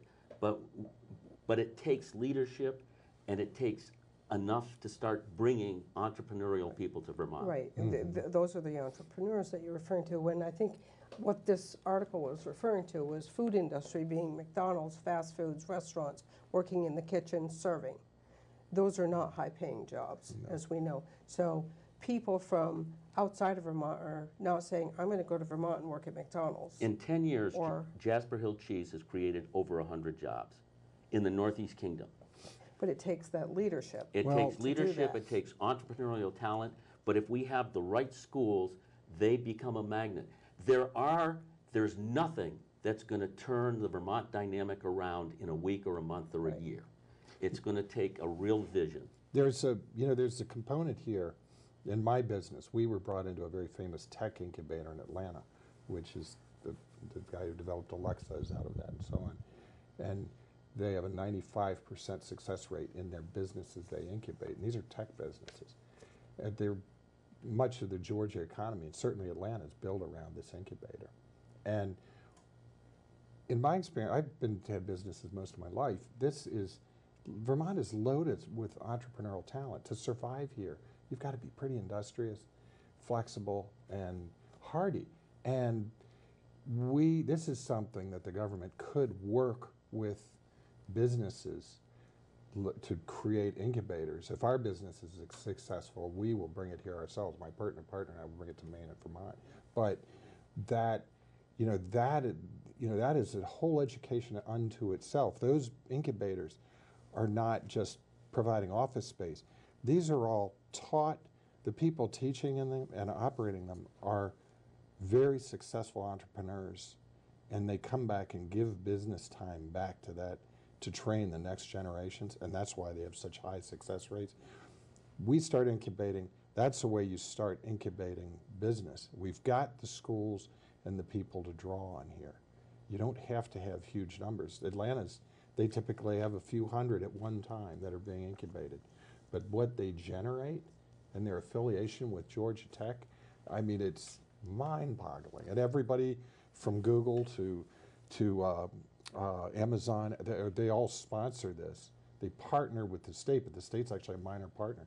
It's actually supported by all the big businesses and people that came out of this program and ended up coming back like alumni to really teach the next generations. You know, when you talk about leadership and all this, though, I think of it through the prism of Rutland County. And down there, something like the worker relocation, the quote-unquote $10,000 bribe, just boggles their mind. It's so frustrating for them. They want action. They want the ability for imagination and an entrepreneurial spirit to have free reign. And there's just so much frustration, at least down in that neck of the woods. Okay, thank you, Joe. I'd like to get to one more question before our time is up. There's several good questions here, but because we're talking about education, what do you believe the role of the State Board of Education is, and would you make any changes? Changes. Joe, we'll start with you. Well, I would say I think it's too political right now. I wish that the state boards, the school boards, could set it up. They'd be the ones to come up with some sort of election process, as it is now the governor appoints. Bottom up. Yeah, and so I think with how political it is, I think that helps see some of the mission creep that concerns a culture voter like myself, someone who's concerned with my young kids going into the school. I have a lot of concerns about some of the mission creep we see in schools, and so I'm concerned with just the political nature of the school board. It's completely political, and I agree completely with Joe. I think I would go back to the model I talked about earlier and say, you know, if you had, that needs to be created and elected by the people of the town. They're not appointed. Yeah. They need to, I would use a regional planning commission type model, and those one-to-one, those one town, one representative commissions could decide and elect members or to a board like that. They need to be accountable to the people, definitely. Dave? Well, first of all, the notion that those folks coming to Montpelier know more about managing Hazen Union High School than our school board does is silly. Our school board, we have an entrepreneur who started a business with 40 employees. We have a lawyer. We have an architect. We have a woman who's been a professor at a major university. That's our school board. Very talented, intelligent people engaged with the community.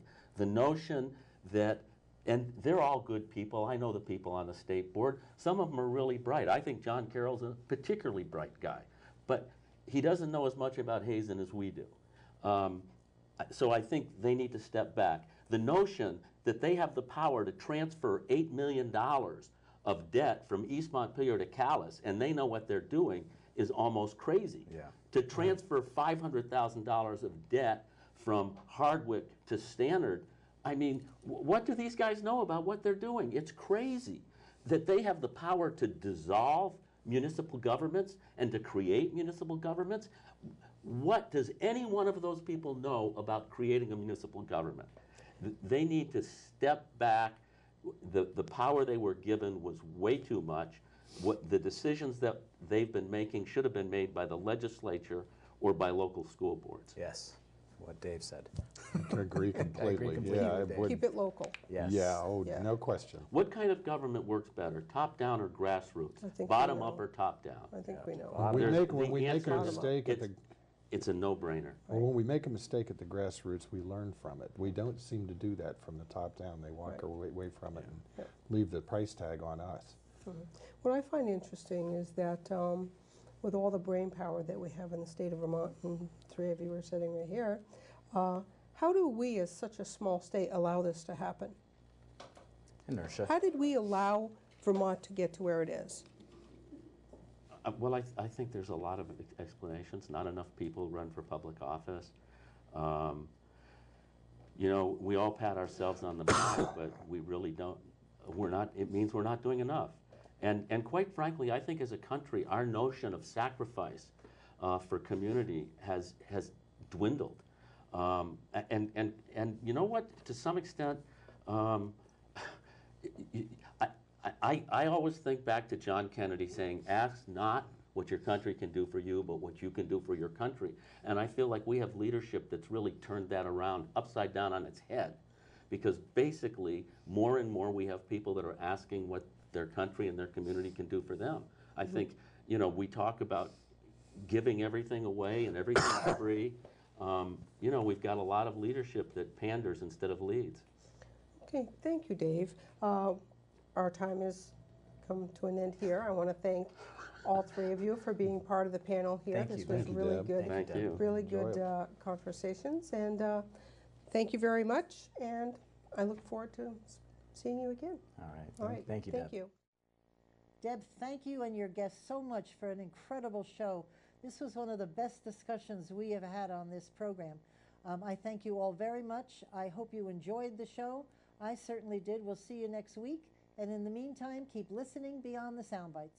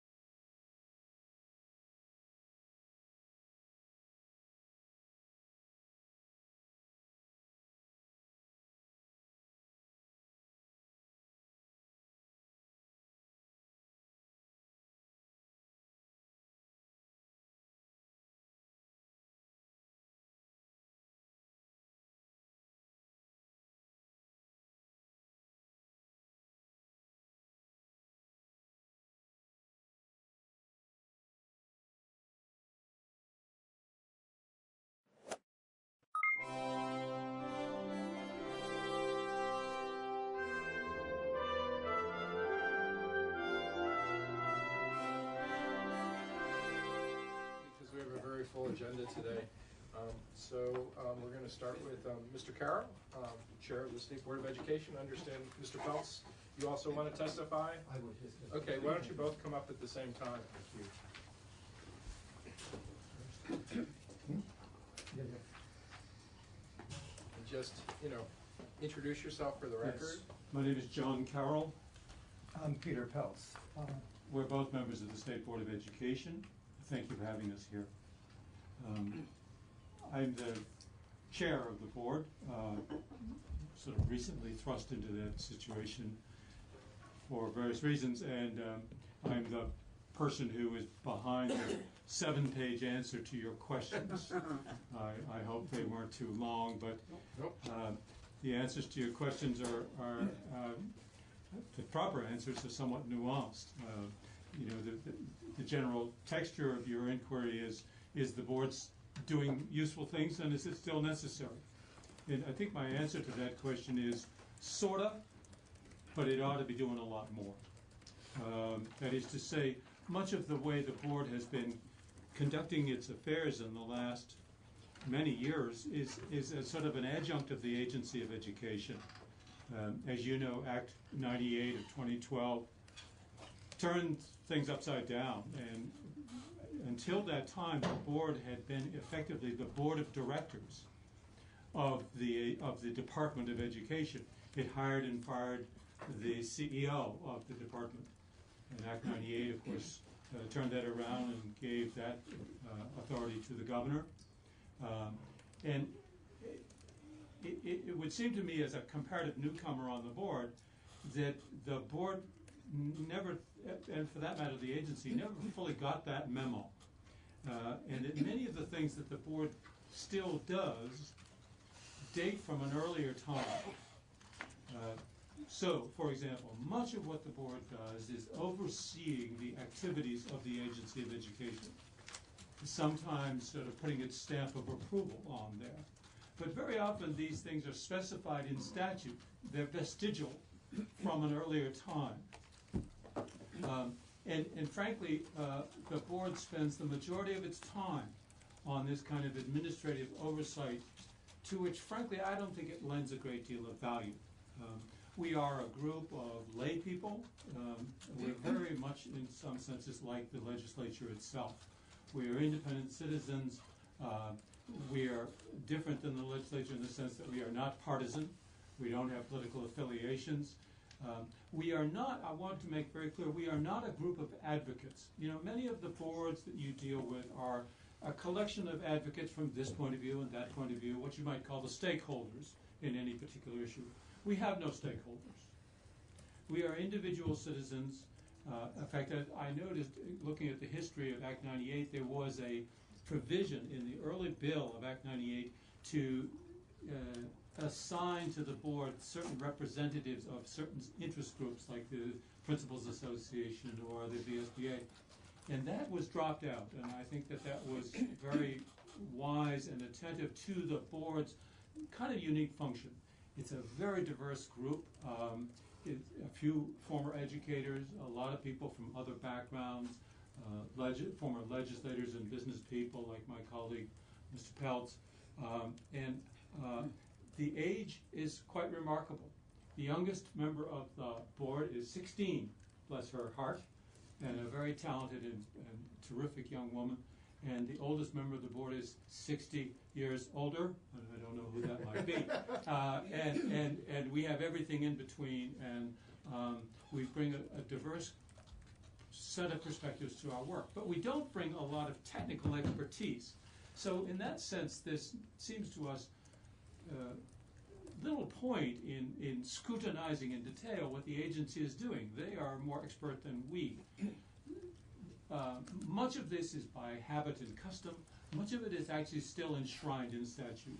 And so we are working, in fact, I have a phone conference tomorrow with Legislative Council member associated with the Senate Committee on Education to begin formulating kind of what the chair calls a placeholder piece of legislation, that we get started on documenting what these vestigial pieces of statute are, and presumably both the House and Senate committee chairs have indicated great interest in our goal of reinventing the board. And frankly, that is our goal, to reinvent the board. I know that the board has its critics.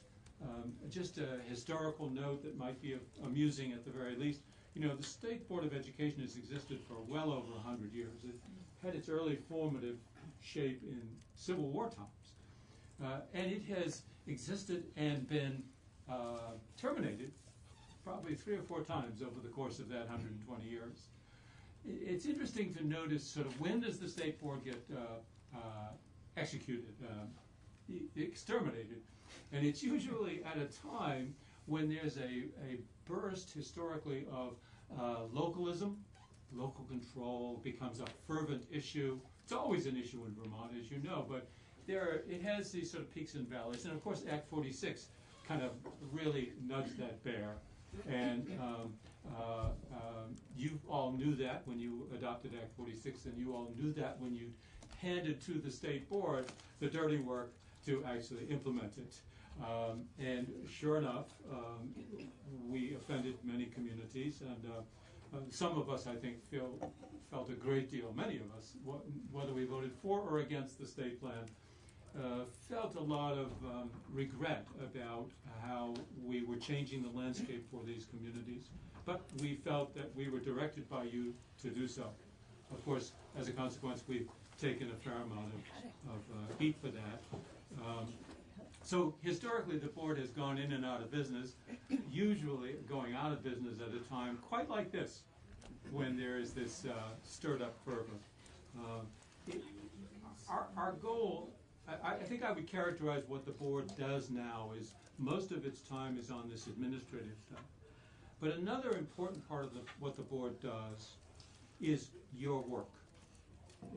The General Assembly has, I would say, the work we do for the General Assembly, or at the direction of the General Assembly, would take over the years maybe 40% of our time. For example, Act 46, we were in that up to our eyeballs for 8 solid months. I mean, there was nothing else going on the board except Act 46 hearings.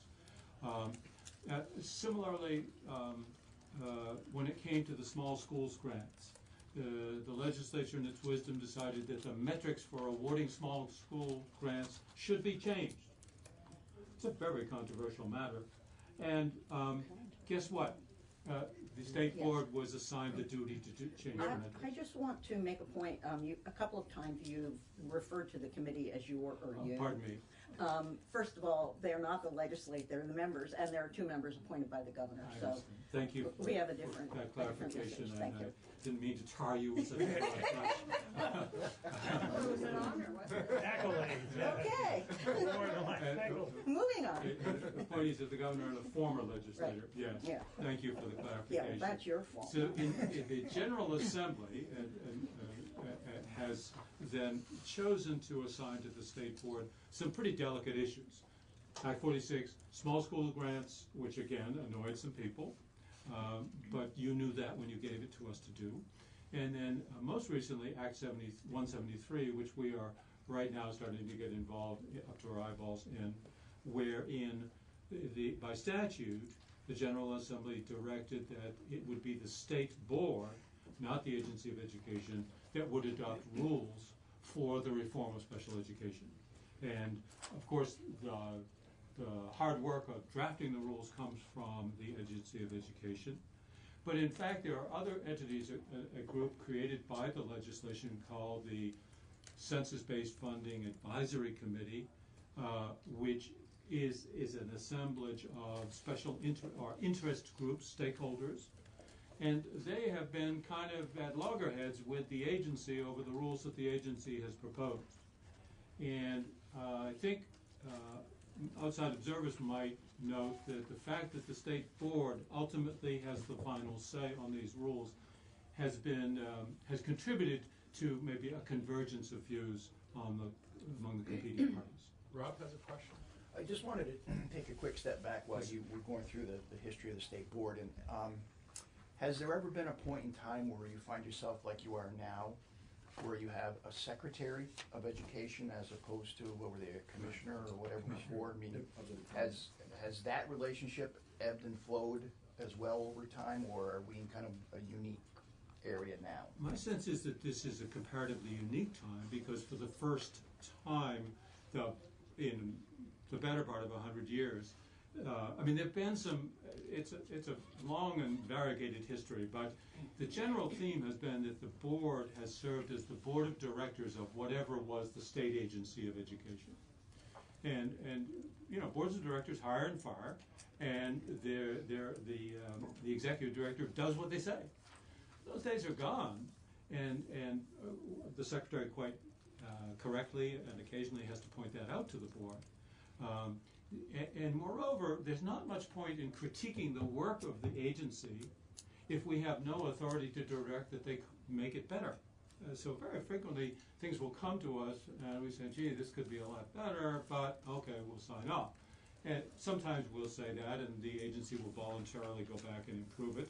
I mean, there's a collaborative, respectful relationship between the two, but ultimately we need to move past the time of, for the last 100 years, where we were calling the shots. We are not calling the shots. I just want to also just clarify that education in Vermont is perhaps after healthcare, the single largest economic activity of the state.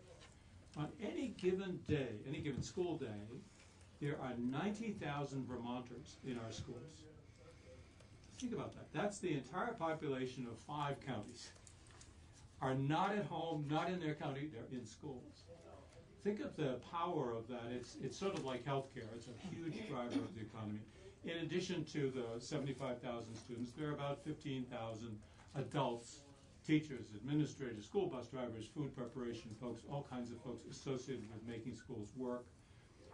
There's 100,000 parents, roughly, who are not in the schools, but they're waiting at the schoolhouse door at the end of the day and they want to know what happened, and they most of them really care a whole lot about what happens at schools. So education in Vermont, K through 12, involves probably at least a quarter of all Vermonters. And it's expensive. As you know, it's a third of state spending. It's a huge enterprise. It's also an important economic driver. It creates about 15,000 jobs, some of which are very well paying. So it's kind of a big gorilla in the midst. Excuse me, Senator, would you like to interrupt? First of all, my apologies. I guess I didn't get the memos, and I've been up at National Life along with Tim Briglin looking for parking space. Anyway, so I apologize for missing the first part of your presentation, but just from what I've heard, I guess my question is, why do we feel that we need to have a board of education to direct the future of education as opposed to the agency of education when we have agency of natural resources, we don't have a board of natural resources, and the fact that all the members are appointed by governors, not the same governor, but appointed by governors, as opposed to coming from local school boards. Or so I guess that's my bottom line question is what, and the legislature did assign all of these things to the board because it was there. If the board hadn't been there, those things would have been assigned to the agency. Is that the way I see it? I mean, I'm not sure because I'm not in the education committee, but. So. If I may, I'd like to answer. I do my best. Again, Peter Peltz, I was on the House Education Committee for 8 years, and I was on the committee when Act 98 passed. It was not, it was controversial. There was, but I can tell you why I voted for it.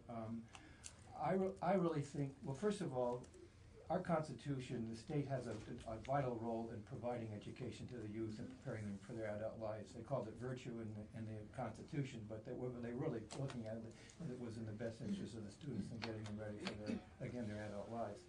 That hasn't changed.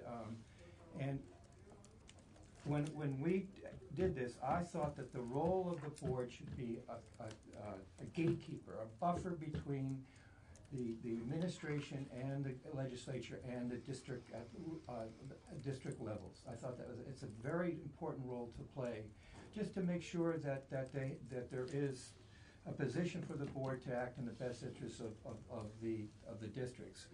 I asked to be appointed onto the board when I resigned from office in 14, and I feel very strongly about that. And just to sort of demonstrate, I mean, I think the governor has appointed some really good members. We coalesced, it's nonpartisan. 46 was a hard nut to crack and to work together. We did it collaboratively, and I think we did it well. And I think that stands well for our position in regards to why we should be there and why we should continue. I really feel very strongly that, not to disparage, but you know, just the bureaucracy of educating our kids is very significant, and I really think the state board has a role in sort of being that buffer. And to demonstrate this, we have decided at our last meeting that we will no longer meet during the regular hours of the day. We're going to meet late in the day and then go to regional go throughout the state to have meetings and have our regular meeting at 3 o'clock, and then at 5 o'clock we will open it up to the public to hear from the public on what their thoughts are and what how we can best represent their interests. So I hope we continue in that vein and really clearly define that. The agency owns this. I mean, we have no staff, we have no budget to provide a staff, so we're really sort of, you know, at a transitional point in terms of trying to get us focused and be very efficient in what we're doing. Thank you. Rob, do you have a question? I do, and maybe it'll get clarified a little closer, but your comment about the state ed being a large bureaucracy. Well, I'm just, yeah. Well, I happen to agree with that somewhat. My question would be, is the current structure, with you folks being kind of a separate entity, does it add to that bureaucracy, at least from the user end of things as opposed to from your end? Let me just clarify. When it's working properly, the state board has no power. We have no power to direct. We have no power to demand testimony or anything. The state board, in its best form, inquires, that is, asks tough questions, and integrates conflicting information, which is all around the state, and informs the General Assembly and the governor about issues that perhaps, or informs the agency, or informs superintendents, whoever is closest to implementing solutions. If I may, I'd like to return to Senator White's question. Why have a board when the natural resources people don't? Education is not constructed in any way like any other government enterprise in Vermont. Nothing like it. Education in Vermont has at least 5 major constituencies and power centers.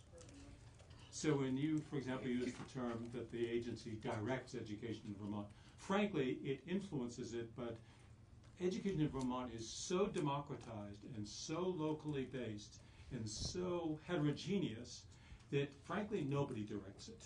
Not even the General Assembly or the governor, and certainly not the agency or the board. Yes, the agency can adopt rules and regulations which require certain behaviors, but frankly, what happens in the classroom is far beyond the influence and control of anybody, except perhaps the principal and the teacher involved. It's an extremely decentralized democratic institution. There's the federal government, there's the state agency of education, there are regional superintendencies, there are multi-town school districts, single-town school districts, there are schools, hundreds and hundreds of them, there are classrooms, thousands of them, and by the way, 100,000 parents who also think they know something about education. All of these are players in this process of education which is not directed from the top at all. It's nothing like a corporate organizational structure. It's heterogeneous. And so the question gets to be, who sees the whole thing? Who has no stake in any of it and sees the whole thing? And that, I think, is the unique role of the board. We're not players. We don't have power. We shouldn't have power to direct or force. We're not a legislative entity. There were times when the board got over its skis, as they say, and did do that, and should, at least in this leadership, that will never happen again. Our role is to number one, we need to be available to the legislature to do what it has asked us to do, things like Act 173, like Act 46. If you don't have the state board, you won't have anybody in the field with a broad, non-political base to implement some of your directives. And moreover, without a state board, you basically will have no entity in the state that has a nonpartisan, nonpartisan, independent overview of education, and has the license to attempt to bring about consensus and shape the future of education. Can I ask a couple of quick questions, John and Peter? And these are very, because of time constraints, I'd ask you to consider just very briefly. I'm sure you understand that we sunset organizations. An administrative branch comes to us, or like an agency, and says, here are the organizations you want us to review. We think these three should no longer exist and should be sunsetted.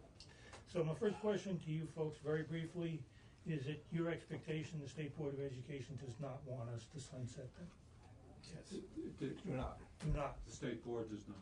You don't? Okay, that's first. Second of all, is it your intention to continue to work with the Agency of Education and the administration to clarify whatever that new relationship is with your new role and your relationship with the Agency of Education? Of course, but also the legislature. And that's been evolving since '98 was enacted. Okay, all right. The third one is you just answered. Well, let me phrase the other question first. You do realize what a precarious position the State Board of Education is in at the moment. Perhaps you could help us understand what makes it so precarious. So I'll give you the example. I come from Stowe. Now, I'm not involved in any of the local school boards in Stowe, and I'm not involved in any of I don't have any decision-making authority with Stowe.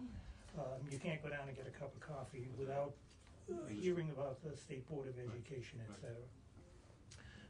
I realize that the sort of base closing duties were given to you folks, and you had to carry them out. Nobody likes that kind of function, but you are in a somewhat precarious position. Yes. So I want that acknowledged. And then I do want you to ask or answer if you're willing to work with the committees of jurisdiction in the legislature after you've sorted that out to explain yourself better with all the stakeholders involved. And not so much as a small group like the 6 members here in this commission. It's my expectation that you'll do that. You'll House and Senate committees of jurisdiction. Oh, absolutely. I mean, I met last week with both the chairs of the 2 committees. I should think government operations also has an interest in this.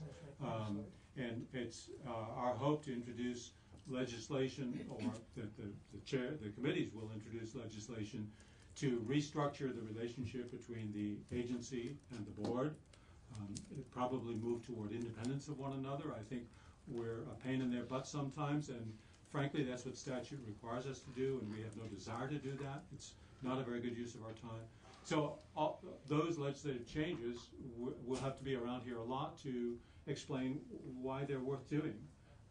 And our hope is that your committee will say, this board needs to change, they want to change, and let's give them some headroom to work that out with the General Assembly. Okay. And then one last question I have. Would you be willing at some point to return to this commission, and say, well, here are the changes that we've made, here's how we think we're making progress, here's the groups that we've brought into the process, here's what we've been doing. I'm sorry, Peter, did you have? Yeah, and I would hope that the dialogue and the exchanges between the legislature and the board would be a healthy, and the board has not always been in favor, had strong standing with the legislature. I would hope that we could really develop a relationship that would work both ways, that we could be, which it could, curiously has been done by 46 and 173 and other things that have been, we've been empowered to deal with. That didn't happen in the past, and if that's where we're continuing to do, I hope that relationship and the exchange it improves. In other words, that we really do develop a working relationship. Yeah, I might just observe that my colleague here is a card-carrying Democrat, and I'm a card-carrying Republican, and he's been on the board much longer than I, and he's the one who wanted to come here and be with me to advocate with you. So we and that also, may if I say, I have never seen any partisanship at this board. It's a good, healthy exchange. Good, healthy exchange. Informed exchange. But we have a lot of work to do. I concur, and we hope you will encourage us to move forward with that work. And if we fail at that, then good Lord. Frankly, I don't want to be on a board that's doing what we've been doing. It's just not a good use of anybody's time. It's a 6-year appointment. That's it. That's 6 years, a long time. That's all. Those will be all my questions. So just to follow up on Matt's questions, and some of the statements you made about not having any power, the legislature gave you power under Act 46 and under Act 173. Thank you.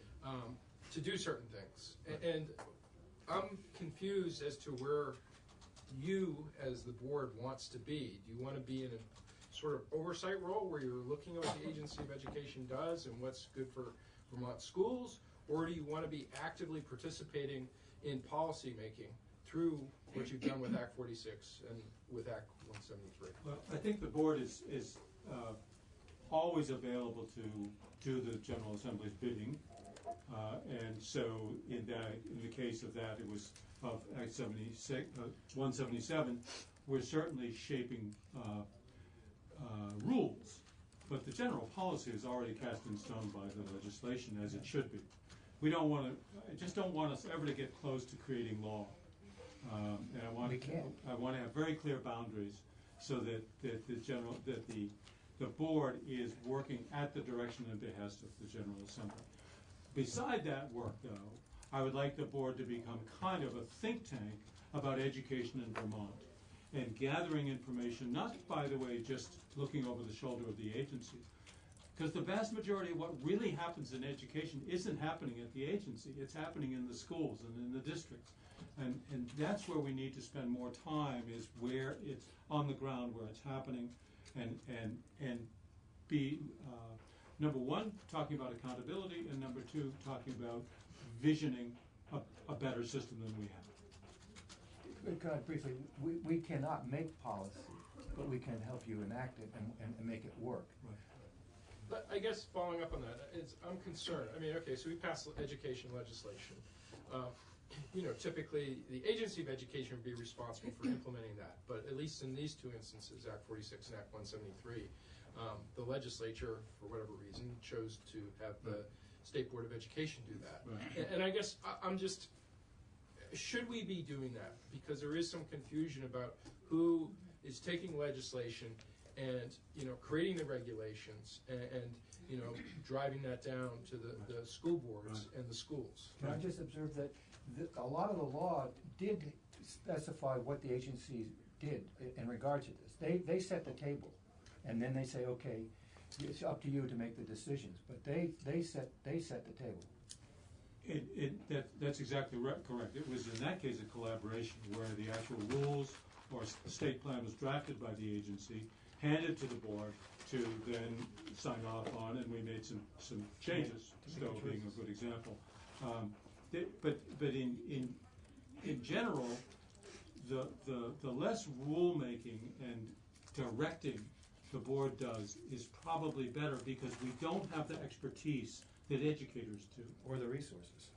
Yes, and definitely not the resources. There are, though, exceptional cases where you feel, that is, the legislature feels, that we want an independent entity of citizens, not civil servants, making the final decision about this. And that's precisely what you did in Act 173. And we're available and reasonably capable of doing that work. Rob, did you have a question? Well, I did. I'm curious as to how you get the feedback from the local levels. Does it come directly? Do you end up having to get it indirectly through the Department of Ed? As far as, what got me thinking about this is it was just really quick this morning, but I'm listening to the proficiency-based learning. It sounds like that there's a little confusion and some concern about that. It sounds like you folks went out and made some decisions that were within your purview, but yet, and again, I just heard this quickly, but it seems like that the Secretary of Education's out there trying to explain it.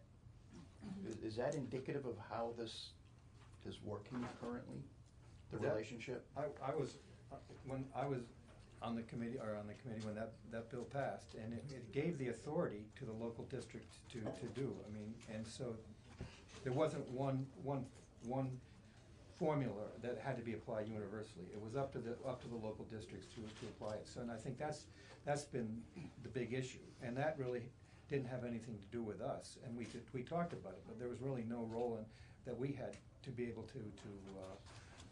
So we were just advisory, but we can't. We had play no role in that. This is sort of an illustration of the kind of democratic, heterogeneous way that education unfolds in this state. There was no template given by anybody, the legislature or the agency, about how proficiency-based learning should be done. It was left to every school to figure it out. That's the way Vermonters seem to want to do a lot of things, is at the local level, local control, highly heterogeneous, and so you get very different results. And you have some schools that have really done quite an amazing job at implementing PBL, and some that have really botched it. And that's what happens when you leave it to folks to figure it out. And that was, I think, quite clearly stipulated in the statute, that you would do this, but how to do it was left to each district to figure out. Just like curriculum. Curriculum in every school district and superintendency is a local matter. State board has no control over curriculum. We set standards, but we don't set curriculum. So I think part of what we see, and it's a concern of the board, is that with any new initiative, you get in some schools, you'll get terrific implementation, and it really benefits the children right away, and you can see it, and it was a smart law. And then in other districts, it's very slow to roll out, and maybe never does.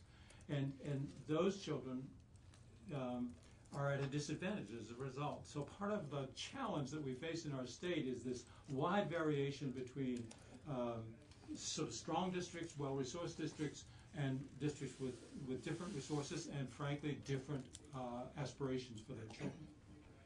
It's like we're dealing with two different nations sometimes, and that's how it felt during Act 46.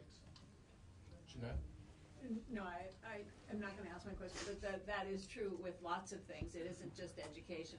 If we look at our justice system, we have 14 different justice systems in Vermont because we have 14 separately elected state's attorneys, and we have 14 different elected sheriffs. So I just came from Waterbury with a meeting with Mike Sherling, and I mean, there are issues there too. So it isn't just education. Yeah, it's Vermont. It's the Yeah, way we do things here. And it does seem to me that the legislature passes. I mean, I'm surprised that I wasn't involved in Act 46, but I mean, I voted for it, but I misunderstood it. I have to admit. And the legislature passes legislation, and then the executive branch implements it and administers it. But here we have a non-elected, what's the word? You might say we're not accountable right. to anybody group implementing the legislation. And I'm not sure that that's, anyway. Well, that's for you all to decide. Right. It really is. And I hope you think about what would it be like without the board. I mean, that's. I think I firmly believe we play a vital role. Otherwise, I don't think we'd have the quality of the people that are on it. Quite honestly. Well, no matter what we do here, that any recommendation that we make clearly goes to the two education committees, and they're the ones that. So we don't have any final say. Right, but you have influence on, and we're hoping to encourage you to Right. give us room to improve. And thank you for offering that time. Thank you. Well, I think we need to wrap up now. Yes, of course. So thank you very much for testifying, Mr. Carroll, Mr. Phelps. Thank you for coming. Thank you all. Nice to Thank see you you. again. We're glad it Hi, worked Peter. out time. Thank you. Glad you could be here for. For most. Let's see if the gang is out there.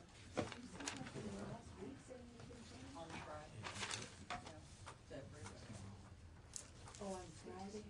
Oh, okay. Let me just give a little background here of what happened and why you're all here. It's Laura's fault. So, we are tasked with looking at boards and commissions and which should exist and which shouldn't exist and which ones might be combined to be more effective, and because we know that a lot of boards and commissions kind of get created and then they outlive their usefulness and or something else pops up. So I was having this conversation with Laura because this is an area where I know nothing, and I really, it is not my area. So I was having this conversation with Laura, and she said, well, you can't, how can you decide what kind of governance you need if you don't know what it is? Not big IT, but little IT, it. And she said the oversight committee has been working, and I'm not sure if they've been working with you over the summer, but you are involved in this, that you've been working on looking at what it is we need to know about. Is that fair? What it is we need to know before we can start asking the questions about how should we govern. And you're not looking at governance necessarily, but you're looking at what it is we need to know about this whole area. So we decided that it would make sense to just have a roundtable discussion about where you guys are and what it is we need to be thinking about before we start thinking about governance. Does that make sense at all? Yeah. So, may I enhance that? Yes. May I do that now? Yes, Okay. you may. So, specifically, the Joint IT Oversight Committee has been looking at cybersecurity, and also some of the larger IT projects. And I think that what I really wanted to share with you when you and I met was that the cybersecurity issue is very serious, and that the legislature does not have a handle on it, and that we really needed to focus energy on getting a handle on it, which is going to be difficult, and that I hoped we would focus our efforts on that in this session as opposed to creating a new oversight structure for governance structure. And then you said, well, why don't you come and talk to us? And that's why you're here. Now, I should say that we started our effort, though, by trying to get a handle on the totality of IT in Vermont, starting by looking at, in effect, every agency of state government, every department of state government, every independent officer, the legislature, the judiciary, of just creating a map that says, what is the IT structure? Is there one there? Who's responsible for it?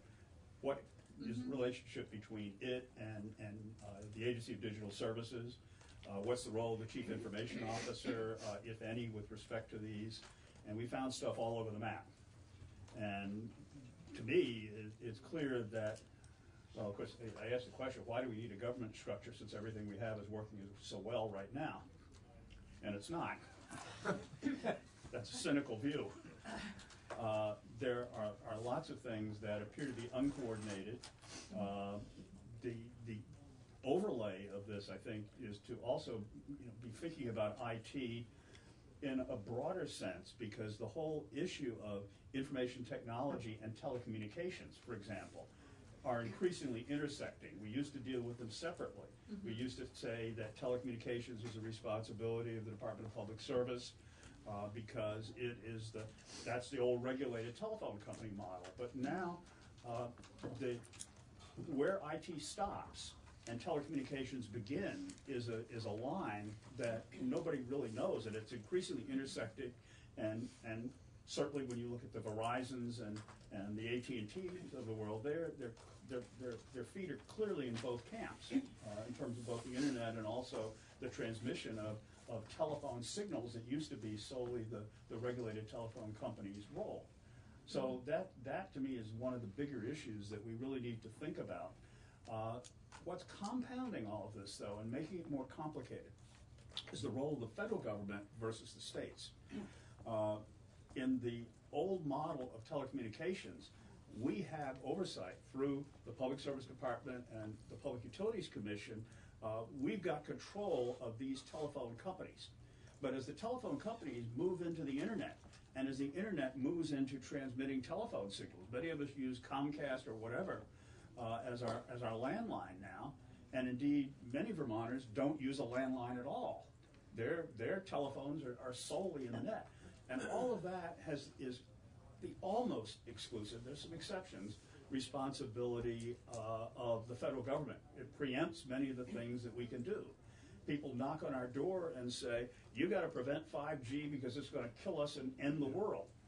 And our answer is, we can't do anything about it. We do not have even the ability to control what are potential health hazards, if there were any, because that is the exclusive province of the federal government. So that compounds anything that we may want to do vis-a-vis governance. So that to me is the issue, and I think Laura and I have discussed briefly that maybe this is a year in which we really need to study what is the model that we have regarding this whole governance structure of IT, as opposed to moving precipitously. I mean, there are all kinds of ways that we can move precipitously and so on. The second thing, though, in my mind, though, that we may need to do, and this is something we may need to do this year, we need to talk about it further, is strengthen the role and clarify the role of the state's chief information officer. Because one of the things in terms of the matrix we did is to clear this, at least establish the fact that we're all over the board, and the notion of some dotted line responsibility to the chief information officer for information technology throughout the state may be a role.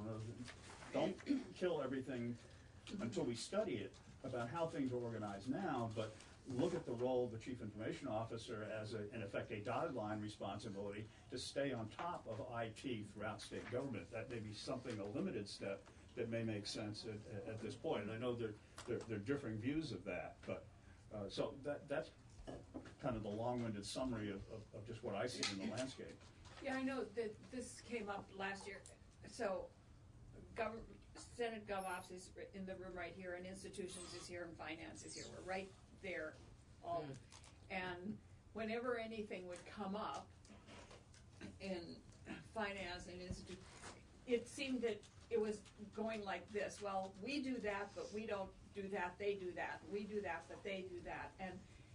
And so from a governance standpoint, we started saying, well, who is responsible and who does run the shop? And we couldn't figure out. You guys might have been smarter than us, but we couldn't figure it out. And so that's, yeah. And the Senate is, we don't have a committee like the House does that deals with I've addressed that with the pro tem and said that we need to sign it someplace. We need to, put it in someplace. But realistically, the way we're structured, there are things that each of these entities does that are sufficiently unique that even if we had a separate committee, and I'm not necessarily advocating that, the other committees, the things that are in their jurisdiction are still going to be involved. They are, but we do need to have a central, I think, that's going to be the main committee, and then as things, I mean, if it's a utilities issue, clearly it's going to have to go to finance. But I think we need to have one place where they can look at it more comprehensively. What is it? What is it? I don't know what it is. I think that's part of the problem, is that I don't know what it is. So that's what you're here to tell us. Well, I think maybe it might be useful for you to hear from Secretary Quinn as to what his view is.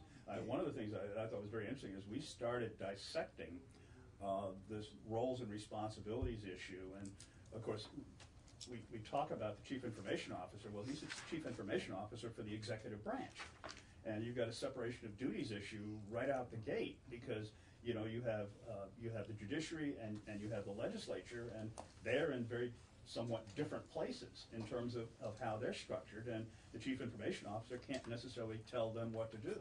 Before we started our work on joint IT oversight, they didn't even meet. And we've got them now meeting on a regular basis together and collaborating, and clearly... We believe. We believe. But clearly that's an issue. You have, obviously, the legislature somewhere intersects with the executive branch in terms of the internet and some connectivity issues, but in other places, it doesn't. So, can I ask another question? You don't have to ask okay, permission. so, Just jump. So with regard to this group, we're sitting here now, and then you have a number of different boards and commissions that are coming in afterwards. Do we relate to that, to those people that are coming in? And if so, how? How can this panel be helpful with those boards and commissions? Well, I guess what you can do is, if there are things on those boards and commissions that you know right now that you've already looked at, share with us. Because we will be, each board and commission that comes in here is handed a standard questionnaire that we ask about as to whether or not they should continue to exist. If they should, what modifications, if any, should be made in legislation with respect to what their mission is. So that's basically what we'll be reviewing this afternoon with these various boards and commissions that are on our agenda today. And anything that this roundtable discussion can help us in educating us as to what that is. And I should say that their coming in today is the first step in the process. If we were to recommend the elimination of a board or commission, we would typically take testimony from other people who are interested parties. And so I know you have the Public Utility Commission. Yep. Yep. And the Department of Public Service on this list. Yes. Okay. And one of the things is that one of the questions is, I don't know if you guys saw the questions, but one of the questions is, if your mission is still relevant, whatever it is that you were doing, could it be better accomplished someplace else? Does this particular board need to exist in order to carry out that mission or to oversee whatever it is? And we have heard from, in other areas, people who've come in and said, the mission is still relevant, but it could be better handled over here instead of by this board. We don't need this board. Is that good? So, before we get into some of that, can I just mention quickly a couple things very briefly? Yeah. I know Senator Brock. I know Secretary I'm sorry. Young. I don't think I know Representative Brickland, is that how you pronounce it? That's correct. All right. I don't know Good Commissioner? point, Matt. Let's all introduce ourselves. Okay. Okay, Suzanne, start. Suzanne Young, Secretary of Administration. John Quinn, Secretary of Digital Services and State CIO. Laura Sibilia, Chair of Joint IT Oversight and on House Energy and Oh, are you from Dover? Yes. Okay, all right. And there's a reason why I asked. You keeping track? Maybe it's I know somebody. Okay. And I'm Senator Randy Brock, representing Franklin County and part of Grand Isle County, and I'm Vice Chair of the Joint IT Oversight Committee.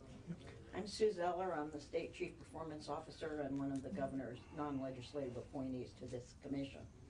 I'm Jeanette White, Senator from Windham County, and I chair Senate GovOps. John Gannon, State Rep for Wilmington, Whitingham, and Halifax, and I co-chair this committee, and I'm Vice Chair of GovOps. Senator Brian Collmore from the Rutland District. I'm Matt Krause. I'm one of the gubernatorial appointees. I'm Rob LeClaire. I'm a rep from Berrytown. Thank you, Matt. That was an oversight. Well, you looked him. Oh, For some reason, You don't mean it to ignore him twice. Sorry, Tim.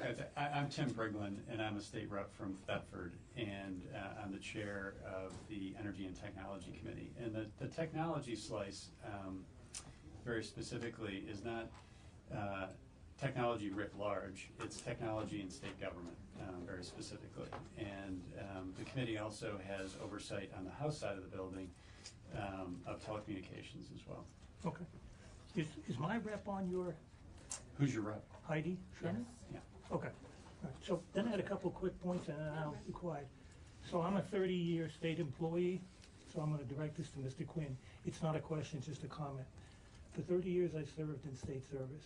Every time we asked IT for something, the automatic response, not automatic, but most of the occasions was, we can't do that.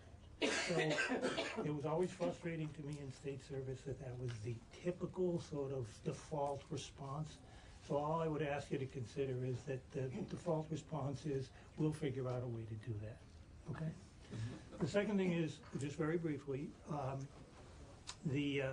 a very practical kind of person, and I always think of, this is a huge subject. I mean, it's a really large subject. And I always think to the human being, you know, what would they like to see? What sort of solutions? And so for a couple of them, one, the feds are tackling anonymous spam phone calls, which is, as a citizen, I love. Take care of that. That's a problem for me. I get phone calls that say 802 all the time. That's good. I'm happy that they're doing that. I would ask you to consider, as a group, the same kind of thing. Focus on some very concrete solutions to problems. And one I'm sure you've always heard or continue to hear is coverage, cell coverage across the state. You know, you're in a car, you're traveling someplace, out it goes, and that type of thing. So I would only ask you to consider, as you take a look at the big subject, the large entities, to not forget the little solutions that the average citizen would appreciate. I mean, the average citizen focuses on it. That's a good thing. I like that. Okay, that's it. I'm done. Yeah, I would just add that I think you've got a good point, but there's an enormous amount of work, not just something like the Joint IT Oversight Committee, but the committees of jurisdiction to deal with some of these issues like cell phone coverage. I know we did a lot of work between the Energy and Technology Committee in the House and Senate Finance, on which I serve, of producing both a broadband bill and a bill designed to tackle the very points that you make. And I do have another bill that I'll be introducing this year. It's to reinstate capital punishment in Vermont. Now, it is limited, though. It will only apply to robocallers. Might get that bill too. But what that bill, though, focuses on is the work some other states are doing, like Indiana, for example, has adopted some criminal penalties and fines for robocallers, and people do get picked up nationally elsewhere. And the notion of creating fines and so on for those people who get picked up in national sweeps. And Indiana, for example, has got something like $12 million in the past 5 years for robocallers as a result of their law. So we are doing something about it.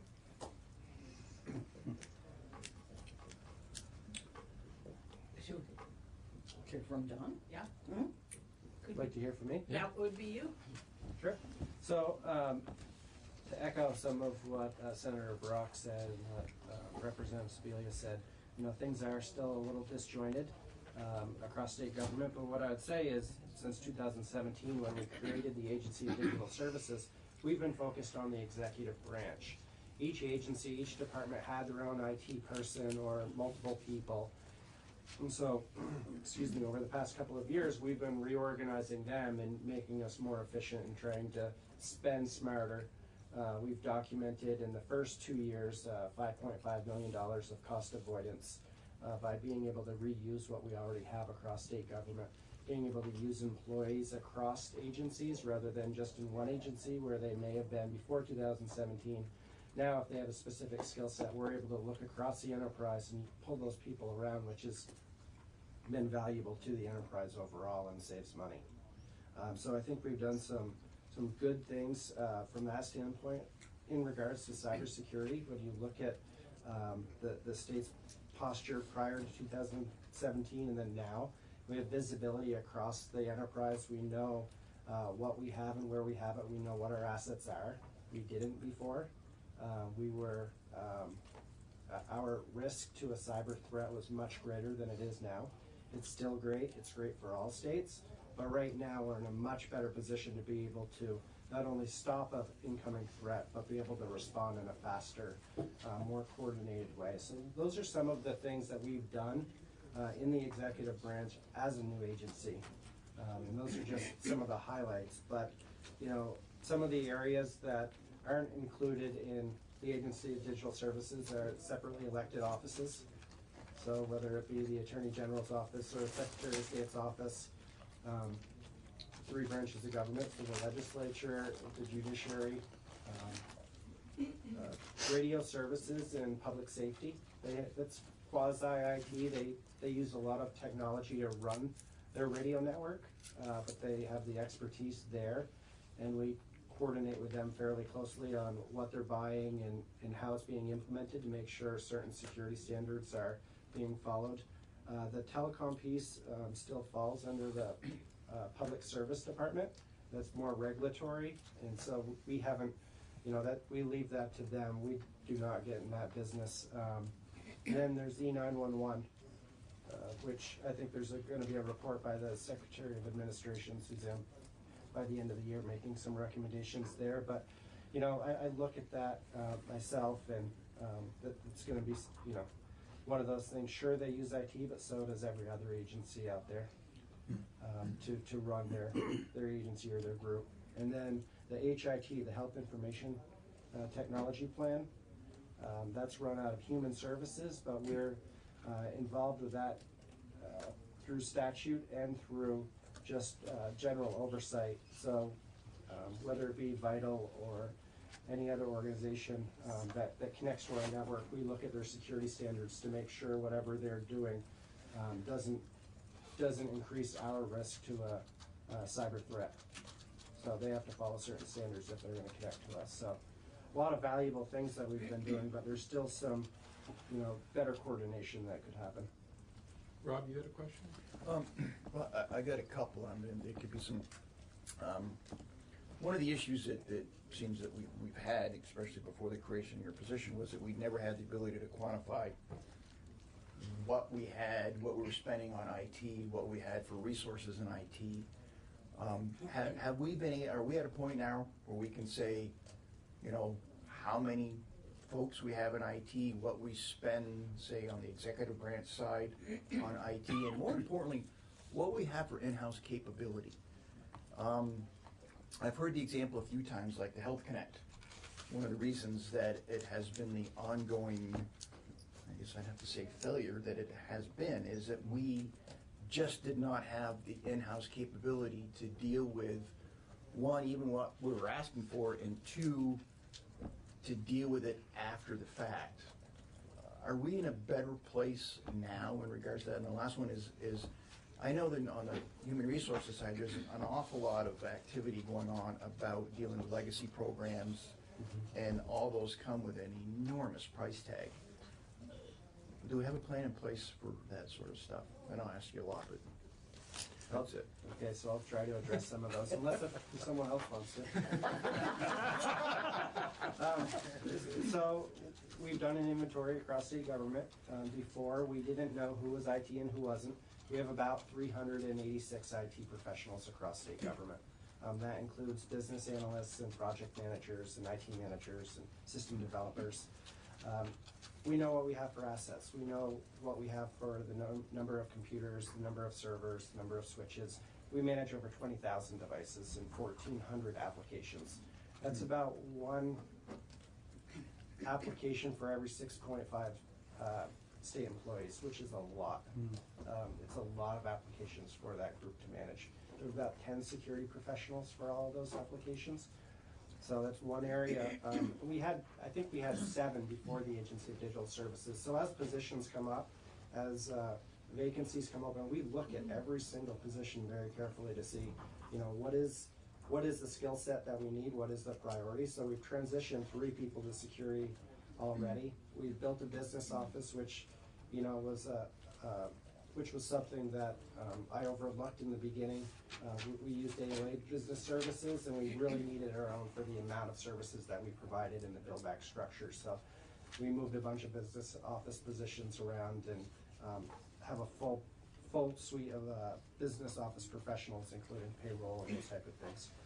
Are we properly staffed, or do we have the right skill sets? In some areas it's very challenging. So system developers, people that are developing connections between systems, people that are developing certain code for regulatory or legislative changes on legacy systems that are up to 40 years old. Those are really challenging positions to fill. They're challenging not only for state government, but they're challenging for Vermont employers, just with the demographic issues, the unemployment, the low unemployment rate. Vermont doesn't have a large pool of IT professionals anyways across the state, so it becomes very challenging, and the structure that we have in place across the state as far as being able to telecommute, broadband issues, makes it a little harder to hire outside of Chittenden County for the most part. And so, do we have the right skill sets? Not necessarily. We hire out and do staff augmentation where we can't find those. We do private, we use companies inside and outside of the state, preferably in the state where we can, but it's been a challenge for us to staff our offices. And I think I missed the last question. It was the doozy. The legacy systems, yes. That's a challenging thing for us. I think we've been talking about it quite a bit as an administration. How do we move forward with IT? How do we keep up with the changing landscape? How do we fund these IT systems that are, anywhere from $1 million to $40 million or higher, right? And how do we do it in a way that's sustainable?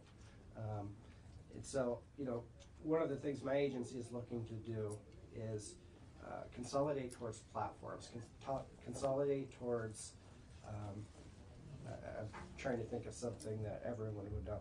Like, you could call Microsoft a platform, right? Something that's common to everyone, a common email type of client.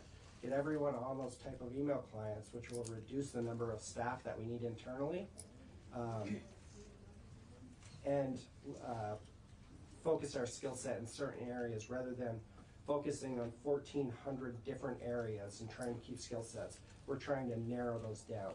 One of the other areas is case management. We have hundreds of case management tools across the state. We're consolidating where we can to one platform, right? Everyone may still have a separate instance, but we're going to focus on getting everyone on that platform rather than needing 40 people to manage that. We may only need 10 people in the future. So we're focused on things like that, and that's how we're trying to get off the legacy systems. Technology's changing every day, which makes it challenging. But by focusing on those cloud type of solutions where we get out of the business of having to upgrade. Every time we do an upgrade on our ERP system, for example, it's $3.5 or $4 million. We have to do one of those every 3 or 4 years. We want to get out of that model. We want to move to the cloud software as a service where the company that's hosting that has to do those updates, and we're continually up to date. So we'll level out the spending projection and be able to plan longer term, because we'll know with that company we'll see an average increase of 4% or 6%, but it'll always be up to date and always secure.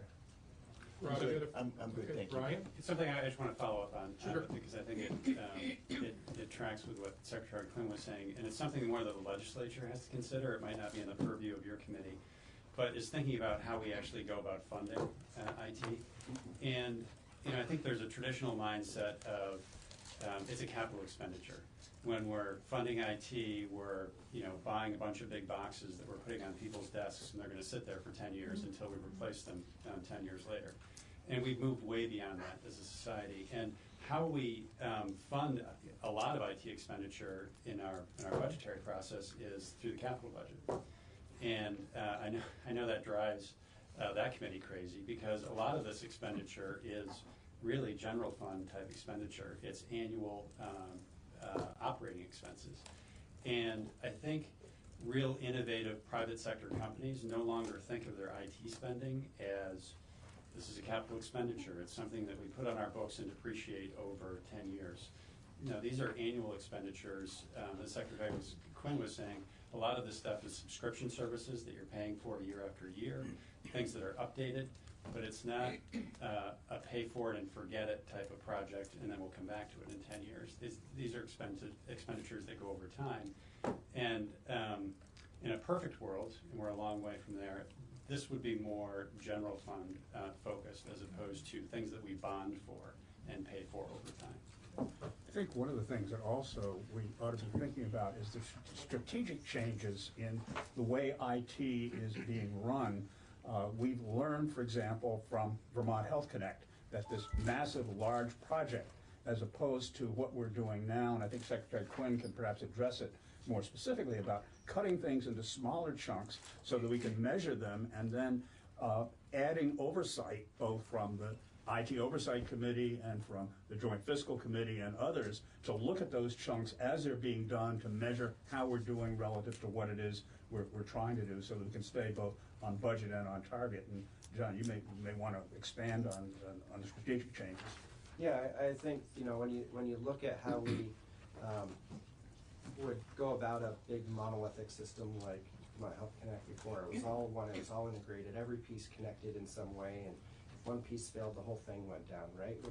We're now building the integrated eligibility platform, for example, in modular, small pieces, so we can measure out each piece, monitor each piece, and if we only get through 3 of the pieces and we have to, you know, change our priorities and cut funding, we have 3 pieces that will improve the lives of Vermonters, right? They'll be able to use those pieces.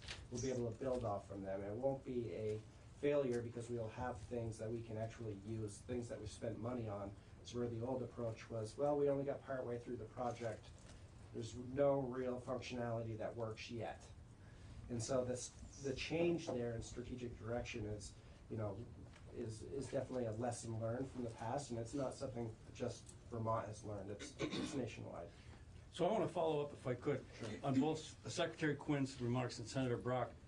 And forgive me if I'm 3 steps behind, because I feel like I am, but from the perspective of a priest from a small parish, here we go.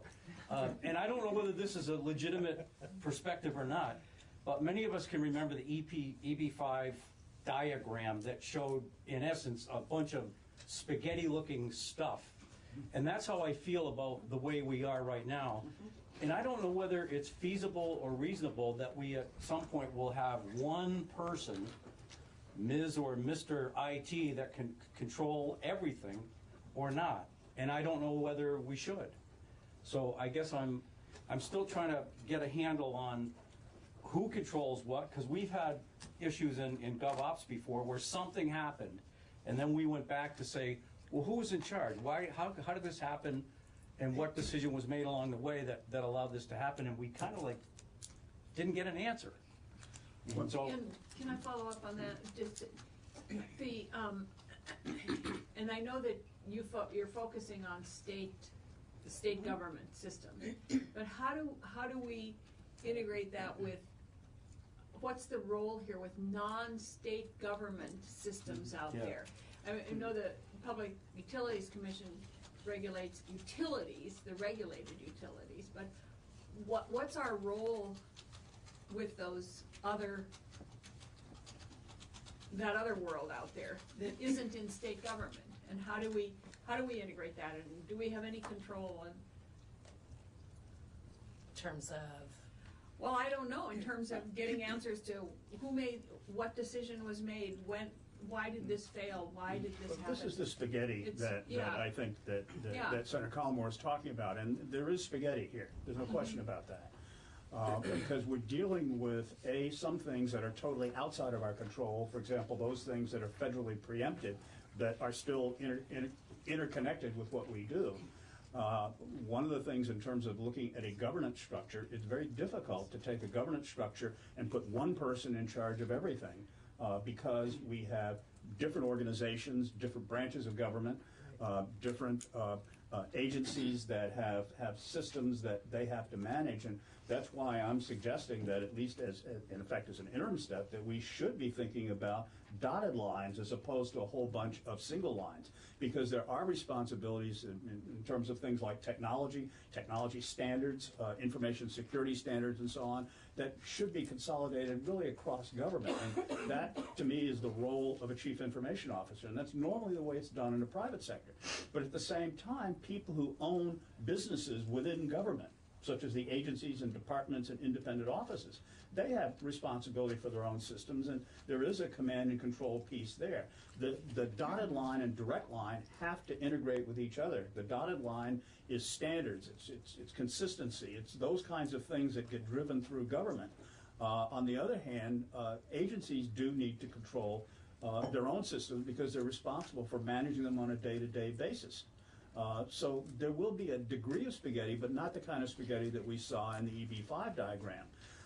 I think one of the things that we have been talking about on the IT Oversight Committee, though, is on the governance structure, taking it a little more slowly to really define what it is and how it ought to work. And that may be the kind of study that needs to be done between now and the session beginning in 2021 to create a structure that really works and that has thought through all of these things rather than our doing so on the spur of the moment. So it's kind of a two-step process that at least I, and I don't know if I speak for everybody on the IT Oversight Committee, just think that may be an appropriate way to manage this.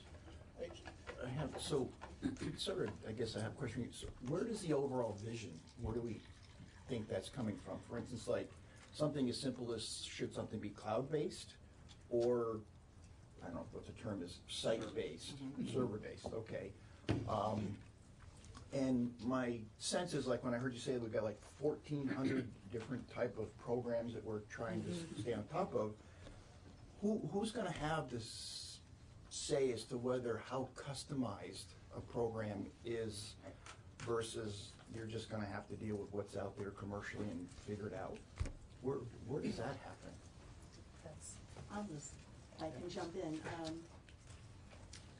I really appreciate having this conversation because it's a very important one. You've touched on funding, you've touched on infrastructure, you've touched on governance. And I have a few more years on you in state government, and I recall in the AG's office when we built our own system and we owned it and we built on it. And it's really very recently in my last tenure in the AG's office that this notion that we're duplicating other systems out there in state government came to really anyone's consciousness, and that we can do better and we can start working with other agencies and departments on similar platforms. But 2017 and the creation of the Agency of Digital Service, I think it was just the absolute right thing to do, and I think it's been very successful from my perspective as a consumer and as the head of an agency, and also the one that has to sort of figure out how are we going to pay for our IT needs. So I will just echo that. I think we are, it's going to take a while, but we're starting to unwind the spaghetti, at least internal to state government, that we are talking at the cabinet level, at the enterprise level about our IT needs. We're starting to talk about what are priorities for each of our agencies and how are we going to fund those and what's going to be the funding source. And that has been a conversation we couldn't have had, I think, any earlier than this summer because of the work that Secretary Quinn and his team have done in terms of inventorying our assets, inventorying our needs, and inventorying the risks and the cyber risks. And so I think a lot of work has gone into that. It's going to be very fruitful to this conversation. We purchased cybersecurity, for the first time as a state. Hasn't been a product that's been out there for very long, but we've started to really look at IT as an enterprise basis instead of each little program or department has their own thing that they built, that they own. So moving to platforms, Secretary Quinn's been great. If you have a need, it's like, well, we have this over here that will help. Don't go duplicate, efforts. So I can't say enough about I think the work that's been done to date that's going to help inform the conversation. I think when you talk about outside IT, when we need to go to outside contractors, I think that we've got a pretty robust review process for certain projects. Again, at ADS, where we're applying the standards that we want all our contractors to comply with in terms of privacy, cybersecurity, and the like. And I think that that's critical to when we have to go outside. And I think the real nut to crack is the things that are circling around outside us that rely on IT to deliver services and telecom. I mean, it's become a much more compressed world, I think, than when it was all separate.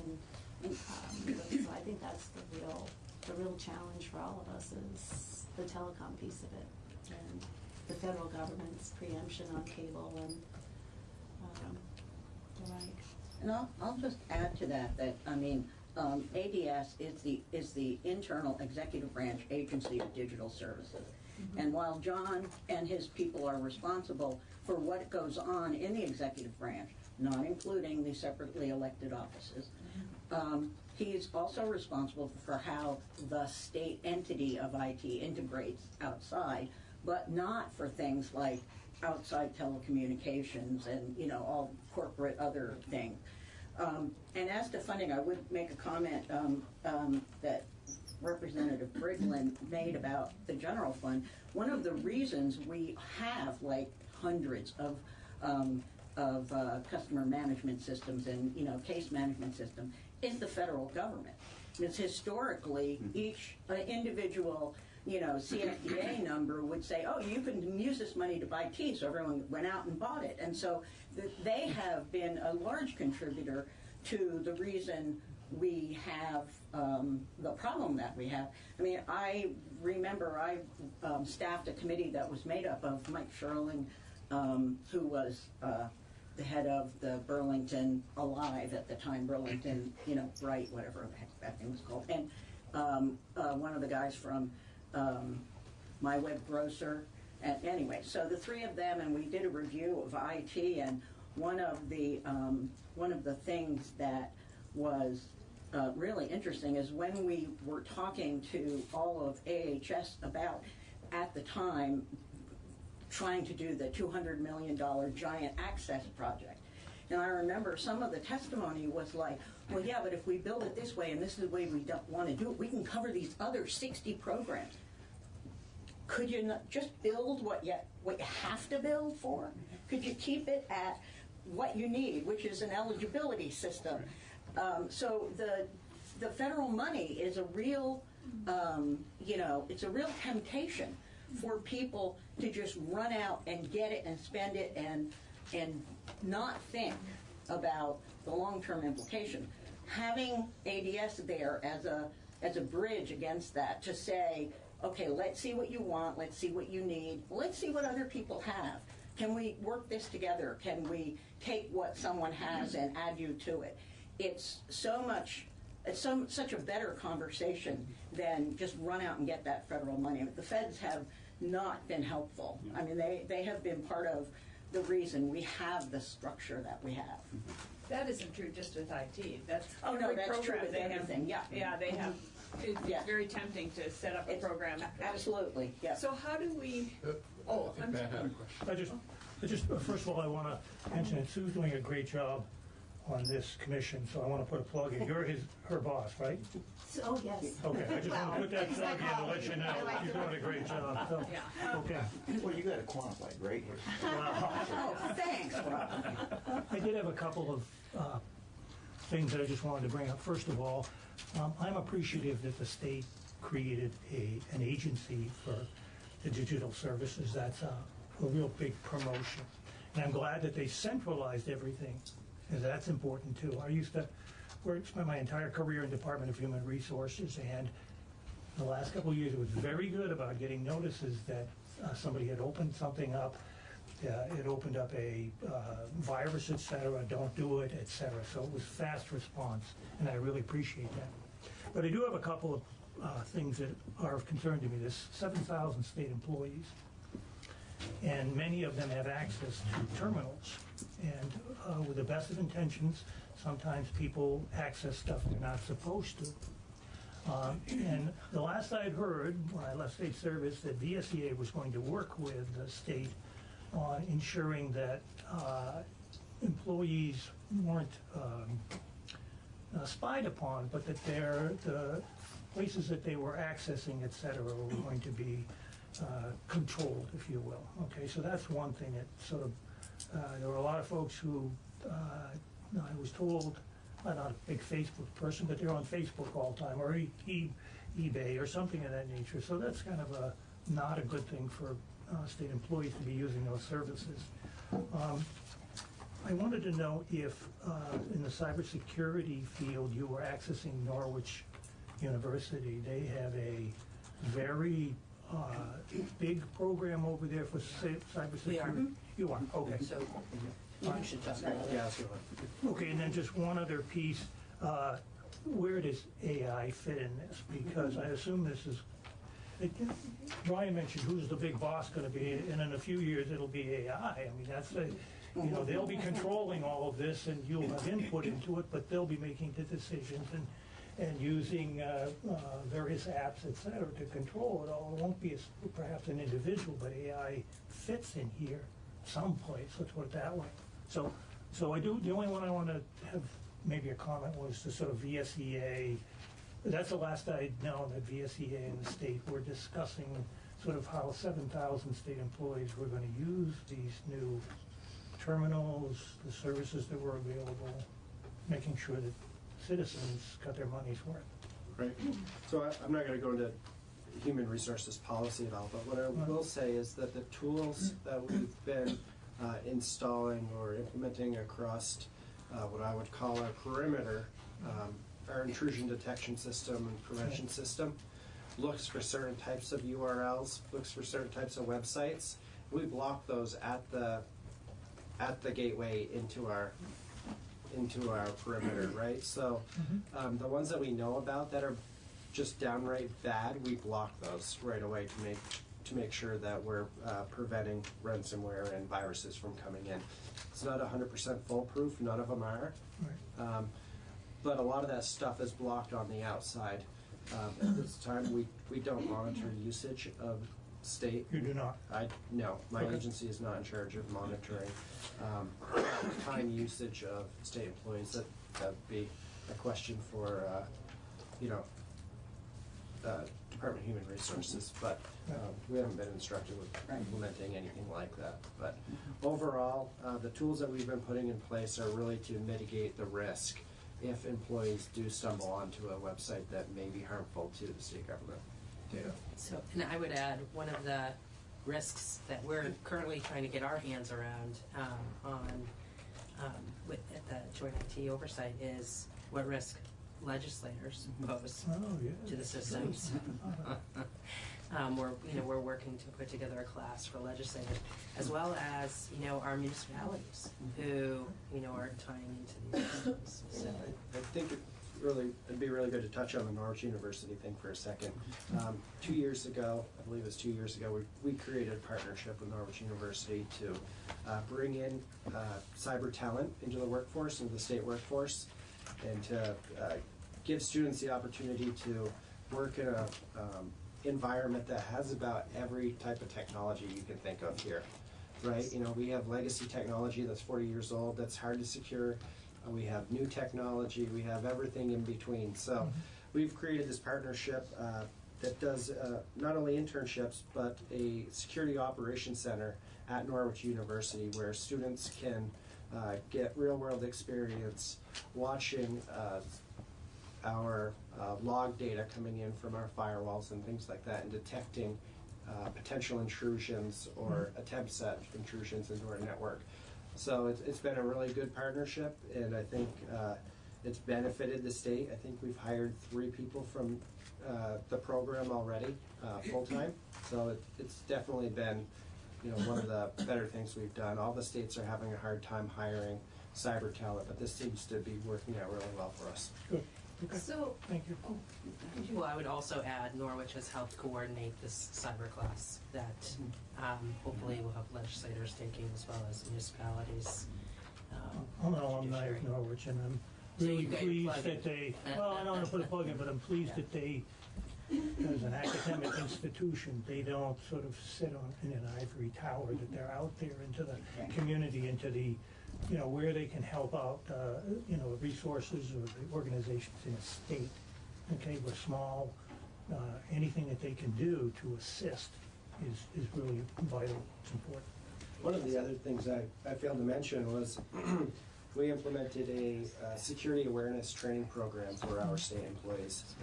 The last time I looked, we had, I think, 4,600 people that had taken the awareness training. And it walks you through different modules, whether it's identifying an email that may be a spam or phishing attempt, or how to identify websites or links that maybe you shouldn't click on. And we just bought a new software that's going to further refine that effort and be able to offer more trainings in depth over the course of the year. And the last thing I would add is we did pass an AI commission. We created an AI commission a couple of years ago. I saw some, I'm not as in tune with the legislature, with the legislative members. They're more closely attuned to what's taking place.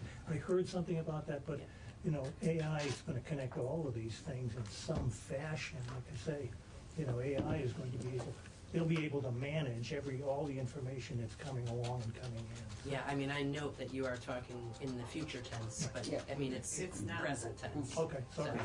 So, and it's growing. So two things. First of all, our IT staff at the legislature has me so nervous about clicking on anything that my family gets really annoyed at me when they send me a link to something and I say, don't trust you. I'm not opening it. But anyway. Is that why you didn't check your email? Delete. Well, we tell people not to click on any emails from Hormel because they may contain spam. That's a good one. So, You had me at capital punishment. So, I kind of going back a step here. I'm a little concerned that, just given what you were talking about with the federal preemption, that we can't, is there any governance structure at all that can somehow, and I don't know what it is, but you're talking about two different things, Senator. Right. Mm-hmm. So when we look at, what John is not, Secretary Quinn is not. No, I'm not talking about state. Okay. I'm not talking about the state here. The state government. Okay. No, I'm going back farther to where Brian and I were about in the wild world out there. Mm-hmm. Yeah. That it seems to me we need some focal point that looks at kind of the world of IT out in Vermont, not in state government necessarily, and I don't know what that is. I don't know what it looks like, but how do we do that? We just heard from the State Board of Education. They apparently have no authority to do anything, but they do things. But their goal is to look at the kind of world of education and make recommendations to the agency and to the governor and to the legislature about it. Is there any such thing that we can create or have that would do that same thing, or is that your role?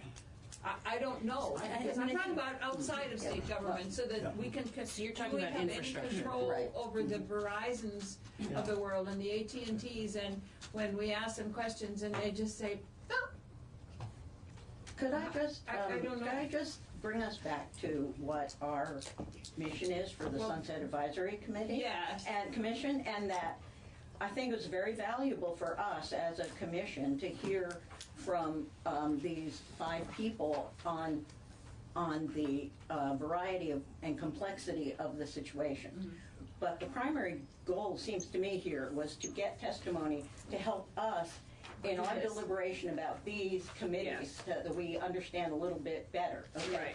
Right. Not that I'm not wanting to talk about the greater world, but it seems to me that that's probably something that the legislature as a whole needs to work on with, contact with the administration. But for purposes of this, I think we should, if we need any more information that will help us in our deliberations about the remaining committees and boards that we're looking at today, I think we should ask those questions. But sort of the wider discussion about governance and outside of state government, I think we should probably leave to the committees of jurisdiction. Well, that's what I was wondering, if these people in their wisdom could say, well, one of these is something that could expand into that, what I was thinking, or none of these are, or you should eliminate all of these and start all over again, or... So you have different focuses on some, so like the agency is all internal, right? Yes. And then you look at the PUC and the department, and those are really looking external. Right. At our infrastructure, right? The property parcel data is municipalities. So what's the web portal board? Web portal board is electronic transactions state government conducts for money, like permits and licenses and stuff. Fishing license. Just for a little clarity, the Parcel Data Advisory Board, John Adams is actually an employee of ADS. They run the Geographic Information Center and provide maps and data to towns, municipalities, state entities. So we are outward facing a little bit with that group. So, are you going through like the E911 board is coming in, and I'm just wondering if that's, is that something that could potentially fall underneath, the purview of the Agency of Digital Services? Well, that, I think Suzanne has, The legislature has tasked the Secretary of Administration with looking at that very question, which is where should the E911 board reside, if not in its current iteration as an independent board. And when you look at their functions, they have IT function, they have the telecom function, they have the public safety function. I mean, they are kind of crossing a lot of different areas that fit in different parts of state government. So it's not a new conversation. I've gone back and looked at several reports and studies over the last decade that have tried to crack the nut of the E911 board and where they should reside, or should they move to public safety. So we're looking at that now, and the report's due in January. And, we asked for that report in particular for the very reasons that Secretary Young has mentioned. We've seen failures. And it's the kind of failure at the end of the day when a person can't get an E911 call through. I know a question I asked in Senate Finance is, who do we blame? And the problem is there are a number of fingerprints on it, and that goes back to the spaghetti chart. And that's why I lean towards having at least some dotted line responsibility to the technology piece, the chief information officer, because there is an information and there's an information transmission role that's there. Standard setting, monitoring, oversight, as opposed to direct responsibility, can link some of this stuff together better than it is being done right now, because we do have holes, and we have serious holes. Yeah. So, many more to come. Can I just make one comment?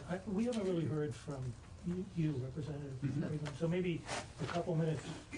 But following up on Sue's point, we're the Sunset Advisory Commission. We like the sunset organization. That's our, we really get excited about that. I know it's Surgeon's got a knife, you got a cut.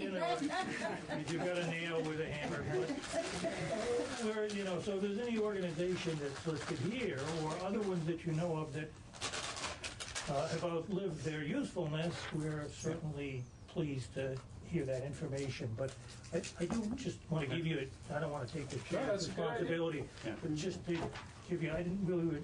So the PUC, I think, absolutely, I'm kidding. I just suggested that to him. That PUC and the school board. Yeah, that'll make some news.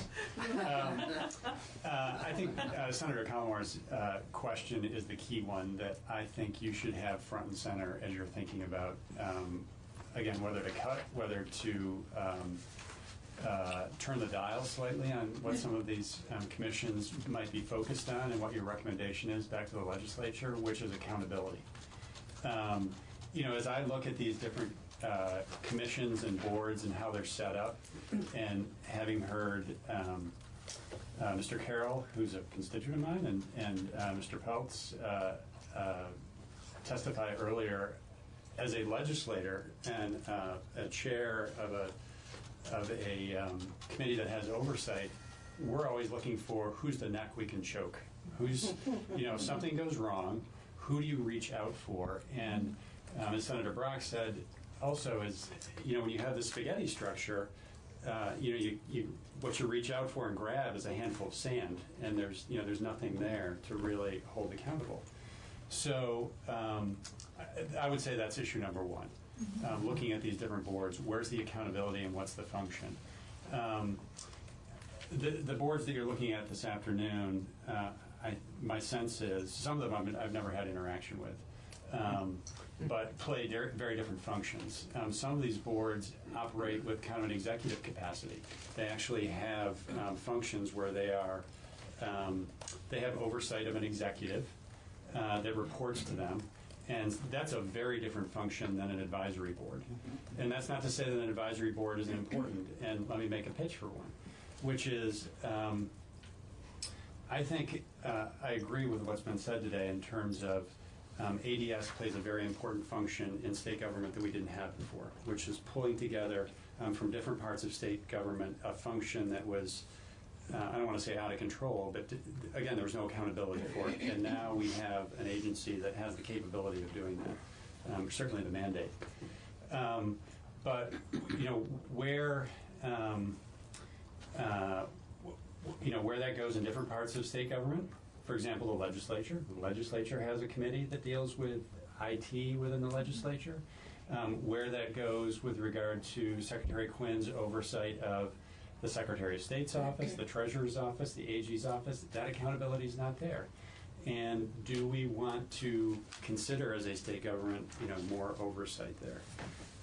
But in terms of an advisory role, IT and cybersecurity changes so frequently that I think there really is an important role for a third-party independent advisory role to state government, to ADS on cybersecurity, where you've got kind of the best minds in Vermont who are working on cybersecurity, who can give an outside perspective, whether it's to the secretary or other parts of state government that deal with IT. I think this is a place that's very fertile ground to have that type of advice and that kind of cross-fertilization, if you will. And it's because it's such it's an area that is subject to so much change.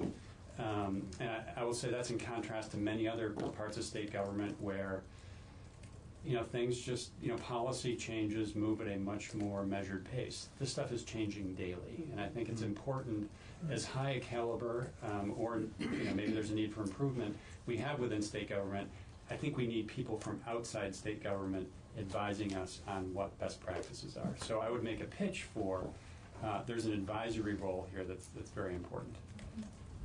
And there's one other role that we haven't really talked about, and it may be outside of the purview of what you're doing on a Sunset Advisory Commission, is I think we need a much stronger audit role, because there needs to be not just the oversight and work being done within state government. We need to have an independent set of eyes to look at IT problems from an auditor's perspective. We have one IT auditor in state government right now, the same as we've had for the past 15 years.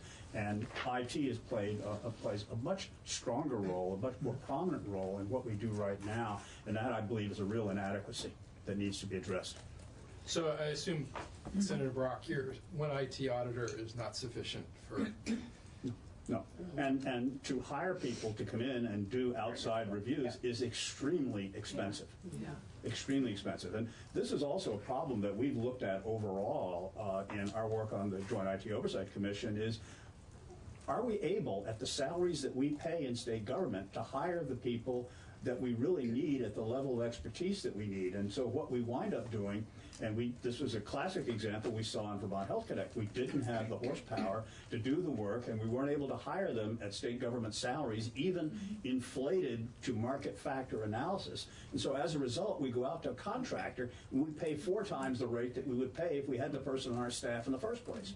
And that, again, is something that we've enlisted the human resources folks to look at, to perhaps give us some guidance in that regard, too. And this is someplace that I think has also moved in a different direction in the private sector in the last 10 years, which is 10, 15, 20 years ago, you went to the private sector and looked at places that used to be considered, I'll say cost centers in most private businesses, which was human resources and IT, have really changed their strategic focus.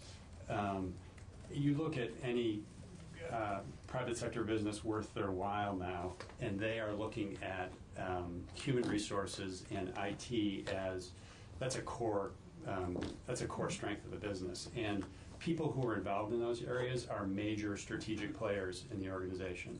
It's not the IT used to be a backwater, and that's not the case in well-functioning organizations now. It's a strategic role, and I think it's important that we think of it, from your perspective, as you look at state commissions and who's working on these issues. It's a major strategic function, and we have to have kind of best minds and practices kind of looking at that. This is not a backwater. It's central to what we do. So one thing that concerns me, I've heard from a number of people, is the lack of oversight of the non-executive groups, whether it's the legislature, the Secretary of State's office. Is any effort being made now to consolidate oversight with respect to those other non-executive agencies? I mean, because it seems like if they're not they're not under the oversight of ADS, they may be doing things that are good from a cybersecurity or other perspectives. So we have not come forward yet with our final recommendations, but and that is not one that we've been talking about. What we've been talking about at this point is just having the 3 branches come together to talk on a regular basis, which was not happening. So, and then you've got these outside independently elected offices, et cetera. So, the notion of creating a cyber council, certainly the governor has a cyber council, cybersecurity council. Which I think may have a little bit different scope. But I think there's room for looking at that, for sure. But that also is a role that the auditor's office is uniquely able to play to go across those branches in state government to look at problems throughout the enterprise, which is why I do emphasize that. And Senator Bratt, do you think currently the auditor is focused enough on these technology issues? Well, if the auditor were given an armored car load of money to be able to fund the hiring of the kind of expensive services necessary to provide that oversight, that may be the case. But right now, he's not staffed to be able to do it. He's not funded to be able to do it. And the auditor's office is also one of those independently elected offices, so they that pick challenge what they too. do and what they don't do, right? Well, the legislature can certainly ask them to do some things, and generally you can expect that they will be responsive to that, but we've not asked. And if are we losing money by not asking? I mean, would we be better off paying the money up front to have the audits done than to lose money by? All of this work would be done obviously in increments and prioritization, but to ask the auditor's office just to look at information technology risk in a general term and come back with a plan for doing that might be something that might be worth doing. I know we've had conversations with the auditor's office. We've had the auditor in. I think he's due to come back to us with just some additional information that we asked for about approaching this subject. We are looking at a recommendation around cyber standards. How do we have the means to, putting something like that in statute, as well as notification on breaches of systems. It's been interesting to learn what we don't know. So am I hearing that part of the conversation really is how much of this do we try to do in-house as opposed to outsourcing it? Is that part of the debate? Or some of the... I think I'm a plan person, so I think we really have to, think about what are the next objectives that we have here, and then figure out if we have the capacity in state government. I think, we're hearing a lot about the value of outside independent audit, I think. Yeah, I'm just... We've talked about potentially recommending adding some capacity at JFO. We have Dan Smith there on IT projects. Is there the ability, should we add some capacity there for cyber security, Just work it up, right? Yeah, well, we. You don't use any, is it highway, Hayway? Oh, the Chinese. The Chinese, well, you don't use any of that stuff, do you? Huawei. Huawei, thank you. No, and given the escalation in my role in 2017, we were able to quickly issue a directive to all of state government saying that we won't be using that type of technology. There were 6 or 7 types of technologies that we banned based on federal guidance. Okay, all right. Yep. Except E911 has some of that, don't they, John? No. Oh, they don't? No, there was... Got rid of that? There was some Huawei equipment in a data center that had been decommissioned but still in the rack. All right. But yes, there is none in the E911 system that I'm aware of. Okay, thank you. Yeah. Who's on the committee? I'm just curious, on your oversight committee? Just the 3 of you? No, it's myself, Seth Chase, who's also from Energy and Technology, Marty Feltus from Appropriations, Senator Brock, Senator Pearson, and Senator Kitchell. Senator Kitchell.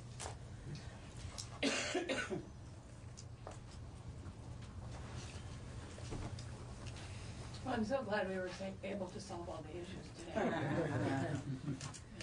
What is the issue that you would like to solve, Madam Chair? I would like to have us have some kind of, that's what I was trying to ask about with the advisory. I don't know if these groups, if these boards and commissions are the right ones to have. And some of them may be so specific that they need to exist, and some of them may not. But what I was trying, when I was comparing it to the Board of Education, is I was thinking about what Tim actually said very eloquently, is that we need to have some kind of an independent body out there that is made up of those leaders in that, and I wondered if that's what we need. To advise the state on where to go, cybersecurity, what to do, what to think about, without having it be a governmental body. I just, and I don't know if one of these can fill that role. If I don't know. Are you talking about creating a new board? Yes. As a matter of fact, yes. So can we create as well as can we summarize? Yeah, as well can as summarize. In the 5 minutes we have left, with the exception of the fact that, John, you're going to testify in the Work Portal Board later, does anybody of our guests or have anything that they would like to add specifically about these boards and commissions that are on our agenda for the rest of the day? Good question. Very full. I noticed a few were removed, from the initial agenda, so I think there was quite a bit of obsolescence on the first agenda. And now I think you're gonna hear from the E911 board, and that's a work in progress in terms of governance and whether it should be advisory or not. Property Parcel Data Advisory Board seems to be one that's functioning, but we're going to have to hear from them and that's a role for municipalities, the PUC and again, and the Department of Public Service, which is a totally different ballgame, so I would not even profess to have the thought of abolishing without great thought and insight into that. And the Web Portal Board, which does serve a function in state government, the secretaries are represented on that board. My representative, who's not here this week, says he's pretty excited that there's a little bit of new energy and new direction on that board, which I would expect Secretary Quinn will fill you in on. But as far as other boards related to IT, I didn't come up with any others that I think are still in existence or functional. So, I noticed you had Vital on your Yeah. and I was a little confused by that because I didn't really look at Vital, at least the Vital Board as a creation of state government, but that's more of a semi-autonomous entity that has been charged by state government with a particular function. Right. I wasn't sure it was in the purview of this board to sunset that board, but maybe it is. Well, we might. Yeah. I mean, I don't know that it is in our purview, but Yeah. what our role is, I think, is to look at them and then to say, is there a recommendation? And it would be, I would assume, health and welfare. Yep. And that would take that up along with the administration, and then, and if it's still functioning the way, then are there legislative changes that need to be made to make it more appropriate to what they're actually doing now than what they might have been doing when they were created? Right. So we come at it from the perspective that it is, and it's their job to prove to us that we're not supposed to. Okay. Good. But did you say there were ones that were on the initial list that aren't on here now? well, there were I some can't- really obsolete ones that intrigued me. The committee to examine strategies to enhance software and information technology sectors, and Well, I they mean, still- things that were in session law that have since sunset by themselves. And have they sunsetted by themselves, or? Yeah, I mean, they had a report due in January, I'm assuming they don't exist anymore, in January 2013. So there were some, at least on the initial agenda that I saw. I think Betsy may have the information on that. Okay, because some of them, some boards we found that they were created to produce a report, but they still exist in statute, they never were, they never went away. Or they're in session law and And, they yeah. are gone. Betsy will. I think she is. Well, Looks like you had enlightened us. Today. Okay. I would put in for the Telecom and Connectivity Advisory Board, that's a board that's making grants. I think it's good to keep some transparency there. is this the one that's doing the grants That's for it. the, whatever those little things are? CUD? No. That was really technically explicit. Laura knows. She's talking about coverage go in the radios. Yeah. No, Yeah. no, that would be the department. This is with the Universal Service Fund. Connectivity. Connectivity Initiative. Yeah. Okay, okay. And so keeping that kind of separate board, I think, is just good for, Good hygiene. yeah. Any others on there? Vermont Equipment Distribution Program Advisory Council? I guess we'll hear from them, but. Yep. Yeah. I can Yeah. address that when I speak. There's, All right. there are some, and I don't know, I'm not right off, I can't pinpoint exactly what those two boards do, but there are some folks that are very specifically affected by programs that staff some of these boards, and again, there's a sunlight factor there, making sure that things are happening, and, Yeah. And I guess we'll hear from them this afternoon.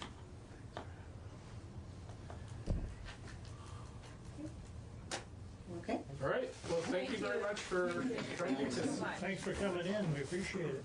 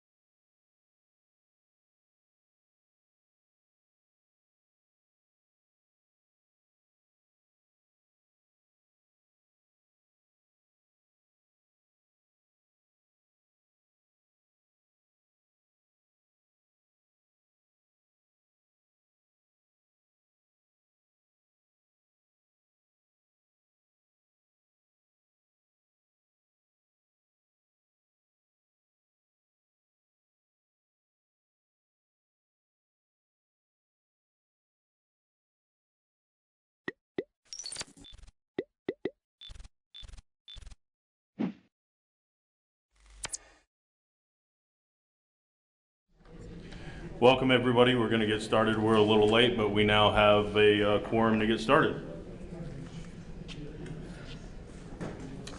I want to recognize some guests that we have from the village of Buchanan, New York. They are here to kind of observe our Indy Cap as they will begin their own very soon at Indian Point. We're going to introduce everybody that's here today. I'm going to start all the way down to the right and work our way around the table. David Pearson with North Star. Corey Daniels with North Star. June Tierney, Department of Public Service. I'm Josh Unruh. I'm a governor appointee. Bob Leach, governor appointee. Sarah Coffey, appointed by the Speaker of the House. Derek Jordan, citizen appointee. Emily Davis, citizen appointee.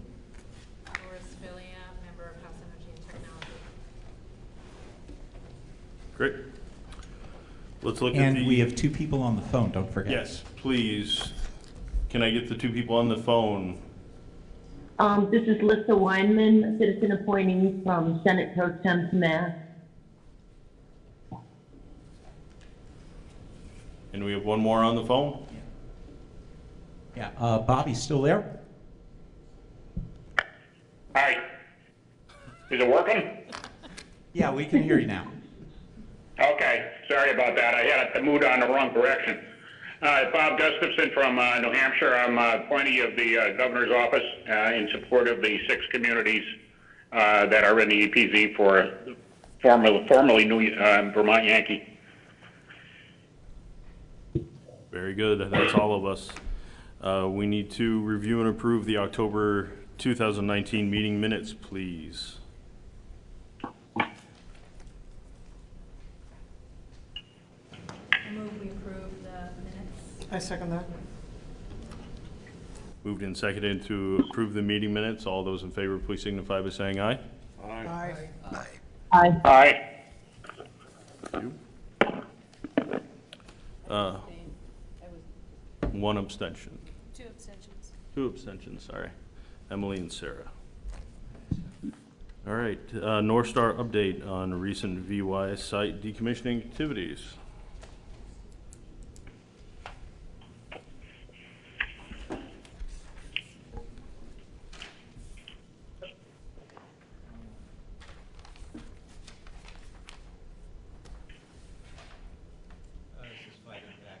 Bear with me for just a second.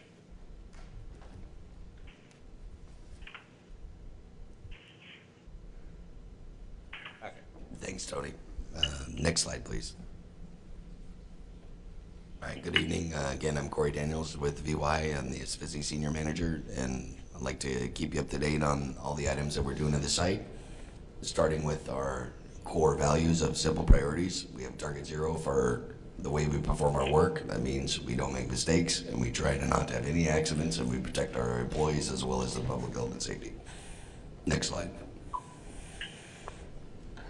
You've seen this slide before. It's a macro of our schedule. It effectively explains that we placed all the fuel in dry storage, that our significant immediate critical path is placing the reactor vessel into packaging and setting it off. And beyond that, the rest of the facility decommissioning and dismantlement will occur.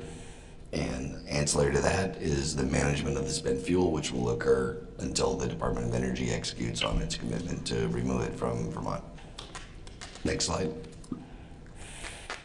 This slide shows a little more granularity. We've developed some of the large component removals and targets of opportunity. That includes the advanced off-gas building. The cooling towers have already been removed, at least above ground. And we will additionally go after the large warehouse where we used to keep all of our stored components and parts. Excuse me, Mr. Chair. Yes, ma'am. We did not receive this electronically. I'm just wondering if we have printed copies. We did not provide printed copies just because there was so many slides. We didn't want to bulk up the package, but the electronic copy will be available on the website when this is done. Okay, I would just note some of us have eyesight challenges. It looks like a lot of us have eyesight challenges, so it is a little challenging to see. It's hard to see without eyesight. My apologies, Laura. In fact, I'll pass my one paper copy down so you or whoever else can share it. Representative Sibilia, could I clarify whether you were making fun of my eyesight? You were, weren't you? Let the record reflect the lack of civility at the left of the bench. And by all means, if there are any questions, please interrupt me and I'll try to clarify any detail as we go through the slide deck. So this is really just a little bit of an exploded view of that macro schedule and only shows a small amount of detail. Our day-to-day schedule obviously has considerable granularity and it would not be valuable to this presentation. Next slide, please. Corey? Yes. Sorry, you said, mentioned something just before about the containment vessel. Are you in the process of chopping that up and shipping it, or what stage is that at? Derek, the reactor vessel, Sorry, not the containment, but the reactor, yes, we've already pulled the head. We've cut it up and packaged it and shipped it, and it's already been deposited in Texas. Cool. And then some of the internals working on the way down have also been removed and shipped, and there are more slides later that show that in greater detail. Thank you. You're welcome. Overall performance update, our safety performance has been acceptable. We've worked now 260,000 hours, actually a little greater than that, without a lost time accident.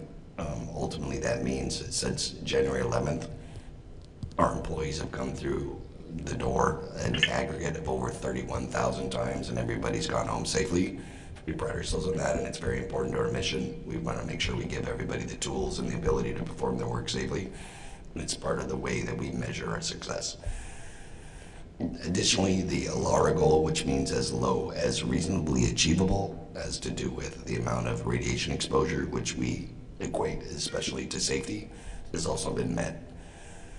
Our regulatory performance has also been good. We've had 0 cited and non-cited violations. There's been no issues with the NRC's oversight of our activities. In fact, we just had our 3rd quarter exit today with our inspector, and he again gave us a good performance grade. Production, overall, we're on track. Our reactor vessel segmentation work is behind where we would like to be. Most of that is attributable to our little bit of a slow start due to the transaction date and some of the pre-work activities. But overall, the project is very large, and the amount of bulk activities ancillary to that are well ahead of schedule. And because our commitment with Orano is of a fixed price nature, the reactor disassembly work will be well into the project and will complete it ahead of schedule. Next slide. Some pictures. A little bit of this is new to the panel here. These photos show the turbine deck in its aggregate, starting at the upper left-hand corner. That is the turbine with the casing removed. Just to the right of it is showing the entire turbine building deck. And then you can see all the turbine plating, correct? On the lower left-hand corner, that is the shaft of the turbine connecting to the generator that's been cut into segments for shipment. And then on the bottom right-hand quadrant, those are actually components of the casings for the turbine and turbine components that have been staged with fixative applied so they can be shipped by rail. All those components will be loaded onto rail. Most of those are already gone and sent to Texas. Next slide. So this slide looks a little boring because it's hard to tell what's not there, but what is missing is the entire turbine. And that is a significant accomplishment that has all been removed. Next slide.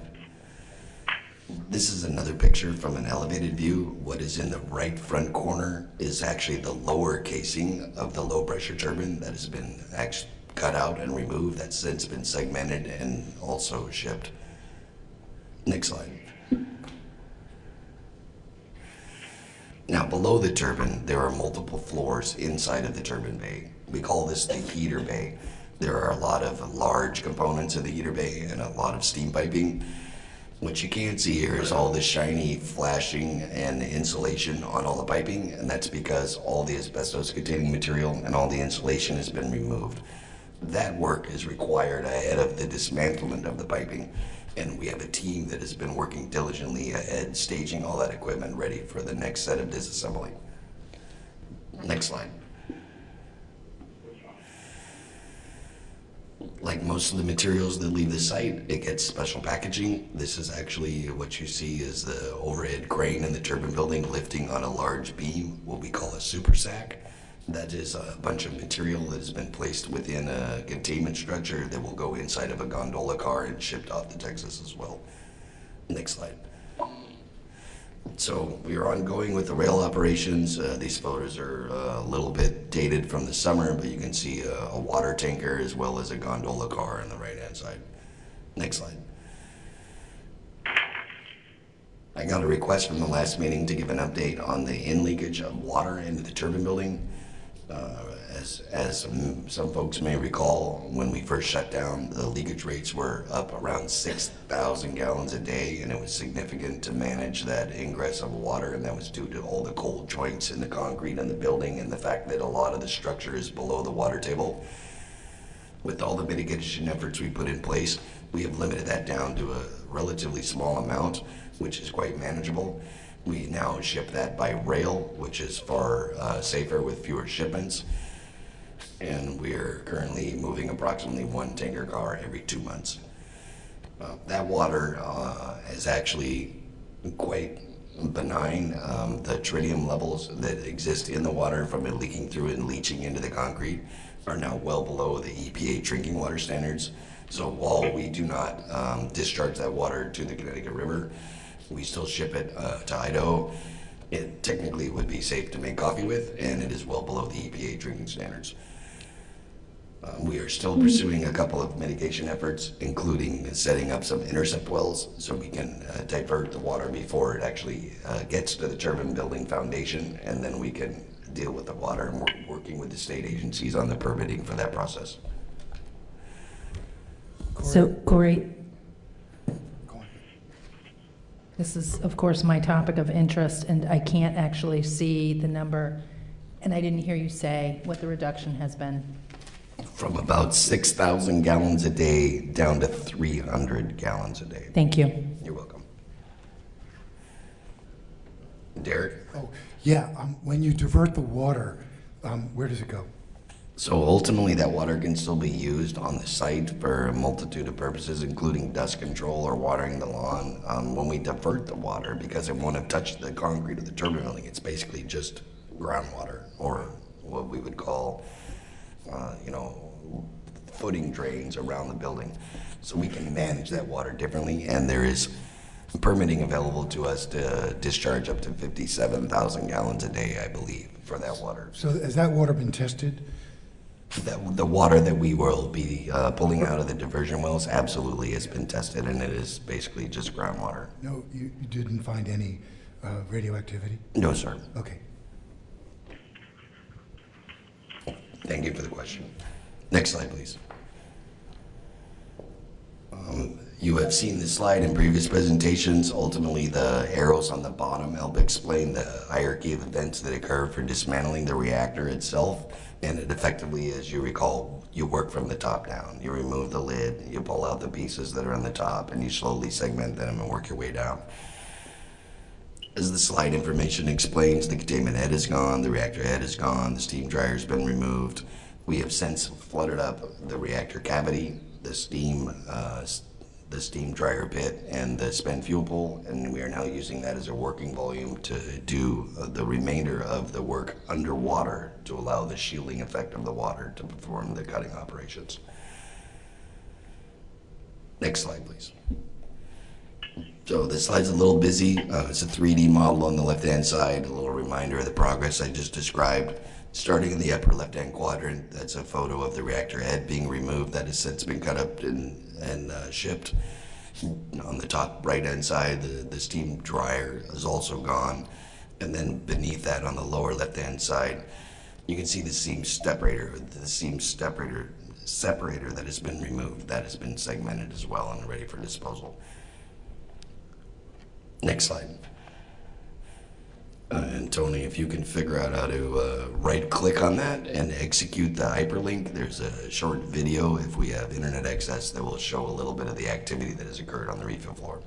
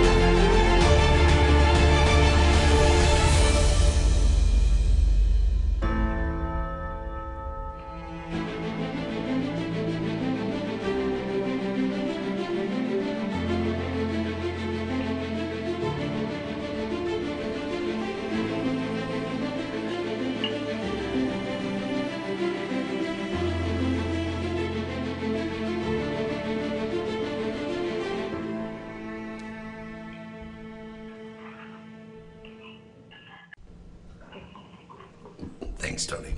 So as you can see, quite a bit of activity at the site.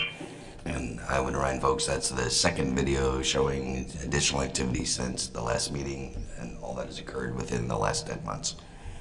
Additionally, on the refuel floor, and it's a little bit difficult to understand what we're looking at here, but this entire bridge system is on a rail and platform, and it moves back and forth across the dryer separator pit, reactor cavity, and spent fuel pool, and allows for additional activities and work to be performed underwater with people operating it from above.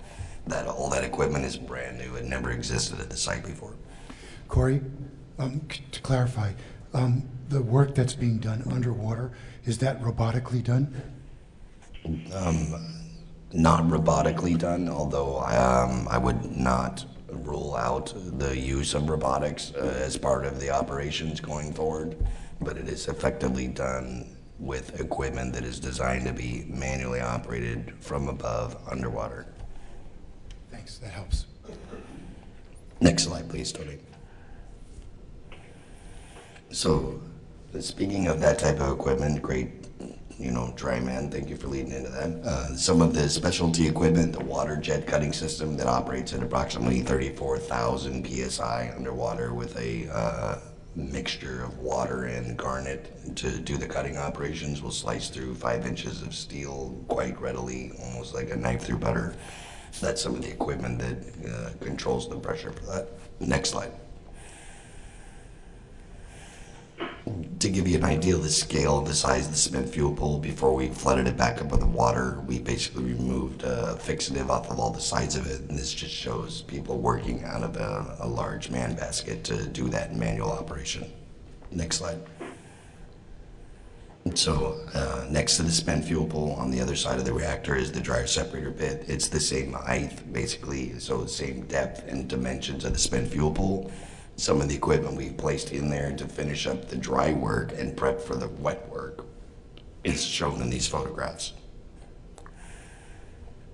The material on the right-hand photo is basically a base plate where we can lay equipment on top of it, do the underwater hydraulic cutting operations without hitting the floor or damaging anything beneath the equipment.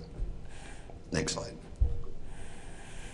So this shows us installing a weir gate inside of the dryer separator pit, which allows us to have multiple working spaces to perform different operations. And then on the right-hand side, that shows us flooding the spent fuel pool, the reactor cavity, and the dryer separator pit back with water, which has not been full of water for most of 5 years. Next slide. So this shows a nice photo of the kind of round shape on the far end on the left is the reactor cavity. Straight beneath that working bridge is that weir that was placed in to make the separation in the dryer separator pit. That is the working bridge that I showed you, the big yellow bridge where the people operated the equipment off of. And that large piece of equipment in the foreground is actually a demineralizer that will be placed in to perform mechanical and resin demineralization of the water to keep it clean while we perform the underwater operations for clarity and water quality. Next slide. So if you thought you couldn't see the other slides, Laura, this one's a little busy. But what I will tell you is this is a relatively simplistic slide, and I'll explain it. And you see the blue line in the middle of the slide that goes from left to right. Above, it kind of explains the radiological license termination process. And for simple terms, what it really is it's an iterative process where you have initial site data from historical characterization, then you perform some additional sampling and characterization.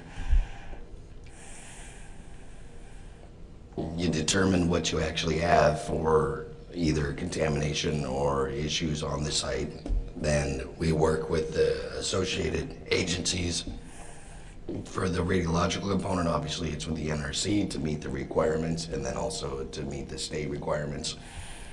And then what we do is we develop a plan. We make sure that that's validated and it will work and satisfy the requirements. And then we perform remediation.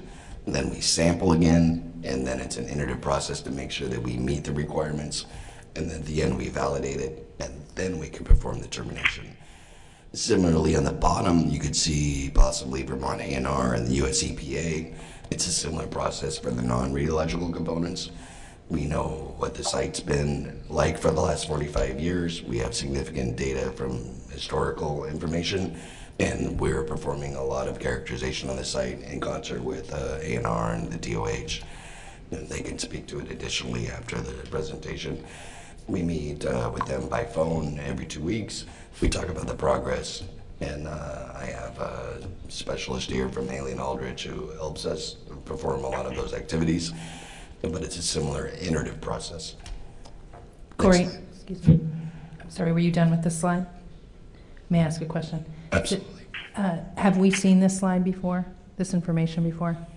I believe you have seen this slide before. Just what you haven't seen is you can see the blue and the green partially filled in.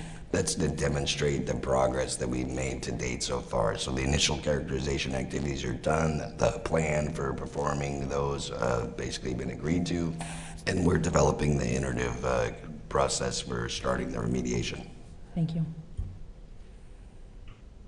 Next slide. So this is kind of cool. It looks like a moon lander. What it really is a tracked vehicle, an ATV, with 4 huge scintillation detectors on it. Those are designed to do radiation measurements. I had a conversation with a colleague today who's done this previous years back, and it was all done manually with a crane hanging a single detector straight down and gridding off an area with string in 10-finger increments. This piece of equipment is driven all over the site. Every single piece, square footage of the site that we could get it to that doesn't have a structure on it. Additionally, you can go ahead and go to the next slide, Tony. It has a special GPS system to measure exactly where it is. We also set up a secondary GPS system to use as a datum point to reference it, kind of like how a transit works. And what we're able to do there is drive this all over the site, just a foot off the ground, take radiation measurements in 2 directions, so you have a full grid of the entire property, and you can determine if there are any anomalies or radiation signatures that you were not aware of. Next slide, please. I described this in that level of detail to understand that we've taken over 1,300,000 discrete measurements of the property for this. So it really helps us determine if there are any radiological issues on the site that we were unaware of from our historical documentation. Have you discovered any? So, great question again, and it's almost like we planned this, Derek. I love your lead-in. So, funny you say that. There were actually 2 locations on the site where we got a very small hit that we weren't sure what it was. We went back and looked carefully. One of them, we were in relative close proximity to a large toolbox that had some radiological material inside of it, properly designated, marked, nomenclated. It was staged for use, but we got the machine close enough to it that it picked up a little signature from that. The other location was close to the turbine loading bay, where there's a little shine coming out of the building from all the activities for loading the material that's being shipped to Texas. But beyond that, we got no surprises, Derek. Another question, Corey. How deep into the soil does that measure? So the scintillation detectors are extremely sensitive, but as far as the depth into the soil, that's a little bit of a subjective question because it would depend on how high the signature would be, but you can trust that it's pretty sensitive.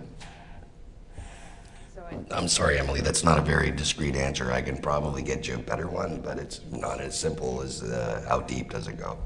Like in a range of a couple inches to 3 feet, 4 feet? Oh, it would pick up something quite a distance down if it had any significance to it at all. Okay, thank you. You're welcome. Next slide, please. So, kind of a little bit of a roll-up for the non-radiological characterization. We completed a site model for the concept of how we're going to deal with it. We had originally determined there were initially 17 areas of concern that we thought we might have to deal with from a characterization remediation standpoint. We've done significant site field investigations. We've gotten comments back from DEC on our plan. We continue to work with them, and we've taken and incorporated all their comments and made adjustments to it. And we've also done a number of rounds of quarterly groundwater sampling. Next slide. And so now we're updating our investigation report to include all the information and the reviews from the state and their contracted assistants. And the next thing will be to design the remediation to clear a couple of the areas. And obviously we continue to work with the state on a bi-weekly basis. Next slide. So this is also very difficult to see because of the size of this, but in the material that will be placed on the website, you can actually see all of the 17 areas of concern that we identified. Next slide. So this additionally shows all the different wells and the places where we do soil sampling. So there's quite a smattering of locations where we're taking a careful look. Next slide. There were 3 locations where we have identified we have some impact to groundwater. These were effectively all locations where there was either a system or lines underground that carried fuel. The one between the cooling towers in the upper right side where that blue circle is was actually a legacy spill issue, I believe, that we had. Yes. Thank you. And Nadia points out that that was diesel fuel oil, so it wasn't, and these are pretty small locations. The other 2 locations had to do with where we used to take on diesel fuel for our house heating boiler, and we would transfer it under lines underground that would also go to the large 75,000 gallon fuel oil tank that supplied our emergency diesels. Next slide. So of all the 17 areas of concern, we've identified 5 that will likely require some level of remediation. And of those 5, 2 of those will likely just be natural attenuation. We'll walk through the plans with the state agencies to determine exactly how we'll deal with those. But none of them were significantly large or of magnitude that is of any concern. Next slide. So, has anybody heard of PFAs before? Right, so that's kind of a new term that's becoming popular, and obviously a number of states are on a roll to determine what levels they're going to require testing and remediation for. We've been careful to look for those on the site. Fortunately, we haven't found any on the site above the levels that will require attention at this point. Corey?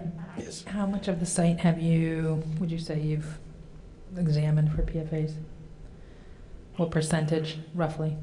Pretty much everywhere where the possibility for them to exist could have existed. I don't know if there's a percentage quotient that would make sense for that out of 143 acres. Yeah. Or associated with where we suspect releases, like if there's a historic fire in that area or. So I think it's hard. So I'll help answer because I could hear Nadia's.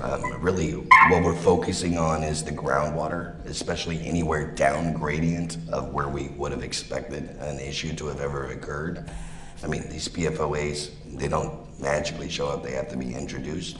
The amount of sampling locations for groundwater wells are significant, so now that we're testing for all those, we have a very good command of what could be on the site. So it's pretty low. In the north end of the site where there are fields, there aren't wells and there's no reason to suspect anything like that would have occurred. I'm sorry, Laura, that's not a concise answer, but ultimately anywhere where we think it could have occurred or was downstream of it, we've looked. Great, thanks. Next slide, please. So just a couple of graphics showing some of the activities associated with the groundwater and soil investigations. Next slide.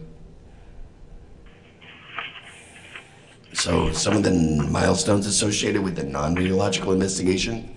A reminder that North Star assumed ownership of the site on January 11th. We had a 6-month deadline, which was fairly aggressive, to develop the initial investigation report, which was met with significant assistance from our state counterparts. We identified those 17 areas. The Agency of Natural Resources approved the work plans we developed and provided a review of the investigation report. We incorporated all their comments. As we mentioned previously, we've done a number of quarterly groundwater samplings from 32 different wells. We punched 6 new wells to augment those sample locations based on the info we received from the state. As far as the supplemental site investigation goes, we've addressed a number of data gaps associated with the report and the feedback from the state. We included some suggestions and locations from Agency of Natural Resources. And the next step will be for us to finish revising the investigation report, which should happen in the beginning of 2020. And as we talked about before, there are a couple locations where we're expecting to perform some remediation. And when I say that, that basically means digging up some of the dirt and sending it to Texas. And then, as we talked about, those 3 small locations where we had a small amount of diesel fuel oil, we'll also remediate those. Next slide. So what's next? We continue to validate our data, finish revising the investigation report, ongoing groundwater sampling, and we'll repair any wells that require attention and abandon those that are damaged or no longer necessary.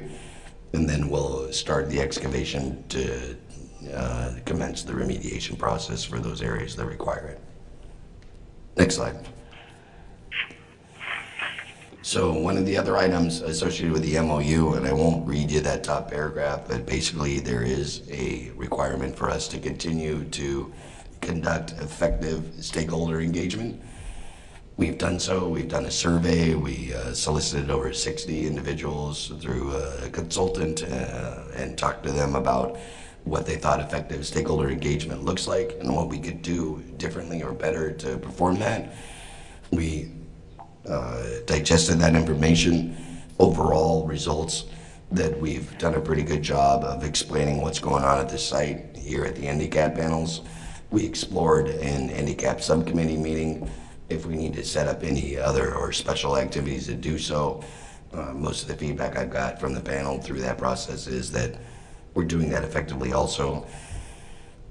What we did here is that transparency is important. We understand we inherited a degree of a deficit with trust from the previous owners of the site, so we hear that, we understand it, and we're working to improve on the performance for talking to people about everything that they're interested in with the plan and the decommissioning. Additionally, we're trying to perform timely updates. We're working to improve our decommissioning website and get more timely information into it.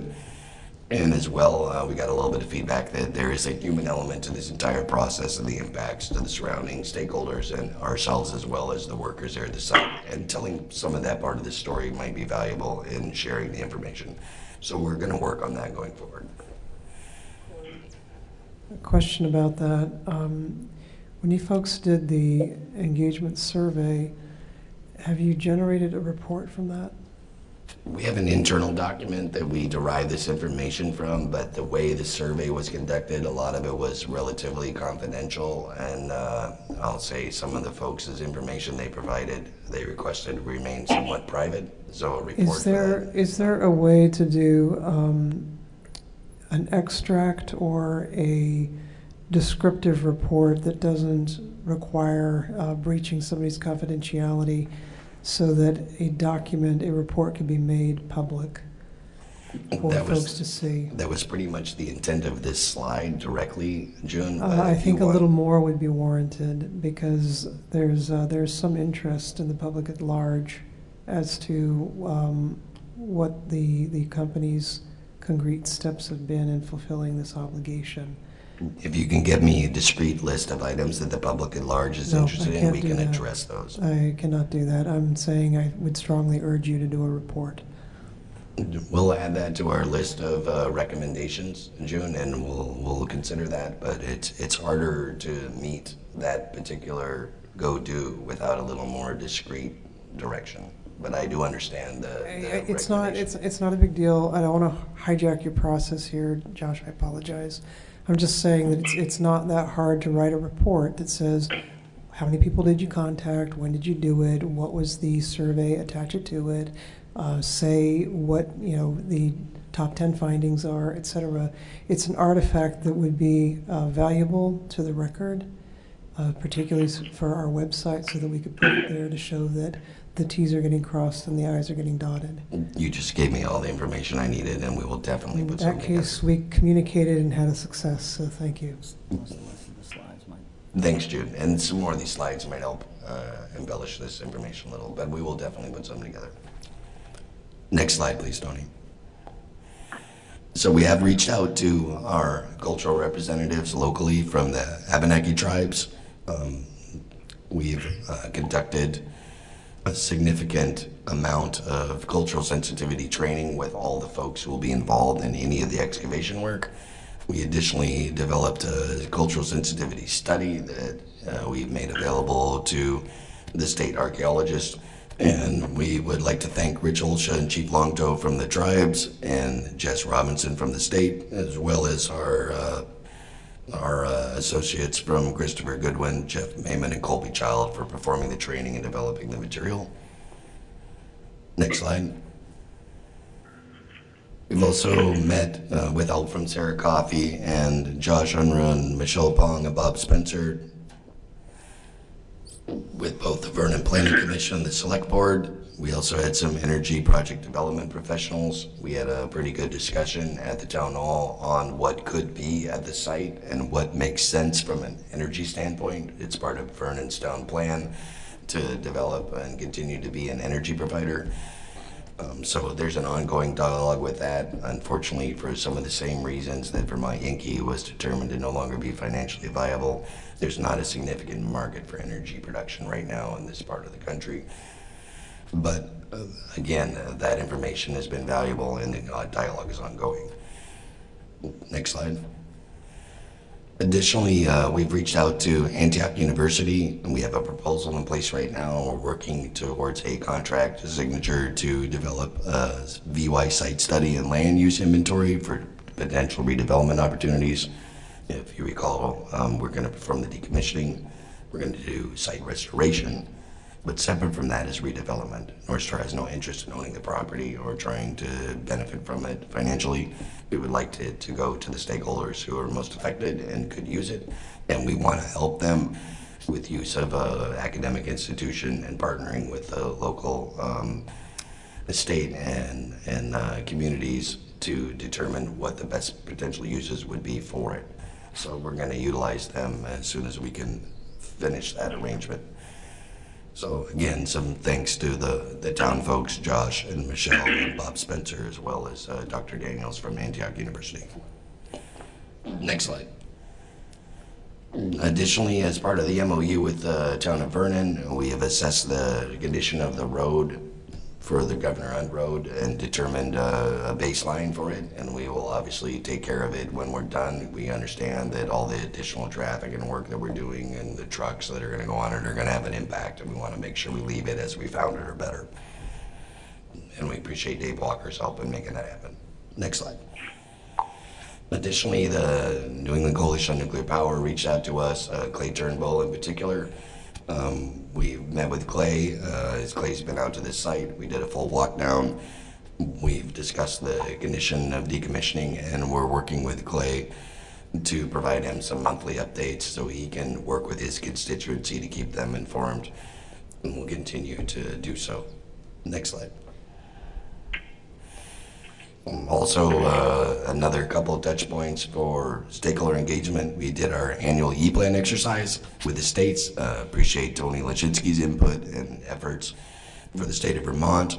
We also did an annual contaminated injured patient drill exercise. And while we don't anticipate and have not had to perform any such activity in the past, it's an important skill set that we develop with the folks at the Bratt Memorial Hospital and Rescue Inc. So we would know how to handle that collaboratively if there was an event at the site with one of the workers. Overall, both those exercises went very well. We had a couple of learnings, and we got good feedback from Tony and the state, and we've incorporated those to improve our processes.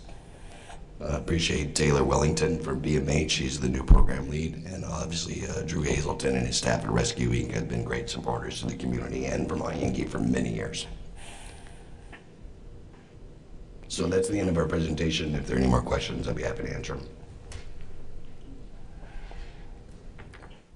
them. Corey, it's Lissa. Hi, Lissa.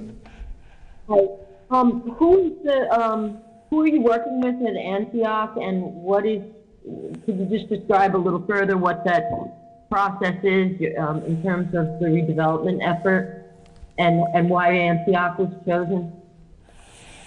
Ultimately, the provost of Antioch is interested in this project moving forward. I'm working with Dr. Krista Daniels. She has a staff already selected from her master's degree students. And as I mentioned, they would be doing a GIS inventory, a soils inventory, and ultimately canvassing the local area's desires and helping develop what the potential best redevelopment opportunities would be for a property such as Vermont Yankee post restoration, given what it would look like once we learn what partial site release will consist of. And obviously Josh Unruh from the town of Vernon has been involved in that as well. So, Alyssa, this is Josh. It was actually decided by the town of Vernon to go forward with Antioch. It wasn't a decision of North Star at all. I see. And is there a budget for that development project? Contract is currently being worked out, yes. So who pays for that? North Star will pay for that as a component of helping make sure that we do the best we can to set the local stakeholders up for redevelopment after site restoration. Okay, yeah, I'd be interested in learning more about that as it continues to develop. That's great news. Absolutely, and it'll be an iterative process. And as you can imagine, Lisa, there are unknowns, and some of this is discovery. So as we learn, I believe the target set may shift slightly. So we wanted to have folks in there who have high acumen for social and environmental responsible opportunities to develop the property and to benefit the local town. And obviously there's an economic component that the town would like to realize in its best potential as we discover it. What's the time frame on beginning the project like that and signing the contract? So the goal was to do it a year at a time, Lisa, so a 1 year pilot, but we would expect it to happen probably over the course of 4 years. And that is commensurate with the amount of learnings that will occur as the site is deconstructed and the restoration occurs. Thank you.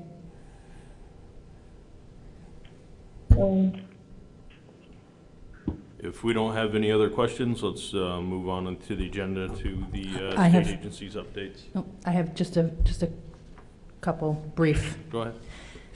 So I just a couple brief comments. I'm really happy about that study, which I had learned about earlier. Happy to hear. I think that'll be a great process going forward. I don't want to harp or seem ungrateful to anyone working on preparing materials for the committee. I know that there was concern about sending us really large files, and I don't even need things to be printed. I'm happy to save the trees. But if it's possible, not if it's possible, Mr. Chair, it would be really helpful if these could be uploaded, if they're not going to be printed or distributed, if they could be uploaded to the site so that we are able to get a closer view. That would be really helpful going forward. Is there any problem with doing that, folks? No, I can work with Tony and we can kick those to you as soon as they're developed and approved for dissemination. Okay. Yeah, I just want to clarify, you're requesting these be uploaded to the site before the meeting? If it's a document that, I understood this was too large, and I appreciate that, and I'm happy to not even have it printed. If it's easier to just upload it so that we can access it just for the visibility. Some of these were quite difficult, and I think that there's actually, I appreciate the content that was provided in here, but the ability to see it or not see it really limits our ability, as well as the public's ability, to ask questions or comment on it. Yeah, we can work with that. I'll work with Tony. We'll get a PDF copy to the panel members ahead of the meeting.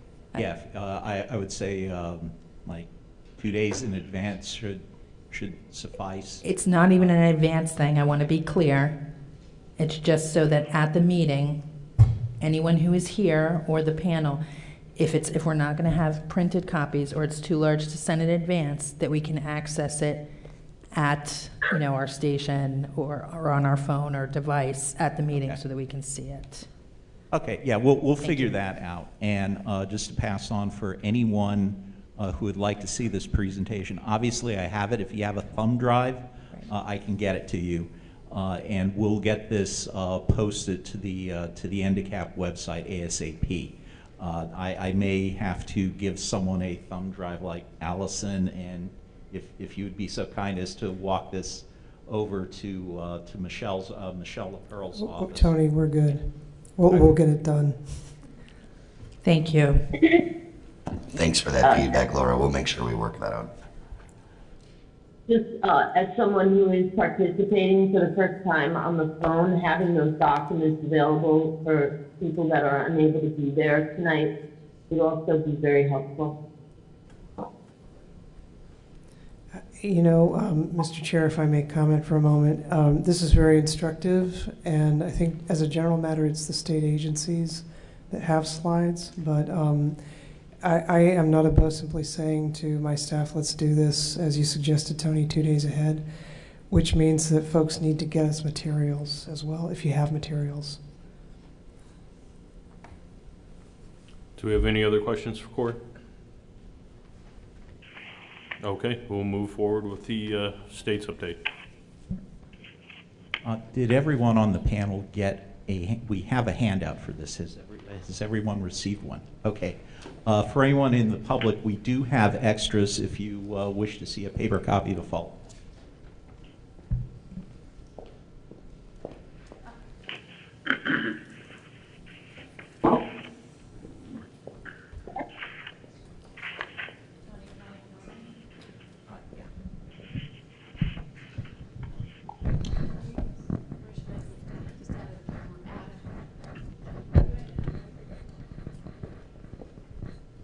Hello. Hi. Everyone can hear me okay? My name is Allison Bates-Wanup. I am an attorney with the Department of Public Service, and I'm here to go through some slides regarding our oversight role. Tony, you can go to next slide. So for those of you who were here last time, this slide will look familiar, but for those who are new, this is a description of the department's ongoing role in the decommissioning oversight. We are charged through the MOU and our statutory responsibilities to do the financial and technical review of the decommissioning and site restoration work. So what that means is that on the financial side, we review the financial performance of the project, including the cash flows, and we have hired a consultant, the 4 Points Group, to assist us in both of these two work streams. We analyze the financial health of North Star and its corporate affiliates. We assess the viability of the MOU assurances, which I can discuss for those who may not be familiar, and when applicable, we'll monitor the use of those assurances. The technical piece is we confirm that the work performed is reasonable and consistent with the withdrawals from the Nuclear Decommissioning Trust, or NDT. And we evaluate the project to identify risks or concerns that could challenge the successful completion. So examples are delays, additional scope, flawed assumptions, or site management issues. And the employee of our consulting group that is doing this, his name is Greg Merritt. He was one of the main people on the Yankee Road decommissioning in Massachusetts. Next slide. So for our updates since the last meeting, our technical consultant, whom I just spoke about, visited the site on the 11th and the 12th. Obviously, Tony is also on the site almost every day. We are in regular contact with North Star, both as well as through calls with A&R.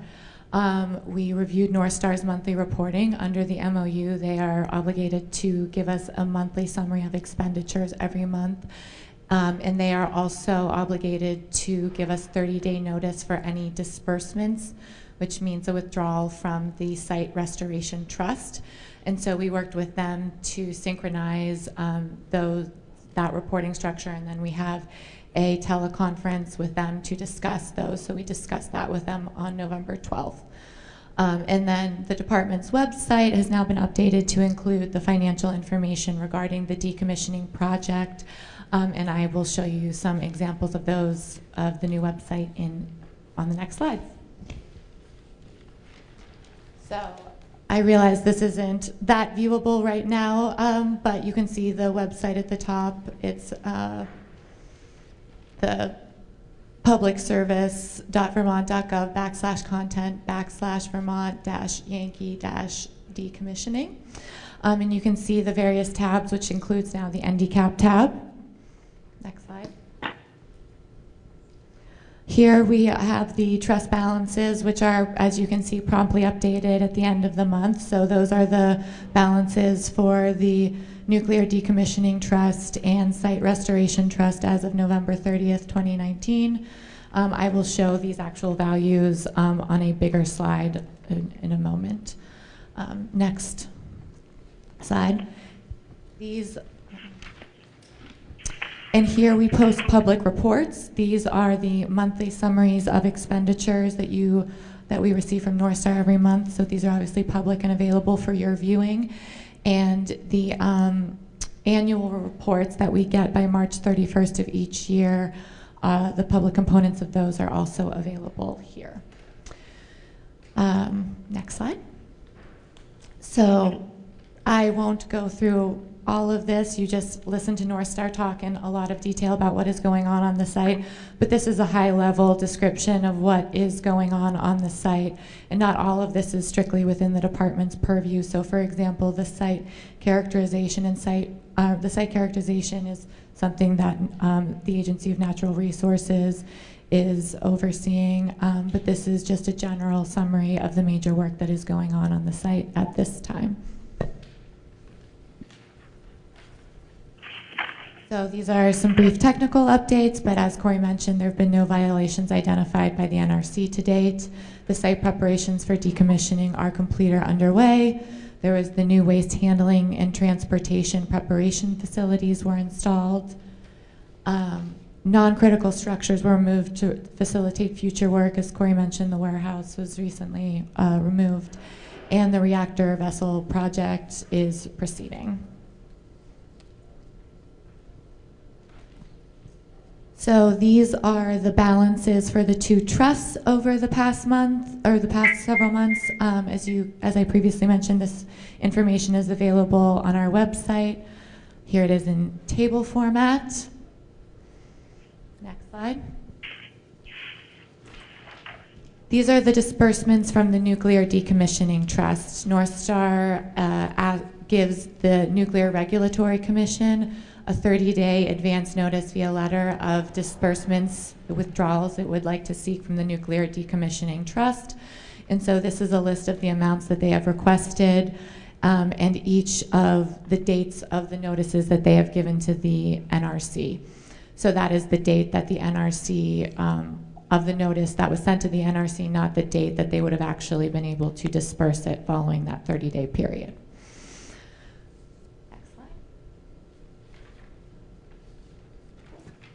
So these are disbursements from the Site Restoration Trust. Now, North Star submits to the Department of Public Service requests for disbursements from the Site Restoration Trust, and we have 30 days to submit a written objection. So you can see the amounts of those amounts requested here, and neither the NDT nor the department has objected to a requested disbursement yet. So I was told that at the last meeting there was a request for clarification regarding the difference between a